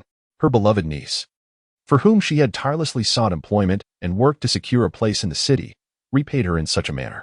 Yusumin commanded Xie Weihong, who had been left outside, to summon Yu Qinghua to their home. "Mom, please stop hitting my sister. She understands her mistakes," Xie Weihong said. Utterly bewildered by the unfolding drama, only aware that his sister had been forcibly brought back by their mother. Upon entering the room, he was promptly thrown to the ground and, in the next moment, expelled from the house. Yusumin pulled at the corners of her mouth in a semblance of a smile. "I want tea, strike her again. You go fetch your cousin. I have a few questions for her." This smile was more grotesque than any frown, causing Xie Weihong deep distress. He was utterly perplexed by the situation. Suddenly, his parents and sister had become strangers over a mere countryside assignment. Clearly, his sister could resolve the matter by simply going to the countryside. Yet they insisted on involving their elder sister, whom they had never raised. Now that his elder sister had secured a job, she ought to focus on her work. It would suffice for her to go. However, her suggestions were even more bewildering than those of their parents. Was it merely about going to the countryside? If not for his young age, he would have gone himself. When Xie Weihong found Yu Qinghua, she discovered him just having helped the elderly lady onto the sofa, boiling water to prepare for her foot soak and leg massage. "Your aunt rarely seeks you out. You should return and check on her." The elderly lady was remarkably understanding. Were it not for Yusumin's introduction, she would never have found such a caring caregiver. Thus, the gratitude was not solely hers, but also extended to her son and daughter-in-law. Yusumin, concerned for her niece, typically brought over some food and made an appearance, never asking her to leave, indicating that there must be some pressing matter at hand. "As I gently lifted you back into your wheelchair, I promised to prepare a soothing tea for you later." Yu Qinghua returned the elderly gentleman to his seat, and he, beaming with joy, not only consented but also encouraged her to take a few items home. With these treasures in hand, Yu Qinghua felt an overwhelming sense of pride as she entered the family courtyard, a sensation akin to returning home in glory. Eagerly, she stepped into the Xie household, her smile barely emerging before she was met with a resounding slap that left her momentarily dazed, her ears ringing. "And what happened?" She barely heard, as if the world around her had faded into the distance. Tears streamed down her face from the sting of pain, and she wondered if this harsh reprimand signified a severing of familial ties. In the face of Yusumin's relentless questioning, Yu Qinghua dared not speak further. A glance at Xie Weihong filled her with disdain for what she perceived as foolishness. "And the idea was mine. If you wish to scold or strike me, I will accept it," she declared, gritting her teeth. After a moment, her hearing returned somewhat, and she asserted, "Yet I stand by my notion. If Weihong can stay and form a good alliance, why should it be wrong?" Despite the familial bond, she recognized that the connection between mother and daughter bore its own weight of responsibility. "Isn't that the case with you and uncle?" she pointed out. Observing her defiant niece alongside the unrepentant Xie Weihong, Yusumin felt an unsettling tightness in her chest, realizing for the first time the nature of retribution. Even when Xie Longxi had angered her, she had never felt this way, merely attributing it to his dominance over her. "My union with your uncle was born of mutual affection, while what was she but a pawn offered up to be mistreated? What a disgrace." Yusumin felt utterly drained. However, she understood that failing to clarify matters today would lead to consequences for them both. What good could be found in men who so readily accepted offerings, only to shy away from responsibility when it mattered? Even Xie Weihong was no exception. Yusumin shut her eyes tightly, convinced that very few men were deserving of trust. Yet, what could be done? Her cousin was unwilling to go to the countryside, and every possible solution had been exhausted. Yu Qinghua wished fervently for Xie Weihong to be sent away. What purpose did it serve to remain in the city, only to be exploited? Xie Weihong, weary and silent, was met with Yusumin's furious finger, ordering her to retreat indoors for reflection. As for Yu Qinghua, having already received one slap, the tension had somewhat dissipated, and Yusumin refrained from further chastisement, recognizing her merely as a niece. Another strike could foster animosity between them. Nevertheless, Yu Sumin felt compelled to correct Yu Qinghua's misguided aspirations. Qinghua, focus on your work and refrain from seeking shortcuts. With this, she noticed Yu Qinghua's underlying indifference and chose to say no more. You will come to understand in time. I was simply overwhelmed with anger earlier. I apologize for the pain. Does it hurt? Yu Sumin reached out to touch Yu Qinghua's face. With a wince, Yu Qinghua recoiled, the pain unmistakable. Nevertheless, she recognized that this was not the moment for a tantrum. Offering a smile, she replied, and I acknowledge my mistake this time. And I promise not to offer foolish suggestions to Weihong again. Fortunately, no grave error was made, so your reprimand is warranted. Yu Sumin gently comforted Yu Qinghua for a while, even preparing a boiled egg to soothe her face, and ultimately escorted her out of the family compound. On the way back, she fortuitously encountered Sister Wu, who was returning to the office after her rounds. You, Deputy Factory Director Xie has already registered Weihong for you. You should have Weihong find time to collect her items at the youth office, Sister Wu remarked. The situation with Xie Weihong's foolishness had not yet been fully resolved, and another cold splash of water fell directly upon her head. It felt as if Xie Weihong had delivered a resounding slap to Yu Sumin from afar, leaving her head buzzing. Her lips parted several times, yet no sound emerged. Within a single day, she had been undermined by her daughter, her niece, and now her husband. Yu Sumin found herself utterly bewildered as to how she returned home. She was equally at a loss about how to convey this news to Xie Weihong. Liang Jingyuan, having received intravenous fluids, awakened the following afternoon to behold the large face of Xie Peinan. His gaze scanned the ward, but he did not see Xie Longxi, which inevitably caused a twinge of disappointment. Where is my sister? She hardly slept a wink yesterday due to your situation. She is currently resting at the guest house. Xie Peinan informed him. Upon learning of her whereabouts, the burden on Liang Jingyuan's heart was eased. The disappointment he felt quickly dissipated, replaced by a surge of guilt. I'm sorry. Xiaoxi warned us several times to be cautious, yet I still let my guard down. How could an elderly and pitiable person harbor malice? Liang Jingyuan paid a steep price for his misplaced kindness. By the way, did you give Xiaoxi the information we obtained during our covert investigation? Eager to prove his worth, Liang Jingyuan glanced at Xie Peinan, only for Xie Peinan to smack his forehead in realization, having completely forgotten. It's fine. It's at the guest house, hidden beneath the basket. I'll retrieve it for her when we return.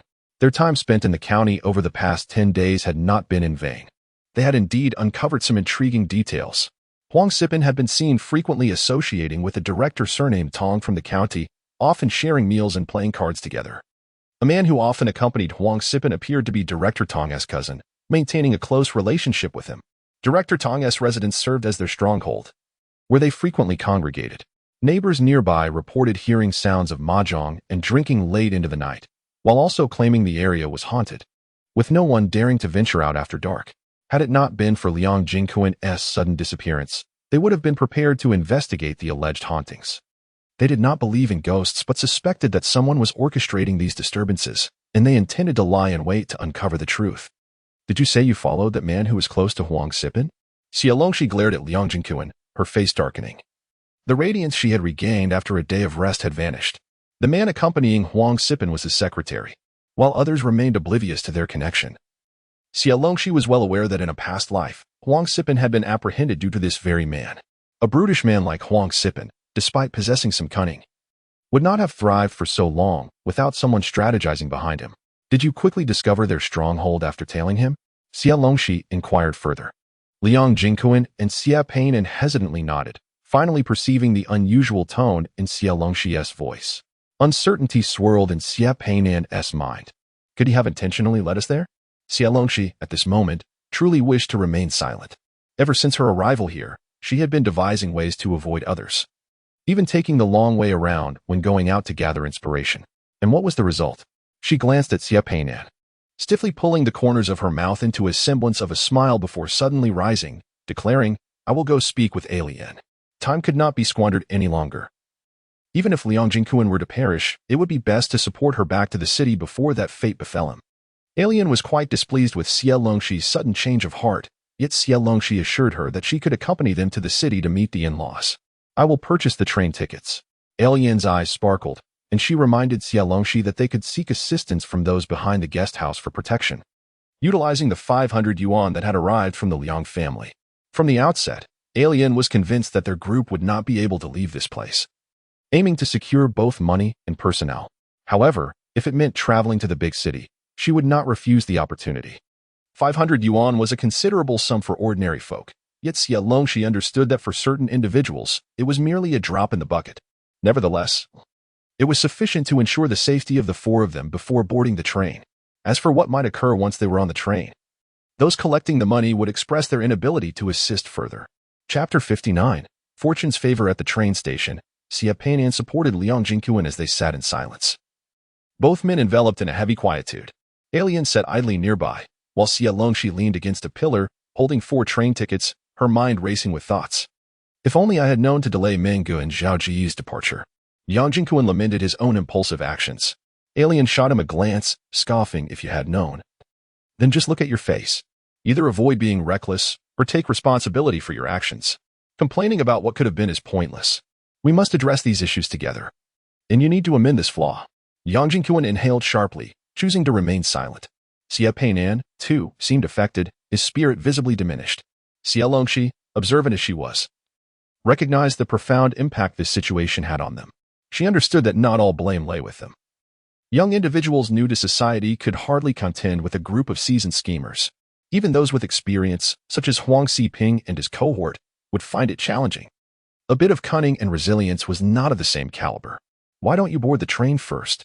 I will find a way to divert their attention and then pursue you, Xie Weihong suggested, aware that his stamina offered a better chance of escape than Liang Jingyuan, who was in poor health.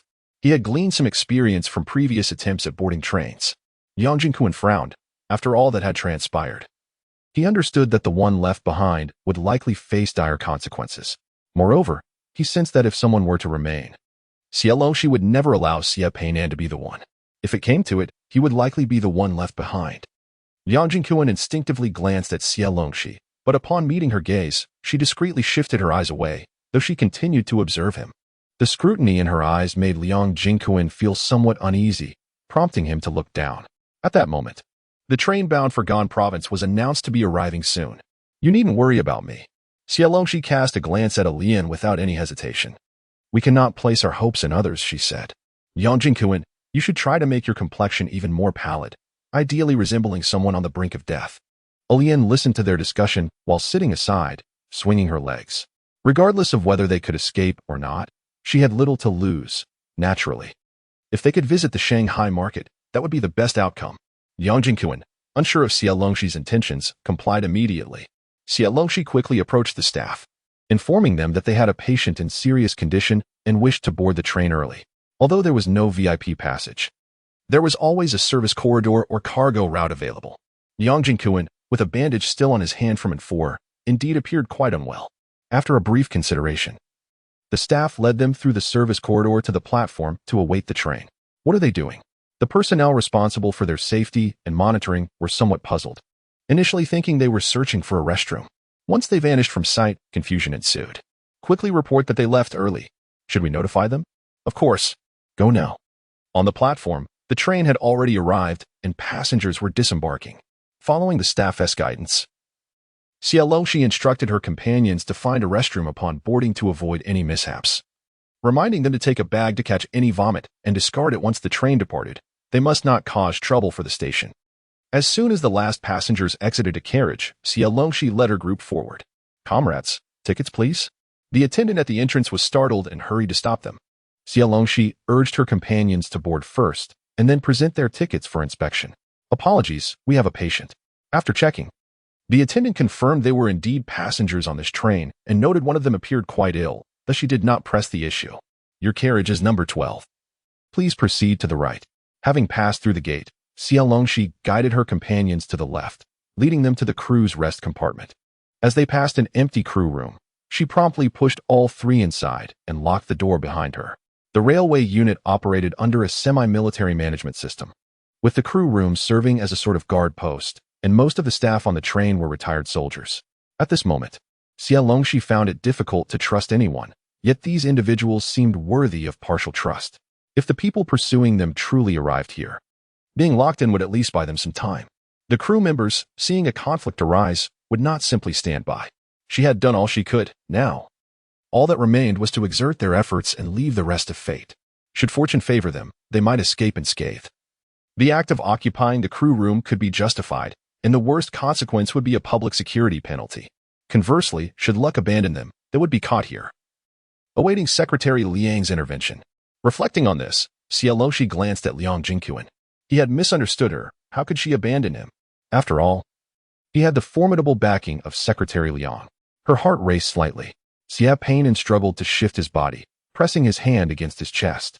In a space barely a square meter, accommodating 4 people left little room for movement, and under these fugitive circumstances, Xie pained and felt as though his heart might leap from his chest.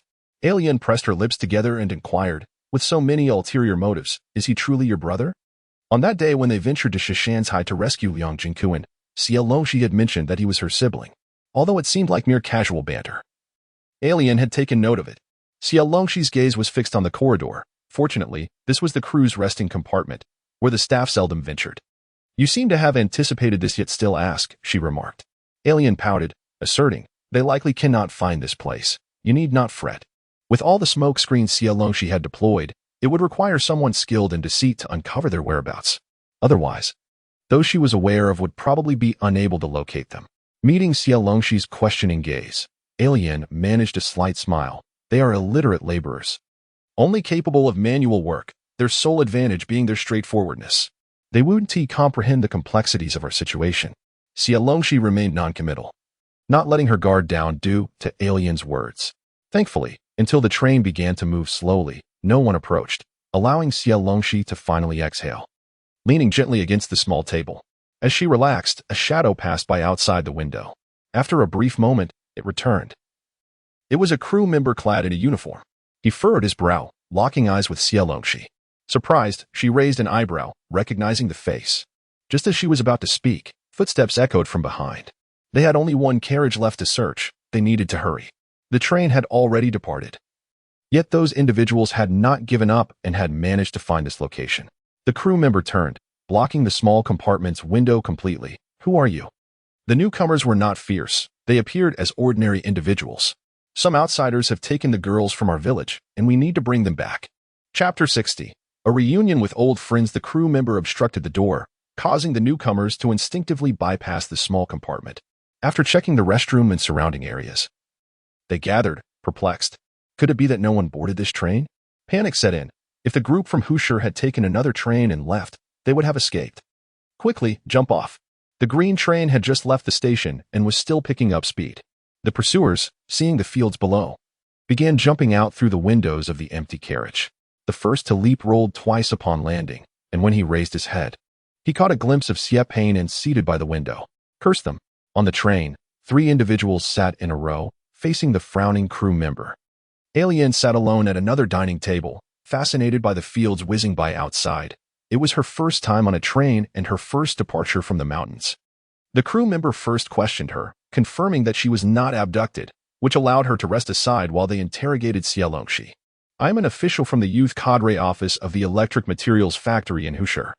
This trip to Qian province is for an investigation regarding the youth going to the countryside, Xie Longxi replied, her demeanor remarkably obedient. After speaking, she focused her gaze on the table, observing her own reflection. Liang Jingyuan discreetly cast a glance at her, noticing the attendant's gaze fall upon him. I am an employee of the electrical materials factory in Shanghai, accompanying Officer Xie on an official trip due to some issues that arose in the village. As he spoke of the incident, Liang Jingyuan's eyes darted around, unable to meet anyone's gaze. Liang Jingyuan. The attendant's words struck him like a thunderclap, prompting him to lift his head and scrutinize the individual before him, only to be certain that he did not recognize this person. Who are you? Gu Jiming raised an eyebrow, and although Liang Jingyuan was unfamiliar with him, the young woman beside him recognized Gu, which was indeed surprising. His gaze landed on the top of Xie Longxi's head, who was facing him, and Gu Jiming couldn't help but smirk. Xie Peinan, seated between them, cleared his throat softly and shifted forward, turning slightly to shield Xie Longxi. Comrade, would you like to inquire about my situation? Sensing the attention drift away, Xie Longxi relaxed somewhat. Gu Jiming, the leader of the construction corps where Liang Jingyuan's elder brother was stationed, later transitioned to Shanghai and joined the Public Security Bureau. In a previous life, Xie Longxi had helped bring down Xie Weihong, thanks to the incorruptible Gu Bureau. After Xie Weihong's case was resolved, Xie Longxi casually picked up several renovation contracts at the police bureau, at that time merely a small contractor in a guerrilla squad. Coincidentally, Gu Jiming was her neighbor. Feeling grateful toward him, during those months of renovations, they frequently interacted, and through their exchanges, a bond formed. In her past life, Gu Jiming constituted one of the two relationships Xie Longxi had. Eventually, there was little to discuss. She was focused on her career, and due to the nature of Gu Jiming's work, they spent little time together. Coupled with the pressures from Gu's family, Xie Longxi ultimately became a deserter. Coughing, she decided to leave the painful memories unspoken. Liang Jingquan grasped Gu Jiming's identity, yet his expression remained somber. He inquired about his elder brother's well-being and then fell silent. During lunch, Xie Longxi and Xie Peinan sat together. "Sister, do you know that dark-faced fellow?" Xie Peinan intermittently glanced back at Gu Jiming, who merely donned the attire of an attendant. Xie Longxi hesitated, neither affirming nor denying, ambiguously stating that she vaguely remembered where she had seen him before, finding him somewhat familiar, like a face in the crowd. A face in the crowd? Xie Peinan pondered. Although Gu Jiming was a bit darker and larger, his features were quite distinctive, not at all ordinary.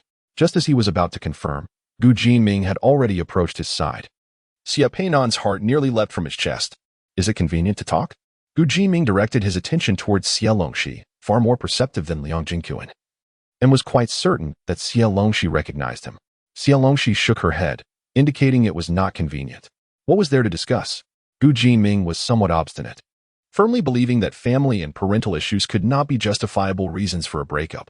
After she ended their relationship in her previous life, it seemed he remained single, waiting for her return. Eventually, even his mother relented and sought her out, but Xie Longxi declined. With Gu Jiming's background as a scout and later as a criminal investigator, lying in his presence was akin to courting death before the king of hell. Thus, it was better left unsaid. This is also the reason why Xie Longxi was not the least surprised to see him. This person was elusive, likely engaged in some clandestine task. Gu Jiming and Xie Peinan, feeling the weight of pressure, remained motionless, their gazes darting back and forth between the two. Could it be that this man had taken an interest in his sister? He seemed rather fierce, which was somewhat inappropriate. Liang Jingquan approached, emphasizing that she had expressed her discomfort. Gu Jiming did not insist further. Subsequently, he refrained from seeking out Xie Longxi. After disembarking in Gan province, he altered their itinerary and escorted them all the way to Hu City. Only Xie Longxi, Liang Jingquan, and a Lian returned to Hu City, while Xie Peinan transferred to another vehicle back to Jiang province. "Thank you." Although Xie Longxi understood that Gu Jiming's assistance stemmed purely from a sense of responsibility, she felt a flicker of emotion within her. Yet, in the next moment, rationality took hold. She was merely reborn, not omnipotent. There were certain matters she was destined to remain unable to change. Gu Jiming gazed at her, inquiring if they might have a conversation. During the days spent on the train, Xie Longxi had hardly paused, engrossed in writing materials, producing a thick stack of investigative reports. Only after reading a few pages beside her did he grasp the extent of her endeavors. Those materials, if not procured through peril, would have been unattainable. How could a young girl dare to do so?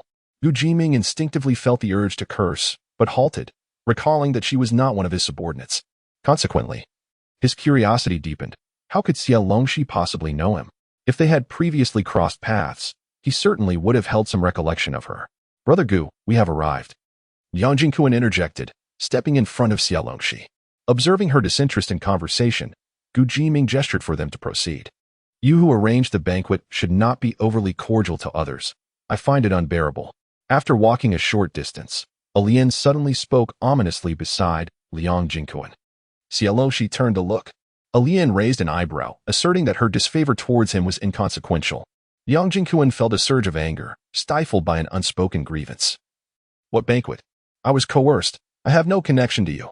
The nature of their relationship, however, was not for Liang Jingquan to determine, and a Lian ignored him. Xie Longxi had no intention of engaging in their squabble. Her responsibility was to ensure that the individuals she had taken out were now safely returned. What she needed to do next was promptly submit the report she had prepared. Chapter 61. Why Can't You Swim? Xie Longxi had organized a portion of the materials she had compiled on the train and enlisted the help of Xie Peinan and Liang Jingquan to transcribe some of it.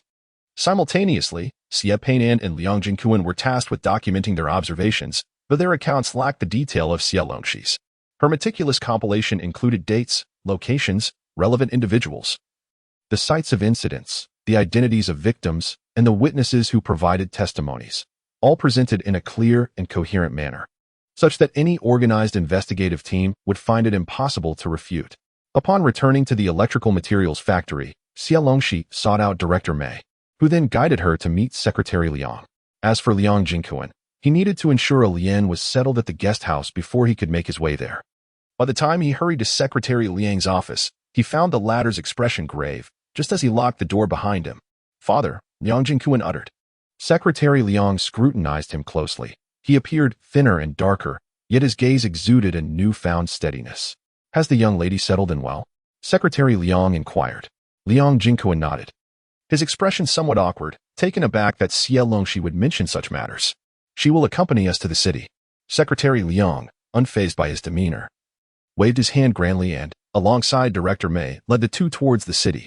Director Mei directly approached the head of the city's educated youth office, while Secretary Liang sought out the city leaders, presenting a substantial stack of documents.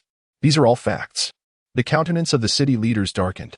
The materials collected by Xie Longxi primarily detailed the various misfortunes faced by educated youth in Qian province, particularly those from Shanghai, as this would elicit greater concern. Xie Longxi nodded with a somber expression. "This is merely what I have unearthed. There is far more I have yet to discover. For instance, comrades Yu Xiaoxiu and Chen Guangxia, whom I encountered upon my arrival, will soon return to Shanghai." As she spoke, Xie Longxi produced a blood letter, which she had not revealed in front of Director Mei or Secretary Liang. It was a letter pinned in blood by Chen Guangxia on his sole white shirt. And when he revealed it, Yu Xiaoxiu nearly broke down. Xie Longxi, too, felt an immense sorrow. Upon seeing this letter, she finally understood why Yu Xiaoxiu had taken her own life after Chen Guangxia's death in a past life. She must have fervently sought justice for her husband. Yet the dire conditions in Qian province would have left her utterly hopeless, leading her to choose such a tragic end in pursuit of answers.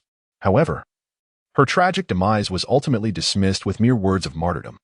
More disconcerting than the city leader's grim expressions was the face of the official in charge of the city's educated youth affairs.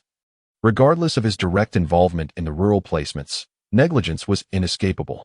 After elucidating the situation, Xie Longxi and Liang Jingyuan were asked to step out, while others were summoned in. The two sat outside, awaiting Secretary Liang and Director Mei.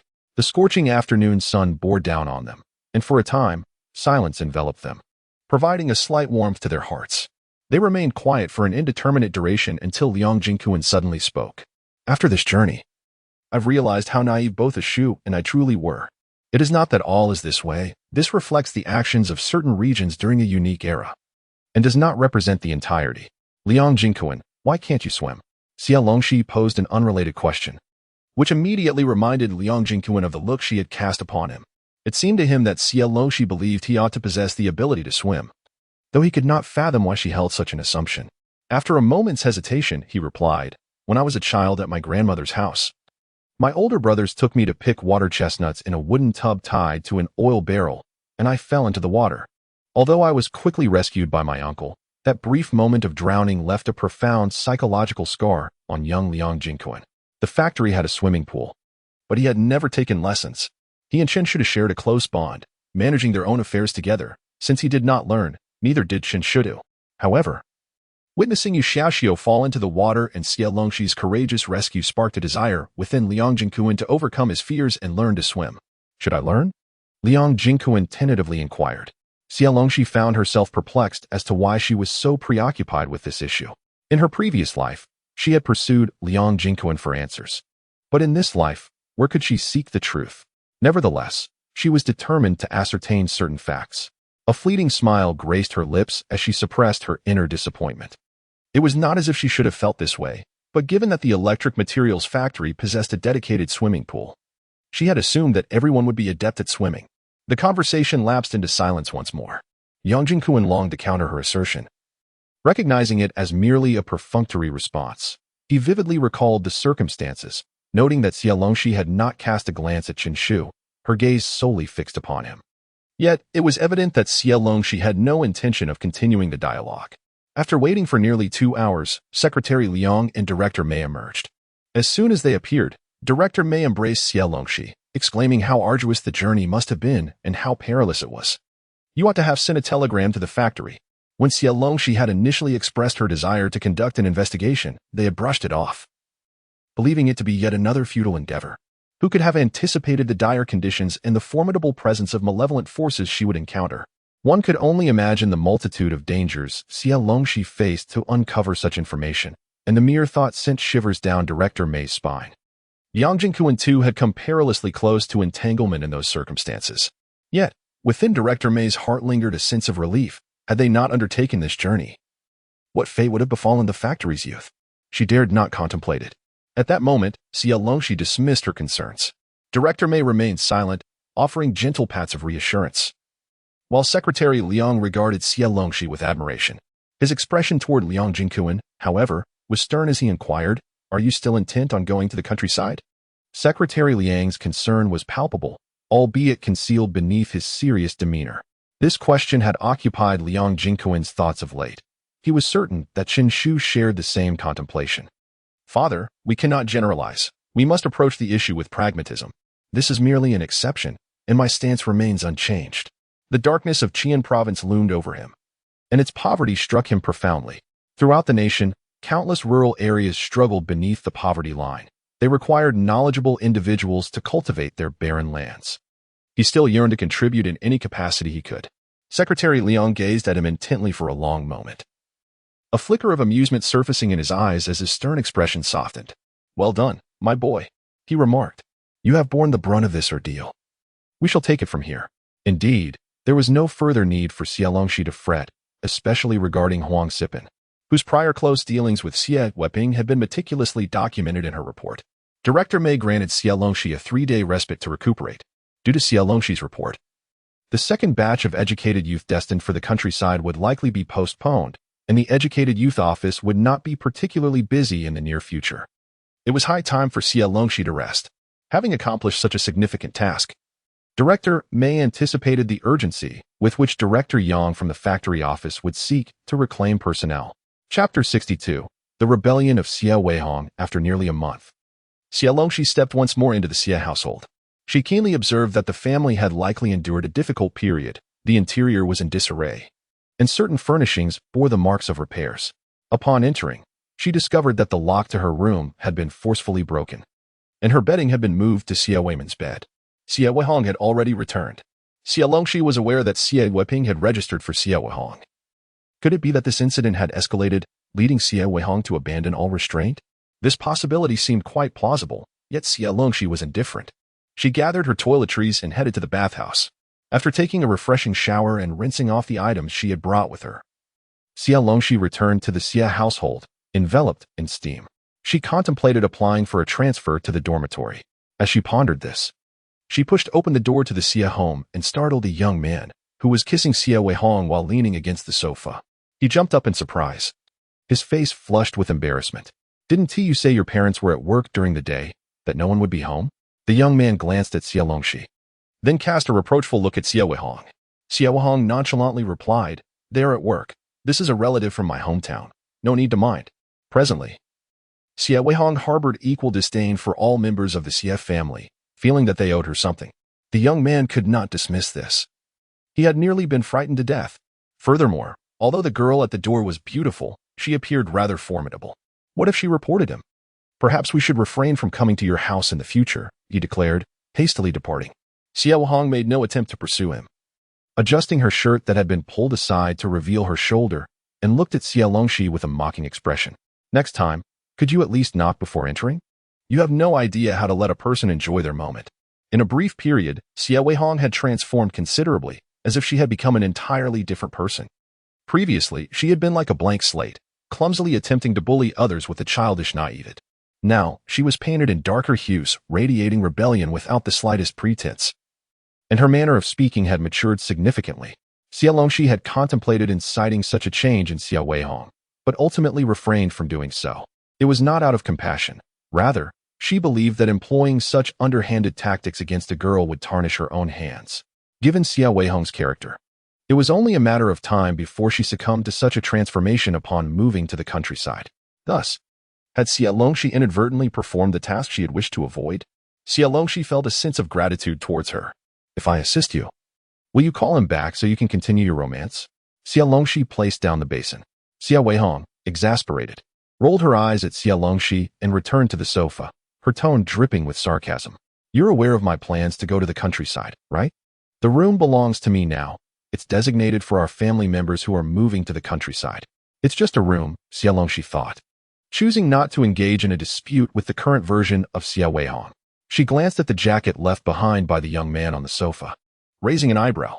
Indeed, when Yusumin returned from work, the mother and daughter soon found themselves embroiled in a quarrel over the garment. Xie Weihong, you brought someone home. Yusumin was nearly beside herself with rage. Lately, Xie Weihong seemed possessed, relentlessly finding ways to oppose her, particularly on issues of conduct that mattered greatly to both Yusumin and Xie Weiping. Now, she had even brought someone into their home. With no one around during the day, what had transpired in their absence? Yusumin was eager to confront Xie Weihong, anxious to inspect her well-being. In the midst of this confrontation, she discovered the marks on Xie Weihong's neck. Yusumin trembled with rage, her palm striking towards Xie Weihong. You wretched creature. Do you not understand the need for decorum? She should know better, but given her family's disposition, one cannot entirely blame her. Xie Longxi coolly interjected from the side. Yusumin was startled by the voice that emerged from behind, unaware that Xie Longxi had returned. With such a fine example as you, she merely follows suit. Why scold her? Leaning against the doorframe, Xie Longxi gestured to herself. Look, I am a substantial remnant of history right here. This remark pierced Yusumin's heart. Her disdain for Xie Longxi stemmed from the constant reminder of her past that Xie Longxi represented. A scandalous liaison, an unwed mother. A teacher-student romance, each of these alone could drown her in public scorn. Indeed, what face do you have to chastise me?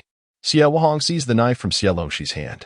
Yusumin felt a rush of blood to her head, momentarily dizzy, struggling to maintain her footing as she screamed in despair, Xie Weihong, I am your mother. No one disputes that, Xie Weihong retorted, adjusting her clothing with a huff. Yusumin, glancing between Xie Longxi and Xie Weihong, collapsed to the ground, weeping uncontrollably. Xie Weihong, visibly impatient, picked up her clothes, ready to leave. Xie Longxi, still leaning at the door, remarked, After all, your sisters sharing the same tainted blood. I advise you to make proper use of contraceptives to avoid any tragic consequences. The child is innocent. Who would wish to be born into such an irresponsible mother's womb? Xie Weihong feigned deafness, ignoring the comment. Yusumin, her eyes ablaze with fury, fixed her gaze upon Xie Longxi. As Xie Weihong attempted to depart, Yusumin had already risen from the ground, grasping Xie Weihong's arm, refusing to let her pass. Feigning pregnancy to evade rural assignment is futile. Being unmarried is a crime. The man would be apprehended, the woman subjected to abortion, and subsequently sent to a farm for ideological re-education. You would not even be able to live as an ordinary youth like others, Xie Longxi offered a well-intentioned warning. Xie Weihong shot a fierce glare at Xie Longxi. Fortunately, having learned that Xie Weiping had registered her for the assignment, she was indifferent. She merely sought to vent her discontent. Whatever could embarrass her parents, she was willing to do. After all, they had abandoned her. What did her own abandonment matter? Mind your own business. With that, Xie Weihong forcefully shook off Yusumin. Warning, do not touch me. Yusumin was flung against the cabinet, her waist colliding painfully, eliciting a cry. Xie Weihong paid no heed, wearing an expression of disdain. With determined strides, Xie Weihong exited, colliding forcefully with Xie Weiming, who was just returning home with his head bowed. Why should Xie Weiming, being younger, be exempt from rural assignment? If he reached the appropriate age, would her father even consider registering him? Certainly not. Xie Longxi was oblivious to the tumult within Xie Weihong's mind. Had she known, she would have corrected her. Xie Weiping would have. Although he favored sons over daughters, his primary concern was himself. No one mattered more to him than his own career. Xie Weiming entered the house, visibly hurt upon seeing Xie Longxi, then hurried to assist Yusumin. Mom, are you all right? Yusumin did not respond but glared at Xie Longxi with venomous resentment, exclaiming, Are you satisfied now? Chapter 63. The fault lies above first and foremost. This matter is of no concern to me. While I find some amusement in the unfolding drama, you ought to reflect upon your own shortcomings as a parent. Do not cast all blame upon me. Furthermore, is this truly all there is? I find myself rather dissatisfied. Xie Longxi regarded Yusumin, gently shaking her head, and concluded, I cannot let you down. Consider that you abandoned me to fend for myself by the riverbank. I must take action to ensure my own contentment. Is allowing her to fend for herself an act of kindness? No. It is merely an aversion to bearing the guilt of a daughter's demise. Upon her return to life, Xie Longxi harbored no ulterior motives. She simply wished to expose the truth behind the substitution for rural service. Let those who desire to go to the countryside do so. While she yearned to return to her hometown, the urban household registration held no value for her. Her sole desire was to remain by her parents' side for eternity, to rectify the regrets of her past life. Opportunities for employment existed in her hometown. She was indeed capable of joining the commune. The anguish of losing loved ones was a burden she no longer wished to bear. Gradually, she began to uncover truths she had previously overlooked in her past life, realizing that what seemed accidental might instead be a man-made disaster. Her protective instincts extended beyond her family in her hometown. She felt a profound obligation toward her comrades, the educated youth who had shared hardships with her in her previous life. She could not stand idly by while they fell into peril. In her rebirth, new ties had formed. Were it not for the assistance of Director Mei and Sister Wu, she would not have so effortlessly brought the substitution issue to light, stripping away the veneer of hypocrisy from Xie Weihong. Additionally, there were Secretary Liang and Director Yang from the factory office, all remarkable individuals. So many lives had been lost in her past life. One could only imagine the guilt that weighed upon Director Mei and Sister Wu. What do you intend to do? Yu Sumin glared at Xie Longxi with fury. Her eyes ablaze with anger, yet her blood ran cold. In that moment, Xie Longxi appeared to her as a vengeful specter. Xie Longxi smiled. Why should I divulge my intentions to you? Who do you think you are? Ignorance breeds fear. Yu Sumin, provoked by her laughter, raised her hand in anger. Let me remind you who I am. I am your mother, the one who gave you life. You owe me your very existence.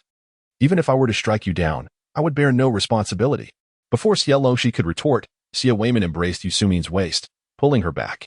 Mother, please calm down. Eldest sister just returned from a business trip. Second sister's issues have nothing to do with her. Xie Weihong could scarcely recall the joyful days when their family of four had been harmonious. Since Xie Longxi's arrival, everything had changed. Yet he understood that she was not to blame. She, too, had been brought forth by her parents' design. In contrast to Xie Longxi's rebelliousness, Xie Weihong found it even more perplexing that Xie Weihong had become so defiant. Their parents had always showered her with love. He could not fathom why she had suddenly turned against them. Was it simply because of the rural service? After all, it was originally her duty to go. Was it not? Look at you. You're even less than a child. Reflect upon your own faults. Why has Xie Weihong turned out this way? It stems from your and Xie Weihong's flawed genes. The higher beam is crooked, and thus the lower beam is warped. Xie Longxi pointed to herself. The consequences of today are rooted in the deeds of yesterday. Ill retribution shall surely follow. In the current environment of the Xie family, Xie Longxi has decided against continuing to reside there. Fortunately, there is an available bed in Sister Wu's dormitory, and Xie Longxi intends to move there directly. Moreover, I must remind you that I do not possess a habit of enduring without retaliation. Should you dare to lay a finger upon me, I shall return the favor tenfold upon your beloved children. Xie Longxi's gaze swept over Xie Weihong. Just moments ago, Xie Weihong had managed to save himself, thus evading a beating. In truth, even if the repercussions fell upon Yu Sumin, Xie Longxi bore no psychological burden whatsoever. However, society often cannot accept any form of retaliation from children against their so-called parents. While it seems permissible for parents to strike and scold their offspring, Xie Longxi did not wish for her parents to bear the stigma of having failed to raise their child properly. So it was only natural that Xie Weihong and Xie Weihong would suffer the consequences. Xie Longxi's gaze was chilling, prompting Yu Sumin to instinctively embrace Xie Weihong. Xie Longxi was indeed a reckless individual. While Yu Sumin felt a shiver of dread, she was also filled with rage at Xie Longxi's audacity to threaten her. Xie Longxi had few belongings, and with a simple gathering, she could carry them all in one trip. Sister, where are you going? Xie Weihong managed to persuade Yu Sumin to return to the room, promising to seek out Xie Weihong. As he turned to leave, he was met with the sight of Xie Longxi preparing to depart from home. I have tidied this bed and changed the bedding. I have never slept on it. Xie Weihong had previously thrown Xie Longxi's luggage out the door, which Xie Weihong had retrieved and placed on his own bed. During this period, he had been sleeping on a folding bed in the living room and had never actually slept in that bed. Xie Weihong assumed Xie Longxi was simply disdainful. Xie Longxi secured her belongings and stated, "There is no need to feign calling me sister. I have only 2 older brothers and no younger siblings." In her past life, when she had not yet discerned the true nature of the Xie family, she had never anticipated such a title. In this life, it mattered even less. When Xie Longxi suddenly arrived at the dormitory with her luggage, Sister Wu was taken aback. What happened? Did the Xie family force you out? Whenever Xie Longxi faced a situation, Sister Wu would rush to support her. Xie Longxi briefly recounted the situation at the Xie household, and Sister Wu had already prepared her bed. How could Xie Weihong be so foolish? Her departure to the countryside has already become a reality. It is better to make preparations and accept it positively. The originally planned location for the countryside assignment had encountered issues, and it was highly likely that the second batch would remain in the nearby suburban counties. Given how much Yusumin cared for her, she would undoubtedly ensure that Xie Longxi did not suffer in the countryside. Fortunately, you returned in time. Otherwise, Director Mei was prepared to incite the staff to resist. Upon returning, Xie Longxi followed Director Mei without even speaking to Sister Wu and the others. Sister Wu relayed the recent developments at the factory to her. The second batch of assignments to the countryside had been delayed, yet there was no significant opposition within the factory. Every extra day the children could remain nearby was welcomed by all. However, the city continued to exert pressure on the factory, and each time Director Mei attended a meeting, she faced accountability, being questioned as to why the work was not progressing more swiftly. They even dispatched personnel to investigate the progress of their work. Director Mei had initially intended to risk her position by revealing the situation in Qian province in order to incite unrest among the workers at the factory. The voices of the masses could not be ignored, allowing for a further delay in the matter. Xie Weihong was not foolish, rather. She had been subtly guided and assumed she had gained insight. There is no need for Xie Longxi to harbor doubts. She can effortlessly pinpoint her suspicions upon Yu Qinghua. The Yu family has produced a Yu Sumin, and the subsequent generation has gone astray. In her previous life, Yu Qinghua sowed discord, leading to the dissolution of a couple's marriage and causing harm to their child, all while leveraging her role in caring for the elderly to elevate her own status. Most of the other girls from the Yu family have also taken shortcuts. Regardless of their humble beginnings, once they ascend the social ladder, they adopt an air of superiority. In her past life, Yu Qinghua looked down upon Xie Longxi for her endeavors in engineering and business, believing that her own advantageous marriage rendered her superior. As the status of a professor's wife eclipsed that of a female entrepreneur. As the trip to Qi province concludes, Xie Longxi must find a way to caution her friend on how to navigate her circumstances, while remaining vigilant against Yu Qinghua. As for matters within the factory, Director Mei has yet to brief me. Sister Wu chuckled, remarking that now that you have all returned, there is no longer any need for discussions. And we too can finally release the burden we've been carrying. As they spoke, Sister Wu elaborated on how Xie Weiping assisted Xie Weihong with her application. Hearing the grandiloquent words of Xie Weiping, Xie Longxi realized that his intentions were directed towards Lu Dingyuan and Chen Shu. Within the factory, there are those who share their enthusiasm, but few surpass them in fervor. Thus, it was indeed Xie Weiping who, in his previous life, obstructed matters, applying pressure on the youth program, compelling Lu Dingyuan and Chen Shu to venture into the countryside. Chapter 64. Chen Shu returns. The submission of the investigation report does not yield immediate responses. Secretary Liang informed Xie Longxi that an investigative team was promptly dispatched to Qi province. He exerted considerable effort in the process, and the team would collaborate with military personnel equally interested in Qi province. This was made possible by your efforts, and Secretary Liang felt a deep-seated gratitude towards Xie Longxi. Without her, even if Lu Dingyuan and Chen Shu did not accompany the team, they could not evade their rural assignment. Given his understanding of the two youths, he knew they would undoubtedly follow covertly. Not only these two, but also the second batch of youths destined for the countryside. Secretary Liang could hardly bear to contemplate how the factory's children would survive in such perilous circumstances. Rest assured, your report is comprehensive. A mere verification will yield results. Secretary Liang received some intelligence from an old comrade. They had long had their sights set on Qi province, but the complex situation there made action difficult. Xie Longxi's report proved invaluable, particularly concerning the rescue of Yu Xiaoxiu and Chen Guangxia, which provided them with a breakthrough. Of course, there was no need to elaborate on this to Xie Longxi. Secretary Liang's appeal for assistance in saving his son not only avoided incurring a debt of gratitude, but also rendered significant aid to them. While he spoke in such terms, the sentiment would certainly be remembered, especially by Xie Longxi. Secretary Liang kept this favor close to his heart and was already contemplating how to reciprocate. Chen Shu returned 4 days after their homecoming. Yu Xiaoxiu and Chen Guangxia did not accompany him. as the investigative team would take a detour to Jiang province to retrieve them, alleviating any further concerns for them. Upon his return, Qinshu appeared somewhat darker and thinner. Yet his spirit was markedly distinct from that of Liang Jingquan. Although he had lost some weight, his physique had become more robust, and despite his tan complexion, his demeanor radiated exuberance. "May, let us venture to the countryside of Xie Longxi's hometown," Qinshu stated, his eyes sparkling with excitement. The local customs there are particularly amiable, and the villagers exhibit a remarkable tolerance towards the educated youth. Furthermore, the leadership places great emphasis on the knowledge that the youth can impart. Shortly after being assigned to Xie Longxi's grandmother's home, it took merely a couple of days for Xie Weihong to concoct a rather plausible excuse to bring them back to his own residence, merely stopping by his grandmother's house en route. Upon arriving at the Xie household, Qinshu observed that Tiandi eagerly followed Xie Weihong as the production team leader. Xie Weihong's words held considerable weight within their brigade.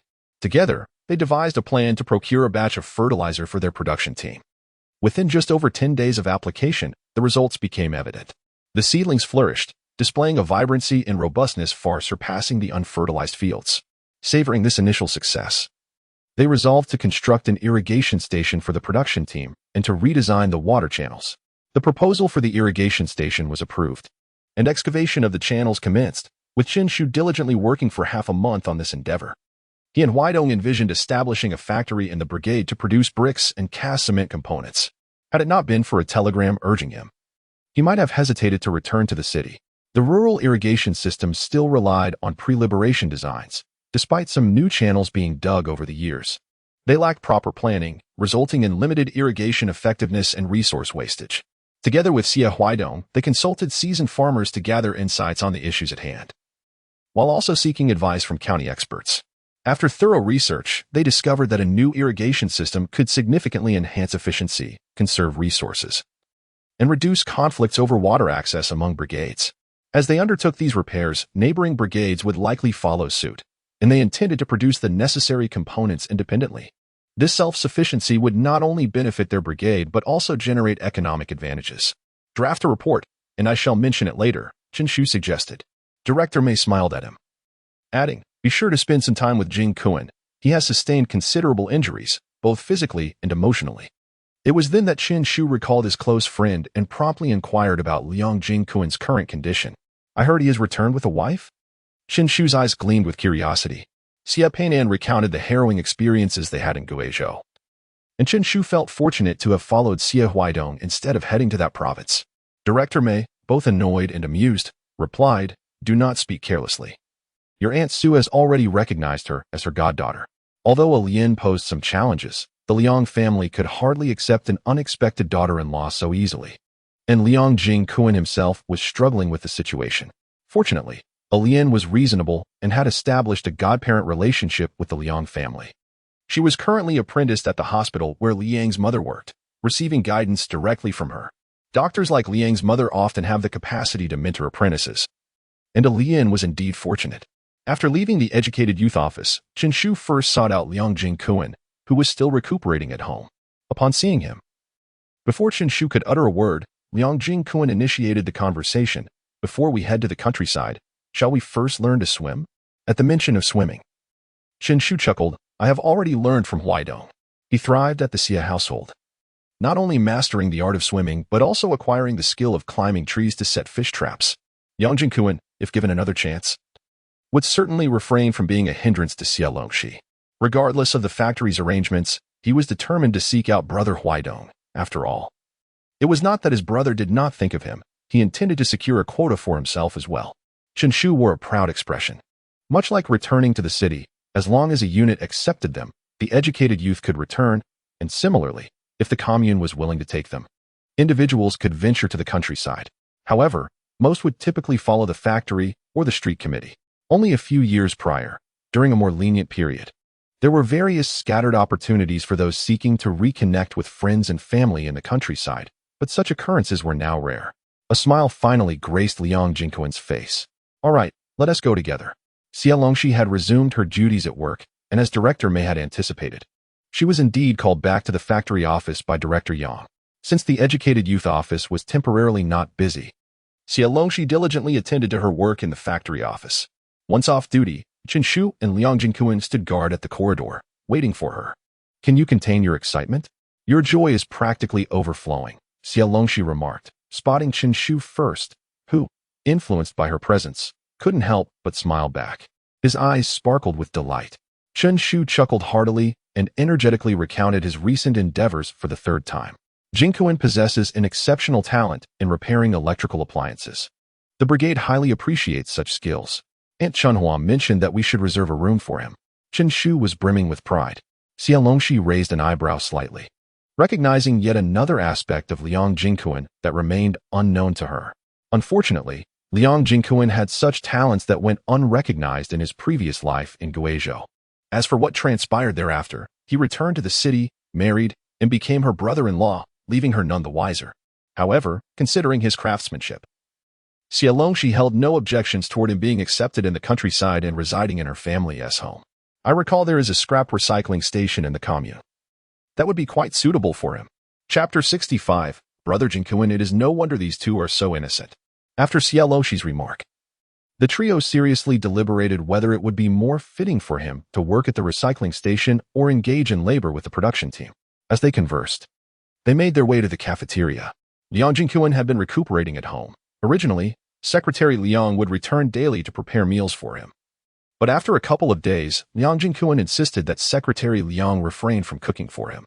He feared that his health had not fully recovered and did not wish to be hospitalized again due to gastroenteritis. Initially, Liang Jingquan intended to dine with Xie Longxi, as the three of them used to frequently share meals together. With Chen Shu absent, waiting for Xie Longxi would not seem out of place. However, as Secretary Liang ceased cooking and opted to fetch meals from the cafeteria daily, Liang Jingquan found himself with no opportunity to meet Xie Longxi. Why do you keep glancing at Xiaoxi? The three had different meal preferences and thus stood in separate lines.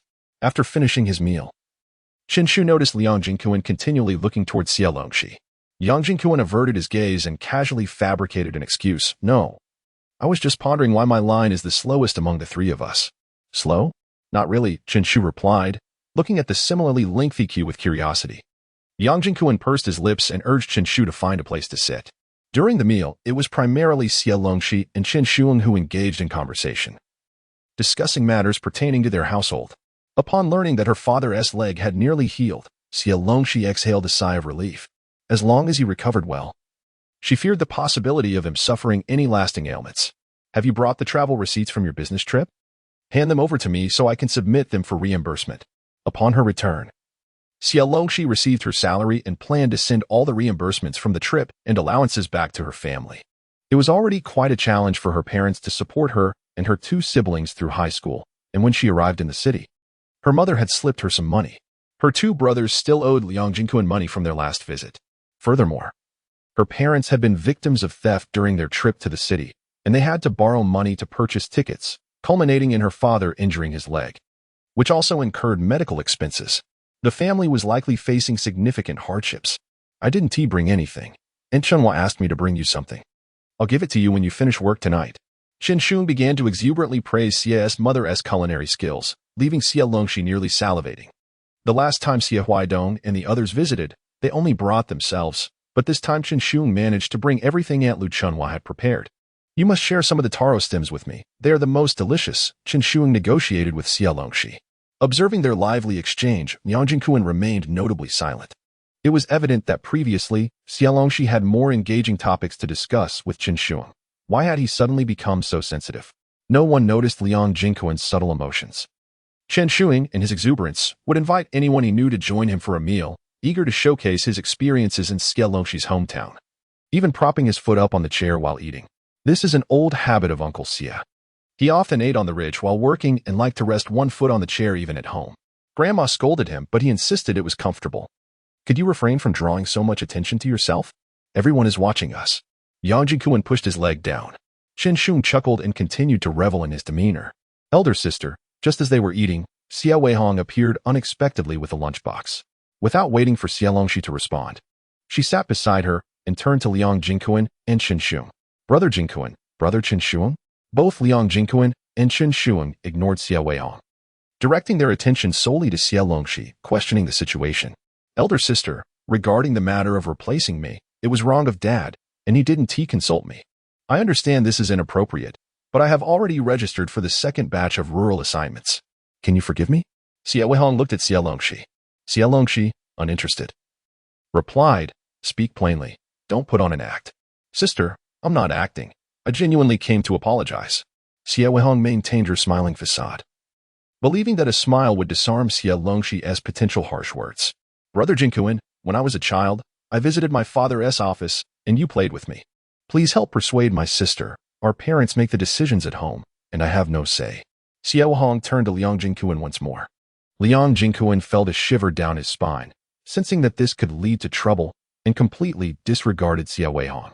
Xie Weihong then turned to Chen Shu. No, I never played with you. Don't involve me.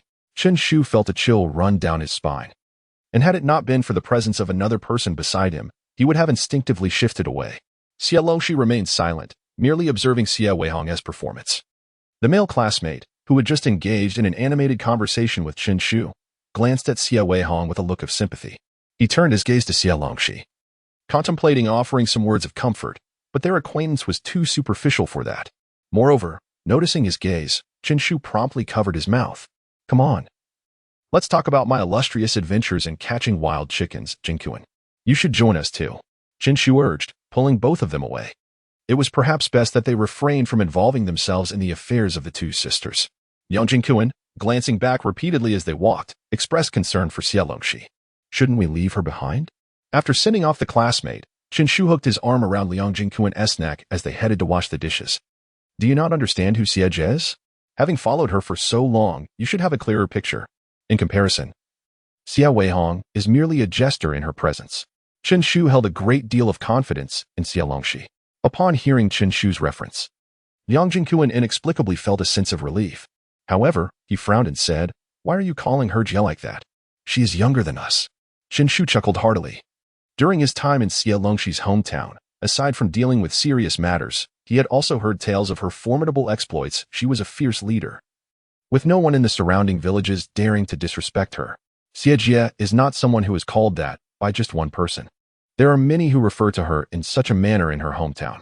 As Chen Shu led them away, Xie Longxi finally turned her attention to the seemingly indifferent Xie Weihong, stating, Go ahead, what do you want? I am not your parents, and I will not indulge you. Xie Weihong took a few bites of her meal, scoffing at Xie Longxi's words. Indulge me? It's merely a trivial kindness. When it comes down to the real deal, I will still be the one to make sacrifices. Her mother's refusal to even offer her a job was proof enough of that. Cousin Qinghua was right. They favor boys over girls, having daughters merely to ensure care in their old age. She and Xie Longxi were fundamentally no different, both victims of this gender bias. Sis, could you introduce me to someone? I think both Liang Jinkuan and Chen Shu are quite decent. Why not share one with me? Xie Weihong said with a grin. Xie Longxi was perhaps unaware of the envy she inspired. Both Liang Jinkuan and Chen Shu seemed to revolve around her. You can't monopolize both. Let me help alleviate some of the attention. Xie Longxi scrutinized Xie Weihong, acknowledging that her audacity was indeed infuriating, which was why Yusumin had lost her composure. What did Yuchiwa coax you into doing? What else did she ask of you? Chapter 66, A distinguished guest arrives. Yuchiwa had done nothing substantial. She merely adopted the guise of a caring older sister, pretending to comfort Xie Weihong while, in reality, fanning the flames of her distress. The slap from Yusumin had irrevocably severed the bond between aunt and niece. While she could not manipulate Yusumin, she could certainly influence the impressionable Xie Weihong. During Xie Weihong's moments of sorrow, she offered her solace, soon winning her over completely. In Xie Weihong's eyes, Yuchiwa was currently the only one who truly cared for her, genuinely wishing to help her stay in the city. Xie Weihong has not yet abandoned her intentions of remaining in the city. In addition to opposing Yusumin, she is incessantly on the lookout for someone who could facilitate her stay. However, she finds herself dismantling one relationship just to forge another with Yusumin. After inquiring about the situation, Yu Qinghua provided Xie Weihong with an analysis, leading her to consider Liang Jinkuan and Chen Shu. If she were to pursue them, her mother would undoubtedly refrain from intervening and might even offer her support. Yu Qinghua was right. Her parents are rather materialistic and would hardly concern themselves with their well-being. Currently, Xie Weihong finds herself very much alone. She had long contemplated taking action with Liang Jinkuan, yet he has been recuperating at home and has not made an appearance, leaving her to suppress her eagerness, secretly wishing that he would remain incapacitated at home. Who would desire a paralyzed individual? At that point, she could step forward and become the daughter-in-law of Secretary Liang. Truth be told, the families of Xie and you have always shown Xie Longxi the depths of human calculation and manipulation disguised as familial affection. She grew up in an environment marked by harmony, where small families were peaceful, siblings got along, and even the larger clan maintained a semblance of unity.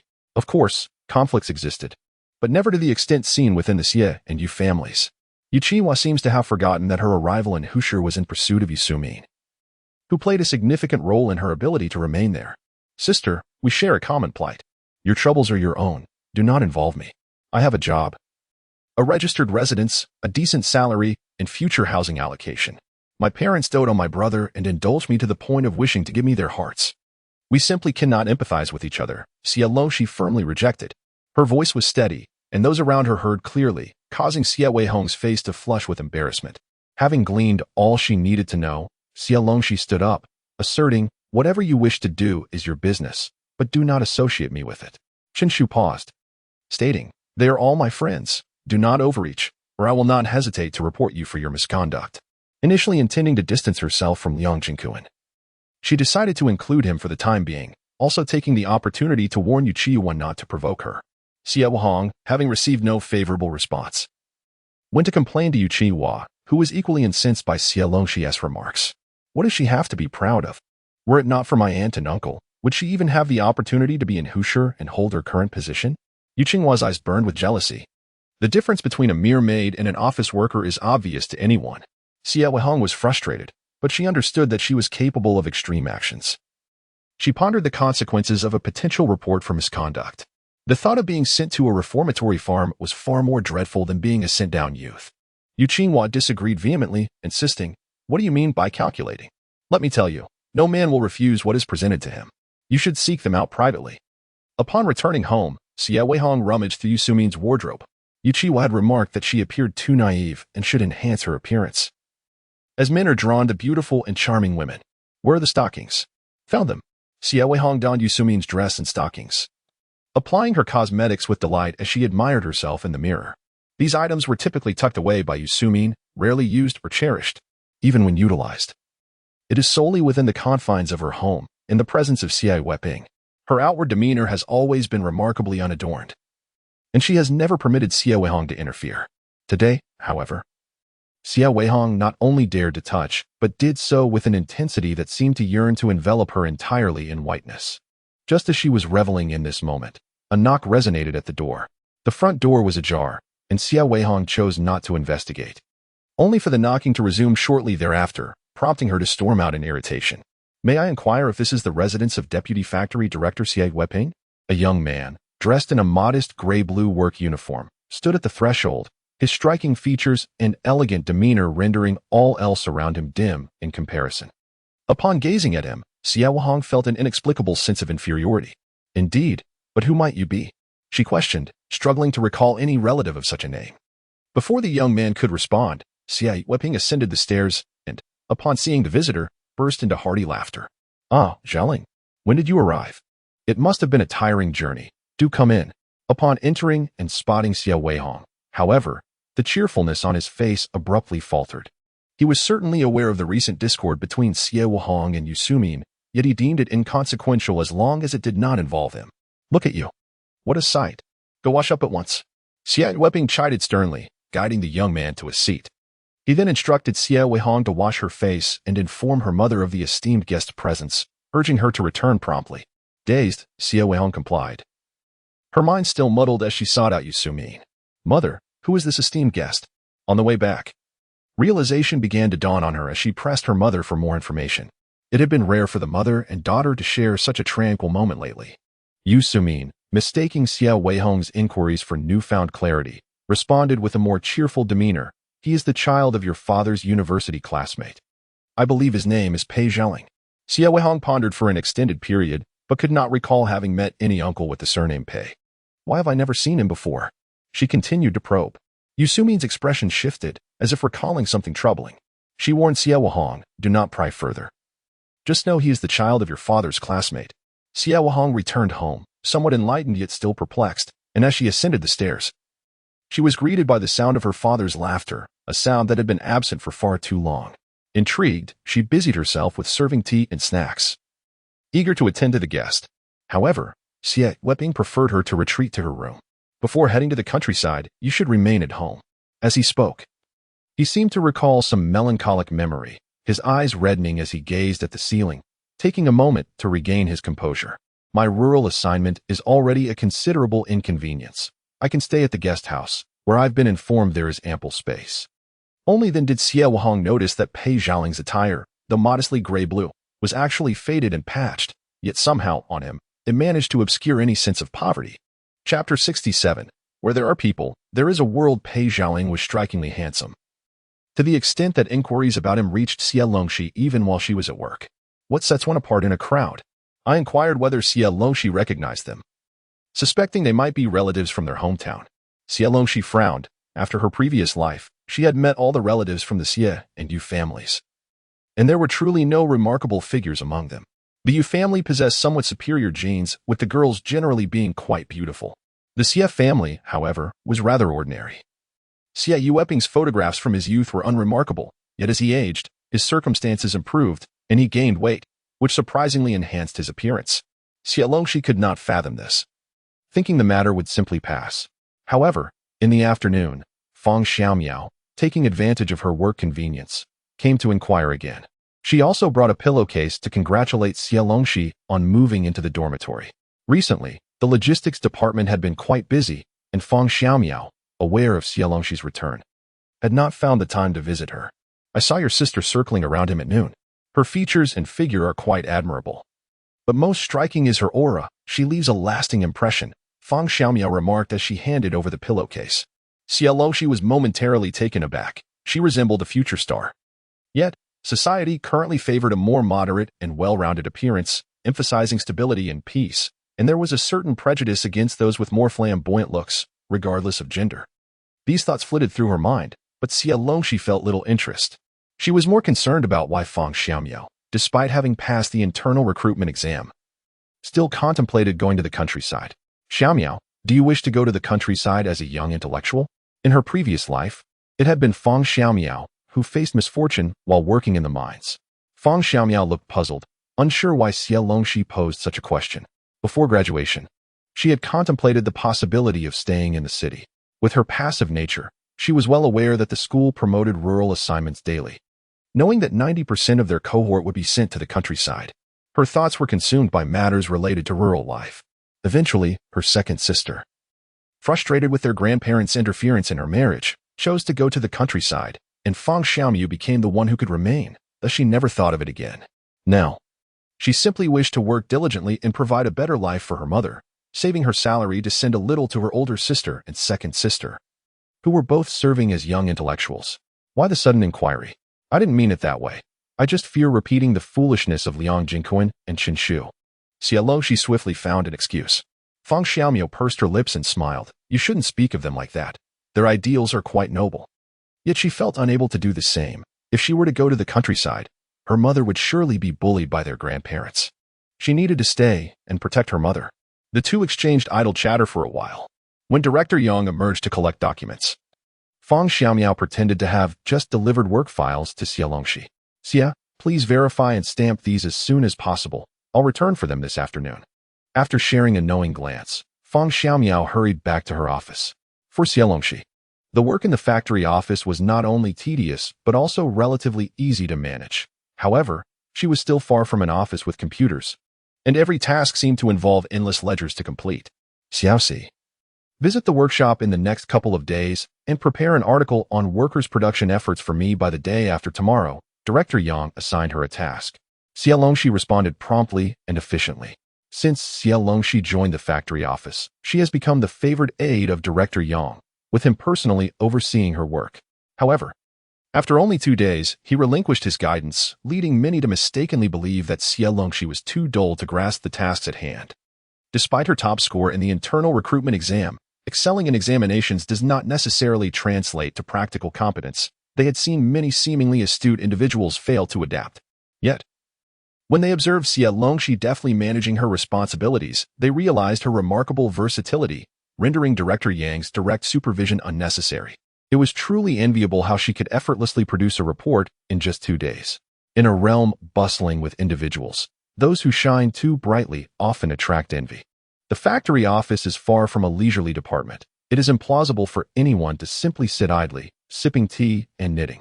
Amidst the flurry of activity, Xie Longxi ventured into the workshop, finding her time liberating, free from the confines of the office. Who wouldn't envy that? Feel free to write a piece for Director Yang, she suggested casually, putting down her pen. The speaker smirked, recalling that had Xie Longxi not arrived, he would have been the one to write the report himself. After all, it was his writing prowess that had led to his transfer from the publicity department to the factory office. However, upon Xie Longxi's arrival, he intended to assert his position by assigning her the report he had originally planned to write, only to have her seize the opportunity and feign seeking Director Yang's assistance for revisions. How cunning! He held disdain for such individuals, unaware of the gratitude owed. She had taken advantage of the opportunity he provided, utterly disregarding his contributions.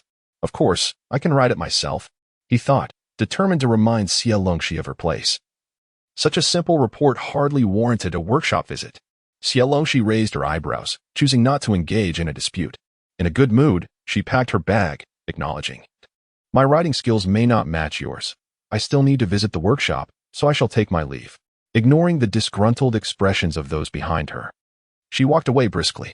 During work hours, the factory was relatively quiet, and Xie Longxi decided her first stop would be the workshop of Liang Junkyuan and Chen Shu, especially since one of their employees had recently received the district's labor model award. After Chen returned, Liang Junkyuan had also opted to return to work instead of resting at home. They had no choice but to continue their duties, for only by performing well in the workshop could they feel justified in discussing rural affairs.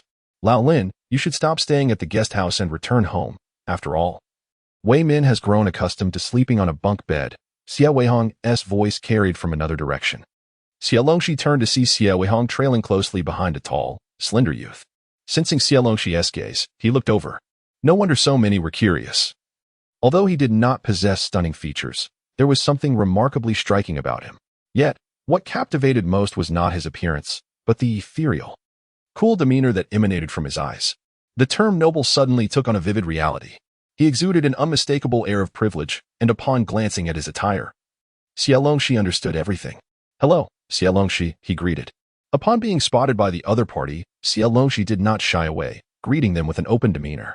Xie Weihong, who had been facing away from her, startled like a frightened cat at the sound of Xie Longxi's voice, instantly adopting a defensive posture. "Why are you wandering around outside when you're not at work?" "Xiaoling, we must leave quickly," Xie Weihong urged, tugging at Pei Xiaoling's arm. Instinctively, she wished to prevent any interaction between Pei Xiaoling and Xie Longxi. Chapter 68. Why should there be such errant thoughts? Reluctantly acknowledging the truth, Xie Longxi had indeed blossomed. She had even entered the factory office, and the residents of the compound spoke of her beauty and intelligence. However, Su Chunlai, who had a contentious relationship with her family, incessantly spread rumors in the compound about her parents lacking discernment and wisdom, suggesting they would inevitably regret not nurturing their daughter, Xie Longxi. She was adored by all, even Xie Weihong, who, though silent on the matter, held her in higher esteem in his heart. After all, how could he so readily abandon the idea of sending Xie Longxi to the countryside, opting instead to register her name? Xie Weihong reached out to grasp Pei Xiaoling's arm, but found only air, prompting her to stomp her foot in frustration. "Xiaoling, she is not a good person." Pei Xiaoling furrowed his brow, glanced at Xie Weihong, and then at the composed Xie Longxi, giving a slight nod. "Hello, Pei Xiaoling." After exchanging pleasantries, the two proceeded towards their respective destinations. Pei Xiaoling had already secured a position at the electrical materials factory through Xie Weihong and would be heading to the countryside alongside the children of the factory's employees. He had just completed his registration and received his special supply tickets, preparing to purchase some essentials. Though he could manage alone, Xie Weihong had persistently volunteered to accompany him. She also collected items that she had yet to retrieve, joining him in acquiring necessary supplies for their rural journey. Truth be told, Pei Xiaoling felt somewhat perplexed. Despite Xie Weihong's warm demeanor towards him, it was clear that he had only become involved due to the request of several uncles who had entrusted him to Xie Weihong. It was evident that Xie Weihong had benefited the most from his younger brother's assistance. By Xie Weihong's previous standards, he should not have allowed his daughter to grow so close to Pei Xiaoling. "Who is she?" Pei Xiaoling inquired. Xie Weihong was reluctant to answer, but, under Pei Zhaoling's gaze, begrudgingly replied, "She is my elder sister, but she has always grown up in the countryside and is not close to our family. You need not concern yourself with her." Pei Zhaoling turned to glance in the direction Xie Longxi had departed, only to find her silhouette had vanished. Xie Longxi. In the workshop, Liang Jingyuan and Qin Shu observed Xie Longxi, who was conversing with the inspection team leader while holding a notepad. "Do you think she intentionally came here to provoke us?" Qin Shu muttered, glancing over while welding. Their workshop specialized in manufacturing multimeters, and both were working on the circuit assembly line. However, they were still apprentices, having joined the factory alongside other new employees. Nevertheless, they were adapting quickly, particularly Liang Jingyuan, who already had experience in electrical repairs and was a favored disciple of the master. Yet, ever since Xie Longxi entered the workshop, he found it difficult to concentrate. Provoke us about what? Liang Jingyuan's mind was in disarray, leaving him unable to think clearly. Qin Shu turned his head, wearing an expression of bewilderment. What was there to be angry about? Naturally, it was about observing how we toiled repetitively, showcasing her own ease at work while casually meandering about. Did Liang Jingyuan not feel any anger? He was indeed quite irate. Just as Qin Shu was preparing to deliver a lengthy discourse, their master noticed his distraction, and a warning voice immediately echoed through the air. Qin Shu promptly silenced himself, focusing diligently on the task at hand. Their master was no easygoing individual. Every circuit board they handled was meticulously inspected and tested by him. Any slight error would result in a swift kick to the leg. He showed no leniency simply because they were the sons of leaders. Rather, he expected even greater diligence from them. Failure to complete daily assignments would result in reprimands. Yet maintaining assembly standards and precise soldering impeded their speed. In summary, from the moment he entered the workshop until now, Qin Shu had not experienced a single day without being scolded. Liang Jingyuan fared slightly better. He was reprimanded for producing quality work, but at a sluggish pace. Just as he was contemplating this, their master set down his tools to inspect their work. Qin Shu's heart raced, and he concentrated fully, paying no heed to where Xie Longxi was. However, the master did not seek fault with him, but instead picked up the work Liang Jingyuan had completed. "Put this down. What sort of soldering is this? Did you not see that you've connected it incorrectly? Is this the circuit you assembled? What will happen if an electrician encounters an issue with this? You are responsible." The master's shout caused the entire apprentice group to cease their activities, shrinking their necks in fear, none daring to speak up. Liang Jingyuan's face turned pale, for it was his assembly and soldering that were now under scrutiny. Moreover, it was not just one mistake but several. It was either a combination error or inadequate soldering. Upon hearing the commotion, the group leader hurried over, with Xie Longxi following in confusion. It was commonplace for apprentices to be scolded, a routine they had grown accustomed to. However, being reprimanded in front of outsiders was somewhat embarrassing, especially for a group of young individuals. The others felt relieved that they were not the ones being chastised. Only Liang Jingyuan's lips pressed into a straight line, realizing he had made a mistake and was being reprimanded in front of Xie Longxi. Qin Shu cast a worried glance at Liang Jingyuan, puzzled as to how he could commit such a fundamental error. "Master, I apologize. I was distracted," Liang Jingyuan stammered, his heart racing, but at this moment, he could only hastily admit his fault. The group leader quickly intervened. "Li Master, we still have comrades from the factory office present. It's good that he recognizes his mistake. Liang is usually quite diligent in his work." Li Master did not even glance at Xie Longxi, his expression dark as he focused on Liang Jingyuan. After several failed reworks, his demeanor grew even more severe. Damages would be deducted from their wages. Li Master managed to restrain himself from lashing out further. "Now get out of my sight. If you can't focus, don't bother coming to work." Under the concerned gazes of their peers, Liang Jingyuan exited the workshop, standing at the door. Xie Longxi and Qin Shu exchanged glances, silently questioning one another. And Qin Shu gently shook his head, indicating he was equally unaware of the situation. "Get back to work." Li Master's warning gaze fell upon Qin Shu. He dared not allow his thoughts to wander again, focusing intently on the task before him. The team leader promptly led Xie Longxi a little further away, briefly elucidating the circumstances, mentioning that Liang Jingyuan might have recently recovered from an illness, which could have affected his performance. Xie Longxi expressed her understanding, and after their conversation, the team leader signaled for the workshop representative to assist Xie Longxi in her tasks. Liang Jingyuan gazed up at the gathering clouds, realizing for the first time the true nature of his feelings. He had not anticipated that he would come to this realization in such circumstances. There was already a barrier between him and Xie Longxi, and revealing his less admirable side to her was the last thing he wanted. In an instant, his mood soured, becoming both bittersweet and poignant. He ought to perform admirably, at the very least avoiding mistakes. What would Xie Longxi think of him? Would she deem him inept? During his time in Xian province, he had constantly erred, and returning to the workshop had not changed that. How could he be so disappointing?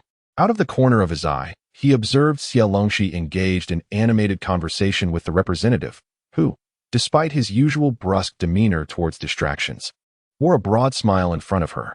Xie Longxi was so exceptional, while he felt utterly insignificant. What audacity he had to entertain such unfounded thoughts. Chapter 69. We are all friends. As Liang Jingquan berated himself, Xie Longxi had concluded her work. Thank you for your cooperation. I appreciate your time. And you should get back to your duties, she said, capping her pen and expressing her gratitude to the model worker. The model worker, feeling somewhat bashful, scratched his head and waved his hand, saying, "It didn't take up much time. We have plenty of downtime between our tasks. Ms. Xie is far superior to those who ask aimless questions. They always push me to articulate grand sentiments about gratitude towards the factory and the leadership, making me feel inadequate. I struggle to compose a few words, and they criticize me for being too mundane and unrefined. It's ludicrous, if I were cultured. I would be in a more technically demanding role, not laboring here in the workshop. In the end, what I write down doesn't even reflect my own words. It's unclear whether it praises me or the leadership, rendering it a waste of time. However, Miss Xie is different. She inquires about work-related matters and even asks if I face any difficulties in life. I can't quite describe it, but conversing with her is remarkably comfortable. Even if the final output isn't my own, it's still more pleasant than my previous encounters." After parting ways with the model worker, Xie Longxi spoke briefly with the workshop director before finally exiting the workshop, only to see Liang Jingquan standing at the entrance, being reprimanded. "What is going on with you?" Xie Longxi shielded her eyes from the setting sun, tilting her chin as she questioned Liang Jingquan. "Didn't Chen state that you were his prized disciple?" Liang Jingquan fell silent. He had indeed been proud before, but today he had made a mistake. As he remained quiet, he felt his neck grow increasingly warm, unable to meet Xie Longxi's gaze. Not speaking, Xie Longxi, perplexed by his sulkiness, glanced at him but chose not to waste further words and began to walk away. After a few steps, she turned back. "Can you truly repair electrical appliances? Don't just boast like Chen. If you're not genuinely skilled, it would be quite embarrassing." "I can." Liang Jingquan's face suddenly gained prominence, and there was a hint of melancholy in Xie Longxi's gaze directed at him. Why should she harbor resentment towards her? She had not posed an inappropriate question. Had he not performed unsatisfactorily today, she would not have needed to inquire. "If you can do it, then do it." "No need to raise your voice," Xie Longxi remarked, as she casually cleared her ears. "You can stay here. I shall take my leave." With that, Xie Longxi strode away, leaving Liang Jingquan to quietly collect himself. No sooner had Xie Longxi departed than their mentor emerged with arms crossed, reprimanding Liang Jingquan before sending him back to his post to continue working.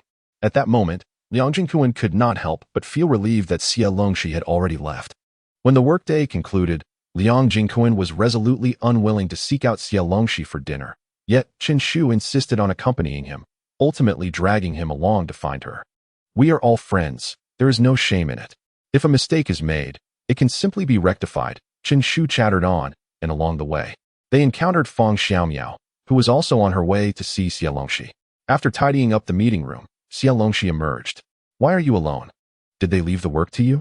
Upon noticing Xie Longxi carrying a cloth from the meeting room upstairs, Liang Jingquan's face flushed with indignation. In an instant, he forgot his earlier embarrassment and reluctance to seek her out. In this day and age, everyone seeks to demonstrate their diligence, with many rising early to clean the leaders' offices and refill the water kettles. However, tasks such as tidying the meeting room, which often go unnoticed by superiors, are sometimes shirked. Yet neglecting to clean is not an option, as these meeting rooms are shared, and theoretically, each department is responsible for cleaning up after its use. However, it is common for the factory to utilize the space for meetings, with the daily maintenance typically managed by the factory office. Xie Longxi placed the cloth down. Doing more work was inconsequential. Who said such tasks went unnoticed by leadership? While she was cleaning the meeting room, several leaders had passed by and conversed with her. Provided there was no intention to provoke or unfairly delegate work to her, Xie Longxi was disinclined to make a fuss. The four of them proceeded to the cafeteria, where they unexpectedly encountered Pei Xiaolin, a guest of Xie Weihong. Whether it was Xie Weihong's incessant chatter or not, Pei Xiaolin's countenance betrayed an obvious struggle with irritation and restraint.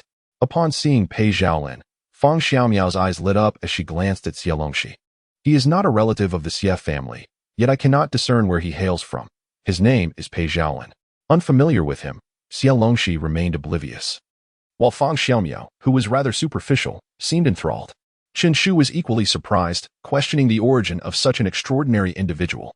Upon learning he was a guest of the Xie family, Chen Shu's interest waned, as he held no fondness for Xie Weiping and his kin, save for Xie Longxi, who was not from the Shanghai Xie family.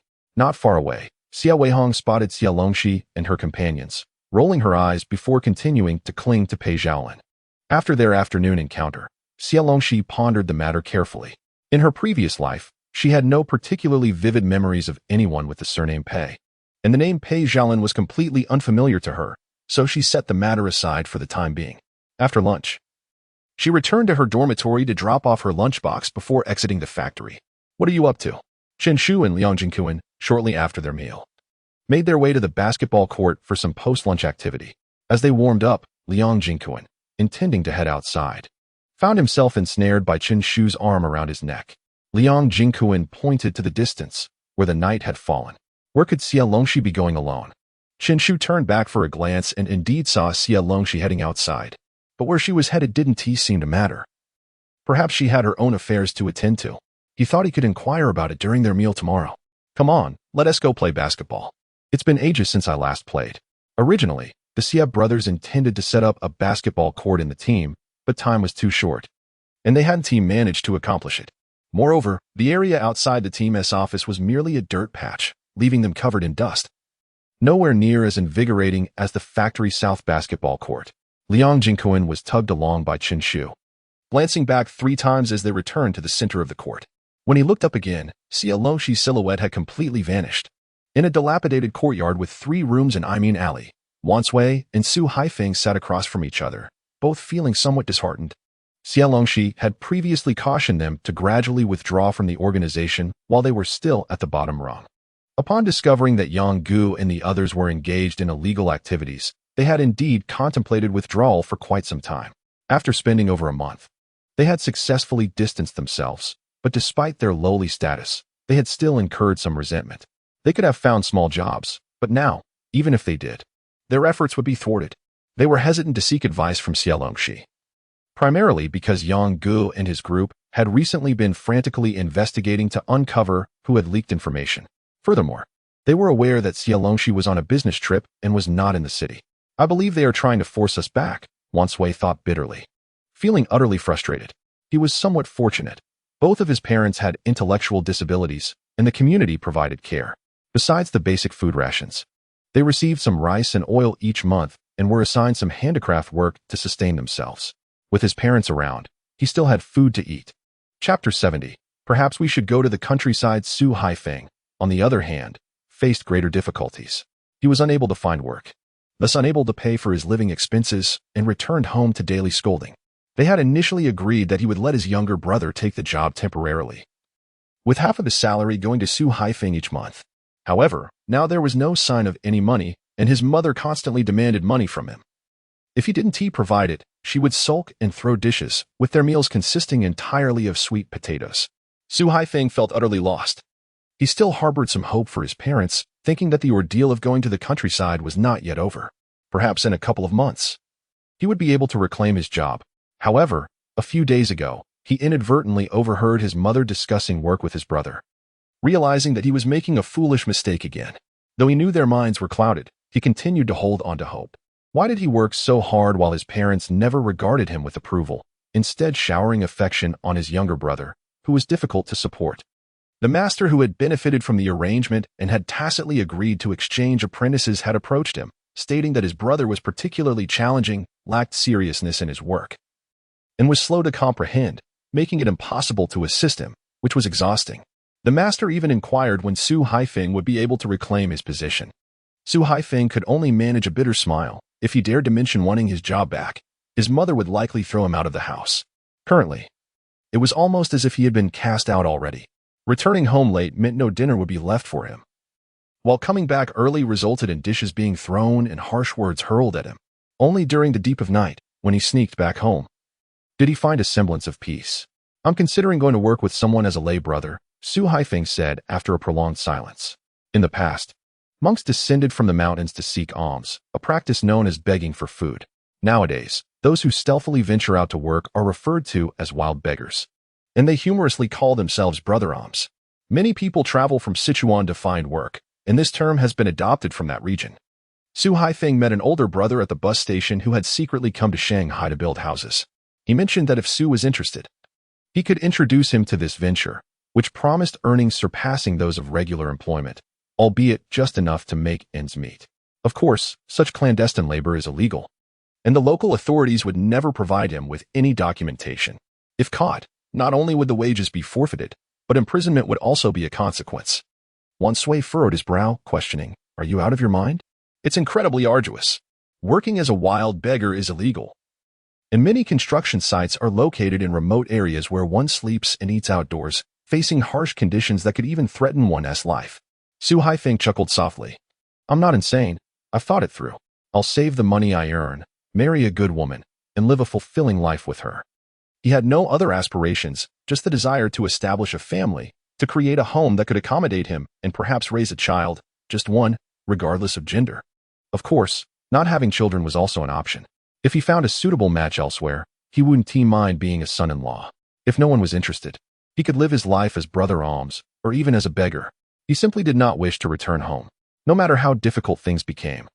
It could never compare to the struggles at home. The hardships there are invisible to others, and complaining to others seems ungrateful.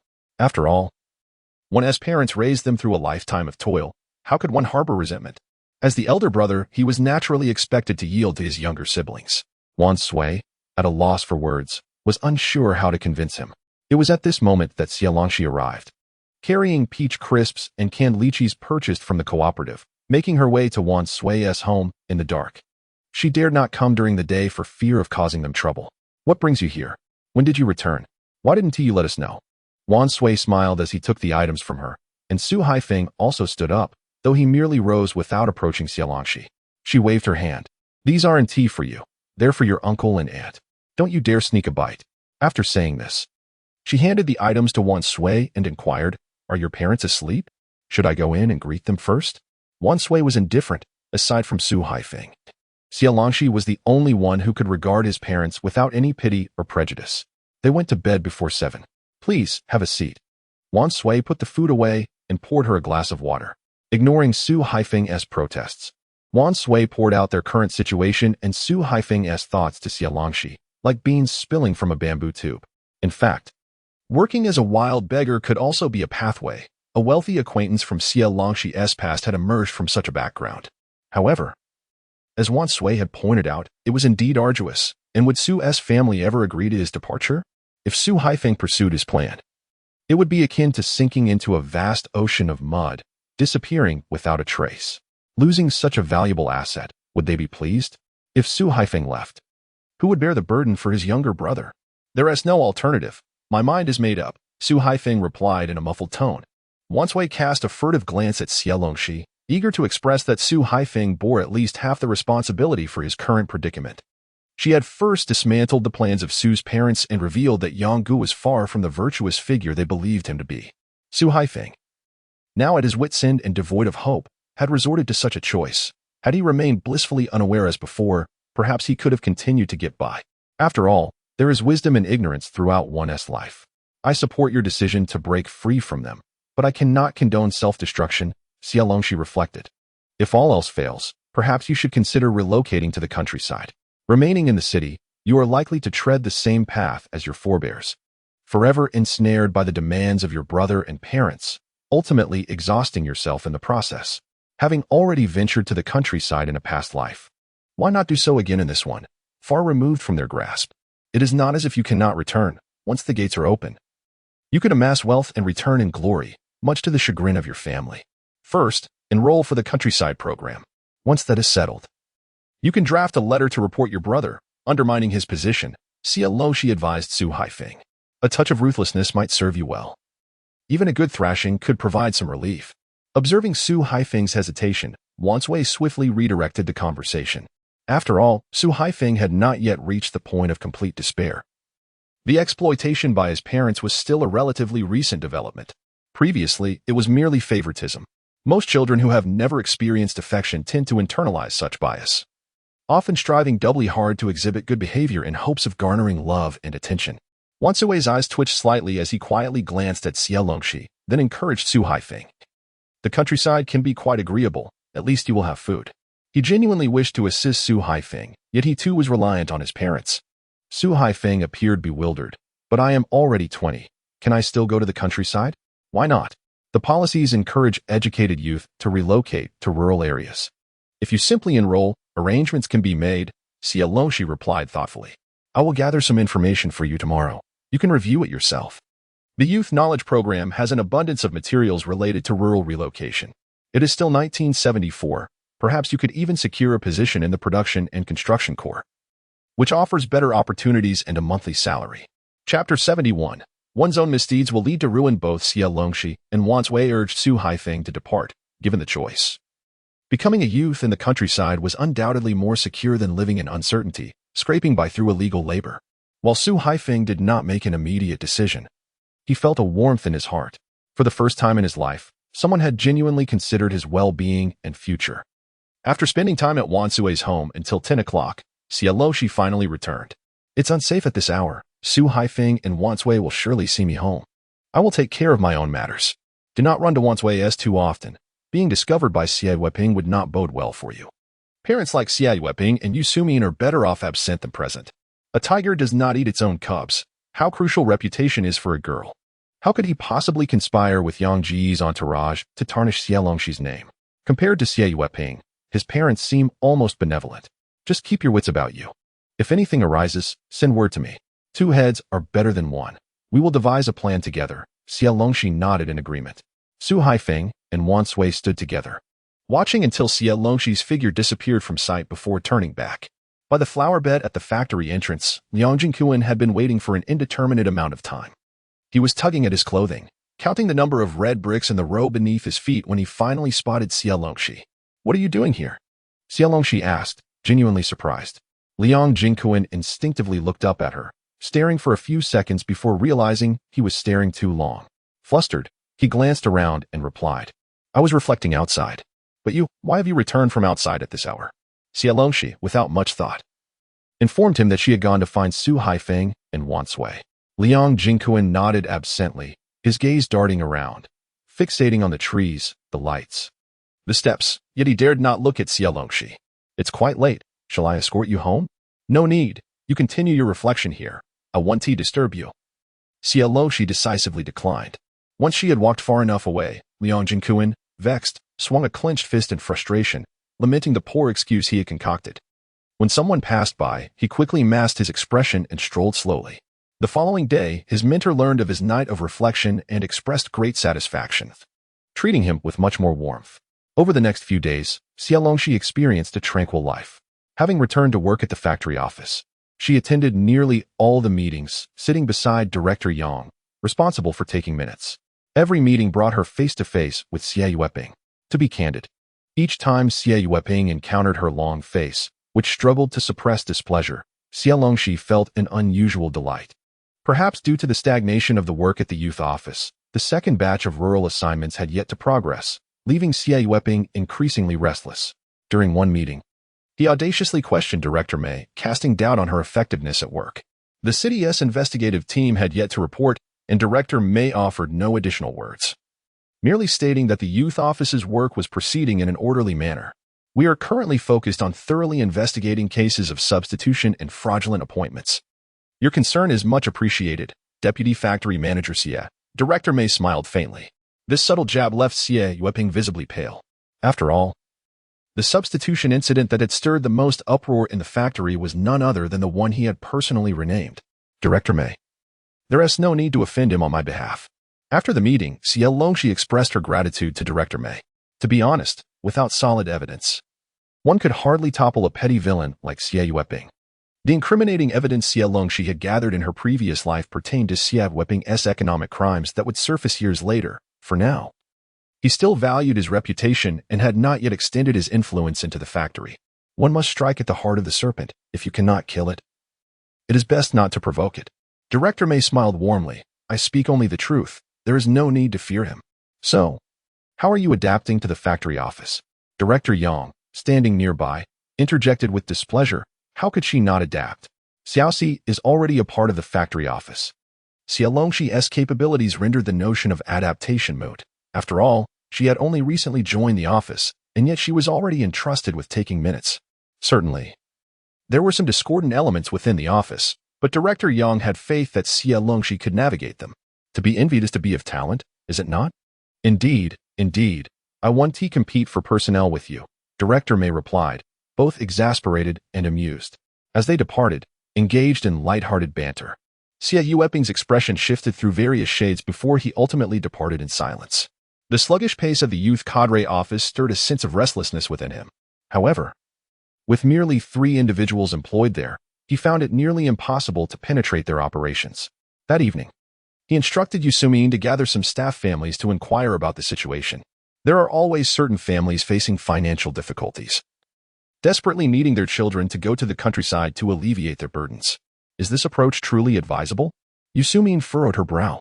On one hand, it could be viewed as merely concerned parents seeking updates on the rural assignments. On the other hand, it could escalate into inciting unrest among the families of the employees. Furthermore, Yusumin had another matter to discuss with Xie Weihong. She wished to step back and relinquish her position to Weihong. As reluctant as she was to part with her work, Weihong's significance outweighed her own. Yusumin could not bear to witness Weihong squander her potential.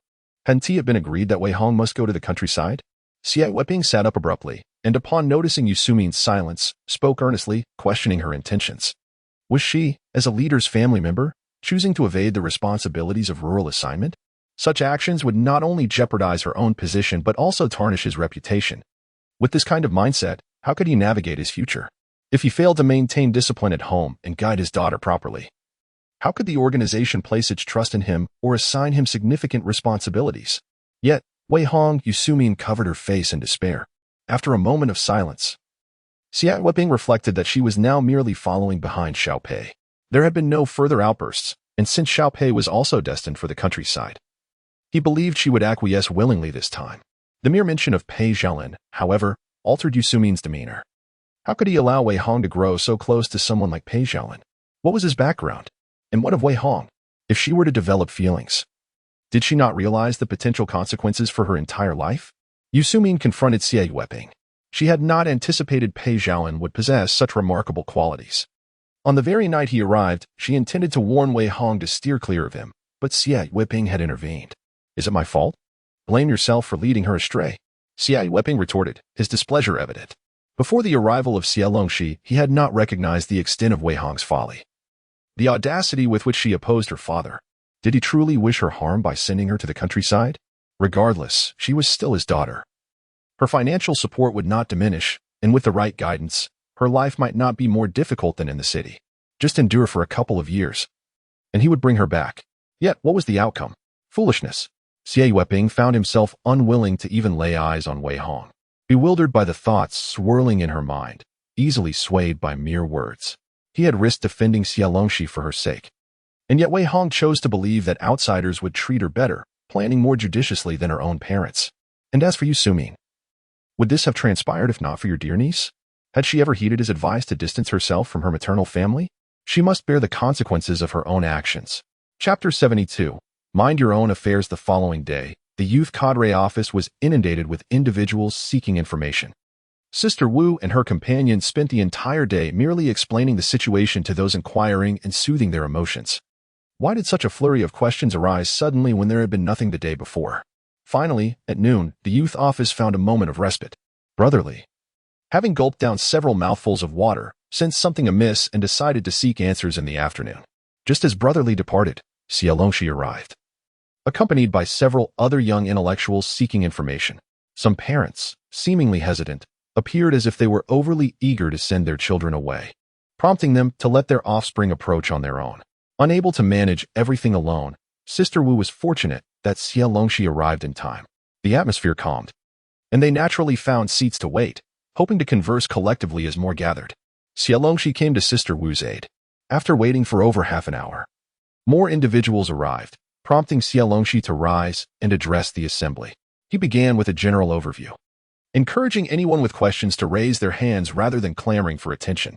The youth office was currently conducting an investigation, with results anticipated within a fortnight. He urged them not to be anxious, as such urgency would bear no fruit.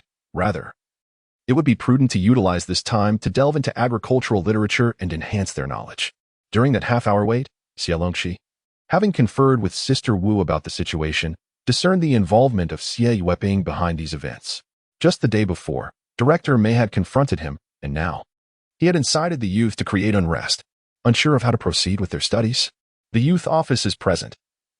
You may elect a representative to organize learning sessions here, where numerous practical resources and the wisdom of predecessors await. You can also assist the youth office, thereby accruing valuable experience that will bolster your candidacy for youth representative roles and positions within the brigade after your return to the countryside.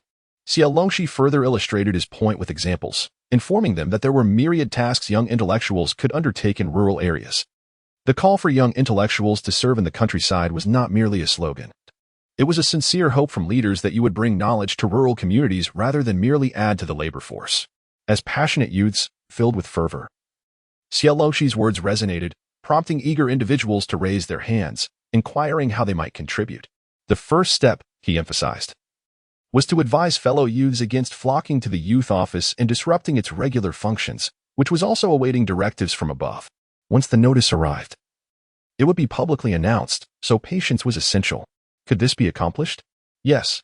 Brother Xie, might we request a speech from classmate Chen? Another student eagerly raised their hand, their eyes sparkling with enthusiasm. This individual was familiar to Xie Longxi. He had also been an active participant during his early days in the countryside, assisting others and maintaining order on the train to Qian province. Unfortunately, his vibrant enthusiasm had been extinguished upon arrival, leaving his eyes devoid of their former brilliance. Xie Longxi harbored hopes that he would retain that spark throughout his life. Certainly, he assured, the youth office will make arrangements and issue a notice in due time. The prospective youth in attendance erupted in cheers, and the accompanying parents felt a wave of relief. Once everyone had departed, Xie Longxi turned to Sister Wu for the necessary documents. Is everything in order for the task at hand? He inquired. Sister Wu, well-versed in the policies, gathered the requested materials while simultaneously inquiring about the situation. Age is not particularly advanced, possessing work experience is commendable.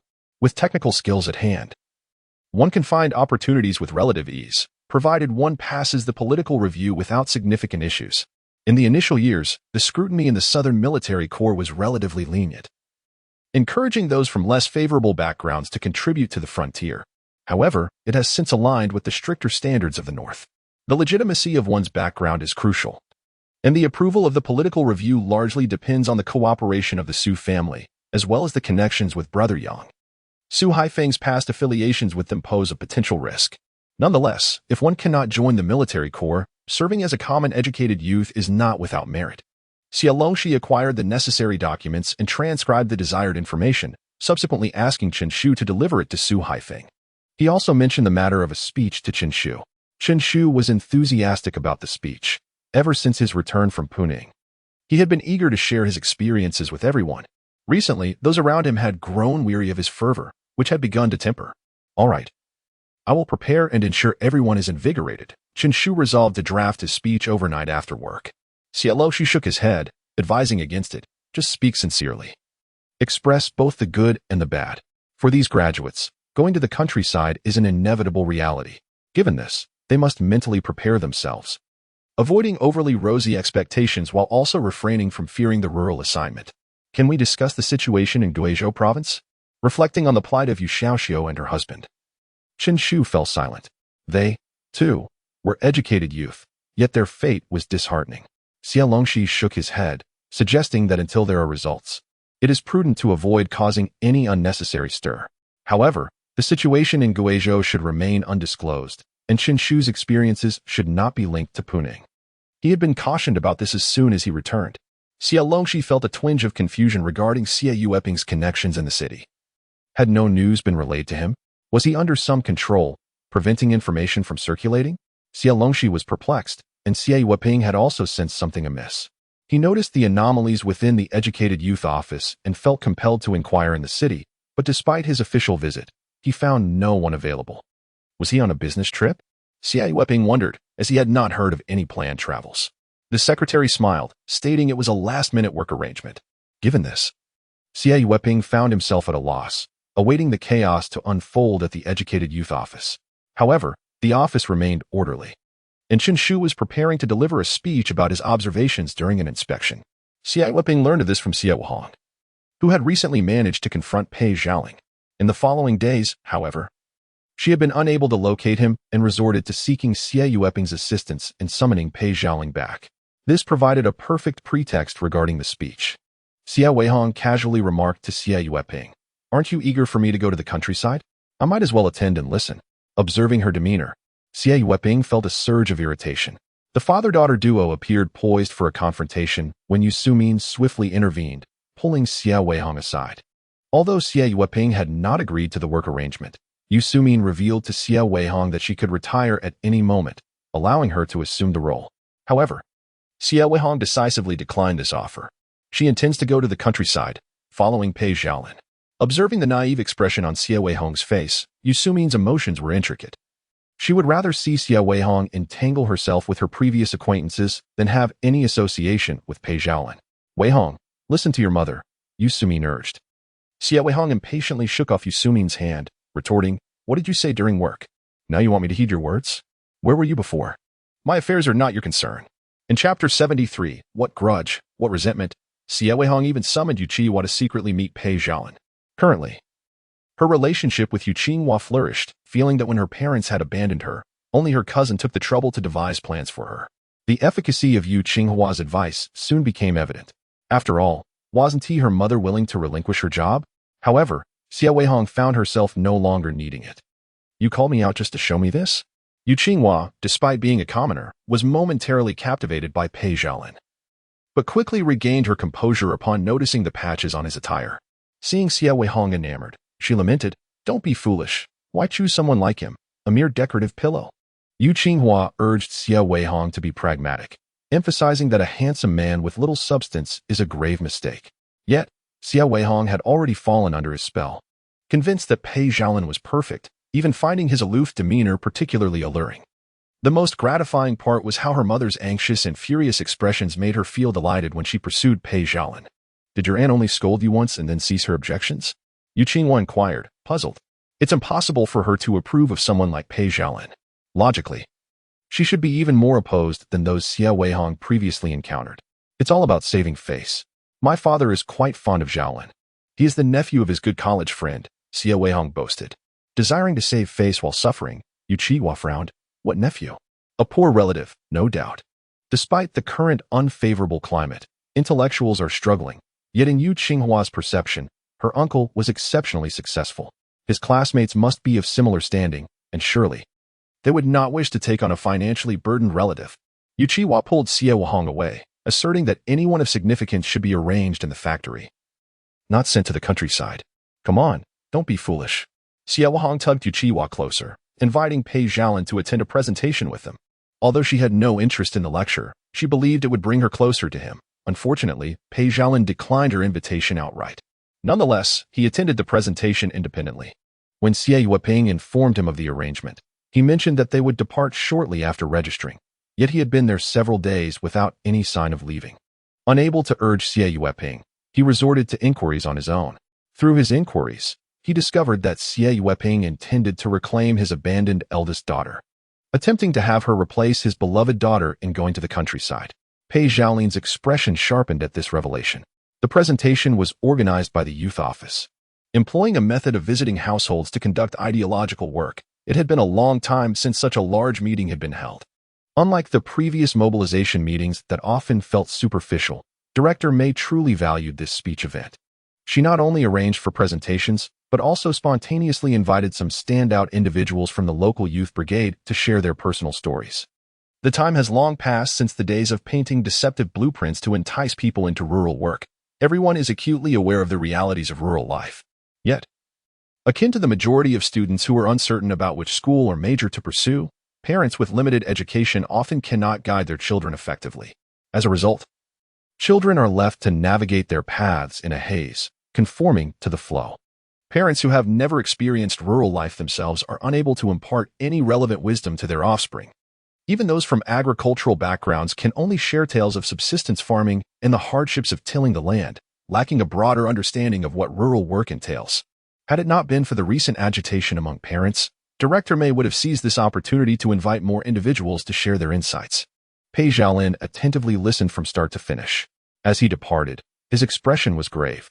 Despite the meeting having uplifted many, he discerned underlying truths. The exact timing of the rural assignments remained uncertain, contingent upon directives from above.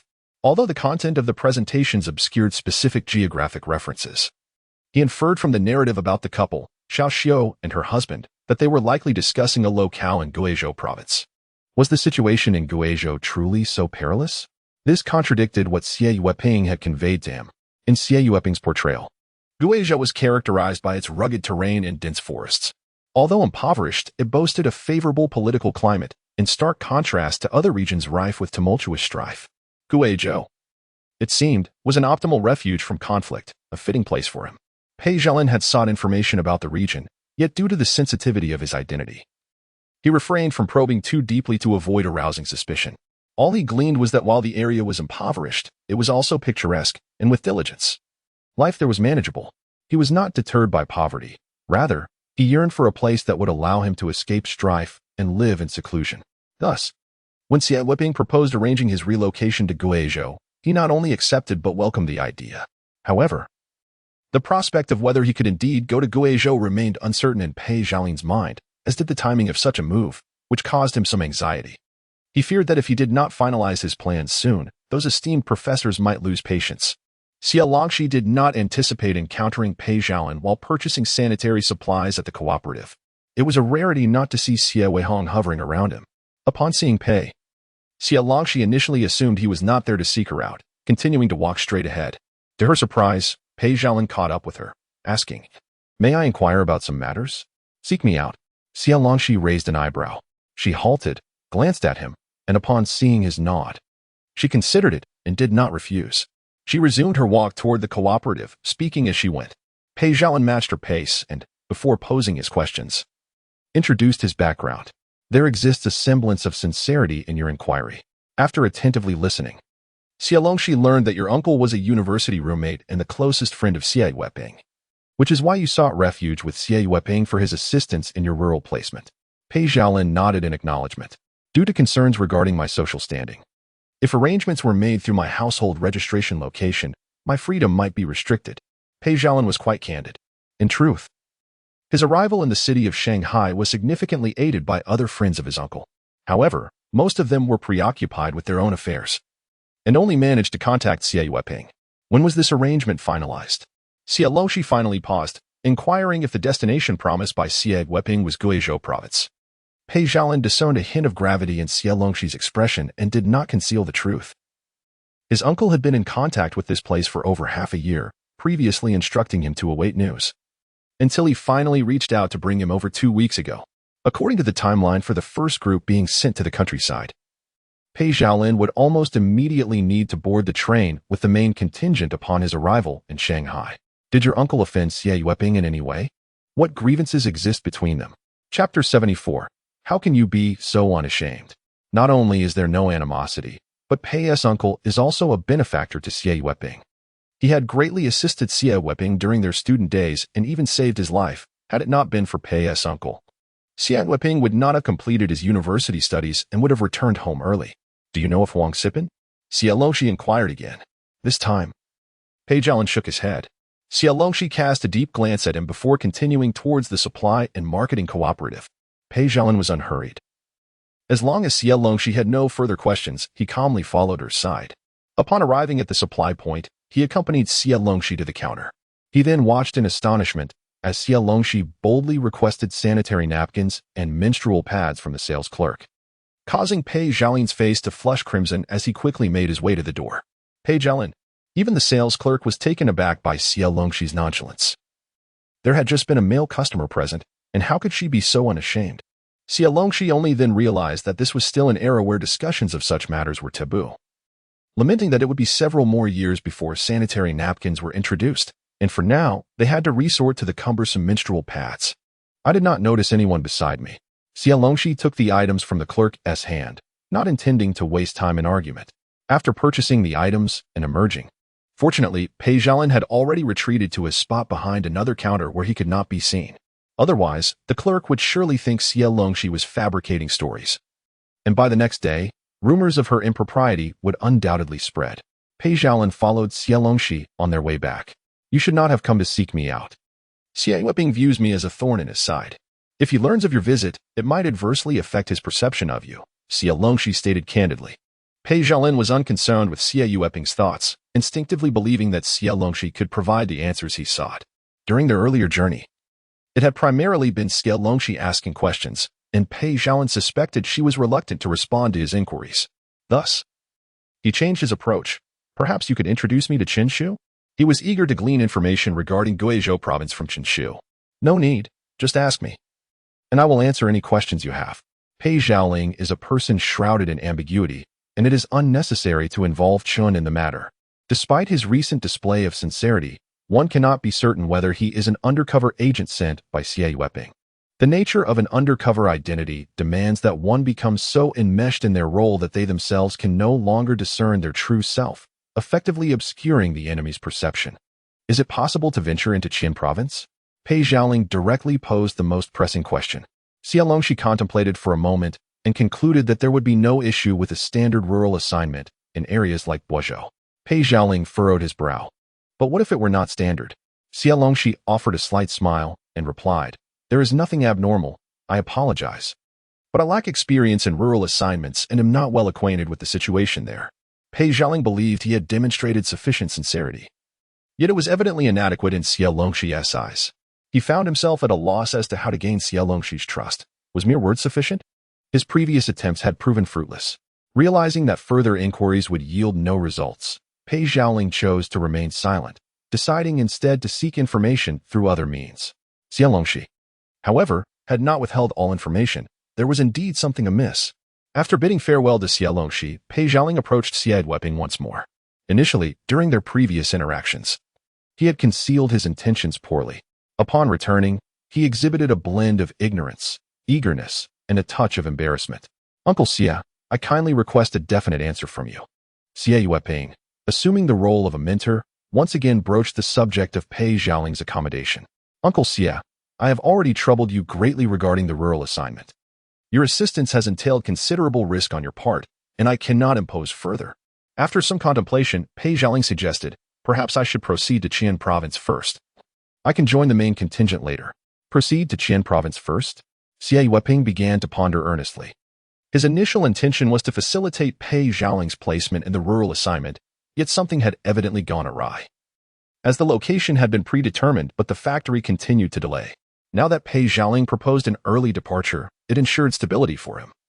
Even if the rural assignment underwent changes, that is unacceptable. I cannot trust you to go alone. Xie Weihong feigned anger, urging Pei Xiaoling to refrain from further discussion. When Pei Xiaoling took his leave later, Xie Weihong firmly pressed 10 yuan into his hand, instructing him to speak up if he encountered difficulties.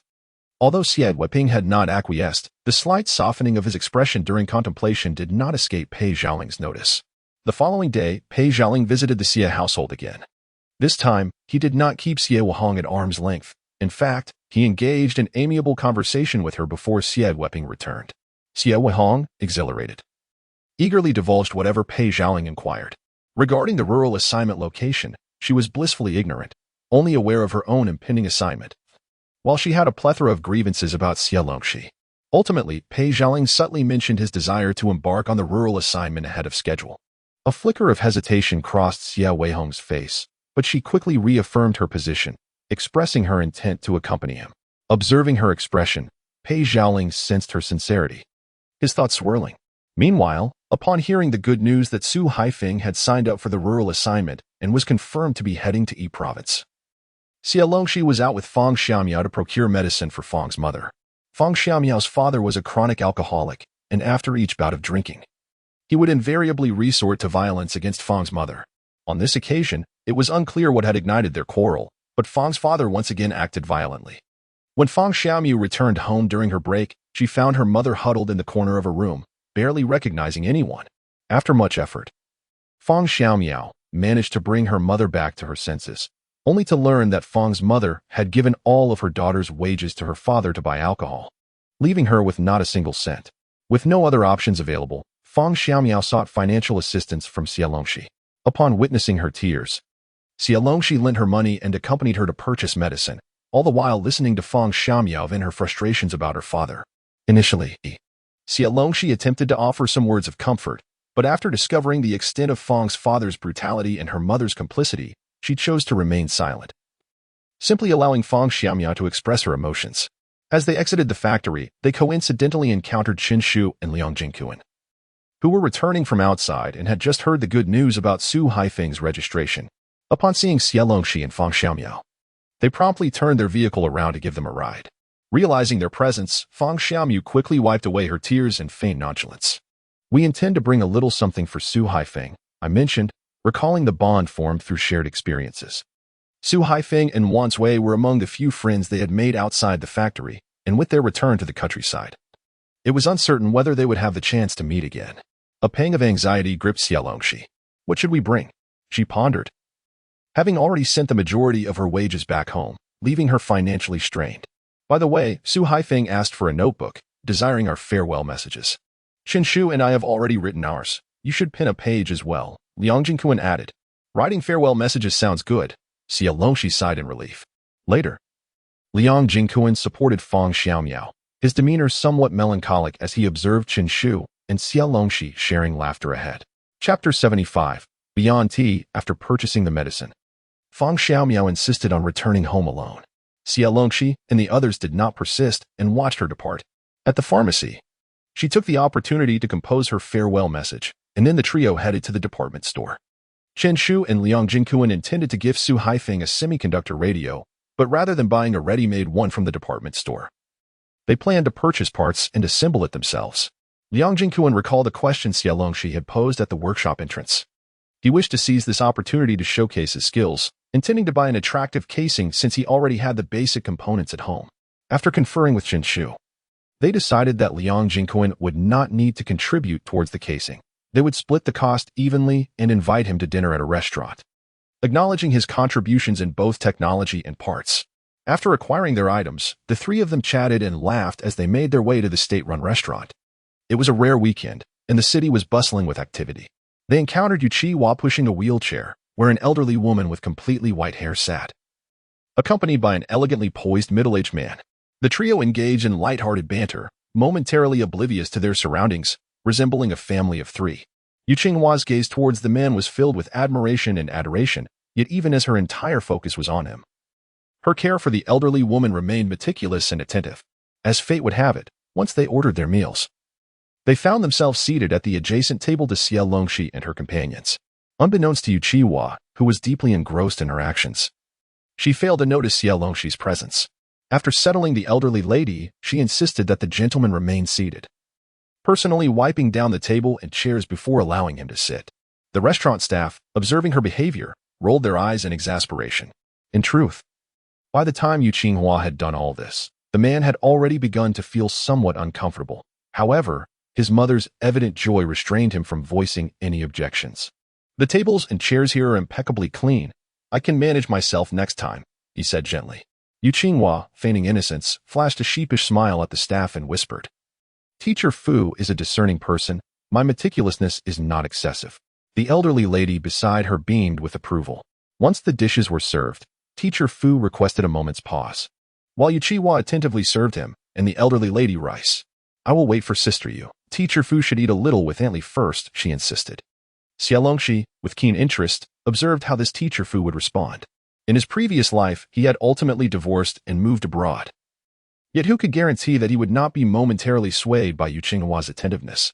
Teacher Fu furrowed his brow and pushed his bowl back towards Yu Qihua, saying, No. You all eat first. Yu Qihua looked at the elderly lady with a hint of grievance. The elderly lady seemed about to say something but, noticing her son's growing impatience, urged Yu Qihua to join her in eating so they could return home sooner. At her command, Yu Qihua instantly became compliant, quietly consuming her meal. By the time Yu Mingqin arrived, They had nearly finished eating. Upon seeing the elderly lady and Xie already partaking, Yu Mingqin's expression shifted.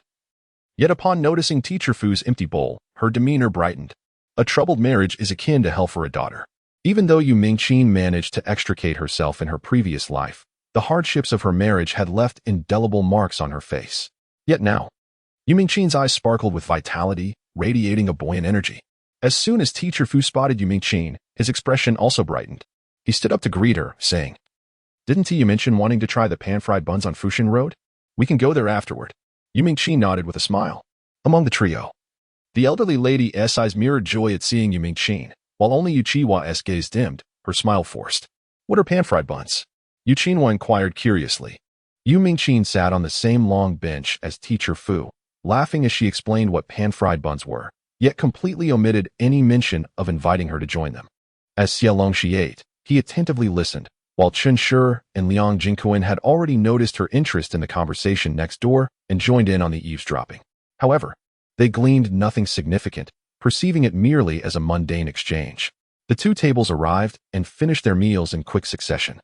Just as Xie Longxi contemplated how to introduce himself to Yu Mingqin, she stumbled, bumping into the corner of the table. "Sister, be careful," Xie Longxi exclaimed. Rushing past Lu Dingyuan to steady Yu Mingqin. Before anyone could react, he grasped her wrist and asked, "Sister, are you pregnant?" What a remarkable coincidence. The joy pulse is indeed quite easy to discern. With a modicum of understanding, even a pregnant woman can feel it herself. During Xie Longxi's rural experience, due to the scarcity of food and medicine, he, alongside other educated youth, self-studied traditional Chinese medicine, acquiring a modest knowledge of it. Yu Mingqin's face lit up with delight as she turned to look at Teacher Fu, who also wore an expression of ecstatic disbelief. The elderly lady, too, could not conceal her joy. Consequently, neither of the two tables was inclined to leave. "Are you my cousin?" Yu Qinghua recognized Xie Longxi and frowned as she called out. The elderly lady was about to inquire in detail about Xie Longxi but was momentarily puzzled by this remark, as she was familiar with Xie Weihong, who had visited their home several times. Yet this was her first encounter with Xie Longxi. "Who are you?"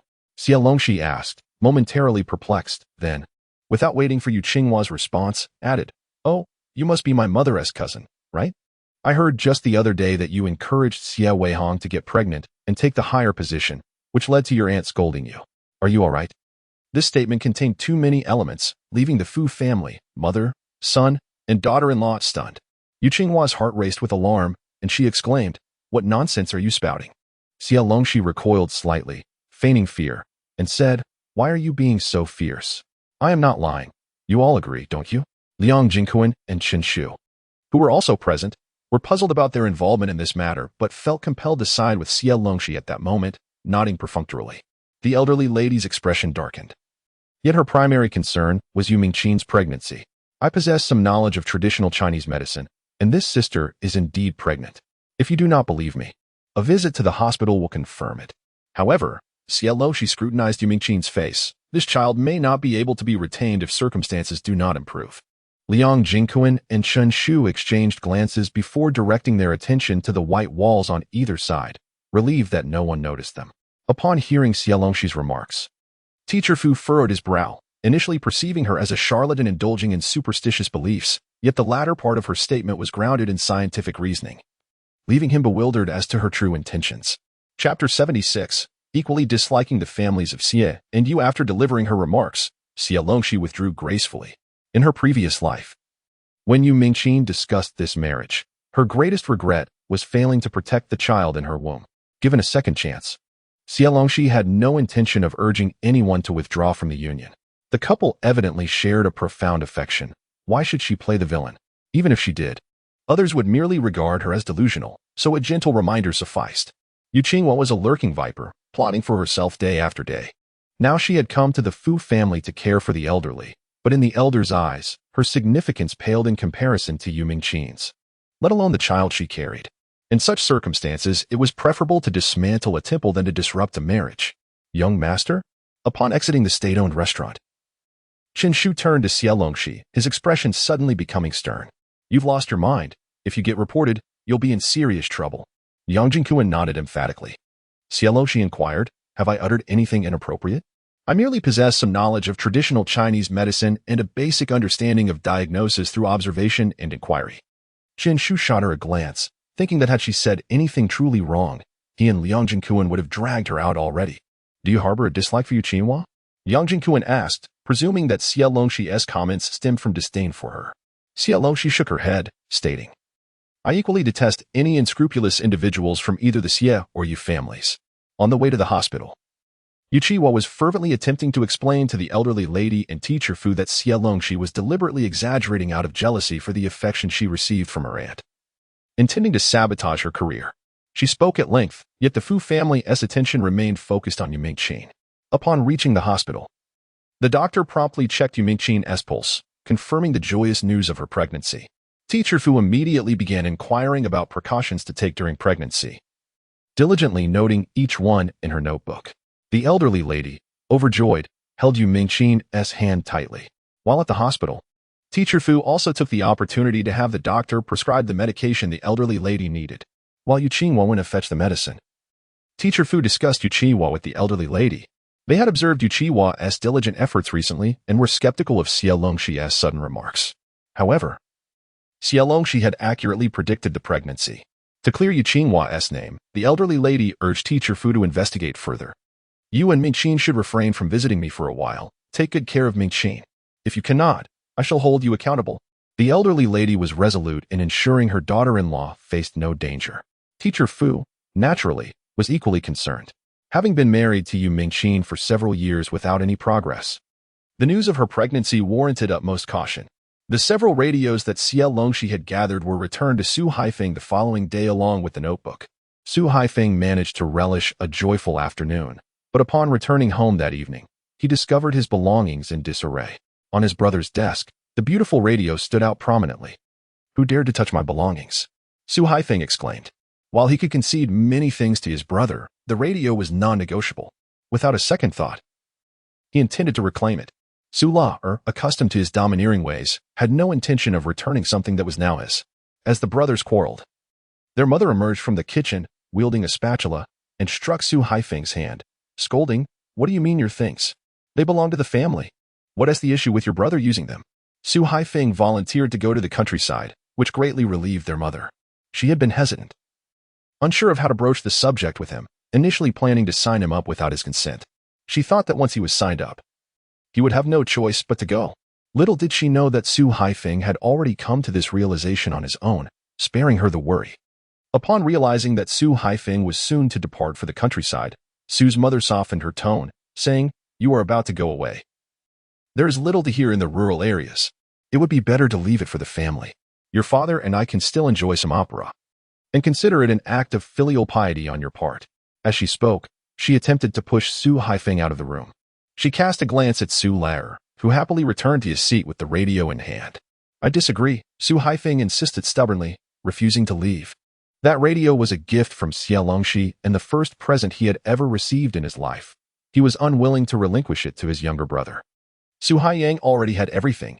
Why should he covet the radio as well? Su's mother's expression darkened. Su Haifeng, do you intend to drive me to my grave? After all the hardship of raising you, you cannot part with a mere radio? Can your father and I still have any hopes for you in the future? This is an entirely different matter. Su Haifeng protested, feeling utterly powerless. However, Su's mother was no longer willing to listen. She began to wipe her tears with her apron and soon cried out, lamenting the difficulties of marrying into the Su family, how arduous life had been, and how she had painstakingly raised Su Haifeng. By the end of her lament, she was throwing herself against him, exclaiming, I might as well be dead. What good is it to raise you? Oh, heavens, open your eyes and see. Su Haifeng could hardly bear his mother's tearful tirade. Feeling cornered and overwhelmed with both regret and anguish, he should not have brought the radio back.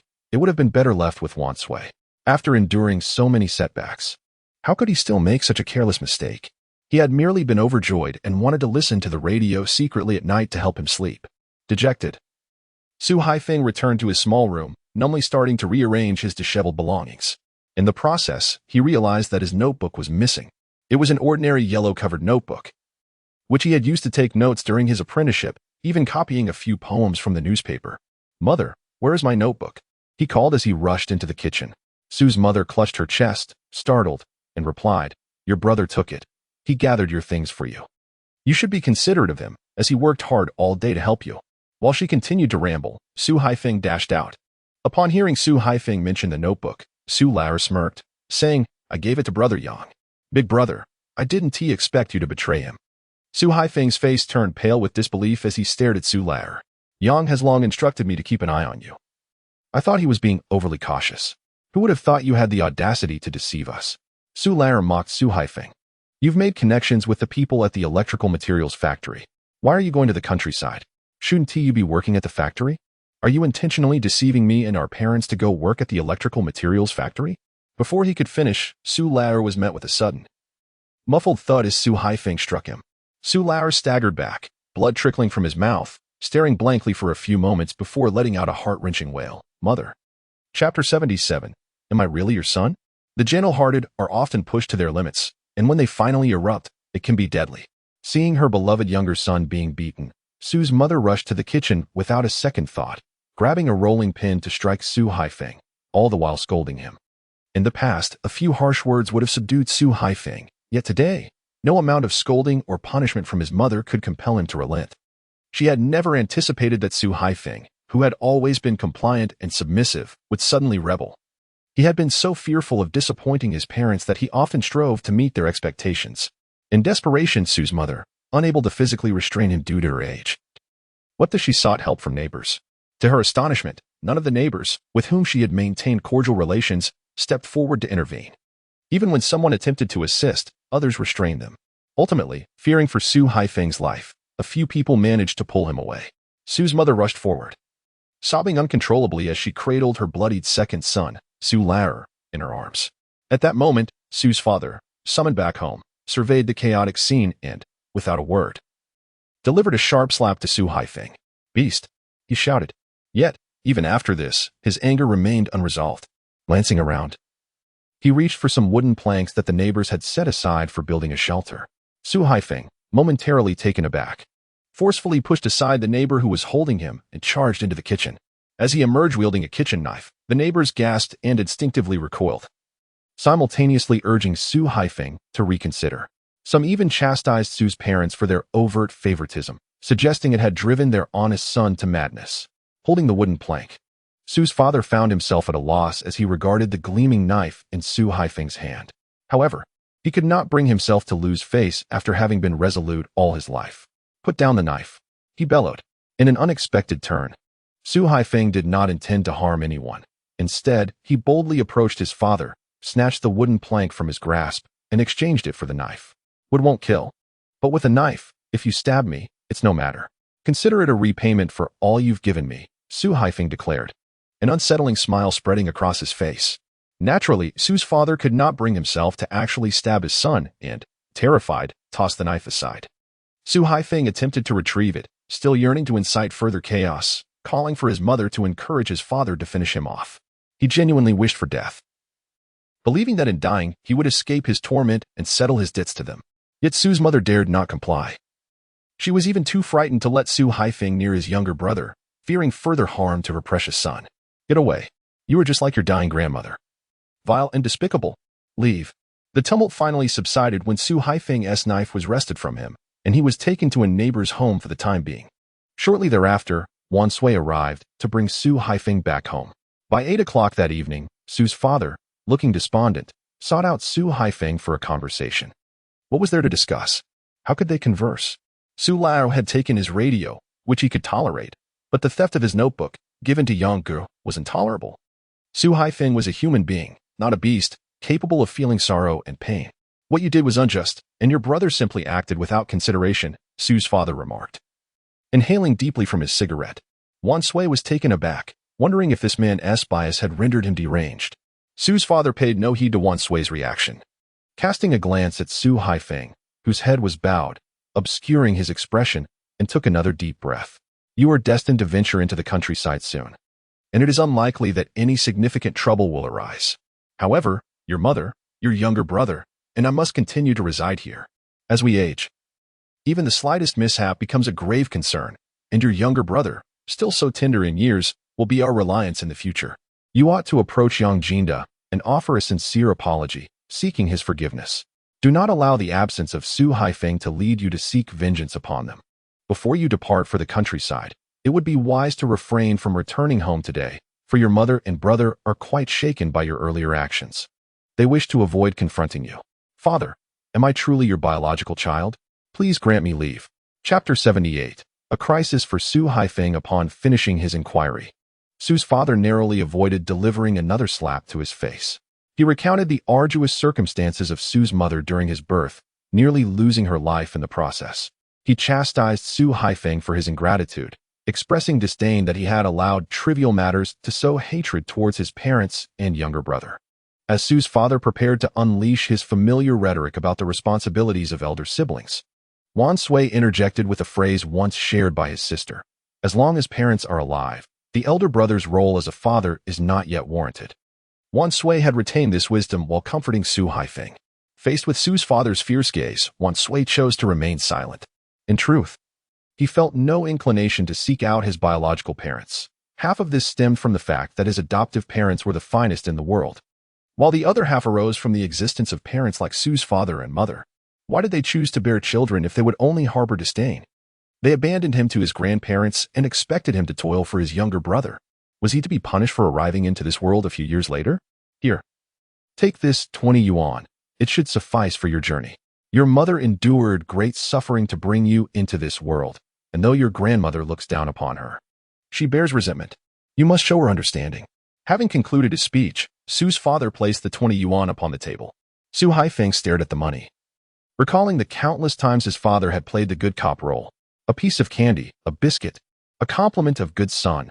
All these trinkets had once lulled him into forgetting his pain and compelled him to make sacrifices. Just as now, his thoughts remained focused on not allowing the incident involving Yang Gu to tarnish his family.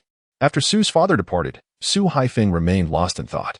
Wan Sui hesitated before calling out to him. Didn't he, my sister, say? Do not let momentary pride dictate your actions. Do not allow anger to lead you to greater losses. 20 yuan is half a month's salary. Why forgo it? Rejecting it will not enhance your integrity.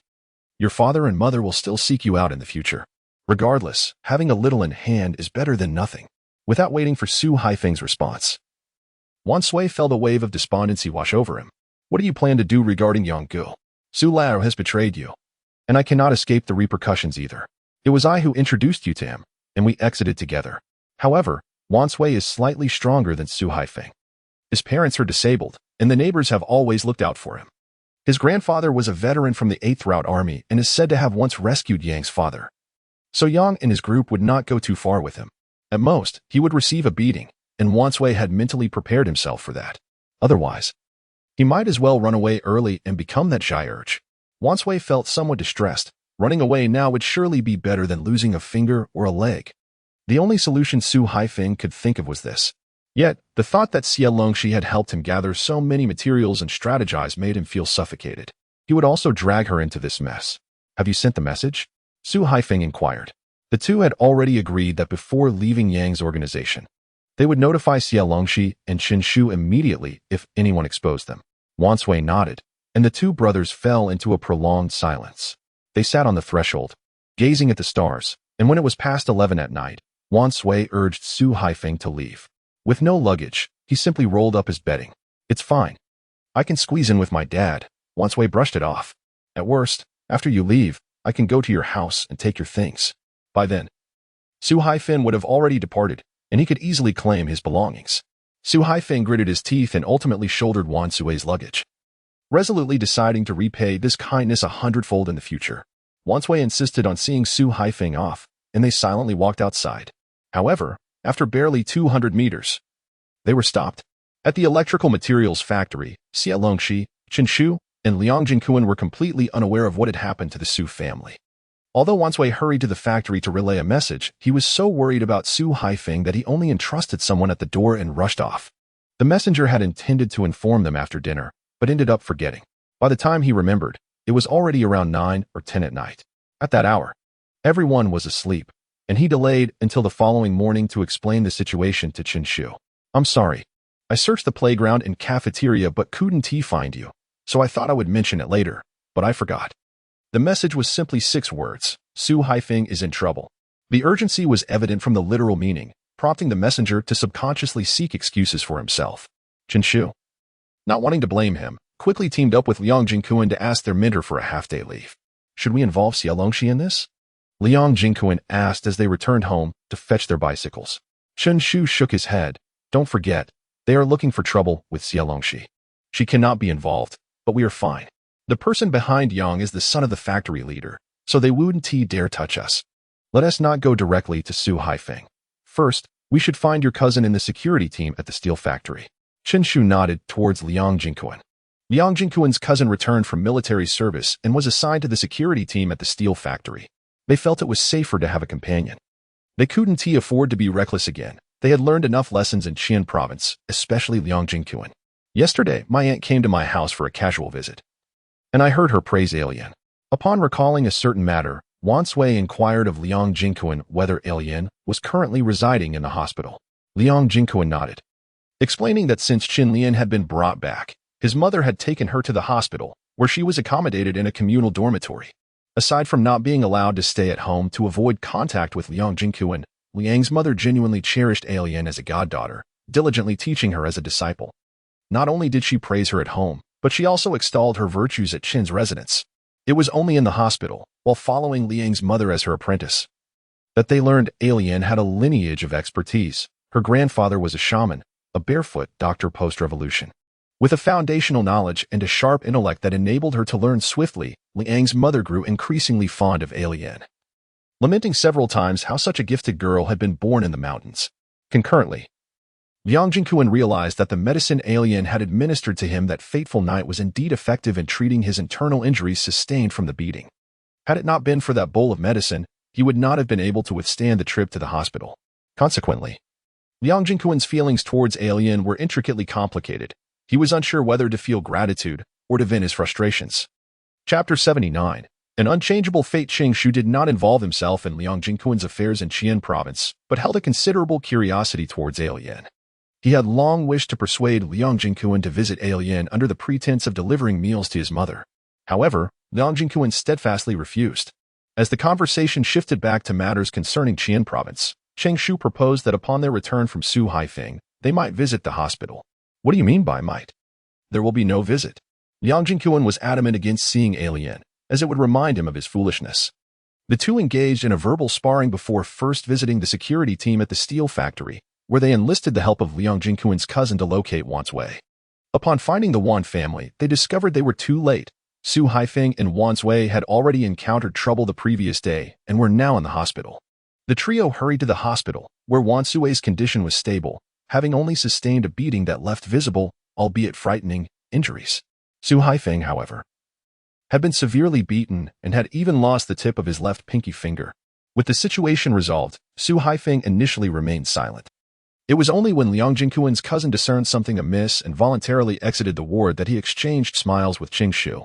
Both Qing Shu and Liang Jingquan appeared pale, their spirits far from the lightheartedness they had upon arrival. They were utterly reckless. Qing Shu could scarcely bear to look at Su Haifeng's hand, unable to suppress his empathy for his pain. Liang Jingquan, too, wore a grave expression as he said, "We will accompany you to the police station to file a report. Please explain to the authorities about that Yang Go." Initially, they were not in a rush, planning to gradually uncover the identity of the so-called leader's son from the electrical materials factory. Yet, Su Haifeng shook his head, declaring, "I acted on my own accord. Let's leave it at this. It's resolved, and there is no need to trouble the police further." He was willing to sacrifice a finger for the safety of all involved, deeming it worthwhile. But you were coerced. Liang Jingquan could not comprehend why, at such a time, he would refrain from seeking police assistance. Su Haifeng smiled faintly, choosing silence. So what if I was coerced? Fear had gripped him. He feared that Yang Gu would retaliate against Wan Sui's parents, create trouble for Xie Longxi, or even target his own family. Although he harbored a desire for his parents and brother to learn a lesson, he had cursed them in moments of anger. He was nonetheless apprehensive.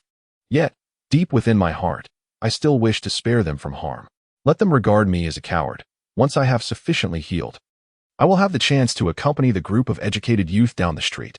The prospect of going to the countryside, free from the obligation of becoming a second-rate brother, brings me great contentment.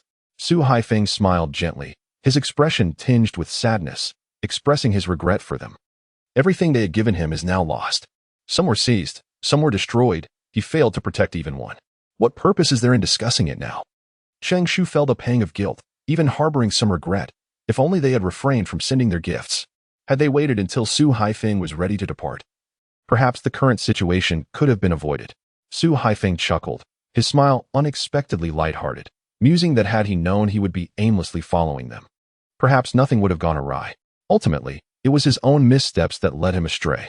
The retribution he faced now would inevitably come back to him in the future. Having committed wrongdoings, he could not escape the consequences. Cheng Shu and Liang Jingyuan returned to the electrical materials factory at noon to share this news with Xie Longxi. Xie Longxi fell into silence, pondering whether Su Haifeng's left hand had indeed been severed at the second joint in a previous life, not by his parents or brother. Thus, could she truly not alter Su Haifeng's fate? After work, we will accompany you to the hospital, Liang Jingyuan said softly. Xie Longxi, burdened by her thoughts, nodded gently. Upon their return to the hospital that afternoon, Alien had just finished changing Su Haifeng's dressings. Fortunately, Liang Jingyuan and the others had visited in the morning. Otherwise, Su Haifeng and Wan Sui would have been struggling to discharge themselves. Wan Sui was now able to sit up, and, upon seeing Xie Longxi, broke into a grin, exclaiming that after enduring this beating, he felt much better inside. Previously, he had been constantly anxious, fearing discovery. The adage that an early death leads to an early rebirth indeed holds some truth. Wan Sui chuckled, pulling at the muscles on his face, wincing from the pain. Su Haifeng shared this sentiment, harboring doubts that Brother Yang had merely given him a warning, perhaps aware of Liang Jingyuan and Cheng Shu's presence. They could not afford to create too much commotion. If exposed, their arrogance would be curtailed. With their spirits buoyed, Xie Longxi refrained from saying much more, advising them to focus on their recovery and instructing Liang Jingyuan and Cheng Shu to take notes for their debts. Xie Longxi and the others did not linger long in the hospital. Su Haifeng, feeling drowsy, departed first. On the way back, Xie Longxi pondered how to eliminate the malignant influence of Brother Yang. Unfortunately, her prior investigation revealed that he held no compromising information. A bona fide urban underclassman, he solely supported his younger brother. Reflecting on this, Xie Longxi returned to the electrical materials factory, and as she passed the family quarters, an idea struck her. With a fiery determination in her eyes, she rushed towards the Xie household. Fortuitously, Xie Weihong, who typically returned home late from work, was present. Yu Sumin was also there. Frowning as she sat at the door, sorting vegetables, Xie Longxi dashed forward, pushing Yu Sumin to the ground, tears streaming down her face as she accused her. You preach about your benevolence daily, yet you conspired with a lowlife to harm me. Without waiting for Yu Sumin to respond, Xie Longxi, with tears in her eyes, recounted the events of the day she had gone to buy shoes. Tears streamed down her face, yet they did not hinder her ability to speak. Her words flowed with clarity, supported by witnesses. Was it merely the absence of your daughter in the countryside that compelled you to wish for my demise? I see no reason to seek out others. I shall take my own life right at your doorstep, thus alleviating your troubles. Xie Longxi wept profusely. Fixing her gaze on Su Chunlai, who stood by the door, she charged towards him. Su Chunlai swiftly embraced Xie Longxi, exclaiming, "Oh dear child, please do not despair. Old you, is what this child says true? You are her biological mother. A biological mother seeking to tarnish her child's reputation with scoundrels? Even a stepmother would hardly be so cruel." He then turned to Xie Longxi, asking, "How did you come to know of this? This matter must be reported to the authorities." Wiping away her tears, Xie Longxi replied, "I intended to report it that day, but the young ruffian was terrified, insisting it was orchestrated by his leader and that he had no part in it. I felt pity for him and let him go. He remembered my kindness and assisted me once. This time, after being hospitalized by his leader, he learned from that wicked man that it was Aunt Yu." As she spoke, Xie Longxi cast a glance at the ashen-faced Xie Weihong. "And there's more," Xie Longxi interjected. Su Chunlai appeared visibly agitated. "What else is there?" Finally, Xie Weihong stepped forward, seizing Yu Sumin and delivering a resounding slap. "Is this how you fulfill your role as a mother, treating my daughter in such a manner?" The slap left Yu Sumin in a daze and stunned the onlookers into silence. Chapter 80. The Master of Innocence. Though he was aware of the impossibility of exposure, Xie Weihong instinctively chose to safeguard his own interests. Xie Longxi exhibited no semblance of familial affection and lacked the capacity to consider the greater good. The onlooking neighbors, invariably eager for a spectacle, showed no inclination to discern right from wrong, allowing Xie Longxi to weave her narrative unchecked. Over the past few months, Xie Weihong had already been summoned for discussions multiple times. The previous incidents had already cast a shadow over his career, if more were to arise. Not only would his prospects for advancement dwindle, but he also feared being reassigned from Shanghai. The glance Xie Longxi had cast at him was too conspicuous. He dared not take chances. Xie Weihong, have you lost your mind? Yu Sumin exclaimed in disbelief, covering her face, her eyes ablaze with fury. Clearly, this situation had been orchestrated by Xie Weihong. He looked at her, his words chillingly cold. It seems you are the one who has lost her senses. Your parents once deceived me, claiming the child was lost, and now you treat her this way. What grievance have we, father and daughter, ever caused your Yu family to warrant such treatment? Yu Sumin felt a pang in her chest. Xie Weihong was unfairly casting blame upon her. If you continue to treat Shaoxi in this manner, I believe you're unfit to remain in Shanghai. Perhaps returning to your hometown would be more suitable. Compared to Xie Longxi, Yu Sumin was much easier to handle. Indeed, upon hearing this, Yu Sumin's fury diminished significantly. However, it was out of the question for her to apologize to Xie Longxi. She stood there, covering her face, lost in thought, unable to bear the murmurs of the crowd, yearning to retreat indoors. Yet Xie Weihong barred her way. Do you truly wish to force my hand? Yu Sumin questioned Xie Weihong. He remained silent, though his gaze bore an air of righteousness. It was only Yu Sumin who noticed that he was directing his eyes towards her knees, subtly indicating twice downwards. Yu Sumin's face contorted into an expression that was an enigmatic blend of laughter and tears. Indeed, kneeling before others, one could only wonder if Xie Longxi would be able to endure such humiliation. Forcing her own mother to kneel, even if Xie Longxi had a point, would certainly diminish the number of those willing to speak on her behalf. But how could Xie Weihong not consider her feelings? How could he demand that she kneel in front of so many witnesses, leaving her dignity and pride in tatters? The work of the labor union must cater to all employees. How could she possibly continue her endeavors after this? His slap had already validated Xie Longxi's accusations, and now he wanted to compel her to kneel. Was this truly the man for whom she had endured so much scorn? Yu Sumin's expression darkened. Yet she swiftly redirected her anger towards Xie Longxi, her heart steeled as she prepared to kneel. Just then, Xie Weihong burst from the house. Sister, there must be some misunderstanding. Mother would never act this way. He positioned himself in front of Yu Sumin. Upon seeing Xie Weihong, Yu Sumin instinctively glanced around, her gaze ultimately locking onto Xie Weihong, who stood among the crowd. Recently, Xie Weihong had been seen frequently outside, but she always returned home for meals, with limited rations. She could not afford to dine elsewhere, nor did she possess the means to indulge in restaurants daily. Returning home, she was confronted with the unfolding spectacle. It was not merely a spectacle, it was the stark reality. Xie Weihong no longer perceived Yu Sumin's past actions as being for her benefit. Instead, she regarded her mother as the architect of her own misfortune. When their eyes met, Xie Weihong wore an expression that seemed to revel in the drama. This was even more wounding to Yu Sumin than Xie Weihong's indifference. Among the three children, Xie Longxi was an undeniable blemish in Yu Sumin's eyes. Having never been nurtured with affection, she often wished he had never been born. In contrast, Xie Weihong and Xie Weihong were where Yu Sumin had invested most of her care and effort. As a boy, Xie Weihong would inherit everything in the household, receiving preferential treatment from both the Xie and Yu families. Yu Sumin had a particular fondness for Xie Weihong, wanting to provide her with the very best. She had expended great effort and resources on her, even offering her a job. Yet what had she ultimately gained? She was now the subject of her own mother's ridicule. Is it a misunderstanding? Just ask your sister, and you will know. Everything your mother has done has been for her, Xie Longxi lamented, his face a mask of sorrow, rendered unable to wipe his eyes as Su Chunlai held him tightly. Aunt Su, thank you. I am fine now, Xie Longxi said as Su Chunlai released him, gently patting his back in a gesture of comfort. Though she relished in Yu Sumin's misfortune, she genuinely felt sympathy for Xie Longxi. What does it have to do with me? I did not compel her. She claimed that someone had tarnished Xie Longxi's reputation.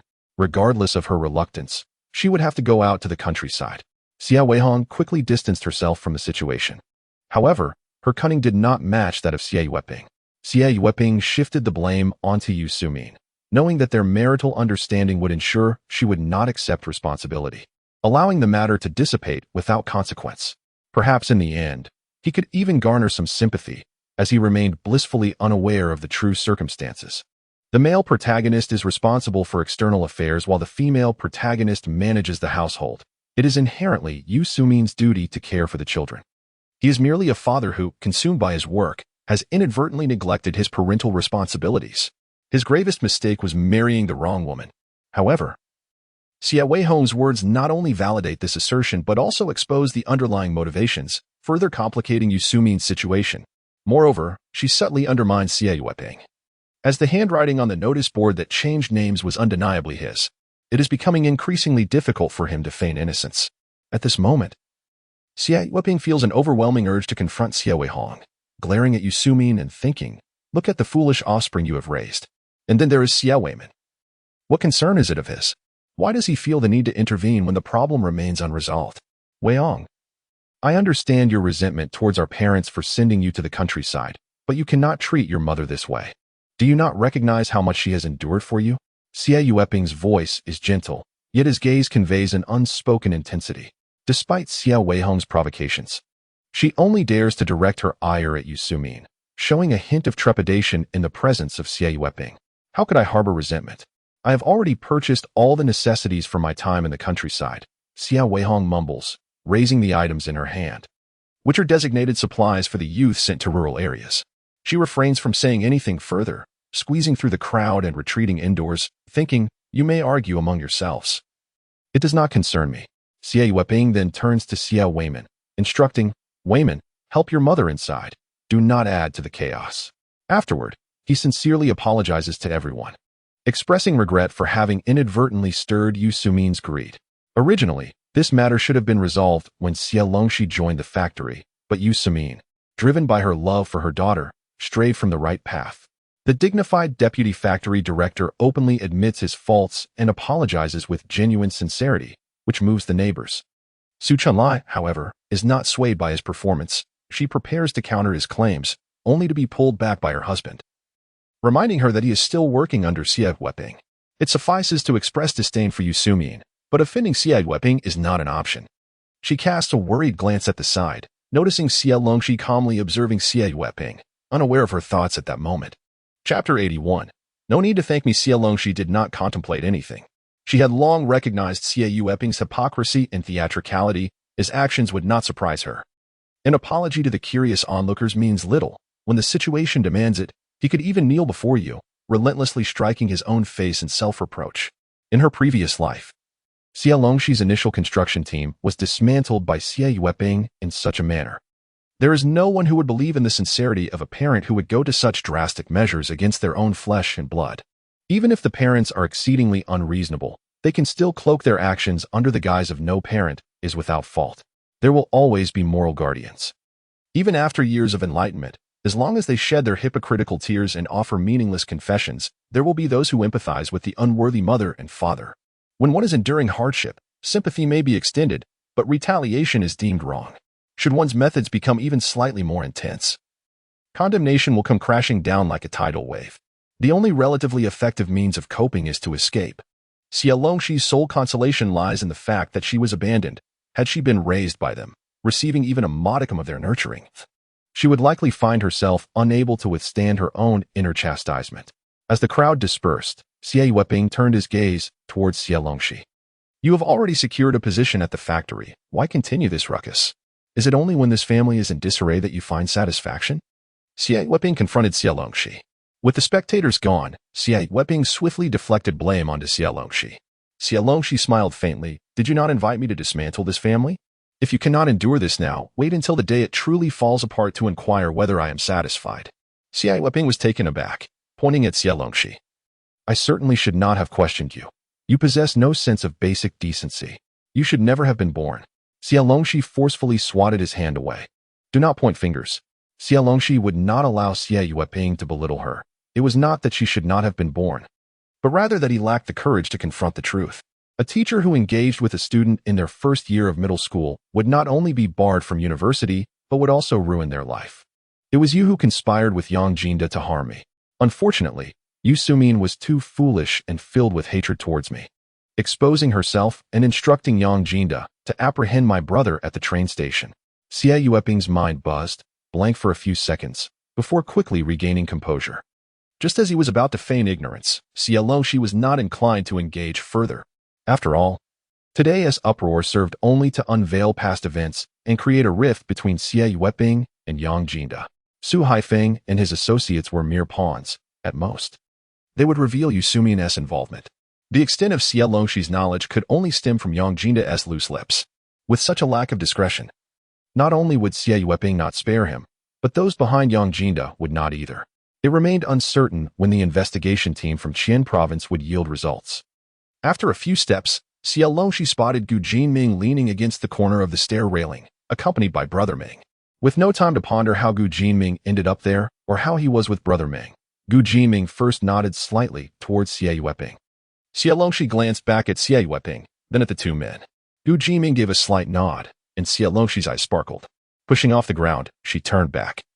You are unaware, I was not in the vicinity of the city during my last business trip. I went to Qian province. Xie Weihong was ready to retreat indoors.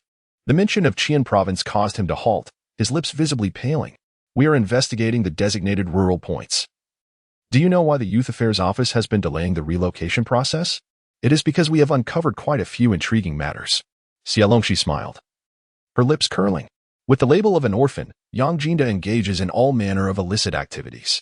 Do you think that if he were to be apprehended, he would not implicate you? And what of Huang Xiping? His arrival in the city was surely to discuss the modifications to the rural points with you. Xie Weihong had always maintained a facade of calm, convinced that he operated in secrecy and that Xie Longxi had no evidence against him. A classic case of not shedding tears until one sees the coffin.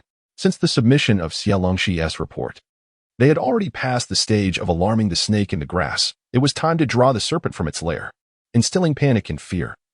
Leading them to err in their haste would only compound their mistakes.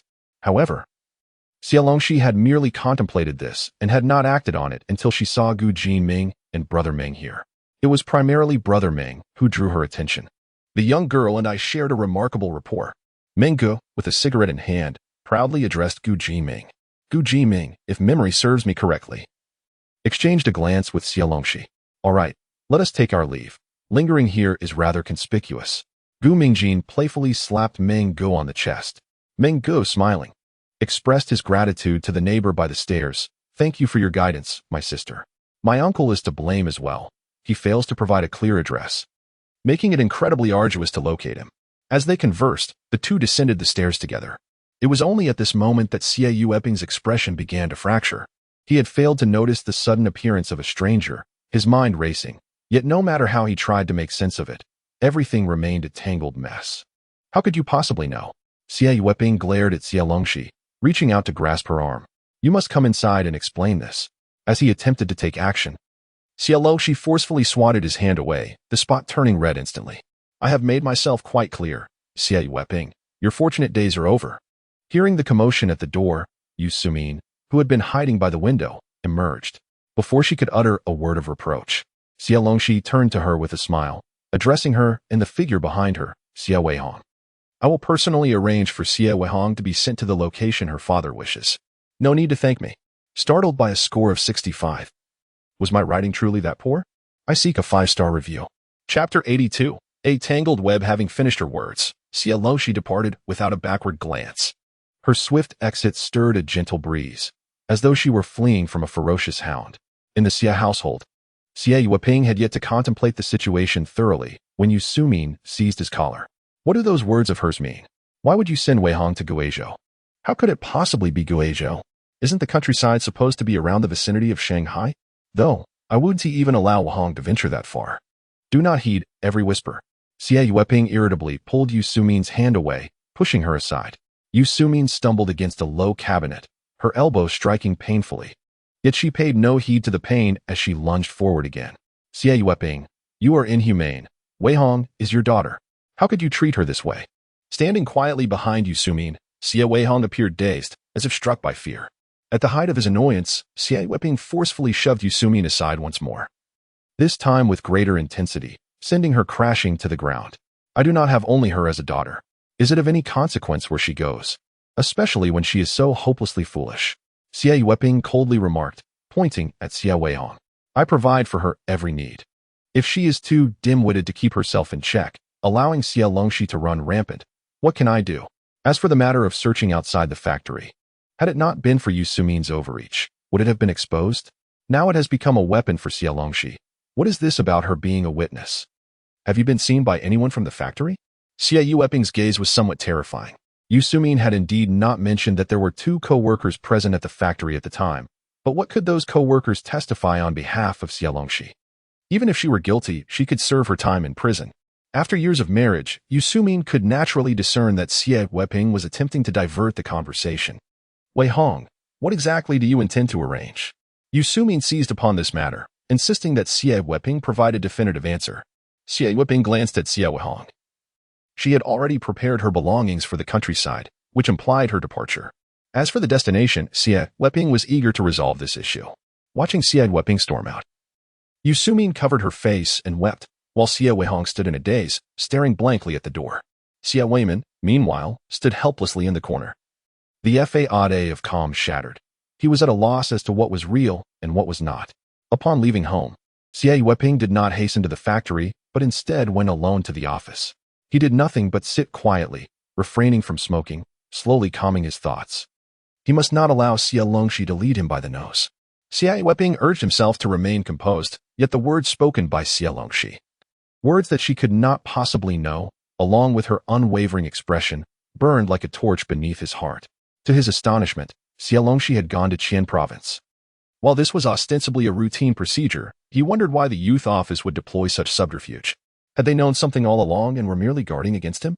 Did Secretary Liang and the key figures in the office have any awareness of these matters? Indeed, those who had departed with Xie Longxi included Liang Jingyuan and Shen Shu. How could they possibly be unaware? They had reached his doorstep, yet Huang Xiping had not perceived anything amiss. Why had he not conveyed any information to him? Unbeknownst to Xie Weihong, it was not that Huang Xiping was oblivious. Rather, he had noticed but deemed it inconsequential. Over the years, he had wielded power like a local emperor, sailing smoothly through life, which had rendered him exceedingly arrogant. He did not believe that anyone was specifically investigating him. He merely assumed it was the relatives of persecuted individuals making a fuss. Such incidents had occurred frequently in recent years, yet what impact did they have? They were nothing more than desperate struggles, failing to stir any significant upheaval. As Xie Weihong's hair turned gray with worry in the office, Huang Xiping was reveling in the county's pleasures. Equally unaware were Yang Jinda and his compatriots. After dealing a blow to Su Haifeng and Wan's Wei, forcing Su Haifeng to sever a finger, Yang Jinda felt somewhat vindicated, reclaiming a measure of his authority. Did he truly believe that he could come and go as he pleased, with no consequences for betrayal? It was a foolish daydream. Having dealt with Su Haifeng and Wan's Wei, Yang Jinda sought to teach Xie Longxi a lesson. During their encounter at the train station, he had nearly been caught by the Xie brothers. In the chaos, he had received a sharp kick to his foot, and he could not let that go unreturned, as his anger would not subside otherwise. The Xie brothers were no longer in Hu City, but Xie Longxi remained, although the authorities forbade any violent actions. Creating some trouble for Xie Longxi should not pose any significant repercussions, especially since he had ready accomplices at his disposal. Su Mu, under pressure, committed the tasks assigned by Yang Jinda to memory with utmost seriousness. Su Haifeng remained hospitalized, not due to the hospital's refusal to discharge him, but because his mother would not allow it. She seemed to have, overnight, regained the maternal affection that was originally meant for Su Haifeng. Not only did she pay for his hospitalization, but she also visited the hospital daily, bringing meals and nourishing soups to aid his recovery. Mother lamented her past decision to entrust him to his grandmother, shedding tears as she expressed her regret. It was her meddling that drove a wedge between us. This was a sentiment Su Haifeng found himself unable to refute regarding his grandmother. As a child, he had indeed heard many disparaging remarks about his mother. But his heart had always been drawn to her. It was merely that she had never acknowledged his presence. His grandmother's home was not far from theirs. And on the rare occasions when he returned home, he would often catch sight of Su's mother secretly slipping treats to his younger brother. Upon noticing him, she would hastily hide the food away and deceive him, claiming that his brother was consuming medicine that he could not have. When he and his brother would quarrel, Su's mother would not only show favoritism, but would also retaliate on behalf of her beloved son. One incident remained particularly vivid in Su Haifeng's memory. His father had brought home 2 pieces of candy from work, one for him and one for his brother. Such treats were a rarity for him, and he savored the experience. However, once his brother finished his candy, he seized Su Haifeng's piece, prompting Su Haifeng's youthful desperation to prompt him to pry open his brother's mouth. Just then, Su's mother emerged from cleaning, scolded him, struck him, and in her fury, forcefully stuffed a rag into his mouth, all while his brother looked on with glee. The humiliation and sorrow of that moment would linger with Xie Weihong for a lifetime. This incident occurred shortly after his grandmother's passing.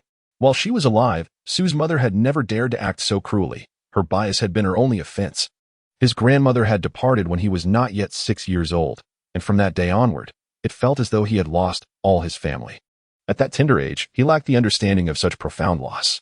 All he knew was that his mother did not care for him, and his father overlooked him. He believed that if he remained obedient, spoke little, and worked diligently, perhaps they would share just a fragment of their affection with him. Weihong, please invite Miss Xie over. I wish to sincerely apologize to her, Sue's mother declared, appearing to recognize her mistakes. To demonstrate her sincerity, she retrieved the tape recorder and placed it carefully by Xie Weihong's bedside. I'm exhausted from the Mid-Autumn Festival celebrations and one tea returned from my grandmother's until late tonight. I'll try to catch up on this later, he noted. Glancing at the tape recorder, feeling no warmth of maternal love, only fear. Wang Sui, having sustained primarily superficial injuries, was nevertheless met with his parents' alarmed objections to his discharge from the hospital. With Xie Weihong still there, he chose to remain in the hospital to keep him company. Sue's mother, racing to the hospital, expressed her relief at Wang Sui's presence, claiming, "You've endured much hardship, and your mother surely feels for you." After all, losing a finger was no small matter. Were their positions reversed, his parents would have fought fiercely on his behalf. Reflecting on this, Wang Sui sheepishly touched his nose. Realizing that in his youth, he had acted thoughtlessly, he vowed never to cause his parents worry again. Once Xie Weihong departed, he resolved to find steady work. Those with poor health had their own avenues, and he could always learn a skill that would afford him a less strenuous life. You are overthinking it, Xie Weihong replied, tugging at his lip. His face remained swollen from days of treatment at the hospital, though his eyes had begun to open slightly wider. Every time my mother shows me a hint of kindness, I find myself losing even more. The same goes for work. When Sue's mother suddenly begins to shower him with warmth and concern, eagerly waiting for him to return home from work to serve meals prepared with his favorite dishes, he becomes utterly disoriented, and his job transforms into that of Sue's second son. Countless similar incidents have occurred in the past. Therefore, Xie Weihong has no intention of inviting Xie Longxi to visit him. There is nothing of interest to see, and his mother's apologies hold no value. Xie Weihong is unaware of what his mother desires from him this time, only feeling an overwhelming sense of dread. I inquired with the local authorities, and under my circumstances, I could leave early, as there is a shortage of personnel in the new province. In the end, Xie Weihong chose to go to the farthest place possible. He no longer dared to hope for a place in the regiment. He simply wished for a job where he could work and have enough to eat. Fortunately, he is still young and possesses great strength. After apprenticing under a master for several years, he has acquired some skills. Surprisingly, he now feels a sense of stability the farther he distances himself from home, even though he once longed for his parents' approval. I will leave early tomorrow morning. Xie Weihong cherished the battered recorder, which had already suffered numerous dents in just a few days, holding it close to his heart. He vowed to treasure the goodwill of his friend.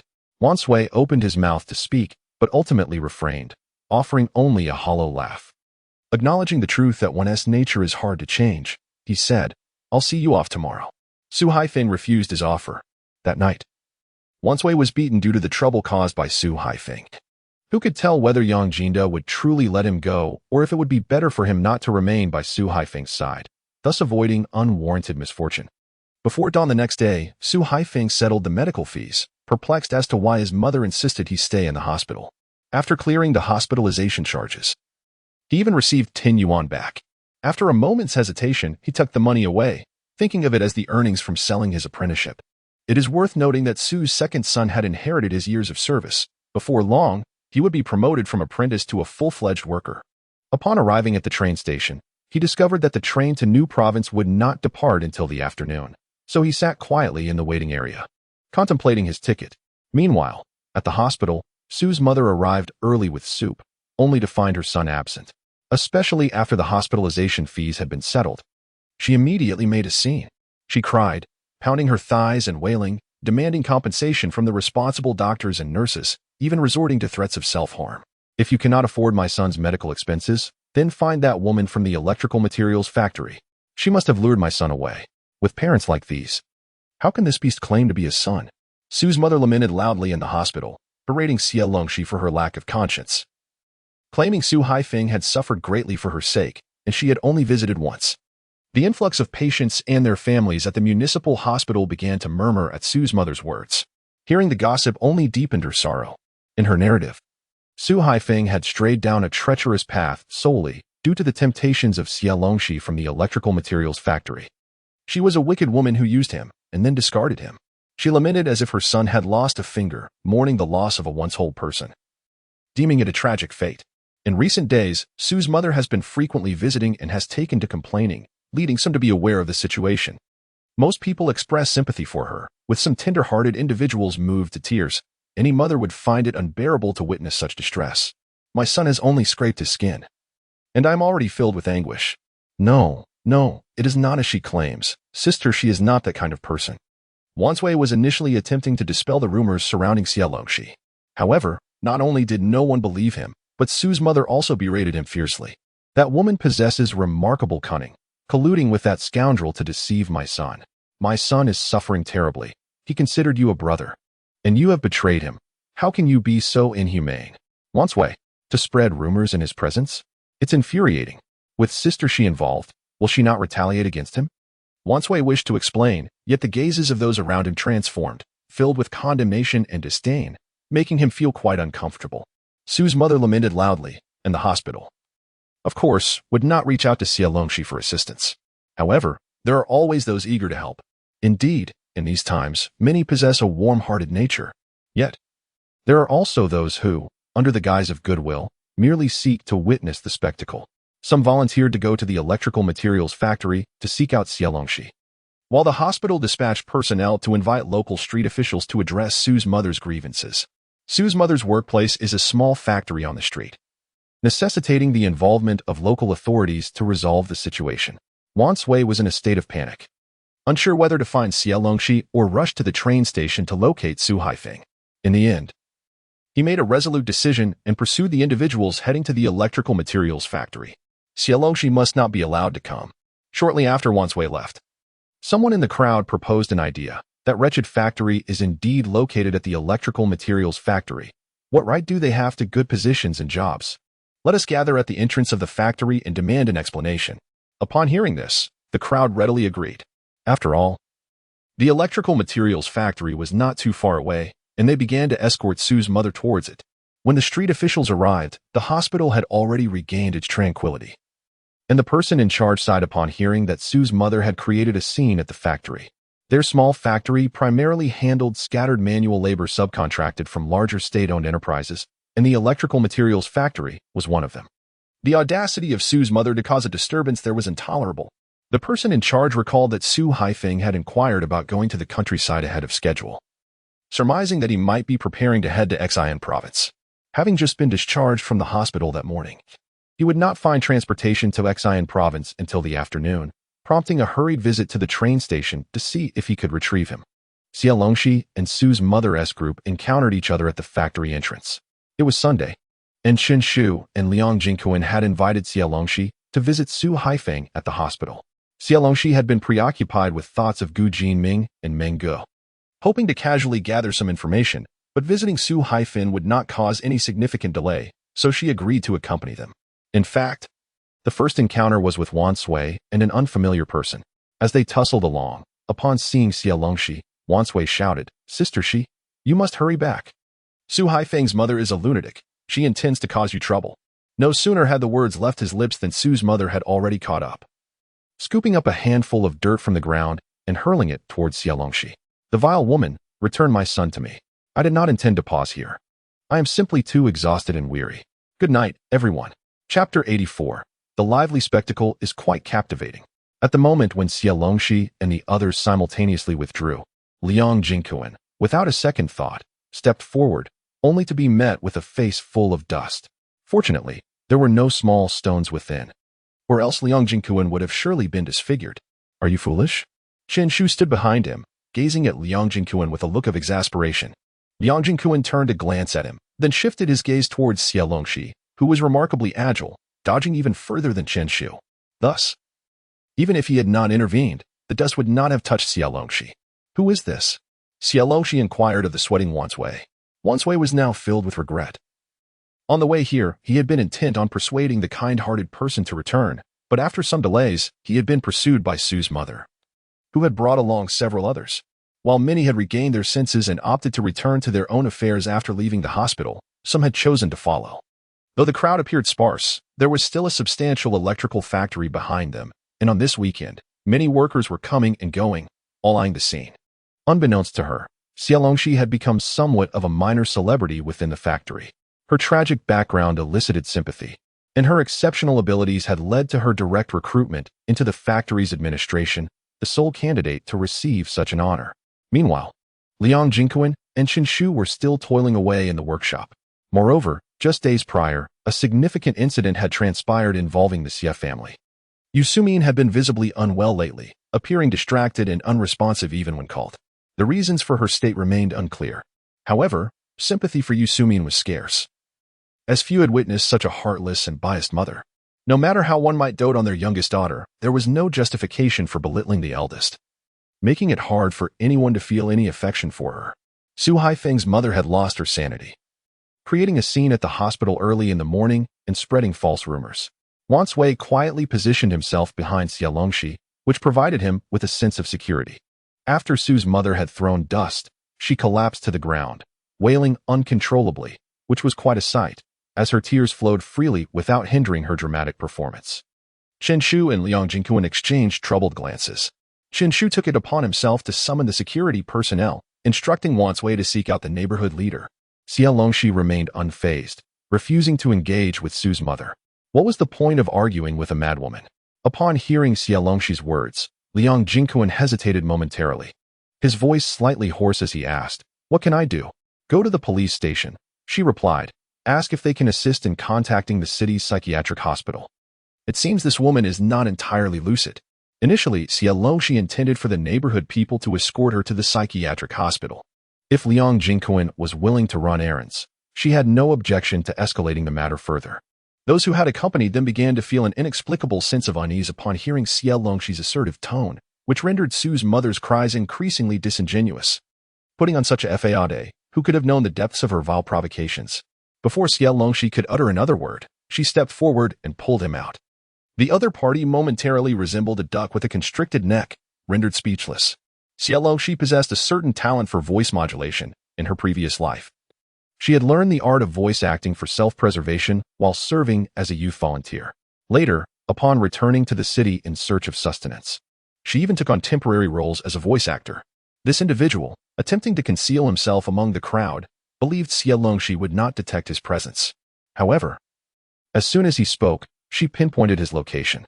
"Do not hide within. Come forth and speak." "I am listening," Xie Longxi urged him to continue. The hunched figure of the provocateur found himself at a loss for words. How could he incite emotions now? His face was etched with indignation. Had he not noticed the initial shock followed by laughter from the surrounding crowd when he was unmasked? He had never encountered someone like Xie Longxi before. Her eyes were as piercing as searchlights, and even those beside him might not have realized he was the one speaking. Yet, she effortlessly dragged him into the spotlight. When he fell silent, Xie Longxi addressed the crowd. "Comrades, observe the chaos instigated by one while another fans the flames. They are indeed a nest of snakes and rats, the finest accomplices in causing harm." She continued, "I do not recognize this lady, but I have heard that her elder son was diligently apprenticing, yet today, with her younger son graduating and being sent to the countryside, she coerced the elder to relinquish his job under the guise of a temporary substitute." The situation took an unexpected turn, igniting fervent reactions from the crowd. Even many from the electrical materials factory paused to witness the unfolding drama. Xie Longxi pressed on. "As for myself, I too have parents who wish to force me into the countryside, ideally to seek out troublemakers who would tarnish my reputation. My unfortunate acquaintance and I share a bond of mutual misfortune. If there were truly any connections, I would not have allowed my partner to venture so far away, expending such effort." Upon hearing Xie Longxi refer to herself as an unfortunate soul, laughter erupted among the crowd. Indeed, they were two unfortunate individuals, each burdened by the woes of their parents. After the laughter subsided, admiration for Xie Longxi's open-mindedness blossomed. It is not easy for a young person to come to terms with such matters. "Young lady, what are your criteria for a partner?" "My nephew works at the Baihua building in the city. I can introduce you." An enthusiastic aunt, drawn to Xie Longxi's straightforwardness, took the initiative to speak. Oh, how disconcerting it is that the developments have diverged so starkly from her expectations. On the ground, Sue's mother was momentarily taken aback upon regaining her composure. She hastened her kicking motions in frustration. Yet, regardless of her fervent attempts, the number of those who would lend an ear to her wails or believe her dwindled significantly. Those who fanned the flames of discord strained their necks in an attempt to depart, but Xie Longxi stood resolute, refusing to release them. Our comrades from the security department asserted that one could only leave if granted permission. Chen Shu strode over, observing Xie Longxi's firm grip on the individual in question. And without a second thought, he interjected. Xie Longxi's gaze narrowed as he beheld the person trailing behind Chen Shu. Chapter 85. I report in my real name. It is Gu Jinming. To speak candidly, clad in uniform and imbued with an air of authority, Gu Jinming commanded a formidable presence amidst the crowd, effectively silencing even Sue's mother. After listening to the circumstances as related by Xie Longxi, Gu Jinming remained silent, extending a hand to assist Sue's mother. She lamented as he helped her up, continuously wiping her tears. Comrade, my son is exceptionally filial. Now he has forsaken family for the sake of a woman. You must advocate on my behalf. Fear not. As long as the matter is substantiated, the security department will certainly stand by you. I am the newly appointed head of the security department, and should it prove true that one of our employees has acted immorally, I shall take charge and ensure their dismissal. Gu Jinming appeared stern yet surprisingly accommodating. Upon hearing this, Sue's mother could no longer maintain her facade. Her expression brightened amidst the gathering crowd.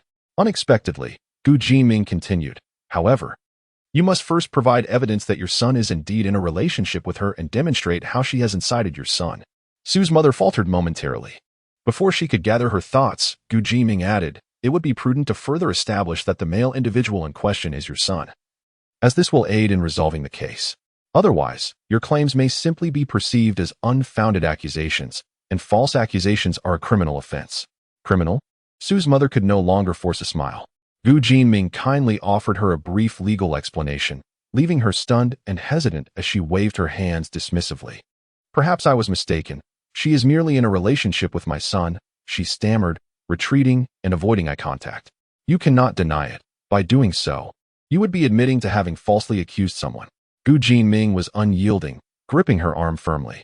Sue's mother gazed at him in shock, hastily withdrawing her arm from his grasp. Must I pursue this further? I shall no longer press charges. He is of age and no longer under my authority. I will not interfere. A chorus of disapproving murmurs erupted from the crowd. They were not fools. They possessed the ability to discern the truth. At such a juncture, it was evident to all that Sue's mother was merely speaking irrationally. Many of those who accompanied her were individuals with a strong sense of justice. They could not bear to witness an aged mother being mistreated by her own child, and they sympathized with her plight, rallying to her support. However, with the truth now laid bare, the backlash was far more severe than Sue's mother had anticipated. In an instant, voices began to rise against her, condemning her for not only causing harm but also wasting everyone's time. She was indeed a source of mischief. It was at this moment that Xie Weihong arrived, accompanied by staff from the local office. Upon spotting Sue's mother, the staff member remarked that she was merely stirring up trouble. Sue's mother, previously scolded into silence, suddenly straightened up upon seeing Xie Weihong, rushing towards him and unleashing a torrent of both blows and accusations. My name is a lie, a mere fabrication. How could a woman of such stature from a state-owned enterprise possibly be enamored with someone as ineffectual as you? Sue's mother, in a fit of indignation, deflected all blame onto Xie Weihong. As if to ensure everyone believed her, she yanked Xie Weihong into the spotlight, pulling his hand forth for all to see. This child has been dishonest from a young age, weaving tales of plenty. I, too, have fallen prey to his deceits. Look at him. Look closely. His finger was severed by someone else due to his waywardness. Xie Weihong, feeling humiliated, attempted to retract his hand, but Sue's mother clung to it tenaciously, even pinching his wound. The injury, already slow to heal, bled anew under her grip, rendering Xie Weihong's face and lips devoid of color. Mother, I implore you, he thought, his anguish palpable.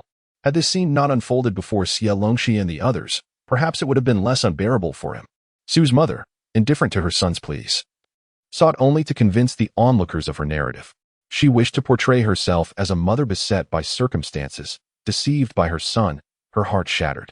Observers felt a pang of sympathy, which only served to ease Sue's mother's conscience. Releasing her grip slightly, she couldn't help but berate Xie Weihong. claiming he was far less considerate and filial than his younger brother, a source of worry for her. Perhaps it would be wise for you to hold your tongue. Your second son was just reprimanded for gambling at the factory this morning, interjected a bystander from the street office, unable to contain their disdain. Sue's mother's expression shifted dramatically, her anxiety palpable. Her change in demeanor did not escape the crowd's notice. The difference between feigned affection and genuine concern was stark. Gu Jiming stepped forward to rescue Su Haifeng, exclaiming, "If you keep squeezing, he will lose the use of his entire hand." It was then that the crowd noticed the bandage, now soaked in crimson instead of the faint pink it had once been. "The police are coming," someone remarked. Hearing the sound of approaching vehicles, prompting a collective gasp. At the sound of alarm, not only Sue's mother panicked, but also the individual pulled aside by Xie Longxi, who fled in haste. In the next moment, both Xie Longxi and Gu Jinming sprang into action almost simultaneously. Whom did they learn this apprehension technique from? Gu Jinming, slightly quicker, seized the individual while casting a glance at Xie Longxi. Embarrassed, Xie Longxi withdrew her gaze and sheepishly replied, "I learned it from the newspaper." Who else could it be but from Gu Jinming, her subsequent sparring coach, introduced by him? Gu Jinming raised an eyebrow but did not pursue the matter further, leading the apprehended individual to the police. Though contact with the psychiatric hospital was unsuccessful, the police took Sue's mother and the instigator into custody, seeking to understand the situation from the gathered crowd.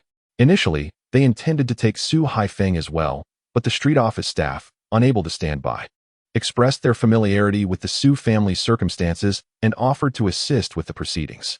Remember to head to the train station early for the afternoon bus, the staff member advised, giving Su Haifeng's shoulder a reassuring pat. Su Haifeng nodded vacantly. The crowd gradually dispersed, with employees from the electric materials factory returning to their tasks, while those from the hospital departed, chastising Sue's mother as they walked away. Just as Xie Longxi prepared to comfort Su Haifeng, she noticed a furtive figure among the dispersing crowd, Yu Sumin, lurking in the shadows. Uncertain of when Yu Sumin had arrived, the next moment, Xie Longxi strode towards the authorities. Her voice clear and bright, "Comrades of the public security, please wait. I am here to formally accuse Xie Weihong and his wife Yu Sumin from the electric materials factory." A wave of blood drained from Yu Sumin's face, leaving her frozen in place. How dare Xie Longxi? She watched helplessly as Xie Longxi approached the police, uncertain of what was exchanged in their conversation. The officers glanced in her direction, nodded, and spoke a few more words before departing in their vehicle. Although the police did not apprehend her immediately, Xie Longxi returned with an expression of utter ease. Yu Sumin's ears buzzed, overwhelmed by discomfort, as if a thick barrier separated her from the sounds around her, rendering them distant and painful. Regret. An overwhelming sense of remorse surged through her for not having silenced Xie Longxi in the past.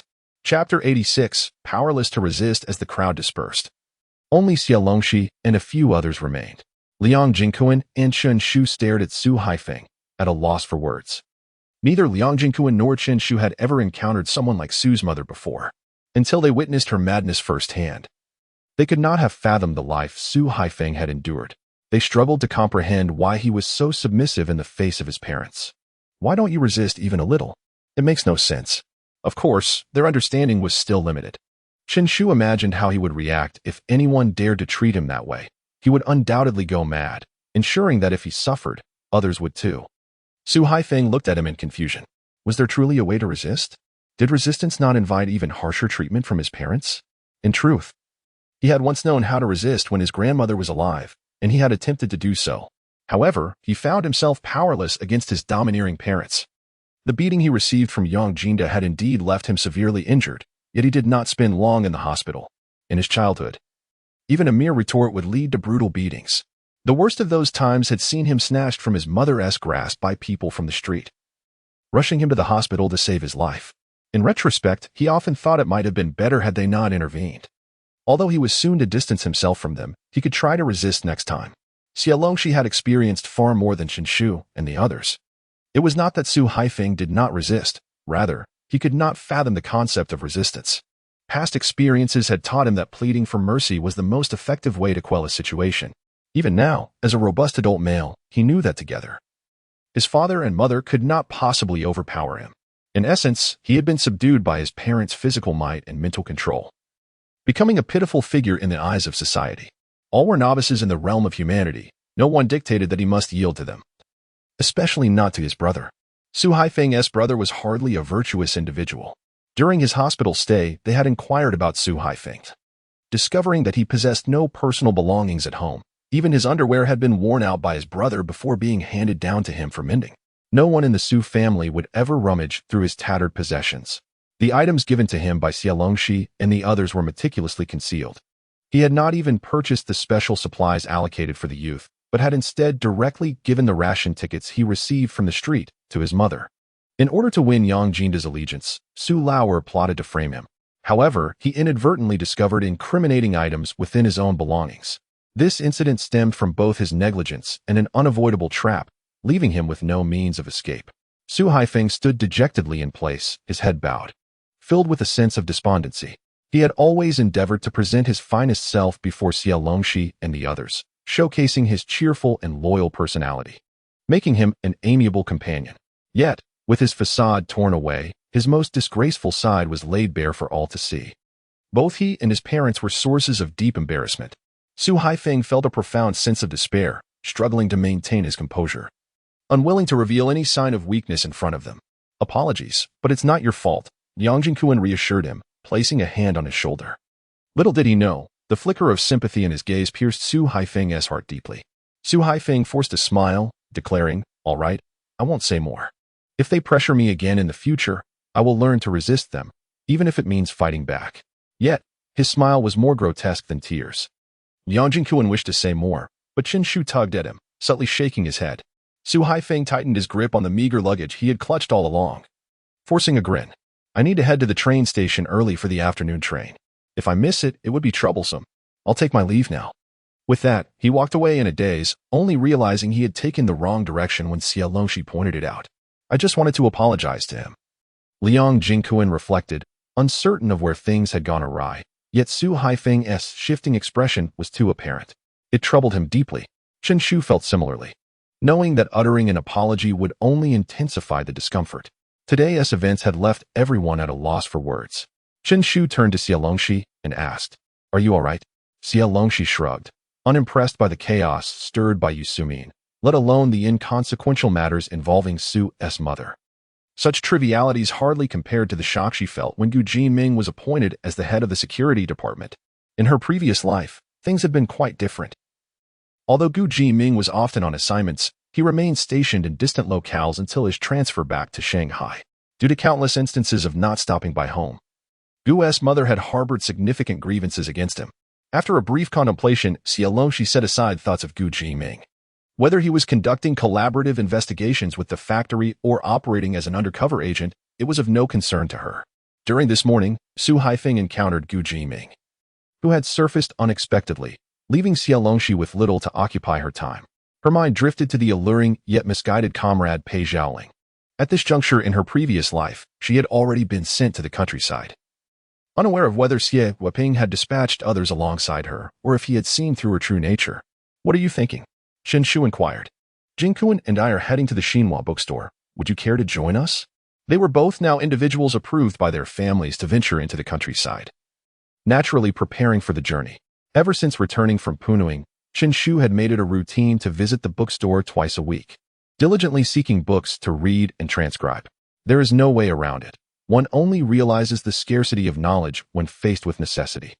He had always believed that graduating from high school was quite an accomplishment, yet upon arriving in the countryside, he discovered that matters were far more complex than he had anticipated. When he first arrived, he could not even distinguish between different vegetables, let alone rice and barnyard grass. When Xie Weihong instructed him to assist in weeding the fields, he nearly uprooted the villagers' rice plants entirely. Although he managed to accomplish a few tasks with his limited knowledge, it was woefully insufficient. "My father discreetly arranged for me to learn how to drive a tractor after work with Qin Shu. There is an extra spot available. Would you care to join us?" Yang Jingyuan casually inquired of Xie Longxi. As for the bookstore, Xie Longxi decided against visiting. She was already proficient in driving both cars and tractors, although chronologically, she shouldn't have been at this point in time. "Go and express my gratitude to Uncle," Xie Longxi declared vocally. Although this response was rather ordinary, he had mentally prepared himself for either acceptance or rejection. Yet, in that moment, he felt a surge of joy. When Xie Longxi agreed, it was as if his heart soared instantaneously. On the way to the bookstore, Chen Shu found it peculiar that Liang Jingquan's mood had inexplicably improved, leading him to engage in more conversation than usual. His smile was oddly cheerful, and as they walked, he suddenly burst into laughter for no apparent reason. It was rather unsettling. Chapter 87. Finding trouble and idleness. After parting ways with Chen Shu and the others, Xie Longxi returned to her dormitory to write a letter home. There was little of significance to convey, merely a collection of amusing anecdotes from her recent experiences. She chose only the most delightful stories to share. Upon reflection, Xie Longxi had come to realize how profoundly her parents loved her. Her previous attempts to elicit sympathy had been misguided. She had caused them considerable worry.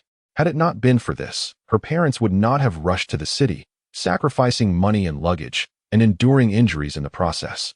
However, exclusively reporting good news while withholding concerns also led to their anxiety. In his last letter, Xie Weihong repeatedly asked if she was truly all right, urging her not to only mention the positive aspects.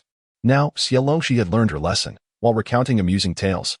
She also infused her letter with a touch of homesickness and grievances regarding her parents, Xie Weihong and his wife. Just as she became engrossed in her writing, a knock resounded at the dormitory door. Yuqiwa was tugging on Xie Weihong, and upon seeing Xie Longxi open the door, Yuqiwa pushed Xie Weihong forward. "Didn't he want to ask her something? Go ahead." Xie Weihong was indeed eager to inquire about her experiences in the countryside, but she felt she lacked the face to approach Xie Longxi. The two had long since become adversaries, and she doubted Xie Longxi would provide her with any truthful information. Nevertheless, she could not resist complaining to Yu Qinghua, who then dragged her forward. Xie Weihong, don't even know where to begin." In the next instant, Yuqiwa pulled her behind, asserting, "Allow me." As the words left her mouth, a heavy slap followed, but Xie Longxi's reflexes were evidently quicker than the blow. She stepped back and shut the door. A piercing scream erupted as Yuqiwa felt as if her hand would break, tears welling in her eyes from the pain. "You struck rather too harshly. Yu Qinghua, consider the consequences of crossing me. I suggest you reflect on the fate of your aunt's family," Xie Longxi declared as she yanked the door open. Yuqiwa abruptly withdrew her hand, clutching it as she began to sob. "You caused me to lose my job. What is wrong with me slapping you?" Recently, Yu Qinghua's life had taken a turn for the worse. Ever since that day at the restaurant, her situation within the Fu family had become increasingly precarious. The matriarch, who had always been most pleased with her, now scrutinized her closely. Whenever she lingered in the kitchen for too long, the matriarch would roll over in her wheelchair to supervise her. Teacher Fu also ceased visiting the house, leaving her with no opportunity to curry favor. Initially, she harbored a glimmer of hope, thinking that their wariness would eventually give way to appreciation for her diligent efforts. However, Teacher Fu had gone to investigate the Xie family, and although he did not delve too deeply, the information he gathered confirmed that Xie Longxi had spoken the truth. Her instigation of Xie Weihong was also uncovered. The contrast in Xie Weihong's demeanor was too stark for Yu Qinghua to deny, especially since it was evident that the foolish Xie Weihong had been ensnared in her words. Consequently, she was dismissed from her position. After her termination, Yuqiwa found herself with no choice but to return to the Xie household. Just days prior, she had hidden indoors, feigning sleep while listening to the commotion caused by Xie Longxi at the entrance. Yu Sumin had initially promised to find her another job. Yet now, due to Xie Weihong's predicament, Yu Weihong had neither the energy nor the inclination to consider her, and merely returning her to her hometown was seen as a small mercy. The more she pondered, the angrier she became. Thus, when Xie Weihong hesitated about whether to confront Xie Longxi, Yu Qinghua seized the opportunity to drag her along. After all, the likelihood of being sent back to her hometown was high, and Yuqiwa sought to vent her frustrations. Perhaps, in the end, her aunt and uncle would allow her to remain in the city, seeing that she had struck Xie Longxi. Driven by determination, she acted on her thoughts. However, she did not anticipate that Xie Longxi possessed some skill and managed to evade her strike, leaving Yu Qinghua herself injured instead. "You are far more forthright than Xie Weihong and Yu Sumin," Xie Longxi mused, finding Yu Qinghua to be more agreeable than the others in the Xie family. With her arms crossed, Yu Qinghua stood there, while Xie Weihong behind her wore a look of regret, unaware of Yu Qinghua's intent to strike, now lamenting that she had failed to connect. Just a hair's breadth away. So eager to stay in the city? Xie Longxi observed Yu Qinghua, then glanced at Xie Weihong behind her, questioning whether she yearned to replicate her aunt's success. Yu Qinghua, feeling exposed by the remark, could not help but feel a rising tide of shame and anger. What was wrong with wanting to live a good life? She was tender, considerate, and hardworking. Aside from her humble background, she was no less than the pampered Yu Mingqin. If one were to scrutinize, she was not even from a rural household. Yu Mingqin, as a daughter-in-law, complained about the burdens of caring for her mother-in-law, finding it tiring, dirty, and odorous. In Xie Weihong's eyes, such a daughter-in-law should have long been dismissed. It was perplexing why teacher Fu treasured her so. Although the matriarch had voiced her grievances about Yu Mingqin and had often complained to her privately now, because Yu Mingqin was with child, she lavished her with affection as if she were a precious jewel, proclaiming that regardless of the child's gender, it would be a treasure of the Fu family.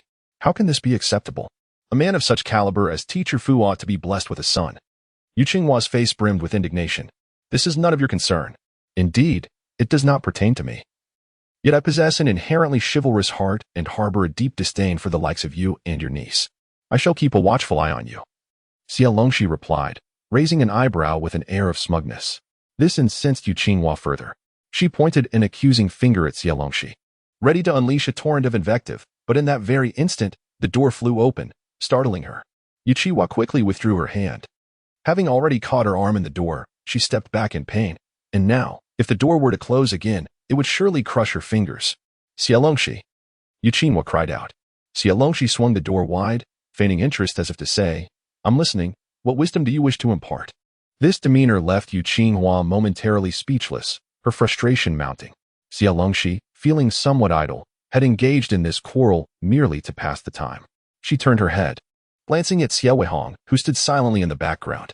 If you wish to ascertain the situation in Qian province, you might peruse the materials in your father's office. Or perhaps contact Huang Xiping, who is quite knowledgeable, she suggested, reflecting on her own kindness and guiding Xie Weihong away from the snares laid by her father. Xie Weihong appeared taken aback. Huang uncle? Inquire with him for clarity. I have other matters to attend to, so feel free to carry on, she replied. Before decisively shutting the door, Yu Qinghua took a moment to steady her temper. Yet, in the next heartbeat, the door was pulled open again, revealing Xie Longxi's insufferably lovely visage. She pointed to her own eyes and then at Yu Qinghua, conveying, I shall be watching you. This time, the door closed for good. While at home, Yu Qinghua was quite audacious, adept at bullying her sister and neighbors alike. Yet for the first time, she found herself at a complete disadvantage before Xie Longxi. Despite her fervent ambitions, she was constrained by her limited abilities. Happy National Day to everyone. Chapter 88. Location confirmed for the rural trip. Since Xie Longxi's departure to Hu City, Lu Chunhua had developed a new routine, eagerly awaiting the postman each day at her doorstep. Whether there was mail or not, she would invite the young courier in for a cup of water. Previously, Lu Chunhua's courtyard door was often ajar, and she had never turned away anyone seeking a drink. Aunt, there's a letter for you from Hu City. The young courier called out upon spotting Lu Chunhua. He dismounted, stretching his legs, and in the next moment, the letters along with the newspapers Xie Longxi had arranged for her family were in Lu Chunhua's hands. A radiant smile illuminated Lu Chunhua's face. Coincidentally, her household had just returned with a basketful of chestnuts from the children's grandmother's home. She insisted on giving the postman a generous handful of chestnuts before allowing him to leave. With the letter in hand, Lu Chunhua did not wait for her husband and children to return. Together with grandmother Xie, the two women retrieved the dictionary Xie Longxi had used during her studies and began to read the letter independently. Of course, their reading was halting. With many characters unfamiliar to them, they would undoubtedly require the assistance of Xie Weihong and the others upon their return. Nonetheless, Lu Chunhua was more than willing to engage in this endeavor. In those years, the team organized literacy classes, and Lu Chunhua attended diligently without missing a single session. Yet she ultimately failed to recognize many characters. Instead, she spent her time in class engaging in idle chatter with others. It was from the letters of Xie Longxi that she began learning to read with the help of Xie Weihong, Xie Peinan, and her grandmother. Mastering the use of a dictionary, the lessons proved challenging, but under the guidance of Xie Longxi's letters, the two women made remarkable progress. At the very least, Lu Chunhua could now recognize her name on the envelope, as well as the addresses of her home and Xie Longxi. The content of the letters, though often perplexing, was gradually becoming comprehensible to her. Xie Longxi even subscribed to a newspaper, and Lu Chunhua cultivated the habit of reading it with the aid of a dictionary. Every day, as a housewife, she seized the opportunity to return home early to prepare meals, making the most of every moment. Previously, the leftover pencil stubs used by Xie Longxi and Xie Weihong were now repurposed by Lu Chunhua for her writing practice.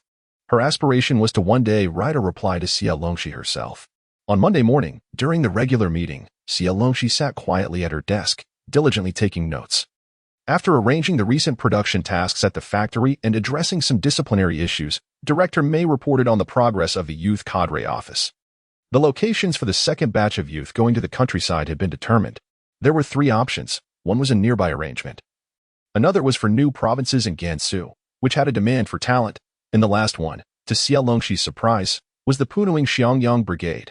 Almost instinctively, Xie Longxi glanced at Xie Weihong, who had recently appeared considerably haggard, the kind of weariness that suggested a well-groomed appearance but a mind under great strain. Upon hearing Director May's words, he looked up in astonishment. Director May smiled, explaining that Comrade Chen Shu from the workshop had spent some time in Puning during a business trip, and he had written a report, submitting the application to the city, which had been approved. Secretary Liang, Chairman Song, and others were all in agreement, their eyes gleaming with delight. Their generation had strived tirelessly, often sacrificing personal comforts for the collective good, inevitably neglecting their own families.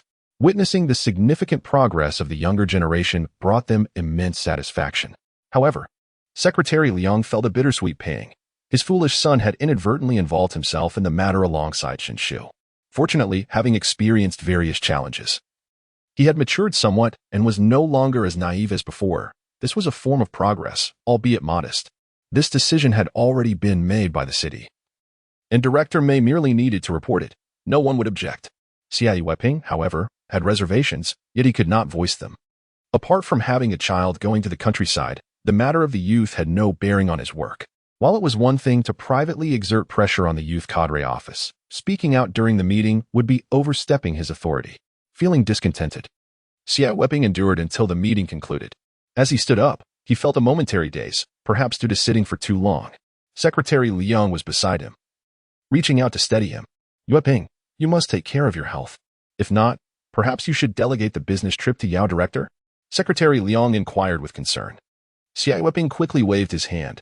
He had fought hard to secure this opportunity for the trip, as circumstances gradually spiraled out of control.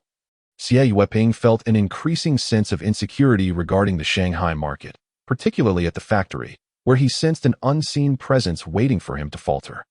He was anxious about the situation in Guizhou province, yet hesitated to make an inquiry via telephone.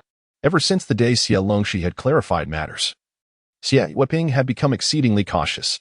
His commute remained unchanged, devoid of any deviation from his usual routine. This was also the reason for Gu Jiming's entry into the security division. Xie Weihong maintained his composure like a seasoned veteran, aware that they could not persist in shadowing him as strangers. No need to worry. I simply rushed out this morning and neglected to have breakfast. I'll take my time. Xie Weihong waved his hand dismissively. This business trip, concerning next quarter's raw materials, was of paramount importance, and he felt uneasy leaving it unattended. Secretary Liang refrained from further comments, merely advising him to take care of his health and avoid overexertion. Once Xie Longxi had gathered her belongings, she departed without hesitation. Her steps slightly slower than usual, her ears perked up attentively. Xie, are you available? Gu Jiming, now attending the meeting in his new capacity, seemed entirely unconcerned with Xie Weihong's whereabouts as he swiftly caught up with Xie Longxi. The regulations display board in the security division is outdated. I need to apply for a replacement. Gu Jiming's evident interest in her did not escape Xie Longxi, who was far from oblivious. However, she had no desire to rekindle any connection with him. Having jumped into the same pit twice would be foolish, though her previous friend had analyzed their breakup, attributing it to familial disapproval and their mutual maturity. Xie Longxi recognized that they were both aware of their desires and the implications of their choices, unwilling to compromise in matters of the heart. While they had felt regret upon parting, it was not accompanied by profound sorrow. Thus, one could argue that the intricacies of love were not solely the result of immaturity. In this lifetime, Gu Jiming might be youthful and fervent. Yet, Xie Longxi approached emotional matters with even greater maturity than before. She had little interest in engaging with his family. You can consult the materials division for that, she replied flatly. Their encounter on the train had been too fortuitous, and she had failed to manage her emotions at the time. She would not repeat that mistake. Gu Jiming, undeterred, sought to make some adjustments. I've inquired. This needs to go through the factory office. All right, let's proceed with normal work communications, Xie Longxi conceded, leading him back to the office. Xie Weihong emerged later than usual, and as he stepped outside, he happened to see Gu Jiming trailing behind Xie Longxi down the stairs. Chapter 89. The disappearance of Pei Zhaolin. At this juncture, Xie Weihong paid particular attention to any new faces at the factory. He had already reviewed Gu Jiming's file upon his hiring and found no issues. The young man was indeed quite exceptional and a local of Shanghai. The thought of a local stirred a twinge of melancholy within Xie Weihong, yet he did not dwell on it for long. Hastening back to his office to prepare for his business trip, this excursion also served as a subtle test for Xie Weihong. If the factory sent someone to accompany him, the situation would be far more dire than he had anticipated. Had he been alone as initially planned, he might have felt a slight alleviation of his anxiety. In truth, he had no reason to be overly apprehensive. He was acquainted with Huang Siping, yet he had not been involved in Huang's illicit activities. Only aware that he had engaged in some unlawful deeds. They had only met once in many years. The last encounter was merely a brief hospitality when Huang visited Shanghai. Their relationship was acceptable, provided it remained superficial. However, this time, Xie Weihong's instincts were troubling. He could not fathom why the youth office would suspect issues with the designated rural location, which had been arranged by the city. Moreover, how could it be that Xie Longxi and Liang Jingyuan, merely 3 individuals, had managed to uncover the matter concerning Huang Siping? Though Xie Weihong had never been to Huang's hometown, he had some understanding of the area. It was a place rife with mountains, scarce in arable land, plagued by bandits, and inhabited by various ethnic groups with particularly fierce customs. Even the most ordinary person would find themselves at risk there. Furthermore, Huang Siping's commune was situated far from the provincial capital, with routes barely passable. How could 3 individuals, who spoke no common language, manage to investigate Huang? Xie Weihong had calculated their travel time. They had only been gone for a little over 20 days, and accounting for travel, they likely hadn't even reached the outskirts of the area. This was utterly beyond reason. Of course, such ruminations bore little fruit. Xie Longxi had laid everything bare. Regardless of how illogical it seemed, he had to accept the reality and swiftly establish contact with Huang Siping to ensure they were on the same page. Xie Weihong found the guest house where Pei Zhaolin was staying. "Zhaolin, Uncle Xie is departing for Yushu on business tomorrow morning. You should accompany me. I can take you part of the way." During this period, Xie Weihong had allowed Xie Weihong to engage Pei Zhaolin. This served to ensure Xie Weihong had no grievances about the rural assignment, while simultaneously using her to delay Pei Zhaolin. After all, Pei Zhaolin was part of the Pei family, and his assistance in arranging rural assignments had already incurred risks. Yet, Pei Zhaolin's unwarranted boldness had brought him trouble. But I haven't had the chance to buy my ticket. When Xie Weihong arrived, Pei Zhaolin was sitting in a corner of the large dormitory, engrossed in a book. During this time, he had been helping the guest house with cleaning and various chores. Although he had not received a reduction in his accommodation fee, he had been granted a better sleeping arrangement and the opportunity to dine in the cafeteria. Xie Weihong's sudden arrival left Pei Zhaolin looking bewildered. Observing his youthful expression, Xie Weihong felt a sense of relief. At least there was one matter that could proceed without complication. "I have already purchased your ticket, so you can simply travel with me tomorrow." After speaking, Xie Weihong feigned intent to settle Pei Zhaolin's lodging fee. Pei Zhaolin raised his hand slightly. The words of refusal were on the tip of his tongue, yet he silently swallowed them. "Thank you, Uncle Xie." Indeed, the Pei family had fallen upon hard times. And along with that decline, their noble bearing seemed to have vanished as well. Once the words were spoken, Xie Weihong gritted his teeth and paid the lodging fee, leaving him with only a few coins. Fortunately, the family savings account was in his possession, so he did not lament for long. Once Xie Weihong departed, Pei Zhaolin retrieved the portion of the lodging fee he had originally paid from the front desk. "If you ask me, your uncle is hardly generous." His demeanor was exceedingly unpleasant. The young lady at the front desk felt an immense sympathy for Pei Zhaolin. When visiting relatives, he was not even afforded the courtesy of staying at home, but was instead relegated to a large dormitory in a guest house, and he had to cover the expenses himself. In these times, most families are in similar circumstances. Which household does not squeeze a bit to allow children to stay at a neighbor's place for a few days? He, too, had it tough. Pei Zhaolin graciously accepted the money and expressed his gratitude. The young lady waved her hand dismissively, saying there was no need for thanks, as she was grateful to him for bringing little Bao to her. He had been quite well behaved lately, reciting poems just the other day, despite still being a child himself. He displayed such an aptitude for caring for children. Pei Zhaolin smiled subtly. "I'm taking little Bao out to play," he said. and he went to the backyard to scoop up the chubby boy who was playing with small stones, striding out of the guest house. Upon returning, Pei Xiaolin wore a serious expression. The next morning, Xie Weihong arrived at the guest house to pick him up. Pei Xiaolin had already packed his belongings, awaiting their departure together. Xie Weihong said little, giving him a reassuring pat on the shoulder before suggesting they have breakfast first. They dined at a state-run restaurant outside the guest house. And from that moment, Pei Xiaolin displayed great attentiveness, serving noodles during breakfast and now cheerfully pouring hot water for Xie Weihong. The latter felt it was only natural, attributing it to the fact that he was the one paying. However, he could not help but complain about the chef's excessive use of salt, as if it were free. It was unbearably salty, yet, discarding it would be wasteful, so he endured and consumed the entire bowl of noodles. Upon arriving at the train station, he still found the taste overwhelmingly salty, having already drunk 2 pots of water. Moreover, he sensed discomfort in his stomach. Sweating profusely and having removed his suit jacket, as if he were on the verge of an upset stomach. "Uncle Xie, there's a restroom over there," Pei Xiaolin pointed out. Xie Weihong confidently strode in with his clothes and bag. A mere 2 minutes later, he emerged, handing his belongings to Pei Xiaolin.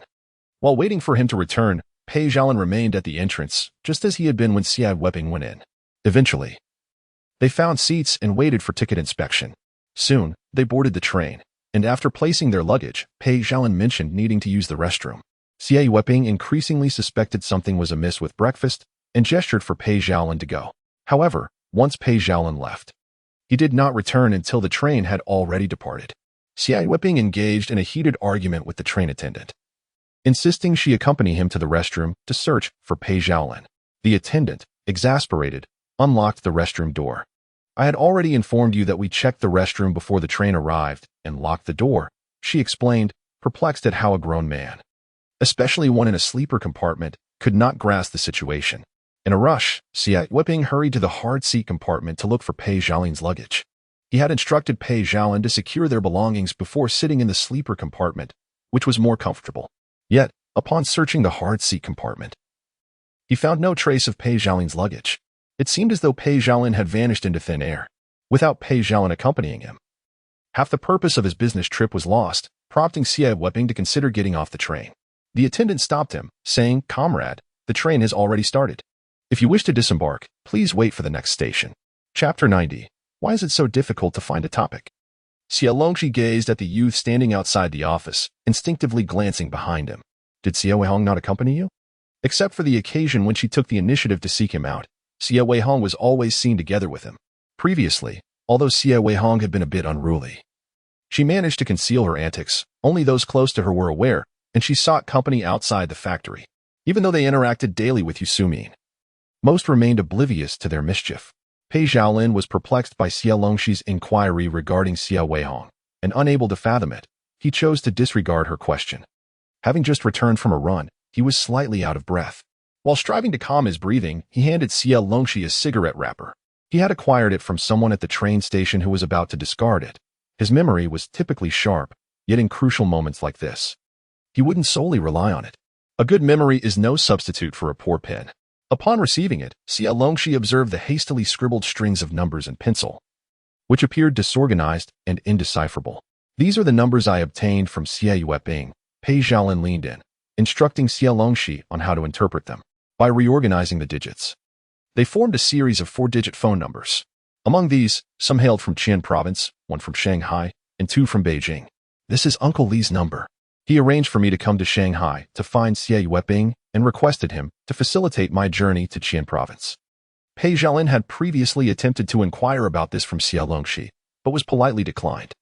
Only when Xie Weihong himself mentioned it did he learn that Xie Longxi was on a business trip to Qian province, a destination Pei Xiaolin had suspected early on. The content of the presentation differed significantly from the actual circumstances on the ground. It was unclear whether Xie Weihong was overly arrogant or simply oblivious, as he harbored no doubts whatsoever. Unfortunately, Xie Longxi was tight-lipped and harbored distrust towards him. Such skepticism was understandable. Pei Xiaolin bore no grievances and was not disheartened in the least. He feigned ignorance to confuse Xie Weihong while secretly investigating Xie Longxi. He scrutinized those closely associated with Xie Longxi, including Chen Shu and Liang Jinquan. He even delved into matters concerning Lian. Although he could not ascertain the exact experiences of Xie Longxi and the others, Pei Zhaolin astutely discerned the answers he sought. Qian province was off limits. It was quite possible that this was a trap specifically laid out for him by Xie Weihong. Pei Zhaolin was uncertain whether Uncle Li was involved in this scheme. Observing Xie Longxi, Pei Zhaolin questioned himself internally. Can I trust her? She is Xie Weihong's biological daughter. Where did you acquire these numbers? Xie Longxi swiftly scanned the notes and inquired of Pei Zhaolin. Pei Zhaolin hesitated for 2 seconds before revealing the circumstances under which Xie Weihong had arranged for him to leave Shanghai, including how he had contrived to induce Xie Weihong's stomach discomfort. Xie Longxi knitted her brows. Xie Weihong was inherently cautious. If these numbers were truly critical, it would be impossible for Pei Zhaolin to have seen them. They are hidden in the inner pocket of his coat, Pei Zhaolin replied. When passing through the station's ticket checkpoint, Pei Zhaolin seized the opportunity to nudge Xie Weihong. Xie Weihong's pants pocket was empty, and his handbag seemed to be of little importance to him, appearing quite casual, wearing only a coat. Xie Weihong either would not remove it or would not part with it once taken off. Initially, Pei Zhaolin's target was Xie Weihong's handbag, but upon noticing that Xie Weihong clung to his coat, he abandoned his plans at the train station. Unexpectedly, Xie Weihong's physical reaction was more pronounced than anticipated. He soon discarded the coat due to discomfort from the heat. The few minutes Xie Weihong spent in the restroom provided ample opportunity for Pei Zhaolin to accomplish much. The hidden compartments of the suit jacket were crafted with such subtlety that most would struggle to locate them, and even if found, extracting the contents was no simple task. The openings were small, easily damaging the intentionally loose stitches, leading to discovery. Yet, Xie Weihong's suit bore the same craftsmanship as that of the Pei family's tailor, allowing Pei Zhaolin to not only find it with a mere touch, but also skillfully extract and memorize the contents. First, let me hold on to these, Xie Longxi said. Glancing at Pei Zhaolin, without a moment's hesitation, Pei Zhaolin nodded. Indeed, Xie Weihong had brought a considerable amount of cash for this business trip. It was unlikely he would stay at the accommodations arranged by his workplace. The compartment contained not only a phone, but also an address in Yushur. Shall I write it down? Xie Longxi offered, handing him a piece of cardboard. Pei Zhaolin retrieved a small pencil stub and leaned against the doorframe, swiftly jotting it down. While it was said that Xie Longxi had good handwriting, Pei Zhaolin surpassed it. To prevent any misunderstanding that he was deliberately omitting the address, Pei Zhaolin explained it was to avoid Xie Weihong returning in pursuit. Even the phone number had been intentionally scrambled. Although he had jumped from the train just as it was departing, what if Xie Weihong noticed immediately and chased after him? His leap was a clear declaration of severed ties. Pei Zhaolin dared not gamble. He needed to employ some subterfuge. Having obtained the cardboard with the address and number written upon it, Xie Longxi did not immediately seek out Gu Jinming. As for Pei Zhaolin, she instructed him to find a place to hide. The next day, after the regular meeting, when Gu Jinming approached her, Xie Longxi handed him the cardboard and briefly recounted the events. Why not bring the person directly? Gu Jinming remarked, glancing at the note before tucking it into his pocket. Xie Longxi scoffed lightly, questioning whether he was sent by Xie Weihong to spy on her. What if he was a double agent? Bringing him in would merely expose Gu Jinming. Regardless of Pei Zhaolin's affiliations, whether the note contained false information or defection, Xie Longxi's task was to deliver it to Gu Jinming. The subsequent verification and discernment were his responsibilities. Inform me promptly of any developments, she stated, not intending to engage in further conversation with Gu Jinming and turning to leave. Remaining would only invite further scrutiny from him. She had been tested enough in her previous life, and Gu Jinming seemed to relish it. Gu Jinming had been smiling, but his expression faltered as he observed Xie Longxi's retreating figure, helplessly rubbing his nose, realizing she had discerned his intentional inquiry. Why was it so challenging to find a topic for conversation? His inability to engage with girls was indeed a shortcoming, yet his professional capabilities were beyond reproach. It was uncertain what methods he employed, but by lunchtime, even before the workday concluded, he had informed Xie Longxi that the information was genuine and exceedingly crucial. With his assurance, Xie Longxi felt reassured. Pei Zhaoling's temporary residence was not far from the electrical materials factory, and he had been patiently awaiting Xie Longxi's initiative to reach out to him. However, he did not anticipate that this would happen so soon. When he left, he instructed Xie Longxi to inquire at the guest house with the front desk attendant named Zhang. Upon Xie Longxi's arrival, he was busy tidying up the old belongings of his grandmother who had taken him in, discarding what needed to be thrown away and repairing what could be salvaged. The narrow alley at the entrance was cluttered, leaving no space to step. Inside, the The room was a complete mess. Just a moment, let me finish this task first. Pei Xiaoling wore only a tattered tank top that hung lightly on his slender, pale frame. Fortunately, despite his thinness, his muscles were discernible in his movements. To his surprise, Pei Xiaoling's face was not the only thing pale. His entire body was almost sickly white. Xie Longxi averted his gaze, deeming it inappropriate to stare. Once Pei Xiaoling hastily completed his task and donned a shirt, Xie Longxi had already engaged in conversation with the elderly woman. Living alone. The old lady's spirit and health were declining. She often sat in the alley, leaning on a cane, basking in the sun while waiting for her husband and son, who had served in the military against the Japanese invaders, to return. Do you think Xie Weihong pushed the youth to go to Guizhou because of you? Or was it merely a coincidence? Xie Longxi asked directly. Chapter 91. It's not a matter of desire, but of ability. The autumn sunlight, while less scorching than that of summer, still dazzled the eyes. For a moment, Pei Xiaoling could not discern the expression on Xie Longxi's face as he posed the question. He paused, and after a considerable time, replied, Perhaps it is because of me. Have you heard of the Pei family? Once one of the most illustrious surnames in this bustling area. Before the establishment of the nation, the Pei family had only a few branches that ventured out, while the main lineage remained in the country, actively resuming production and supporting national development. Unfortunately, they fell victim to treachery, and ultimately, the Pei name vanished from the Shanghai market. He felt a heavy burden in his heart, realizing that while he might be a liability, he could not refuse the request of an old classmate, thus arranging for him to go to the most arduous and challenging place to sever ties. Uncle Li had previously sought Xie Weihong's assistance in arranging placements for people, including members of the Pei family, claiming they had been assigned to various locations across the country. But were they now in Guizhou? Xie Longxi gazed at the source of the turmoil before her. To blame him seemed futile. He was equally uninformed and a victim in this scenario. Yet it was precisely because of him that so many had perished in the previous life. Even if they did not go, others would have taken their place. Xie Longxi was unconcerned about such matters. Her focus remained on those around her. The rural location assigned by Xie Weihong was fraught with danger, dominated by criminal elements and a fierce local population, venturing there would be akin to courting death. This time, Xie Longxi spoke the truth. Pei Xiaoling was not surprised. He had already surmised much. There is one assigned location for the youth that is in Punuing. I know that is your hometown. May I go? Pei Xiaoling articulated his intent. He needed to find a suitable place for rural assignment promptly. Pei Xiaoling's expression wavered slightly. Yet he gritted his teeth and replied, In the capital, there is still a group awaiting their assignments.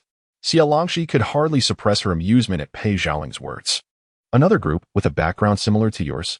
She pondered empathetically. She is Xie Weihong. If her classmates were to burden themselves with such a significant trouble, she would unequivocally refuse. Such a mess. Let those who desire to handle it do so.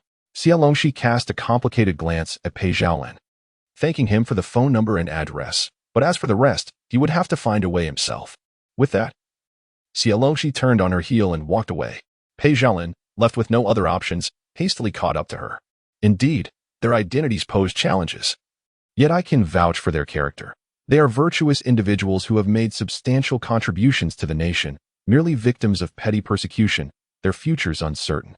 Uncle Li and his associates had exhausted every effort just to secure this batch, if matters did not stabilize on his end. Even Uncle Li would be unable to protect them any longer. If you assist me with this matter, I swear I will serve you tirelessly in the future. Pei Xiaoling felt compelled to make a solemn vow.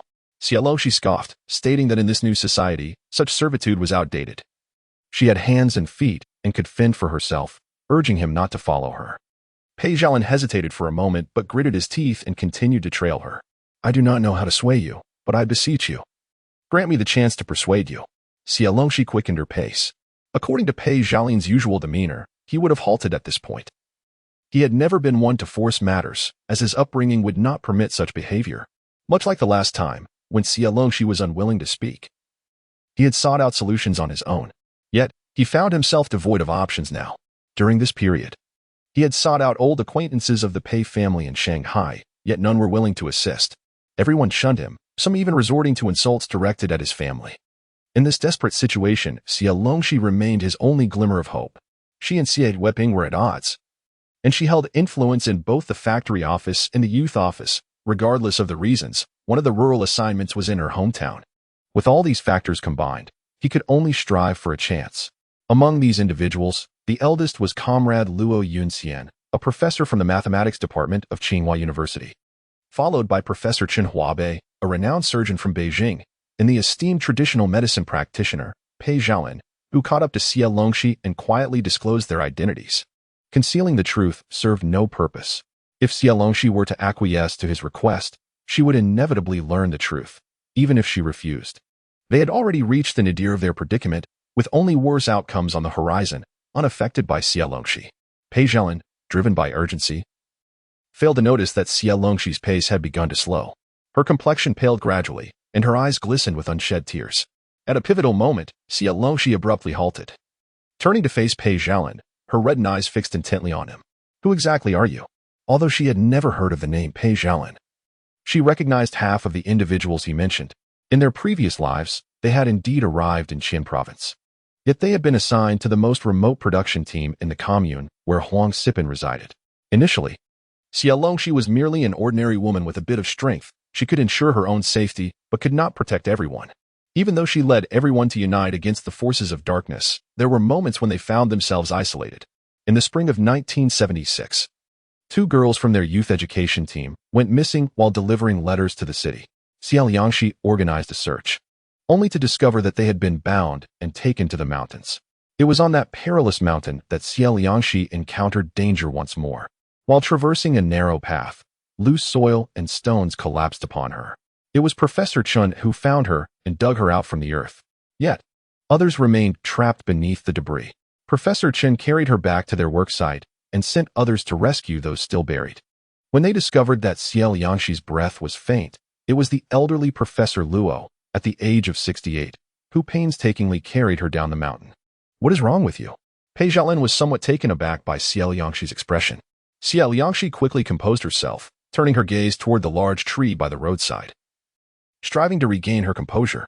In her past life, the girls who were buried had all been rescued, yet the professors tragically perished years later, just before the dawn of hope, in a man-made landslide. In this rebirth, Xie Longxi had never considered attempting to alter the fate of the old professors. It was not that she lacked the desire, but rather that she recognized her limitations. She could not change the fate of the children of factory workers who were destined to go to the countryside. But she could strive to alter the location of their assignments. However, the old professors were beyond her reach, and given their sensitive status, it was far beyond her audacity to effect any change. Thus, she dared not even entertain the thought. Now, Pei Xiaolin was suggesting that she could. After purchasing 3 beautiful cabinets for books, she found herself poisoned. Yesterday, her throat and neck ached, rendering her unable to concentrate. She hastily ordered an air purifier, only to discover it was severely over the safety limit. She quickly moved the cabinets away and felt much more at ease. Chapter 92, The Heart of Sima Zhao. This was a decision that could be made without much contemplation. The words she had almost uttered were ultimately retracted by Xie Longxi. She needed to remain calm. Punuing was her hometown, and she wished for its tranquility more than anyone else. The individuals Pei Xiaolin mentioned had been her benefactors in her previous life, yet if she were to nod in agreement too easily, it could bring calamity to Puning in this life. Let me think about it. In an instant, Xie Longxi's expression returned to tranquility, as if what she had just seen was merely an illusion conjured by Pei Xiaolin. Of course, her heart was far from the calm she portrayed. Pei Xiaolin did not press her for an immediate decision, which brought her a sigh of relief. All right, I will be at my grandmother's house for the next few days. Xie Longxi had lost interest in the conversation and trudged toward the office. Throughout the afternoon, she was markedly different from her usual organized self. Not only did she complete her work at a remarkable pace, but she also busied herself with additional tasks. Xiao Xia, are you all right? The previously critical colleague was now intimidated by Xie Longxi, beginning to suspect that this was a new tactic for her to vie for attention, to avoid being overshadowed. They became particularly proactive, revisiting and meticulously refining a manuscript that had already been prepared for submission. They had recently spent considerable time studying Xie Longxi's writings, and upon analysis, discovered that while her prose lacked ostentatious embellishments, it was rich with simplicity and grounded language. The penholder engaged in a meticulous reflection and concluded that Xie Longxi possessed a sharp intellect, demonstrating a profound understanding of leadership matters at such a tender age, far surpassing his own straightforward demeanor in the workplace. Adopting Xie Longxi's literary style, he endeavored to refine his own eloquence. particularly as he has recently been entrusted with significantly more speeches than before. However, Secretary Liang still seemed to favor Xie Longxi more. He often mused that it would be splendid if Secretary Liang could utilize his script during provincial meetings, and he has recently made this aspiration his goal. Initially, he was gradually finding his rhythm, but Xie Longxi's industriousness ignited a sense of urgency within him.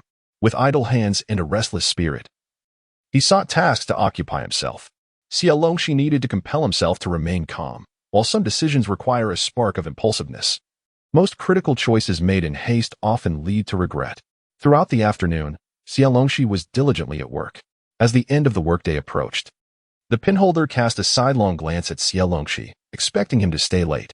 Contrary to his expectations, when the clock struck quitting time, Xie Longxi swiftly gathered his belongings and locked his drawer, departing without hesitation. The pinholder pondered why Xie Longxi's actions diverged from his assumptions.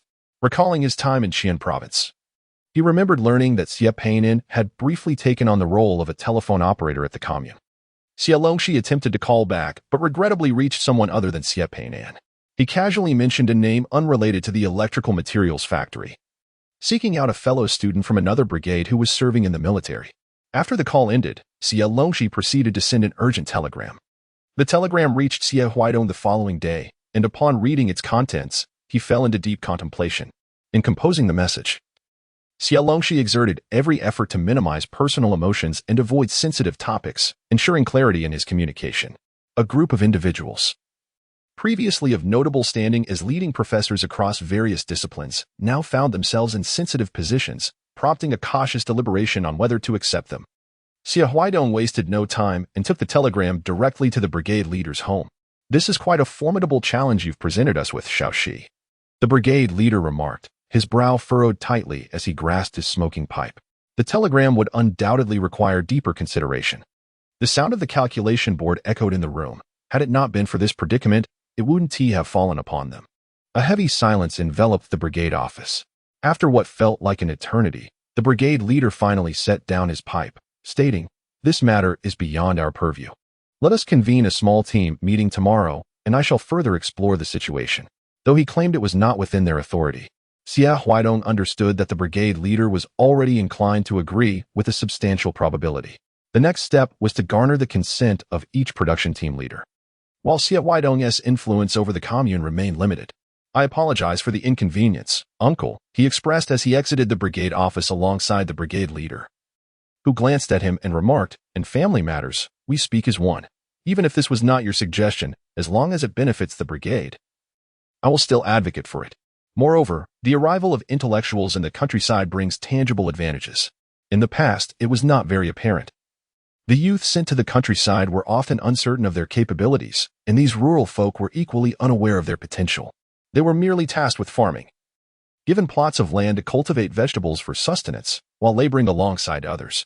Of course, there were exceptional young individuals among them. For instance, some managed to ascend to roles within the commune, showcasing diligence and competence that led to recommendations for further education. However, within their brigade, there were no outstanding talents. The opportunities for educational recommendations were reserved for those who exhibited exemplary work ethic and moral integrity. It was not until the arrival of a young man named Qin Shu that things began to change, complemented by Xie Weihong, who was both resourceful and eager to take initiative. Together, they truly achieved something remarkable. The brigade leader now realized the necessity of youthful energy. He defied the consensus and insisted on promoting Xie Weihong, a decision that proved to be wise. It was not merely a promotion, to be precise. It was a matter of familial ties causing some complications. Xie Weihong, despite lacking experience, was more than capable of leading a production team, if not the entire brigade. Others murmured about his connection to Xie Weihong, raising concerns about nepotism. Reflecting on this, the brigade leader could not help but spit in disdain, dismissing such gossip as nonsense. Even before any familial ties were established, they were already suggesting he should avoid favoritism. Regarding Xiaoying's father, he advised not to pay him any mind. A few drinks of liquor and some coaxing from women had him acting irrationally, and he planned to address the matter another day. The brigade leader patted Xie Weihong on the shoulder. He was, in fact, the uncle of Xie Weihong's fiancée, Yu Xiaoying. The two were engaged, eagerly awaiting the day of their marriage. They had intended to wed earlier, but Xiaoying's stepmother had been reluctant to allow it, causing delays. Yu Xiaoying's father was a simple farmer, lacking decisiveness throughout his life, having followed the wishes of his first wife while she lived, and subsequently those of his second wife after her passing. Not long ago, when Xie Weihong returned from the city, he brought Yu Xiaoying a pair of rain boots, which she cherished and set aside for their future life together. However, the stepmother, envious of Xie Weihong's connections, particularly with his sister from the city, sought to benefit from their union. She encouraged Yu's father to demand that Xie Weihong take both Yu Xiaoying and her younger half-brother to the city to broaden their horizons before agreeing to the marriage. The stepmother's motives were far from altruistic, as the list of items she prepared was intended for her elder daughter, who was a year older than Yu Xiaoying. The intentions were clear to all observers. Xie Weihong simply responded that it was of no concern. He and Yu Xiaoying had already established their stance. Regardless of what her father and stepmother said, their decision to marry remained theirs alone. Yu Xiaoying was astute, understanding that her postponement of marriage was not due to her stepmother's influence, but rather out of compassion for her father, who was being treated like a pawn. She wished to remain at home a bit longer to ease his burdens. This was her own expression of filial piety. Xie Weihong never pressured her, nor did his family. Some matters required her own reflection to resolve. The brigade leader nodded, well aware of his niece's disposition, appreciating Xie Weihong's protective nature towards her. "Uncle, please do not press Xiaoying. She might be able to return by the end of the year, and there is no rush for the wedding," Xie Weihong urged, concerned about the brigade leader's potential interference regarding Yu Xiaoying. Since the passing of Yu's mother 5 years ago, the captain has assumed a fatherly role to Yu Xiaoying, more so than her own father. The captain cast an irritated glance at him, remarking that no one dared to speak while he was not urging them. The stubborn girl, unbeknownst to her, had inherited the overly indulgent nature of both her father and mother. Though he scolded her fiercely, his heart ached the most for this niece.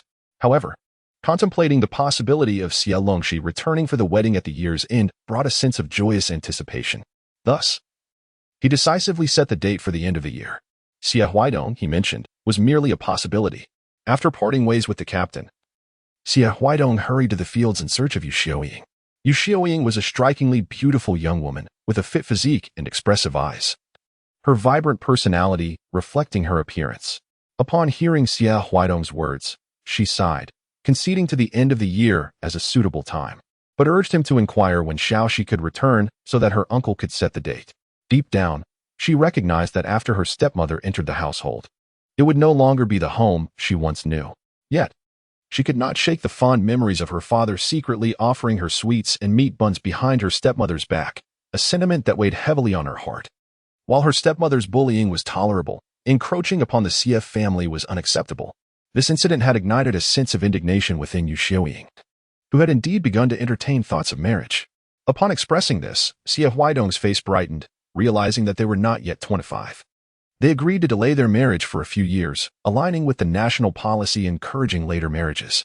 However, amidst their discussions, it was hard to ignore the presence of someone they cherished right before them without contemplating marriage. Seeing his enthusiasm, Yu Xiaoying felt a mix of embarrassment and irritation toward him. "Are you foolish? If you wish to marry sooner, why not say so?" Had he voiced his intentions, she would have certainly considered his feelings. Yet, he had not mentioned a word. Xie Weihong chuckled, assuring her, "Whenever you wish to marry, I shall wait." Yu Xiaoying gazed at him, her lips forming a slight pout, before playfully nudging him with her elbow, suppressing the sweet, yet slightly aggrieved feelings that blossomed within her. Xie Weihong's telegram arrived promptly, confirming Xie Longxi's potential return and inquiring about her ability to come back for the wedding. "Of course, I must return. Even if the heavens rain down knives," she declared resolutely. "You may travel to Punuing. As long as you do not cause trouble, no one will hinder you." However, the captain can only passively accept the situation, and whether you can be arranged to go to Punuing will depend on your own abilities and those of your supporters. Xie Longxi sought out Pei Zhaolin. Striving for something was out of the question. If one were to pursue it, it would only raise suspicion from those with ulterior motives, complicating matters further. Pei Zhaolin understood this principle well. After expressing gratitude to Xie Longxi repeatedly, he went on to contact the capital. After leaving her grandmother's home, Xie Longxi felt as though her strength had been sapped, slowly making her way down the road. To be honest, she was uncertain if she was taking the right path. While novels often depict heroic rescues by protagonists, in reality, true benefactors were indeed rare in this era. If it were merely a matter of allocation, the impact on the captain's team would be minimal. However, safeguarding and effectively utilizing these esteemed professors posed certain risks for the captain's team. At that time, it is imperative to remind Uncle Yu to maintain a facade of hardship, ensuring that necessary labor is not overlooked. Care can be provided, yet it must remain undetected by anyone. It would be prudent for the members of the brigade to convene a meeting, urging them to keep their distance. The people of Punuing are blessed with both exceptional talents and a simple folk culture, and the governance here is notably transparent. However, one cannot be assured that all individuals are virtuous. There will inevitably be those who prioritize their own interests, making choices that benefit themselves. Xie Longxi's thoughts were in disarray. Never pausing for a moment, Gu Jiming, riding his bicycle, followed Xie Longxi for quite a distance without her noticing. It was only when he observed her about to step into a pit that he reached out to pull her back, prompting her to finally acknowledge his presence. "What are you so engrossed in?" he inquired. "Get on, I'll take you back." Xie Longxi cast a glance at Gu Jiming. "My partner would not permit me to ride with another man." Gu Jiming, Xie Longxi has no partner. He was quite aware of this, merely jesting and anticipating her retort to continue the banter. Yet, Xie Longxi's unexpected response left him baffled. A few old comrades had advised him to employ this tactic, but it proved utterly ineffective. "No, I was just joking," Gu Jiming quickly clarified. Xie Longxi nodded, "But I am serious." Her evident demeanor left no room for misinterpretation. If Gu Jiming failed to grasp it, he would be rather dim-witted. He gazed at her, and she met his gaze with unwavering resolve. Not knowing what insight Gu Jiming had gleaned, he nodded to himself, feigning indignation, and pedaled away. Xie Longxi paid him no mind and continued towards the dormitory. After taking a few steps, Gu Jiming returned, teeth clenched. "Xie Longxi, I am speaking to you earnestly. Do not play the fool. I am in my early 20s. Having served nearly a decade in the military, a local from the city of Shanghai, with only my mother and grandmother at home. I have never courted anyone before, and I now formally propose to pursue a relationship with you." As he spoke, the tips of his ears flushed slightly. Engaging with young women proved far more challenging than confronting 10 criminals. "Early 20s? Gu Jiming, you certainly do not speak the truth as you claim," Xie Longxi countered, no longer pretending to be oblivious. She pointed out his flaws. Regarding age, Gu Jiming was aware that he was several years her senior, and he recognized that young women often shy away from those significantly older. Thus, he opted to claim he was in his early 20s. Yet, how could Xie Longxi ascertain his true age when he had never disclosed it? "With a face weathered by hardship like yours, one could believe you are in your mid-30s. Chief Gu, should I discover you deceiving young women again, I shall not hesitate to report you to the military," Xie Longxi remarked without holding back. Having endured countless trials over the years and devoted his youth, Gu Jiming bore a ruggedness that was somewhat evident. If memory served, he was approximately 6 years her senior. Chapter 94, The Price of a Mouthful. "Chief Gu, have you had a haircut?" Secretary Liang remarked upon encountering Gu Jiming, who had just received a buzz cut, initially unrecognizable. It took a few steps before he retraced his steps. The buzz cut certainly exuded an air of vitality, yet Gu Jiming's hair had not been overly long prior. It seemed a waste of money to have it trimmed. He ran his fingers over the stubble, noting that he had not only cut his hair but also groomed his face. "What do you think? Do I look sharp?" In truth, he wished to inquire if he appeared younger, yet felt somewhat embarrassed. As he entered the barber shop, he silently chastised himself for being so eager to get a haircut at the mere suggestion of Xie Longxi. However, despite his self-reproach, he articulated all his requests to the barber. Gazing into the mirror, Gu Jiming felt a sense of satisfaction, believing he had regained a considerable portion of his youthful charm. Quite impressive, he thought. He looked spirited. Secretary Liang mused that Gu had seemed quite lively since his arrival. Having received the barber's affirmation, Gu Jiming felt an immense joy, yet refrained from seeking out Xie Longxi immediately, as that would have appeared too deliberate. It was during lunch that he fortuitously encountered her in the cafeteria. Xie Longxi was accompanied by 3 others, with Fang Xiaomiao eagerly waiting for her, subsequently meeting Liang Jingquan and Chen Shu at the entrance. Upon Gu Jiming's arrival, Xie Longxi whispered to Chen Shu, "Call him uncle." Chen Shu, momentarily taken aback, was still processing when Gu Jiming approached. Liang Jingquan greeted him first, "Brother Gu." Although Chen Shu had only recently become acquainted with Gu, he was aware of their shared experience on the train, initially intending to echo Liang Jingquan's greeting. He cast a glance at Xie Longxi and instead stammered, "Uncle, Section Chief Gu." Following suit, Xie Longxi echoed his words, with Fang Xiaomiao softly joining in as well. Gu Jiming paused, forcing a smile at them. What was meant to be a casual approach now felt like a pretense of merely passing by. As soon as Gu Jiming left, Qinshu leaned closer to Xie Longxi, puzzled. What was that about? Why did you make me call him uncle? It's rather impolite. Xie Longxi took a seat, contemplating that it was akin to an old cow seeking tender grass. Qinshu and Fang Xiaomiao's eyes lit up instantly, while Liang Jingquan's expression faltered, growing slightly sour. When did this happen? Hurry up and tell us. Qinshu could hardly contain his curiosity. It was already something if Xie Longxi mentioned it. There was no way she would elaborate further. What if he sets his sights on you? Stay vigilant and don't let sweet words lead you astray. Fang Xiaomiao was the first to raise her hand in assurance, promising to staunchly support Xie Longxi. Qinshu appeared somewhat disappointed but nodded in agreement. As for Liang Jingquan, he also complied when Xie Longxi glanced his way. In her previous life, Xie Longxi was initially reluctant toward Gu Jiming, primarily due to her profession, which led to both a filtered perspective and apprehension. Moreover, she felt that Gu was aware of her trivial matters, instilling a slight unease. Yet, Gu Jiming's gradual corruption of her friends, combined with the adage of being beholden to those who offer favors, softened her stance. Naturally, no one could sway her now. But the unwavering support from this group was indeed significant. Subsequently, Gu Jiming noticed Xie Longxi and her companions deliberately avoiding him. At first, it was tolerable. But after several encounters, he found himself both amused and annoyed.